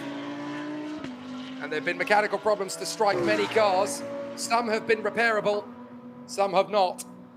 Certainly for the Z-Speed BMW crew in the Wuhan car, the number 27, that car is game over for them. They only completed 68 laps. But it's looking like the sister car, the Parking Park Racing by Z-Speed car, is not going to go any further either. If they stay in the pits for another 2 laps, they're going to lose the third spot on the podium to the 37 Win Here Harmony Audi that had 2 misfires, 2 anti-stalls in the first part of the race. Now, what's going on here?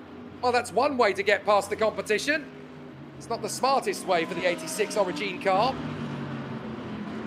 So Bian Fenjun makes himself a real enemy against Roy Tang in the 610 Racing Porsche. There is Roy Tang, the Singaporean. Was that an overtake, or was that just simply shoving me out of the way? I think that's Roy Tang's question to his team over the radio. Did we see that? Don't we think that's a little bit too aggressive? So it sounds nice and easy if you're Rita Umar. Drive safely until the finish. But this is sports car racing. Just because you're driving safely to the finish, that doesn't mean somebody else won't get tripped up, somebody else won't spin in front of you. Got to keep your wits about you. You're tired, you're hungry, your energy levels are dipping. You can't even remember your name at times. You're concentrating so hard on what's going on. Very easy to make mistakes in these situations, especially when you've got so many great drivers to go up against. Lan Yingyu wants to know, did your son love the Pokemon cars pictures? I haven't asked him, to be fair. I'll double check. Yes, the answer is, it is indeed Jigglypuff. And he's also told me that it's not a Charizard, it's a Mega Charizard. Or at least one of the Mega Charizards. Anyway, apparently there's 2 variations. It's the only time in history when my son has taken an interest in my motor racing commentary career. More cars with Pokemon, please. Love you, son. Thanks, buddy. Now, the leaders at one stage are now about to lose their position on the road to the Akash Nandi. Absolute Audi, as off the road goes the Mercedes behind them and rejoins. So Liu Ye, who is currently a lap ahead of the HZO Fortis Racing by Absolute Audi, loses position on the road to it. So that's a slight concern, because that could be the beginning of the end for that Porsche. If there's a problem that's developing, they've got to be careful. So now you're going to have to see if there's a little bit more to come from this battle. Akash Nandi getting through. Is that the beginning of a big problem for Liu Ye and the Origin Porsche? The race battle got away in the last hour. But we'll have to see if it's going to be history repeating itself like in Sepang. Ferrari took the lead in the last hour and held on to the finish. Is it going to be the same in Shanghai? Has the Oye got an issue with the Origin Porsche? Why with the Akash Nandi HZO Fortis by Absolute Audi car find it so easy to get ahead of the race leading Porsche? The answer is, I don't know. But certainly Akash Nandi was snapping quicker on the last lap than the Porsche. The Oye dipping into the 2-minute threes, while the leading cars are on the 202s. So they're currently going a second a lap quicker than the 87 Origin Porsche. Don't tell me that they're in trouble. This could be tricky. Got to keep it going all the way. But this could be a very tricky end for the Origin Porsche team. It's not over yet, folks. We're going to be pushing right the way to the death. And for Akash Nandi, that puts the HZO Fortis by Absolute Car into 4th overall, 2nd place in the class. There is the Ferrari that leads the way, ironically enough, being chased down by the Uno Racing team car of Rio that has now worked its way into 2nd position. You're looking at 1st and 2nd in the Pro-Am category. Annoyingly for you, especially if you're an Uno Racing team fan, is that the gap between them isn't a couple of seconds, it's 8 laps. But these are the first 2 cars in the class.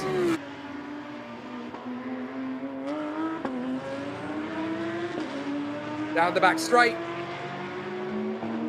And these 2 cars can essentially sit together for the last 35.5 minutes of the race. But how far into the race can the Ferrari go before it needs to make a pit stop? If they make a quick splash and dash, they might just be able to make something of this final stint. Let's see what happens. Are they coming into the pits? No, they carry on. So if the Ferrari can go the distance, as Rio went a little bit wide there. Problems down in pit road in the BMW camp. Oh no, wait, that's the 37 of the Win Here Harmony Audi. They have just, by the way, moved into 3rd position in the Pro-Am category. Remember their nightmare first hour when they had 2 anti-stalls in the first half an hour? That cost them 14 laps while they got it repaired. Well, they are now just 13 laps down, and they've moved up into 3rd place in the class. It's not what they wanted at all from this race. They are currently in 12th position. They wanted to be fighting for the overall podium, but they're still looking good to take some silverware from this race, at least in the GT3 Pro-Am category. And they're certainly now ahead of the BMW of the Parking Park Racing by Z-Speed crew, which looks to me as though it's not going any further. What a shame. So there is the Ferrari staying out in the hands of Liu Gaixun. How much further into the race can they go? If they can last 34 minutes without refueling again, then this car is going to win the race. If they do have to pit again, they've only got 59 seconds on Leo Ye in the Origin Porsche, in which case it would almost certainly go the way of the Jigglypuff Porsche for the overall victory. So will it be the Garfield Ferrari, or will it be the Jigglypuff Porsche? 33R Harmony versus Origin Motorsport, the team formerly known as R&B. Look at the marbles that have come off the tyres down the straight. That's what all those little black dots are on the road. Ferrari gets out of the way of the GT Cup car just in the nick of time for the braking zone. And the Ferrari rumbles on. That's the Climax Mercedes. Right, we could get a full course yellow here, and that could change the entire race. If the Ferrari can wait until the full course yellow, they can get so much closer to the Origin Porsche on the pit stop. They can give themselves a quick splash and dash. But they've come into the pits now. They've come in now. If we go full course yellow, the Ferrari is right in the hunt for the victory again. And it's the age-old story of motor racing. Ferrari versus Porsche. Oh my word, this could be the game-changing moment in the race. The Climax Mercedes is down and out on the sidelines. It looks like the 85 Uno Racing Audi is not going to have a driver change, nor is the Ferrari. It's a quick splash and dash under full course yellows. The Ferrari can steal the win. We wait to see where the Origin Porsche is. They're coming through Sector 3. If we get full course yellows any moment now, the Ferrari's going to get out in front of the Porsche. Where is the Origin Porsche? They haven't made it through yet. They're at the line. The Ferrari's in front. The Ferrari has made their splash and dash pit stop. There is the Origin Porsche in the last 35 minutes of this race. The 33R Harmony Racing Ferrari has done it again. Just like they did in Sepang. Full course yellow. There's nothing that the Origin Porsche can do about this. The 710 Climax Mercedes comes out and parks on the circuit. I can't believe they've done it again. The 33R Harmony Racing Ferrari never counted out. The Ferrari has got itself into the position where it can go back to back for the race win. Absolutely incredible. And now they've done a smash and dash. They're under full course yellow. They're not going to run the gauntlet. They're going to have fuel to get to the end. They can push harder in the closing stages. And the Porsche will not have much of a response here. I know what the Uno Racing fans are going to be thinking. They're going to be thinking, karma. But the Ferrari has nailed its strategy to perfection. So the yellow flag, for those who don't know, mean there is no overtaking. They have to stay in their positions without overtaking, as out of the car gets the 710 of Elias Seppänen. The Finn walks away from his car. It's game over for the Climax Mercedes. If you're a fan of Mercedes, this has been a horrendous 8 hours for you. Apart from one car, ironically enough, and that is the Frankenstein Mercedes. Currently with Zhou Yiran at the wheel. And he's on course for a potential podium in the Silver Ram category. He's just got to catch and pass James Yu in the 326 Racing Porsche. 326 Racing Audi, sorry. As Elias Seppänen, under full course yellow, gets out of the car and walks away. That's the race over for Climax. Certainly in the Mercedes it is. It was already hitting the bricks anyway. They had dropped to last place. They were trying to make it to the flag. With half an hour to go, I don't think they're getting back out again. But what an opportunity now for the Ferrari, the 33R Harmony racing car with Garfield on the bonnet. I think that moniker is going to stick, to be honest.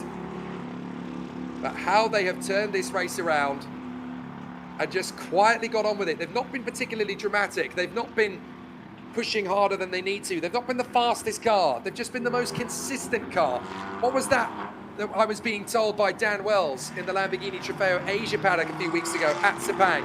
It's better just to go relatively quickly, not the fastest car out there. Just keep the car plugging away. And there is the Origin Porsche that slumps down to second place. They cannot believe their luck. What a dramatic turn of events, and we've got less than half an hour to go in this race. Has the Origin Motorsport Porsche got a response for the 33R Harmony Ferrari 296 before the end? Or are the Ferrari crew going to do the unthinkable and get the job done in both the Sepang 12 hours and the Shanghai 8 hours? That is why we love this sport, by the way, ladies and gentlemen. 8 hours, you sit there and think, oh, it's just going to go on and on and on. It's just going to be endless. It's going to be dramatic. It's been edge of your seat stuff since we went to green. Such a long time ago now. 7.5 hours ago, we started this race. And I knew going in with all these potential maladies, with all these cars on the grid, with all these different classes, with all these different points to prove, this was going to be a nail-biter to the last. And boy, were we right. 28 minutes to go. And even though the Ferrari is leading, it's not done yet. The Origin Porsche can still get back into it. All it takes now is one slip-up, one trip over a back marker. And the race suddenly turns around. Nothing like a midweek endurance race, eh, folks? God bless the Mid-Autumn Festival in China. God bless the Shanghai International Circuit. And God bless sports car racing. Shanghai 8 hours, the perfect way to have a holiday in China. And they've come from far and wide to be here. So have you to tune in for the entirety of this race. It's going to be a nail-biter to the last, but I tell you what, this could still go down to the wire because there's only 11 seconds under full course yellow between the 33R Harmony Ferrari and the Origin Porsche. When we go back up to speed again, and we're now going to safety car to tighten up the field. This could be a sprint now to the finish. So the safety car is going to wave it by until the Ferrari. There it is. So the safety car doesn't actually have to do that much hard work here. This is going to be a relatively fast restart. There is the Porsche in the background. It's only got 4 cars between them and the Ferrari. On this restart, it is going to be fever pitch. Who says races were long, dull, and boring? No chance. So there is your top 3 in each of the classes. Liu Kai-shun in the 33R Harmony Ferrari will win that class pretty much whatever happens now, because they are 8 laps clear of the Uno Racing Audi. But the win here, Harmony Audi, has got themselves up into 3rd place, the fastest lap of the race from Andy Dung, and he's got behind the wheel of that car to end the race. In the GT3 Silver Ram, it is still the Origin Porsche that leads the way, and probably will till the end, ahead of Akash Nandi in the Absolute Audi and James Yu, holding on to the 326 Racing Team podium ahead of the Frankenstein Mercedes, which has a slim chance of getting it back, made better by this safety car, because they're now on the lead lap. And of course, everything's going to tighten up. So the chance for Frankenstein Mercedes to close up on James Yu in the 326 Racing Audi just got 1,000 times better. In GT3 AM, it is Liu Wei in the climax, Audi in the lead ahead of the 610 Porsche. And then behind them, it is the 678 Gaha BMW 2 laps back. In GTS Silver Ram, it's still Level Motorsport, who's led the way pretty much for the last 7 hours now in that class, ahead of Heitze Yu in the Zenith BMW and Chen Xiaokei in the Gaha BMW behind them. And then in GTS, it's Huang He in the Pointer Racing Mercedes ahead of the incipient Porsche of Che. And unfortunately, on this occasion, the safety car isn't really going to improve the chances of the Tianxi Racing Team's chances for lady driver Shi Wei to get onto the podium ahead of Yang Chunlei for Ultimate Racing. So under safety car, let's head to the pits.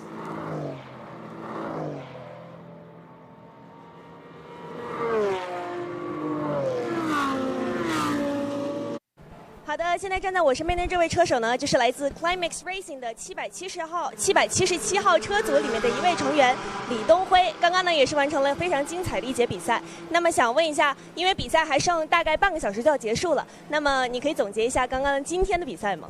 对，今天的比赛呢，就是我们在昨天其实排位的时候拿到了总结的杆位，然后今天也是如愿在就是 AM 的杆位在发车，然后呢头3个小时其实安全车频发是状况非常多的一个情况，然后我们前面策略也是尽量保证的安全去完赛，然后呢包括我们快的车手也安排在了后面的2棒去进行比赛，然后去能争取的追更多的时间，然后因为我下车的时候已经到了全场的第5，然后也顺利交棒给我们的吕薇，然后现在也获得了一个非常好的名次。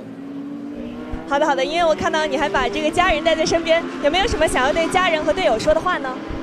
就是祝愿大家都可以安全完赛，然后享受比赛。好的，也希望在比赛的最后阶段呢，一切都可以顺利的结束，加油！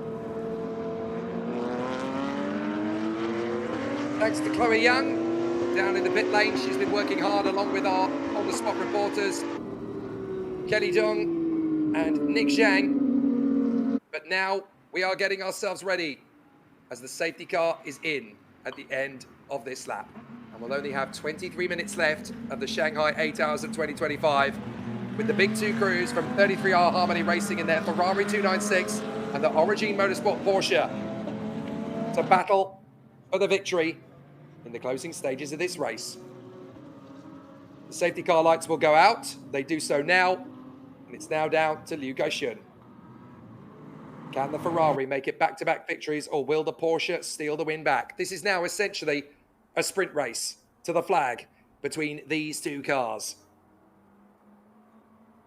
In the background, the cars are still trying to catch up to the leading pack, which they should just about do before this restart. But now it all comes down to 2 men. Liu Kai-shun versus Liu Ye. A 22-minute sprint race around the Shanghai International Circuit in GT3 cars. Liu Kai-shun drops the hammer in the Ferrari, and off we go. But there's 4 cars in the way. between the Origin Porsche and the Ferrari, but we're on cold tyres. Anything can happen. As we come out of the final turn for probably and certainly hopefully the last time in the Shanghai 8 Hours 2025, it's green, green, green, green at Shanghai International, and it's Ferrari versus Porsche, the age-old rivalry. So Liu Kaixun takes the lead into turn 1, no problem at all for him. There's a bit of traffic to navigate for the Origin Motorsport Porsche, with Akash Nandi in the absolute Audi right behind the Origin Porsche, but a lap away. Good start from the Ferrari. Good start too for the Origin Porsche, but he can't afford to trip over those BMWs. And look in the background, we've got the hard-charging Win Here Harmony Audi. Andy Dung is great in these sort of conditions. He can make up some good time here. And he's actually going to be up on the same lap as Zhang Qianshang to get into 11th position.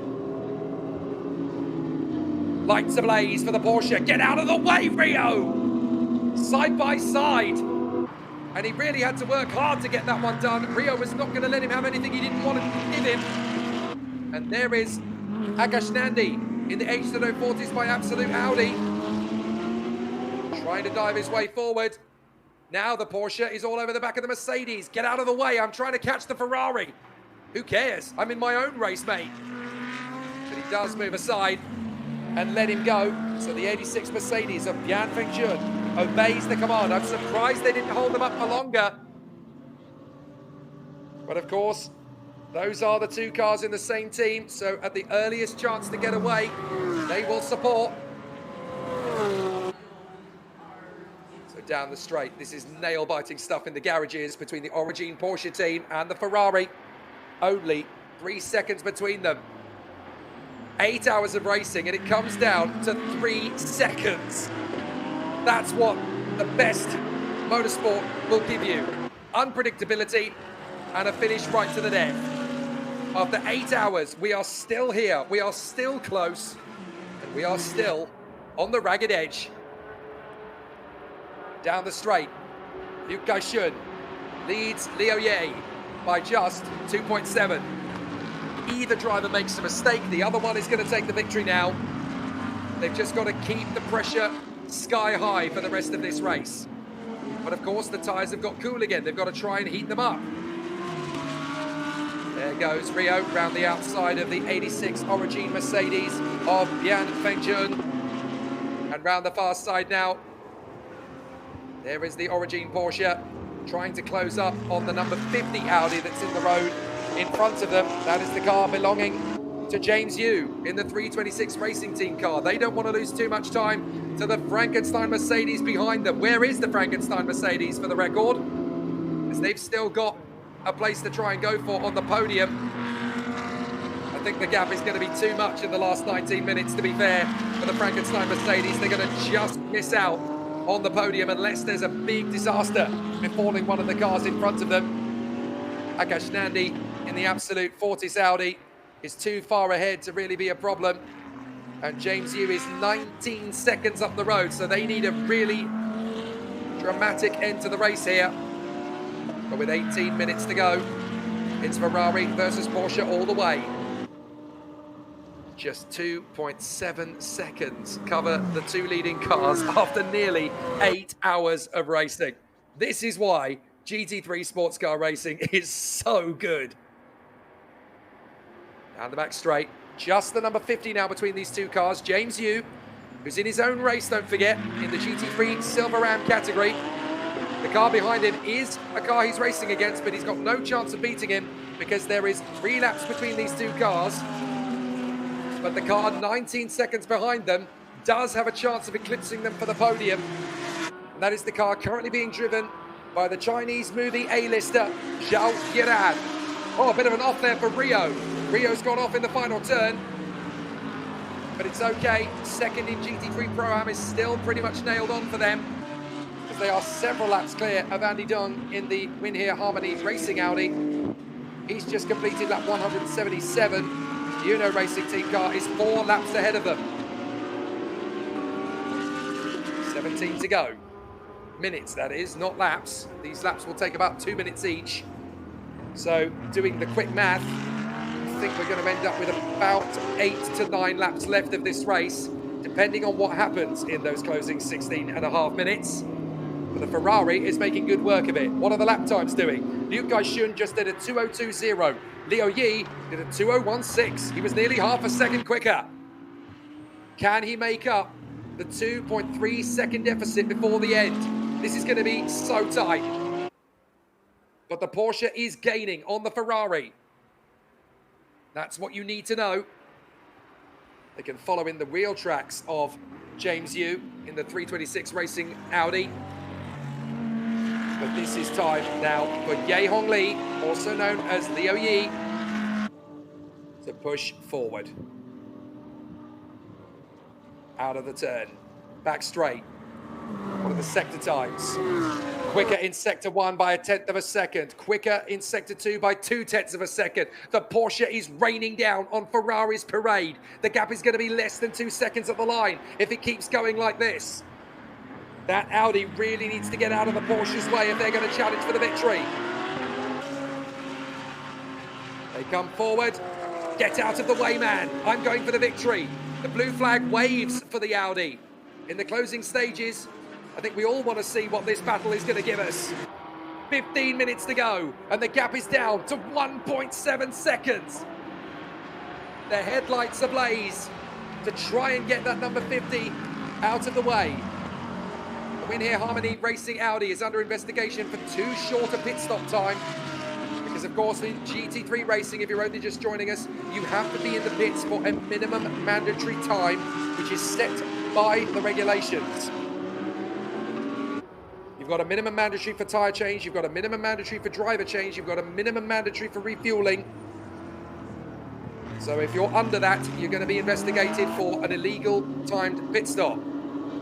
Finally, Liu Yi gets ahead of James Yu. And so now there's nothing but daylight between Liu Kaixun and Liu Yi. Ferrari versus Porsche. Either driver makes a mistake, the win goes the other way now. Who will get it done? Will it be Maranello or Ingolstadt? Ferrari or Porsche? This is so difficult to predict now. Liu Kaixun holding his nerve. Just got to keep it clean now. You cannot afford to run into hot water. We're not quite going to reach 200 laps, but we are certainly going to have a very tight finish to the end here as the Porsche closes in the first sector. 1/10 of a second quicker in sector 1. 4/10 quicker in sector 2. They can see the victory. It's right there in front of them. So will it be the Ferrari or the Pokemon Pink Porsche? Garfield versus Jigglypuff. Big mistake for Liu Yi. You can't afford to run the gauntlet of track limits this late in the race. If you pick up a track limits penalty now, the win is gone. 10-second time penalty for the 37 Win Here Harmony Audi. That will change nothing as far as the podium in the class is concerned. But the gap is down to less than a second. 9/10 between Ferrari and Porsche. 33R Harmony versus Origin. It really is nail-biting stuff.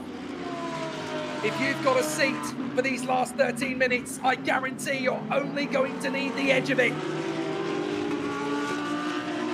Can Liu Yi put the Ferrari driver Liu Kaixun under enough pressure to force the mistake, or will he have to go for it?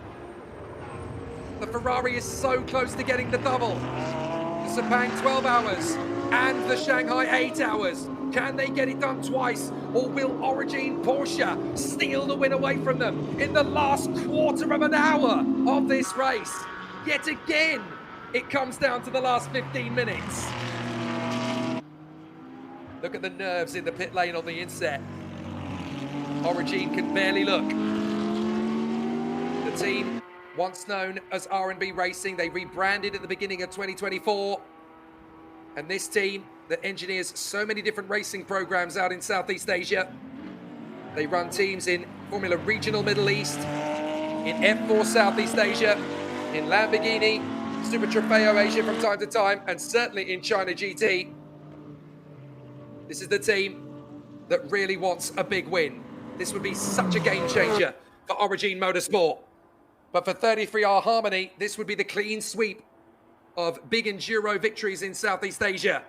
The Sepang 12 hours, plus the Shanghai 8 hours. This is so tight now. 12 minutes, and it looks like the Porsche's going to eat up the Ferrari. Can Liu Kaixun hold on to this? They've only got 11 minutes, but the Porsche looks so quick. This is going to come down to gutsy, determined driving. This is the lap where the Porsche finally gets to challenge the Ferrari for the win. 0.4 of a second, 11 minutes to go. Into turn one. Liu Kaixun running wide, but gets the line back to hold the inside from the Porsche. The first big attempt for them could be the hairpin at the foot of the hill here. They get back on the power. And Liu Yi looking for his move on Liu Kaixun. Liu versus Ye. First big defensive move from the Ferrari. Porsche's not close enough yet to really gung-ho. But you've got to time this right. The Porsche trying to outfox the Ferrari as they sweep through the left-hander. The Ferrari is good on the bends. The Porsche is good in a straight line. And they've got that really long straight coming up. That big dive into the hairpin. And yet again, these two great brands meet. Ferrari versus Porsche. They are irresistible, intertwined in motorsport folklore. And it's going down to the wire here in Shanghai. Left-hander. Back on the power, careful. Don't overcook the throttle now. You know the other driver's going to give you so much pressure. 10 minutes left. Down the back straight. And surely there's going to be the first whiff of an overtake here for Liu Yi. But I don't think he's quite going to be close enough to show it up the inside line. Liu Kaixun holds his nerve. Will there be a big launch forward from the Porsche? Yes, there will! He goes for it, but surely he's going to overshoot. The Ferrari gets back on the inside and takes the lead back. No, you don't! What a season finale this is for the Chinese GT calendar. The championship already wrapped up, the Shanghai 8 hours with only a few laps left in it, and the battle is right on. Porsche can try again. Got to look after these tyres. The winner is going to be the one who can look after their tyres the best. The light is fading. The Ferrari is poised, but the Porsche is hungry. Back out of the hairpin section once again. Back on the power once more. Ferrari versus Porsche. 33R Harmony versus Origin.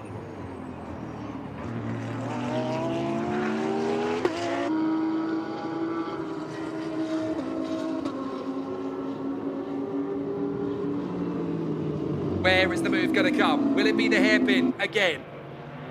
But Ferrari can be so cunning here. Liu Kaixun can coax Liu Yi into the move. It doesn't matter that he's been able to catch up to the Ferrari. It's now the smart man that wins this race. Look at the pressure coming from Liu Yi as he puts two wheels on the gravel. Just about saves it. But this is the toughest race Liu Yi has ever had to try and keep up with this Ferrari and then make a move. Back straight coming. So much closer to the Ferrari, surely it's a foregone conclusion. But if Liu Kaixun can sideline, he can hold him at the braking zone and keep that inside line for himself. 7.5 minutes to go. Jie Xiaoyi in the incipient Porsche in front of them. It looks to me as though the Ferrari will hold on one lap longer. The Porsche really trying to keep Liu Kaixun guessing in the apex. Very tight out of the turn. Could he go for a move into turn one, maybe? Nips in the final corner.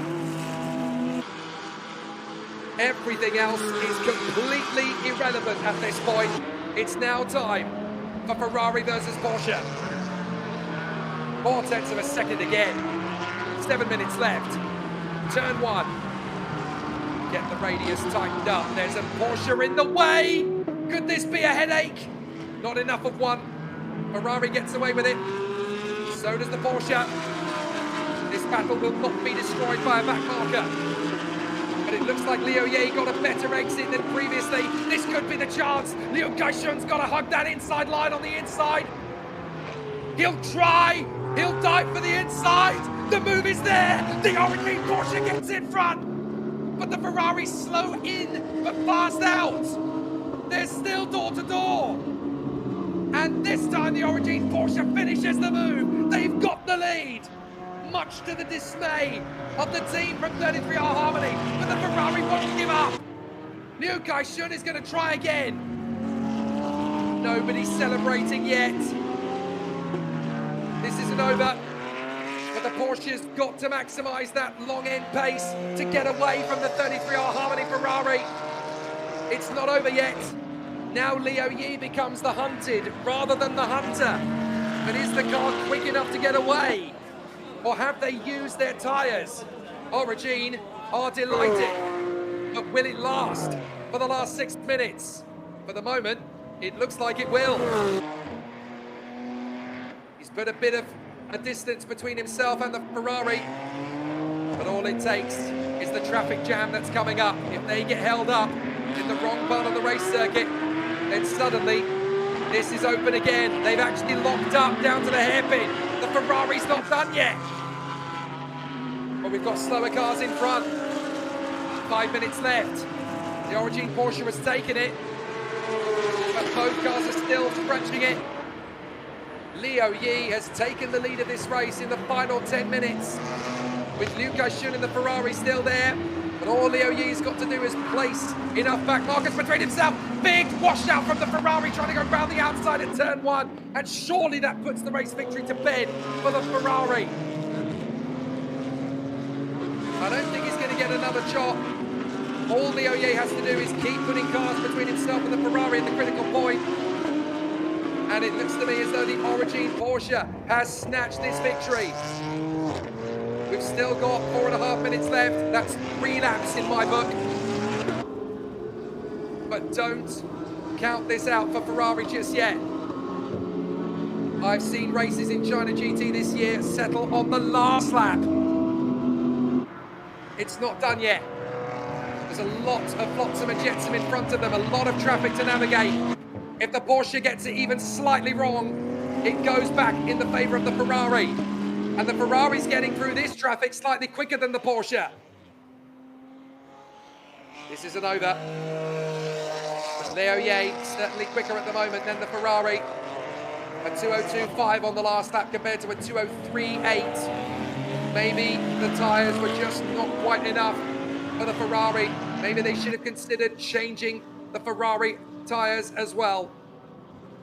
But then that would have conceded the win for them. It would have conceded the lead for sure. It was a brave gamble to only go fuel rather than tyres as well. It gave them the lead under full course yellow. But they had no idea it was going to go to a safety car. That would have put this on an equal playing field again. But the Ferrari would have had better tyres. They'll be ruining not changing the tyres at that final pit stop because the safety car would have neutralised it. Yes, they'd have lost the lead, but they'd have had fresher tyres than the Porsche. As it is, the Porsche has fresher tyres than the Ferrari. And with 3 minutes to go, it's going to be Liu Yi that has the better car. 1 second between them. 3 minutes to go, but it's not over yet. Just because they've made the move, just because they've got some space, they've still got some traffic in front of them to negotiate. The final 2 laps of the Shanghai 8 hours, and can you believe this has gone right down to the finish? Absolutely extraordinary. 2 laps remain, and the Ferrari is doing its best, but getting stuck in traffic at the crucial moment has really given it hard work. Only 1/10 of a second slower in the first sector though. Ferrari hopes are still alive. There is the Climax Audi that's going to come through for the victory in GT3 AM. All 3 of these cars are going to be winning cars in their respective classes. It'll be the GT3 Silver AM winners Origin, the GT3 Pro Am winners Ferrari, and the GT3 AM winners Climax in the top 3 overall. So quite literally, in the top 3, everyone's a winner of their individual classes. The GTS Silver Am victory is going to go the way of Level Motorsport in the Mercedes number 15. The GTS win will go the way of Pointer Racing Mercedes in the GTS number 56. So even if Mercedes couldn't triumph in GT3, at least they will in GT4 in both classes. And the GTC car will come through 15th overall after only being 15 laps down from the leaders. That's not too bad given the circumstances. There is the leading GTS car in the Silver Ram category, driven by Zhang Qianshang for the Level Motorsports Mercedes team. What a conclusion though, as the light almost disappears completely here. It's getting very dark indeed, but no matter, headlights ablaze for every car as the Climax Racing team come through for what will be third on the road. A good effort from every car. There is the 56 Pointer Racing car that is leading the class in GTS in the AM category. But what a way to finish. An amazing duel. We go into the last lap. Leo Yi is only 1.3 seconds ahead of the Ferrari. It looks like they've burnt down their tyres. The Ferrari is even to it. They did so much hard work on the tyres, trying to get ahead. So now they've just got to be comfortable. As the only GTC car in the mix, they will finish 15th overall, and they'll be very happy about it, I'm sure. But the Origin Porsche, crucially, is still that couple of tenths of a second quicker, even though they burnt the tyres trying to catch them, and then burnt the tyres more trying to get ahead. It will be, surely, a victory for the Origin Motorsport team on lap 198 of this Shanghai 8 hours. One less yellow flag, and we would have got to the 200 mark. But no one will care tonight for this incredible team. The number 87 Origin crew, they've had adversity, they've had penalties, they've served them, they've bounced back. And for Zhu Meng, Liu Hangqing, Huan Bo, and the man at the wheel, Ye Hongli, they never gave up, even though they were the guilty party early on. They paid their penalty, they served their time, and they fought valiantly to catch the Ferrari and make themselves the heroes of the hour. With just 10 minutes to go, out of the final turn will come the 87 Porsche, the Origin Motorsport crew, with Jigglypuff on the bonnet. Garfield won in Malaysia, Jigglypuff will win in Shanghai. It's the Origin Motorsport team, triumphant in the Shanghai 8 hours of 2025. With one lap remaining, I'm told. The time runs down. I didn't realise we were going to have an additional lap. There we go. That's my biggest mistake of the year so far. So we're not done yet. You get a bonus lap to take you through.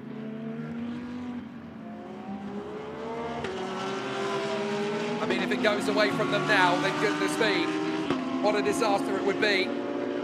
1.9 seconds is the gap, but they've done enough to extend. In the background, it will still be a victory for the 33R Harmony Ferrari. They will come through for a victory in their class.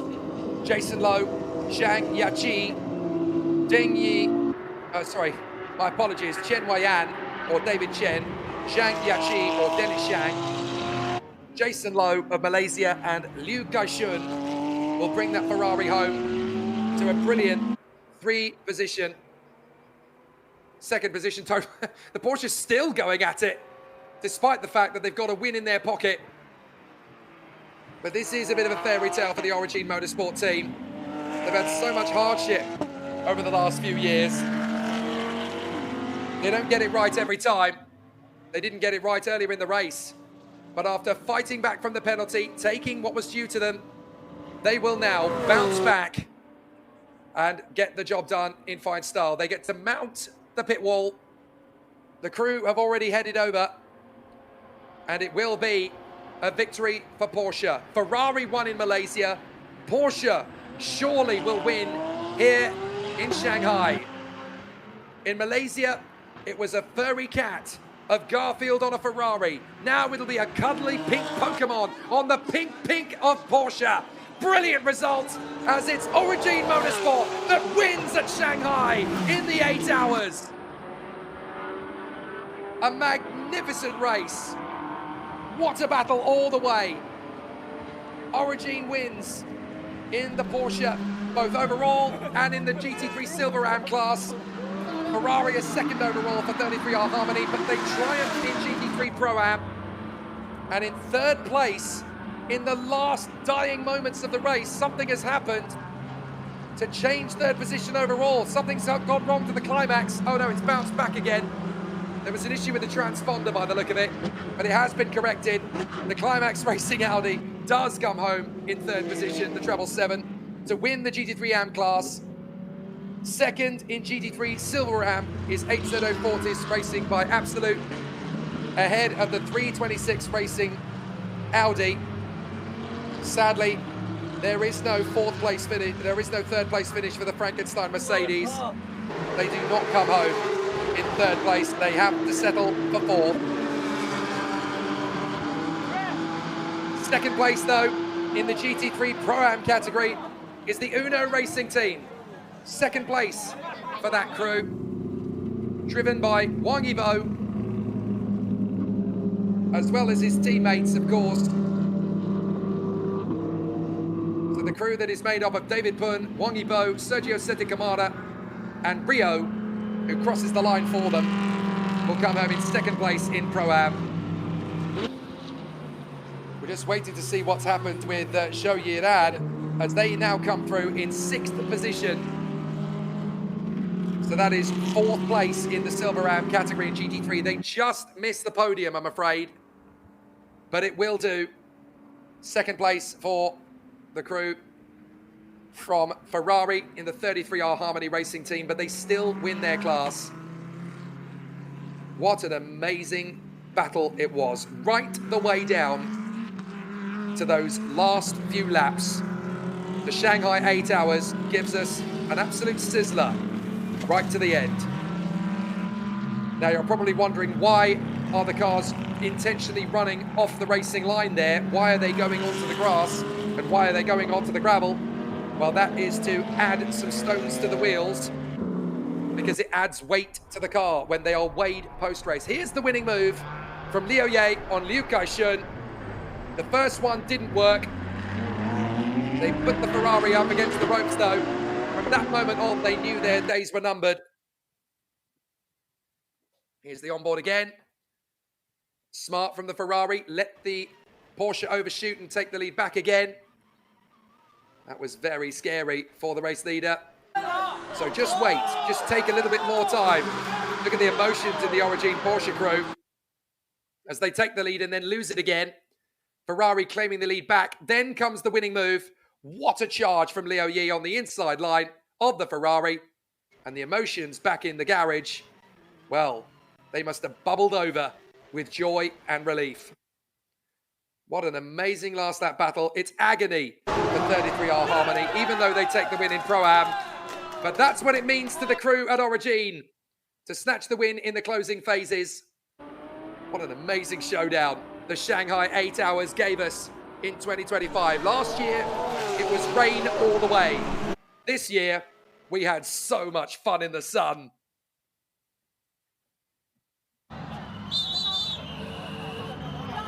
And now, of course, come the celebrations, and there are going to be plenty of them.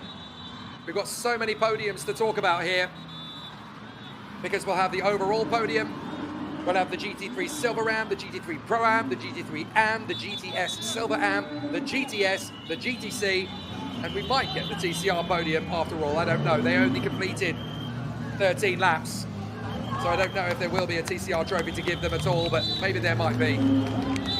It's China. We like to celebrate our victors in all circumstances.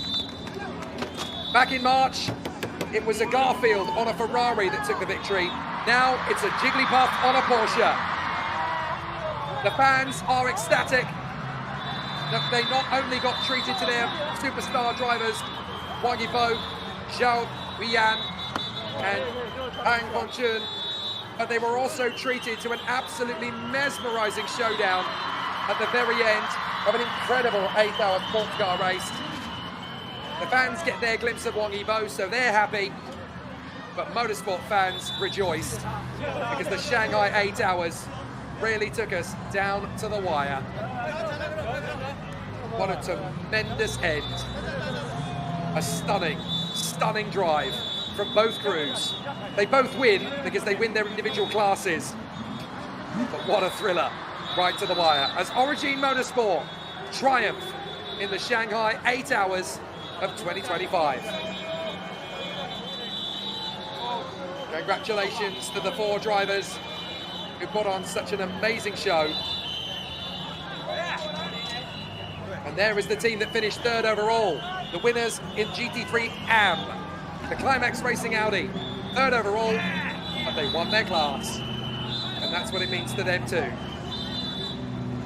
The party can begin here at Shanghai. And there is a very proud Li Dongsheng to the left, celebrating with his son. Absolutely wonderful scenes here. There is the Garfield Ferrari. I'm sure they'll be so disappointed.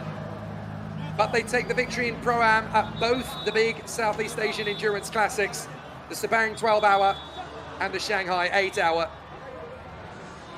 But they came so close to making it 2 overall wins back to back.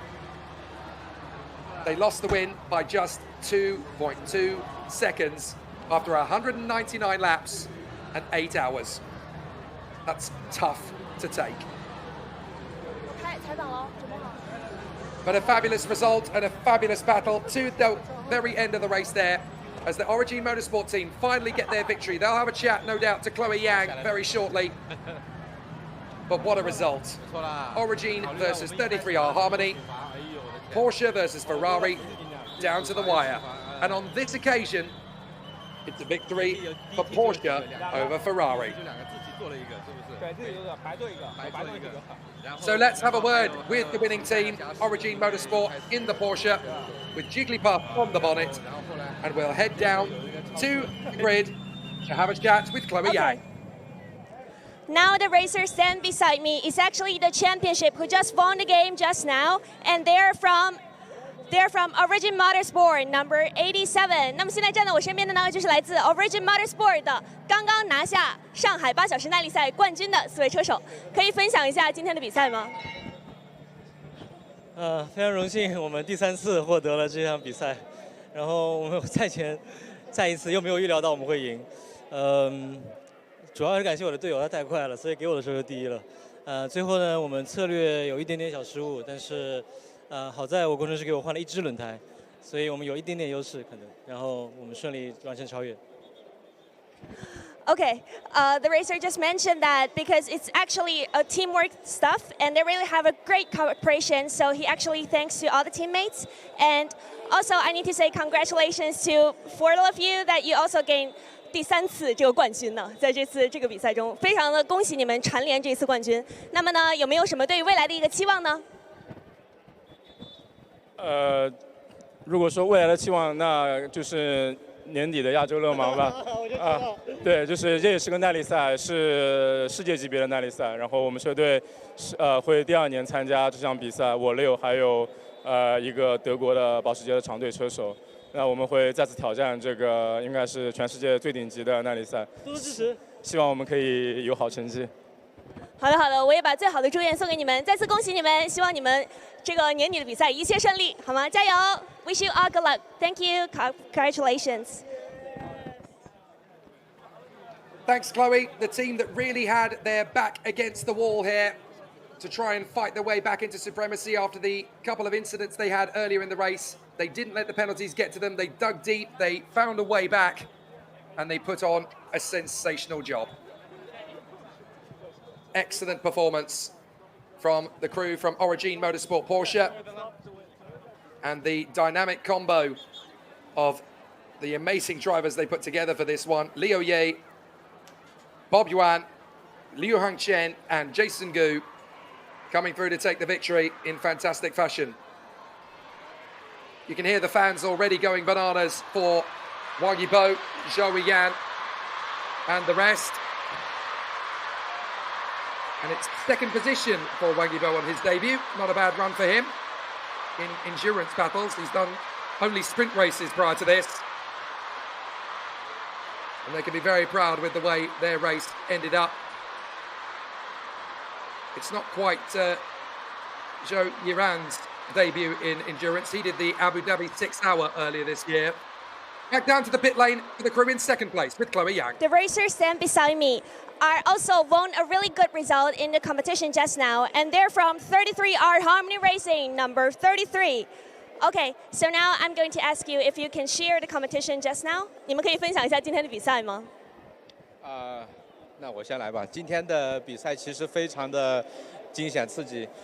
首先就是由我发车，然后一路带开，一切都非常好，直到第一个 FCY 安全车，然后因为策略，因为种种原因，然后我们的车主又有很多受罚，然后之后就又交给了其他车手在这个中段进行驾驶，所以说一直都很紧张。Okay, David just mentioned that the competition is really intense today. 我觉得我们今天执行的策略，是按照我们理想的去执行的，就是中间可能疏忽了一些小细节，然后犯了一些错，然后后面也有一个很好的窗口，然后最后一个 stint 我可能也发挥失误了一点点，然后没有守住第一的位置。我觉得没事儿，真的是特别特别精彩那个比赛的最后环节。请问需要分享？也没什么好分享，他们俩都说完了。不过，那可以说一个就是对未来比赛的一个美好的祝愿吗？下次拿全场第一啊！这如果是要说感想，在比赛前夕是做了很多准备的工作，而且遭遇了很多，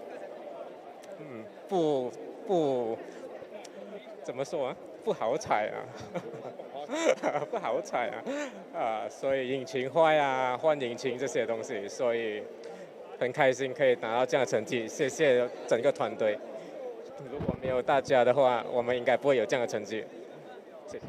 非常感谢你们今天真的是特别特别精彩、刺激的一场比赛，也希望你们之后的比赛一切顺利，下一次这个一定拿到自己非常理想的成绩，加油，一切顺利。Wish you all good luck and congratulations to them all together once again. Thank you. Thanks again to Chloe Young, managing to have a word with the guys from 33R Harmony Racing in the Garfield Ferrari. It will hurt tonight to come so close to the win and miss out on it by just 2.2 seconds. You'll analyse every single moment where it went wrong, where they let time slip, where it all came away. Would they have beaten the Porsche if they had changed tyres at the last pit stop as well as put a splash a dash of fuel in? Would they have lost too much time to come back with the final safety car? They'll go at it over and over and over again. But the best team won. It has to be said, after such a close run race, 33R Harmony will come back for more in 2026 for sure.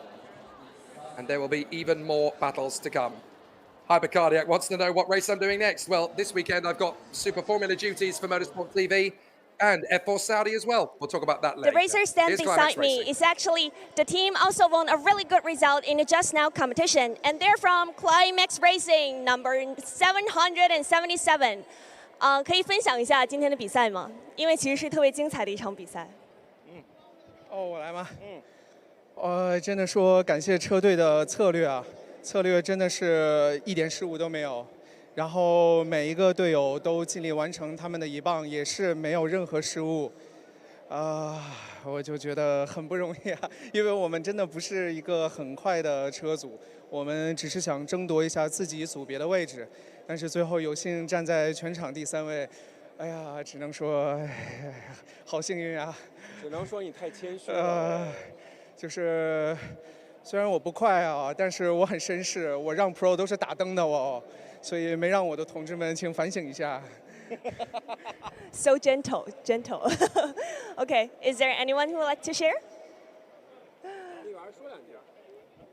我们今天属于策略做得非常好，刚才吕薇说了，而且我们也有比较好的运气。然后最后呢，我们4个人的发挥都非常的稳定，我们没有犯任何的错误，没有 spin， 也没有撞车或者说是出去的这种情况，所以这个结果我们非常非常的开心。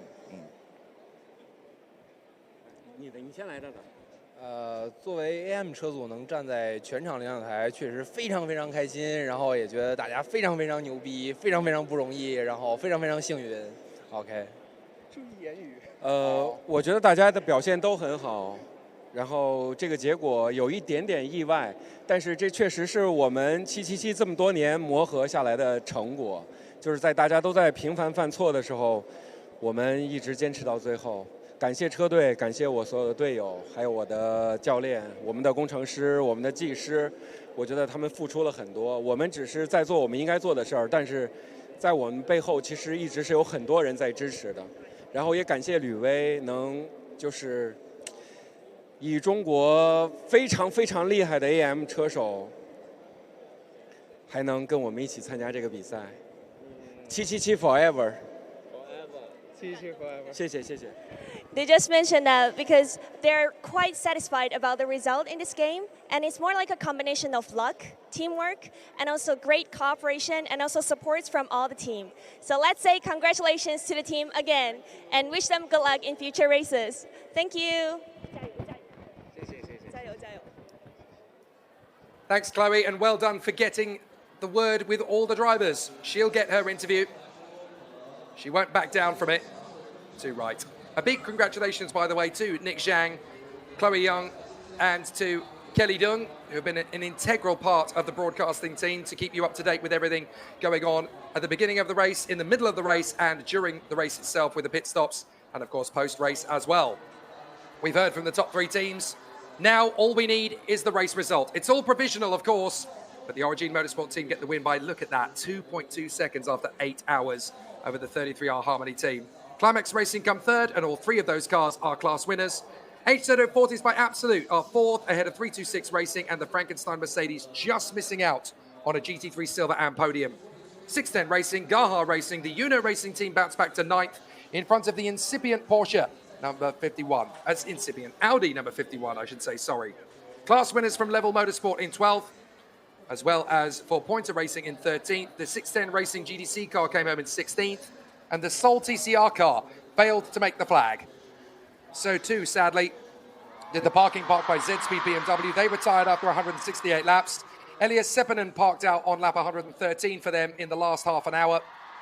The Mogan Team Track Day King car for Mercedes only lasted 79 laps longer than their TCR counterpart. And the Z-Speed BMW car retired after 69 laps.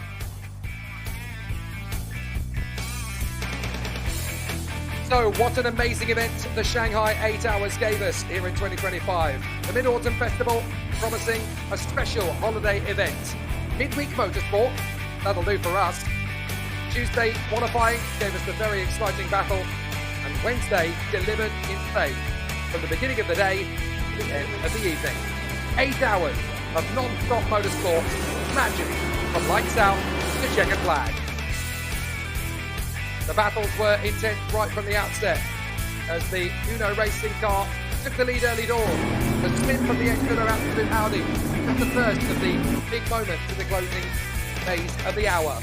Problems for the 37 win here Harmony right from the outset, but there was contact and melee galore as car after car picked up the piece and hit trouble as they battled relentlessly for supremacy. The one car made itself very strong and prominent throughout in each of the GT3 classes. In GT3 AM, the Climax Racing team kept themselves in the hunt with very careful, considerate driving, as many teams fell by the wayside. The 33R Harmony team plugged on in the Ferrari, only really coming good until the final 2 hours. And the Origin Motorsport Porsche, no matter what was thrown at it, including their own mistakes, managed to fight their way back into a triumphant victory. But many teams hit trouble through the course of the race. Frankenstein Mercedes didn't colour themselves in glory for most of it. Shi Wei upheld the female honours for Aston Martin, despite their difficulties.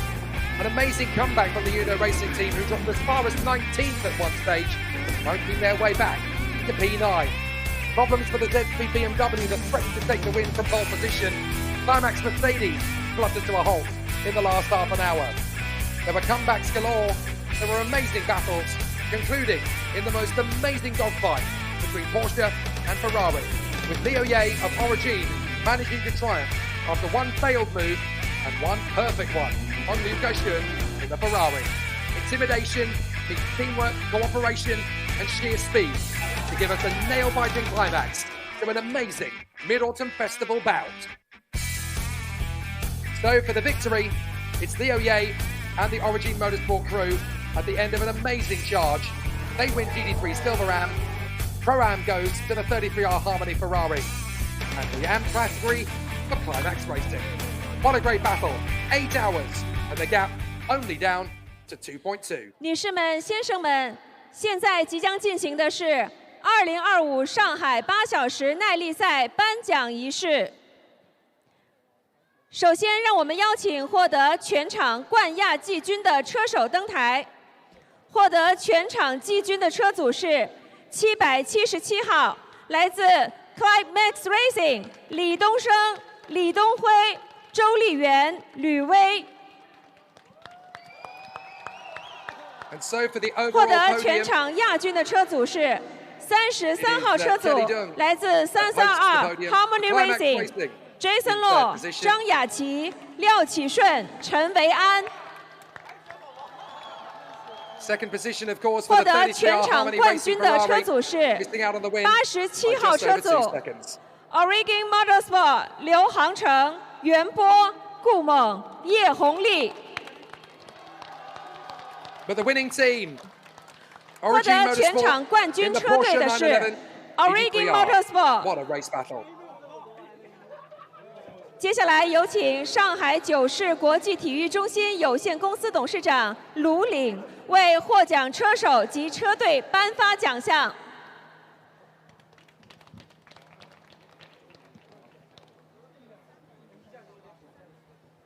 And so the trophies will be presented to each of the individual teams. Climax Racing in overall third position. Second overall for the 33R Harmony Ferrari team. And a brilliant victory at the top of the rostrum for the Origin Motorsport Porsche team. What a sensational race it was all the way to the victory. All three of these teams have won their individual classes, and there will be class podiums for them as well. Stick around, particularly if you're a fan of a certain Chinese actor turned racing driver, because he will be picking up silverware for his team coming home second in the ranks. But of the overall podium, an amazing battle. And can you believe that after 8 hours, all three cars were separated by less than 30 seconds?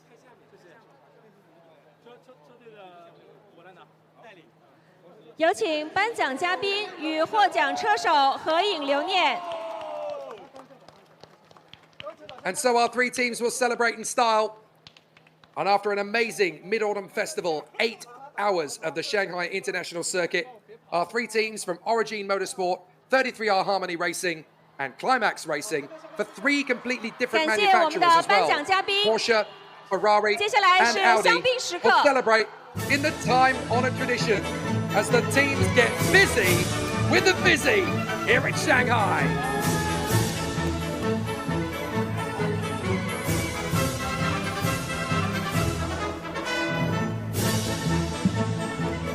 A wonderful end to a fantastic battle in the Shanghai 8 hours, as all three crews will get to celebrate a win in their individual classes.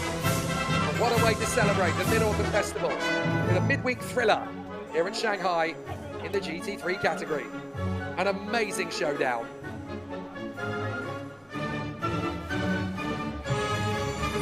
We'll stick around because there are individual class podiums now. And we'll get to see Wang Yibo take his first ever endurance podium.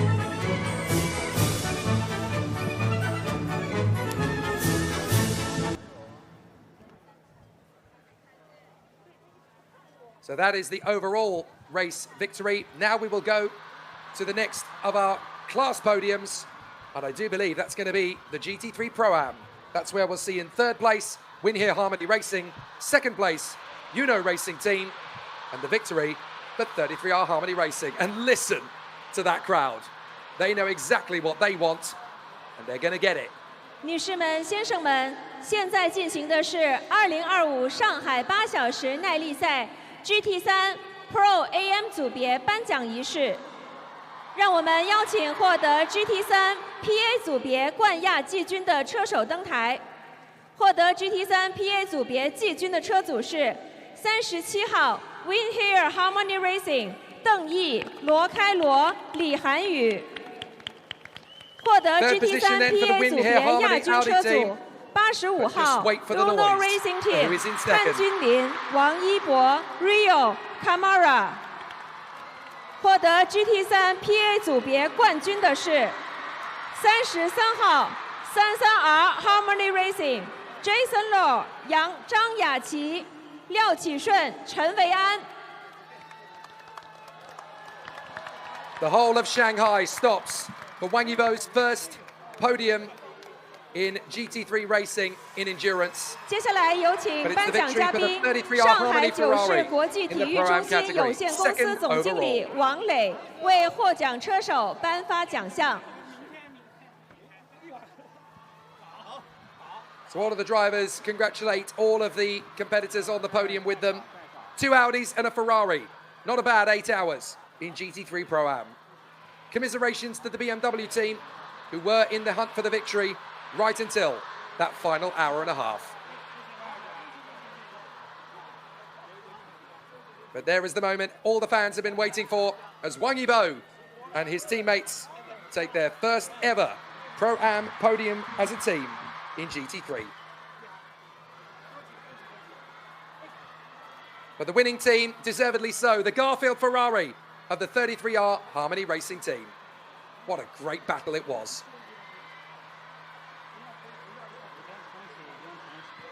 有请颁奖嘉宾与获奖车手合影留念。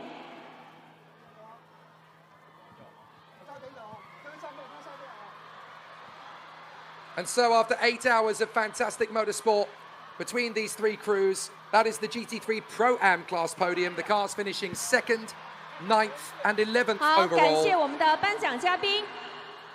接下来是香槟时刻。 And now they get to celebrate in time-honored tradition as all of the competitors in the GT3 Pro-Am running of the Shanghai 8 Hours get busy with the fizzy.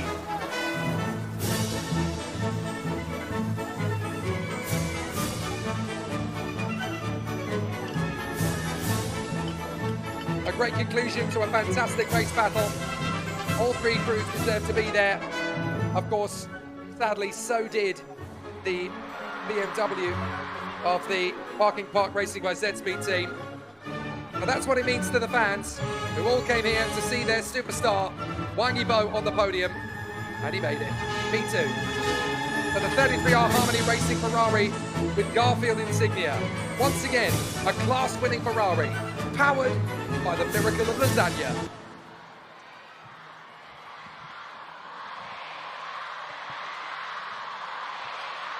Listen to that noise. It's astonishing, isn't it?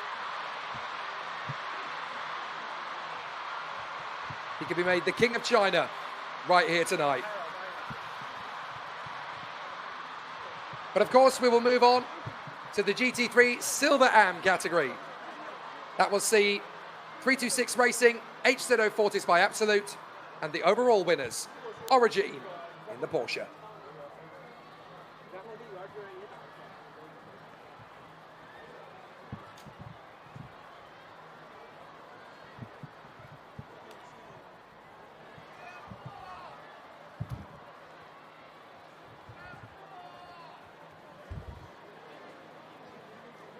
女士们、先生们，现在进行的是2025上海8小时耐力赛 GT3 SA 组别的颁奖仪式。让我们邀请获得 GT3 SA 组别冠亚季军车手登台。获得 GT3 SA 组别季军的车组50号326 Racing Team 吴怡帆、刘子晨、徐哲宇、愉快。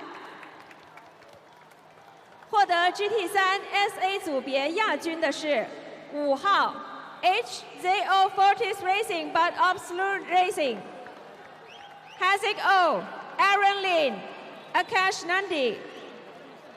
获得 GT3 SA 组别冠军的车组87号 Origin Motorsport 刘航程、袁波、顾猛、叶红丽。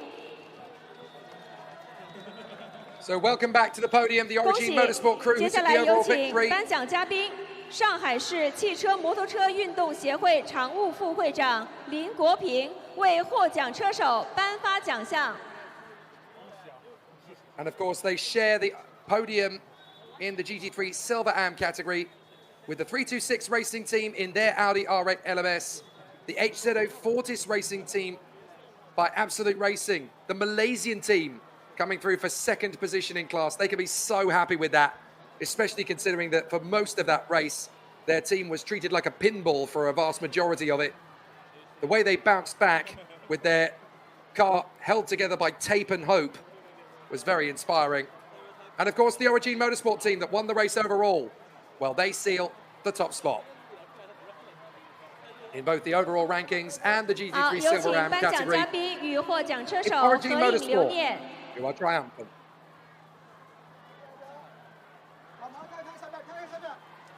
Guess what happens next, folks?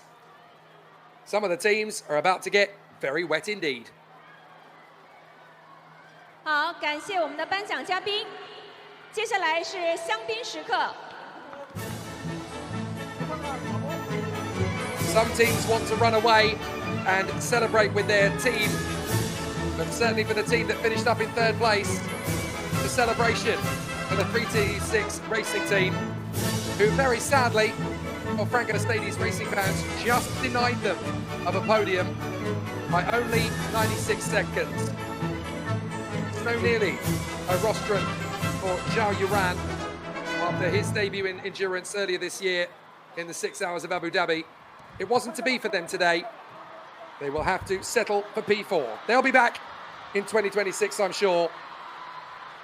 But certainly in the GT3 Silver AM category, just as exciting as in GT3 Pro Am. Next up will be the podium ceremony for GT3 AM, and that will see a BMW, a Porsche, and an Audi, an all-German manufacturer on the podium.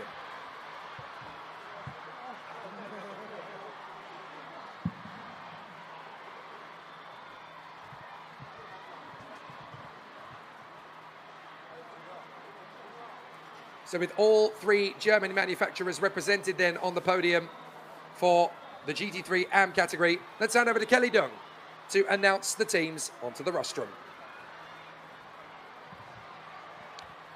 女士们、先生们，现在进行的是2025上海8小时耐力赛 GT3 AM 组别的颁奖仪式。让我们邀请获得 GT3 AM 组别冠亚季军车手登台。获得 GT3 AM 组别季军的车组678号高哈 Racing， 张慧琳、吴世瑶、包俊斌、叶思超。获得 GT3 AM 组别亚军的车组610号610 Racing， 李天铎、汪洋、林伟富、林伟雄、邓天富。By the way, did you see that skyline over Shanghai? Pink sky at night. 获得 GT3 AM 组别冠军的是777号 Climax Racing， 李东升、李东辉、周丽媛、吕薇。And back to the podium comes Climax Racing. 恭喜获奖车手，接下来有请颁奖嘉宾，上海九世国际体育中心有限公司工会主席吴毅峰为获奖车手颁发奖项。And so to the top step of the GT3 AM podium for Climax Racing, second for the 610 Racing Porsche squad, and third for the Gaha Racing BMW M4 GT3 quartet. A fabulous battle across the three major German manufacturers in this race, and a wonderful end to the 2025 Chinese GT sports car season. Now all they've got to do is prepare for 2026. 有请颁奖嘉宾与获奖车手合影留念。 Still to come.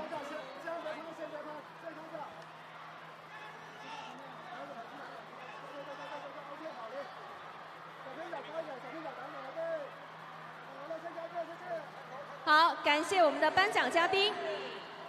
接下来是香槟时刻。 And so the celebrations in style again for the GT3 AM category. Climax Racing Atlantic Zen Racing and Gaha Racing. Audi, Porsche and BMW. A great end to the weekend for all three crews. They'll be back for more in 2026, I'm sure. And now we get to celebrate with the GTS Silver AM and GTS AM category cars. And there'll be a podium trophy for the GTC winning car, and there may even be one for the TCR category. I'm not sure if they'll get one, based on the fact that their car retired on lap 14. But they almost certainly will. Everyone's a winner in the Chinese GT camp, and certainly in the Shanghai 8 hours, we've got a whole host of winners.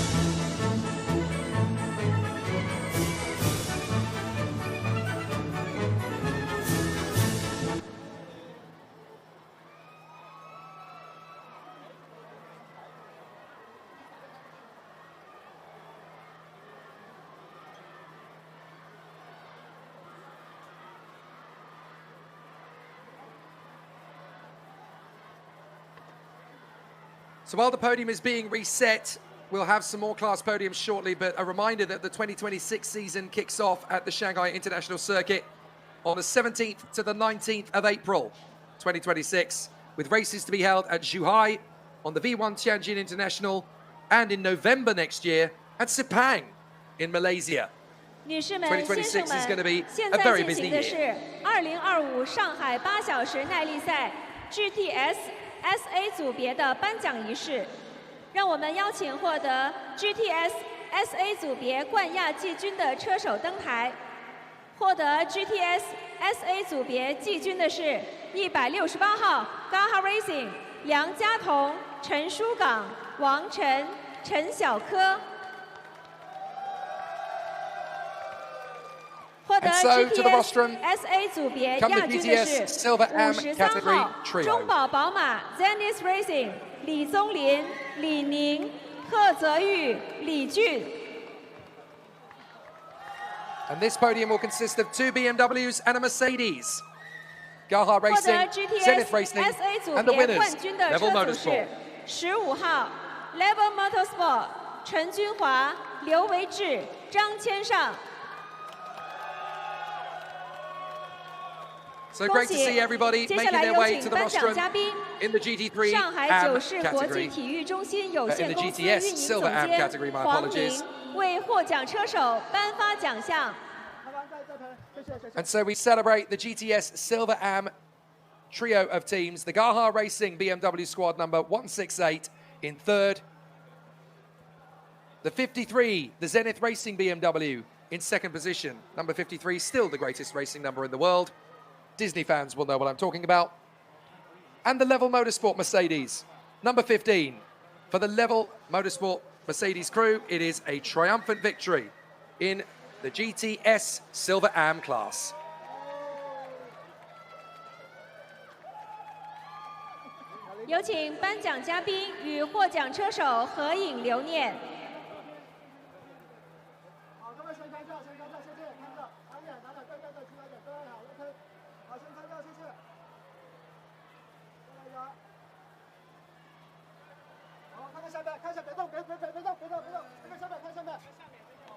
And so as the photographs conclude in the GTS Silver AM category, the boys can celebrate in fine style here at Shanghai.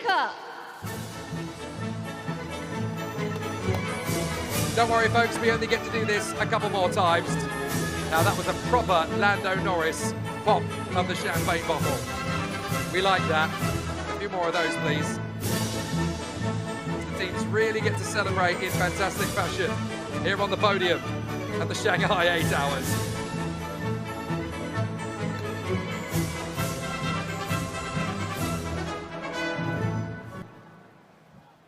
There will be more from the GTS AM category, where we're going to see Ultimate Racing, Incipient Racing, and Pointer Racing come forward. 2 teams running Porsche 718 Caymans, and a victory for the GT4 variant of the Mercedes AMG. Those cars finishing in 13th, 14th, and 18th, respectively. And they will be the final podium where we'll see 3 cars on the podium. The last 2 classes will only see the solo car that's entered. Don't forget that if you want to follow things on our social media, you can do via the social media page, Shanghai 8 Hours.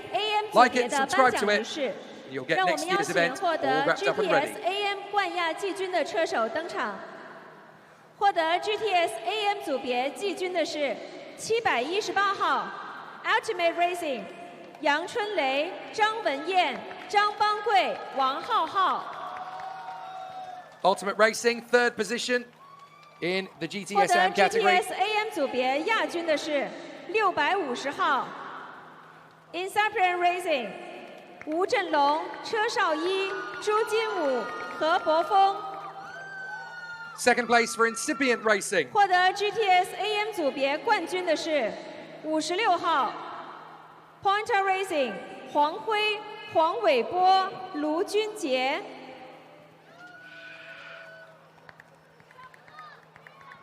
And the incredible team from Pointer Racing to come through and take the victory in the GTS-AM category after their race-long battle with Incipient. They only beat them over the line 接下来有 by a 请 single 颁奖嘉宾 second. 上海竞速赛事策划有限公司 CEO 邓大为为获奖车手颁发奖项。 And there is Davide De Gobbi, the man behind Top Speed Promotions that put this race on, as well as assisting with the Lamborghini Super Trofeo Asia Championship, and of course organising and running the China GT Championship, the Formula Regional Middle East Championship, the F4 Middle East Championship, and the F4 Southeast Asia Championship. Top Speed put on so many great races over the year. Their next big category, of course, is the F4 UAE Trophy that will top and tail the motorsport season a week before, during, and a week after the Abu Dhabi Grand Prix.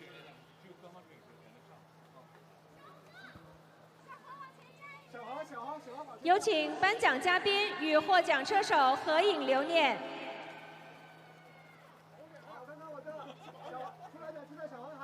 So a great end to the Shanghai 8 Hours, the last big sports car event in the China GT calendar for 2025. But the calendar next year will be very busy.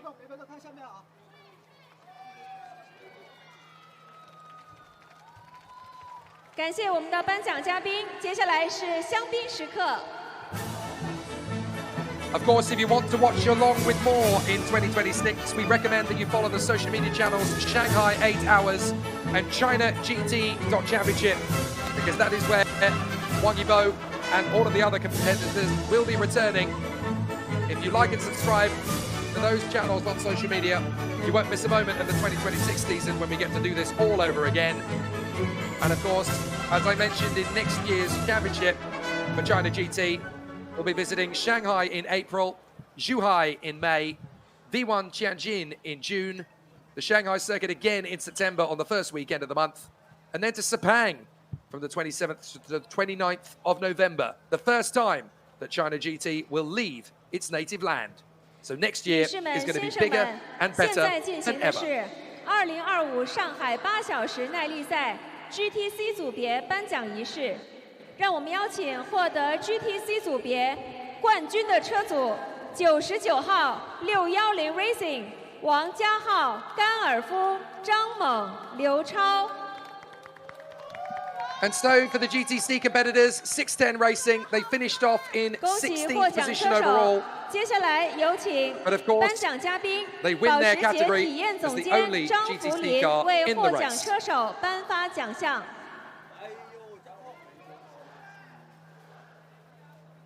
They will once again receive their trophies for the performance. As the sole GTC car in the race, they obviously take the GTC trophy. But that will be quite an incredible performance from them. 16th out of the 25 cars that started. Certainly a lot better than a lot of people would give them credit for. "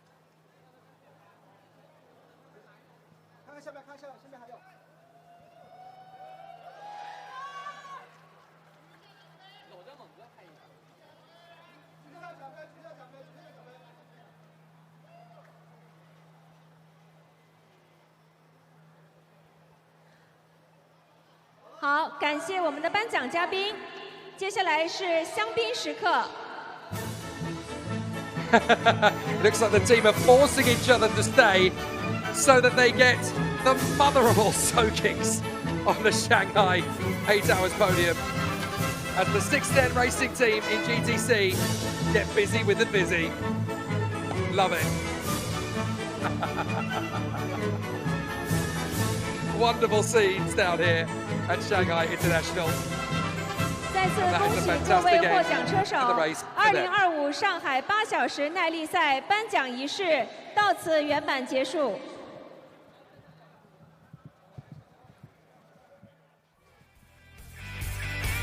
So we conclude the coverage of the Shanghai 8 Hours 2025. A fantastic race battle. If you want to keep up to date with what's going on in China GT and for the Shanghai 8 Hours in 2025, all you need to do is follow the social media pages Shanghai 8 Hours and China GT.Championship. We'll do it all again next year. We've got the Sepang 12 Hours in Malaysia, the Shanghai 8 Hours in the Mid-Autumn Week Festival next year, of course, again. And a 5-round calendar for 2026 that will take us to Shanghai, Zhuhai, Liwan Tianjin, Shanghai again, and Sepang in November. The biggest season yet of China GT will be in 2026. A massive thank you to Nick Shang, Kenny Dung, Chloe Yang, and the entire Race TVCN team for all their great work. The marshals around the course doing the presentation as well. To all of the team from Top Speed Race Promotions who gave us a magnificent race battle. I'll be back in action this weekend for the F4 Saudi Arabian Championship and Bahrain International, and of course on Motorsport TV Music for the Driven Formula Championship in Japan. For myself, Jake Stanton, and from everybody watching, thank you very much for joining us for the 2025 running of the Shanghai 8 Hours. We'll do it all again at the Mid-Autumn Festival next year. Bye for now.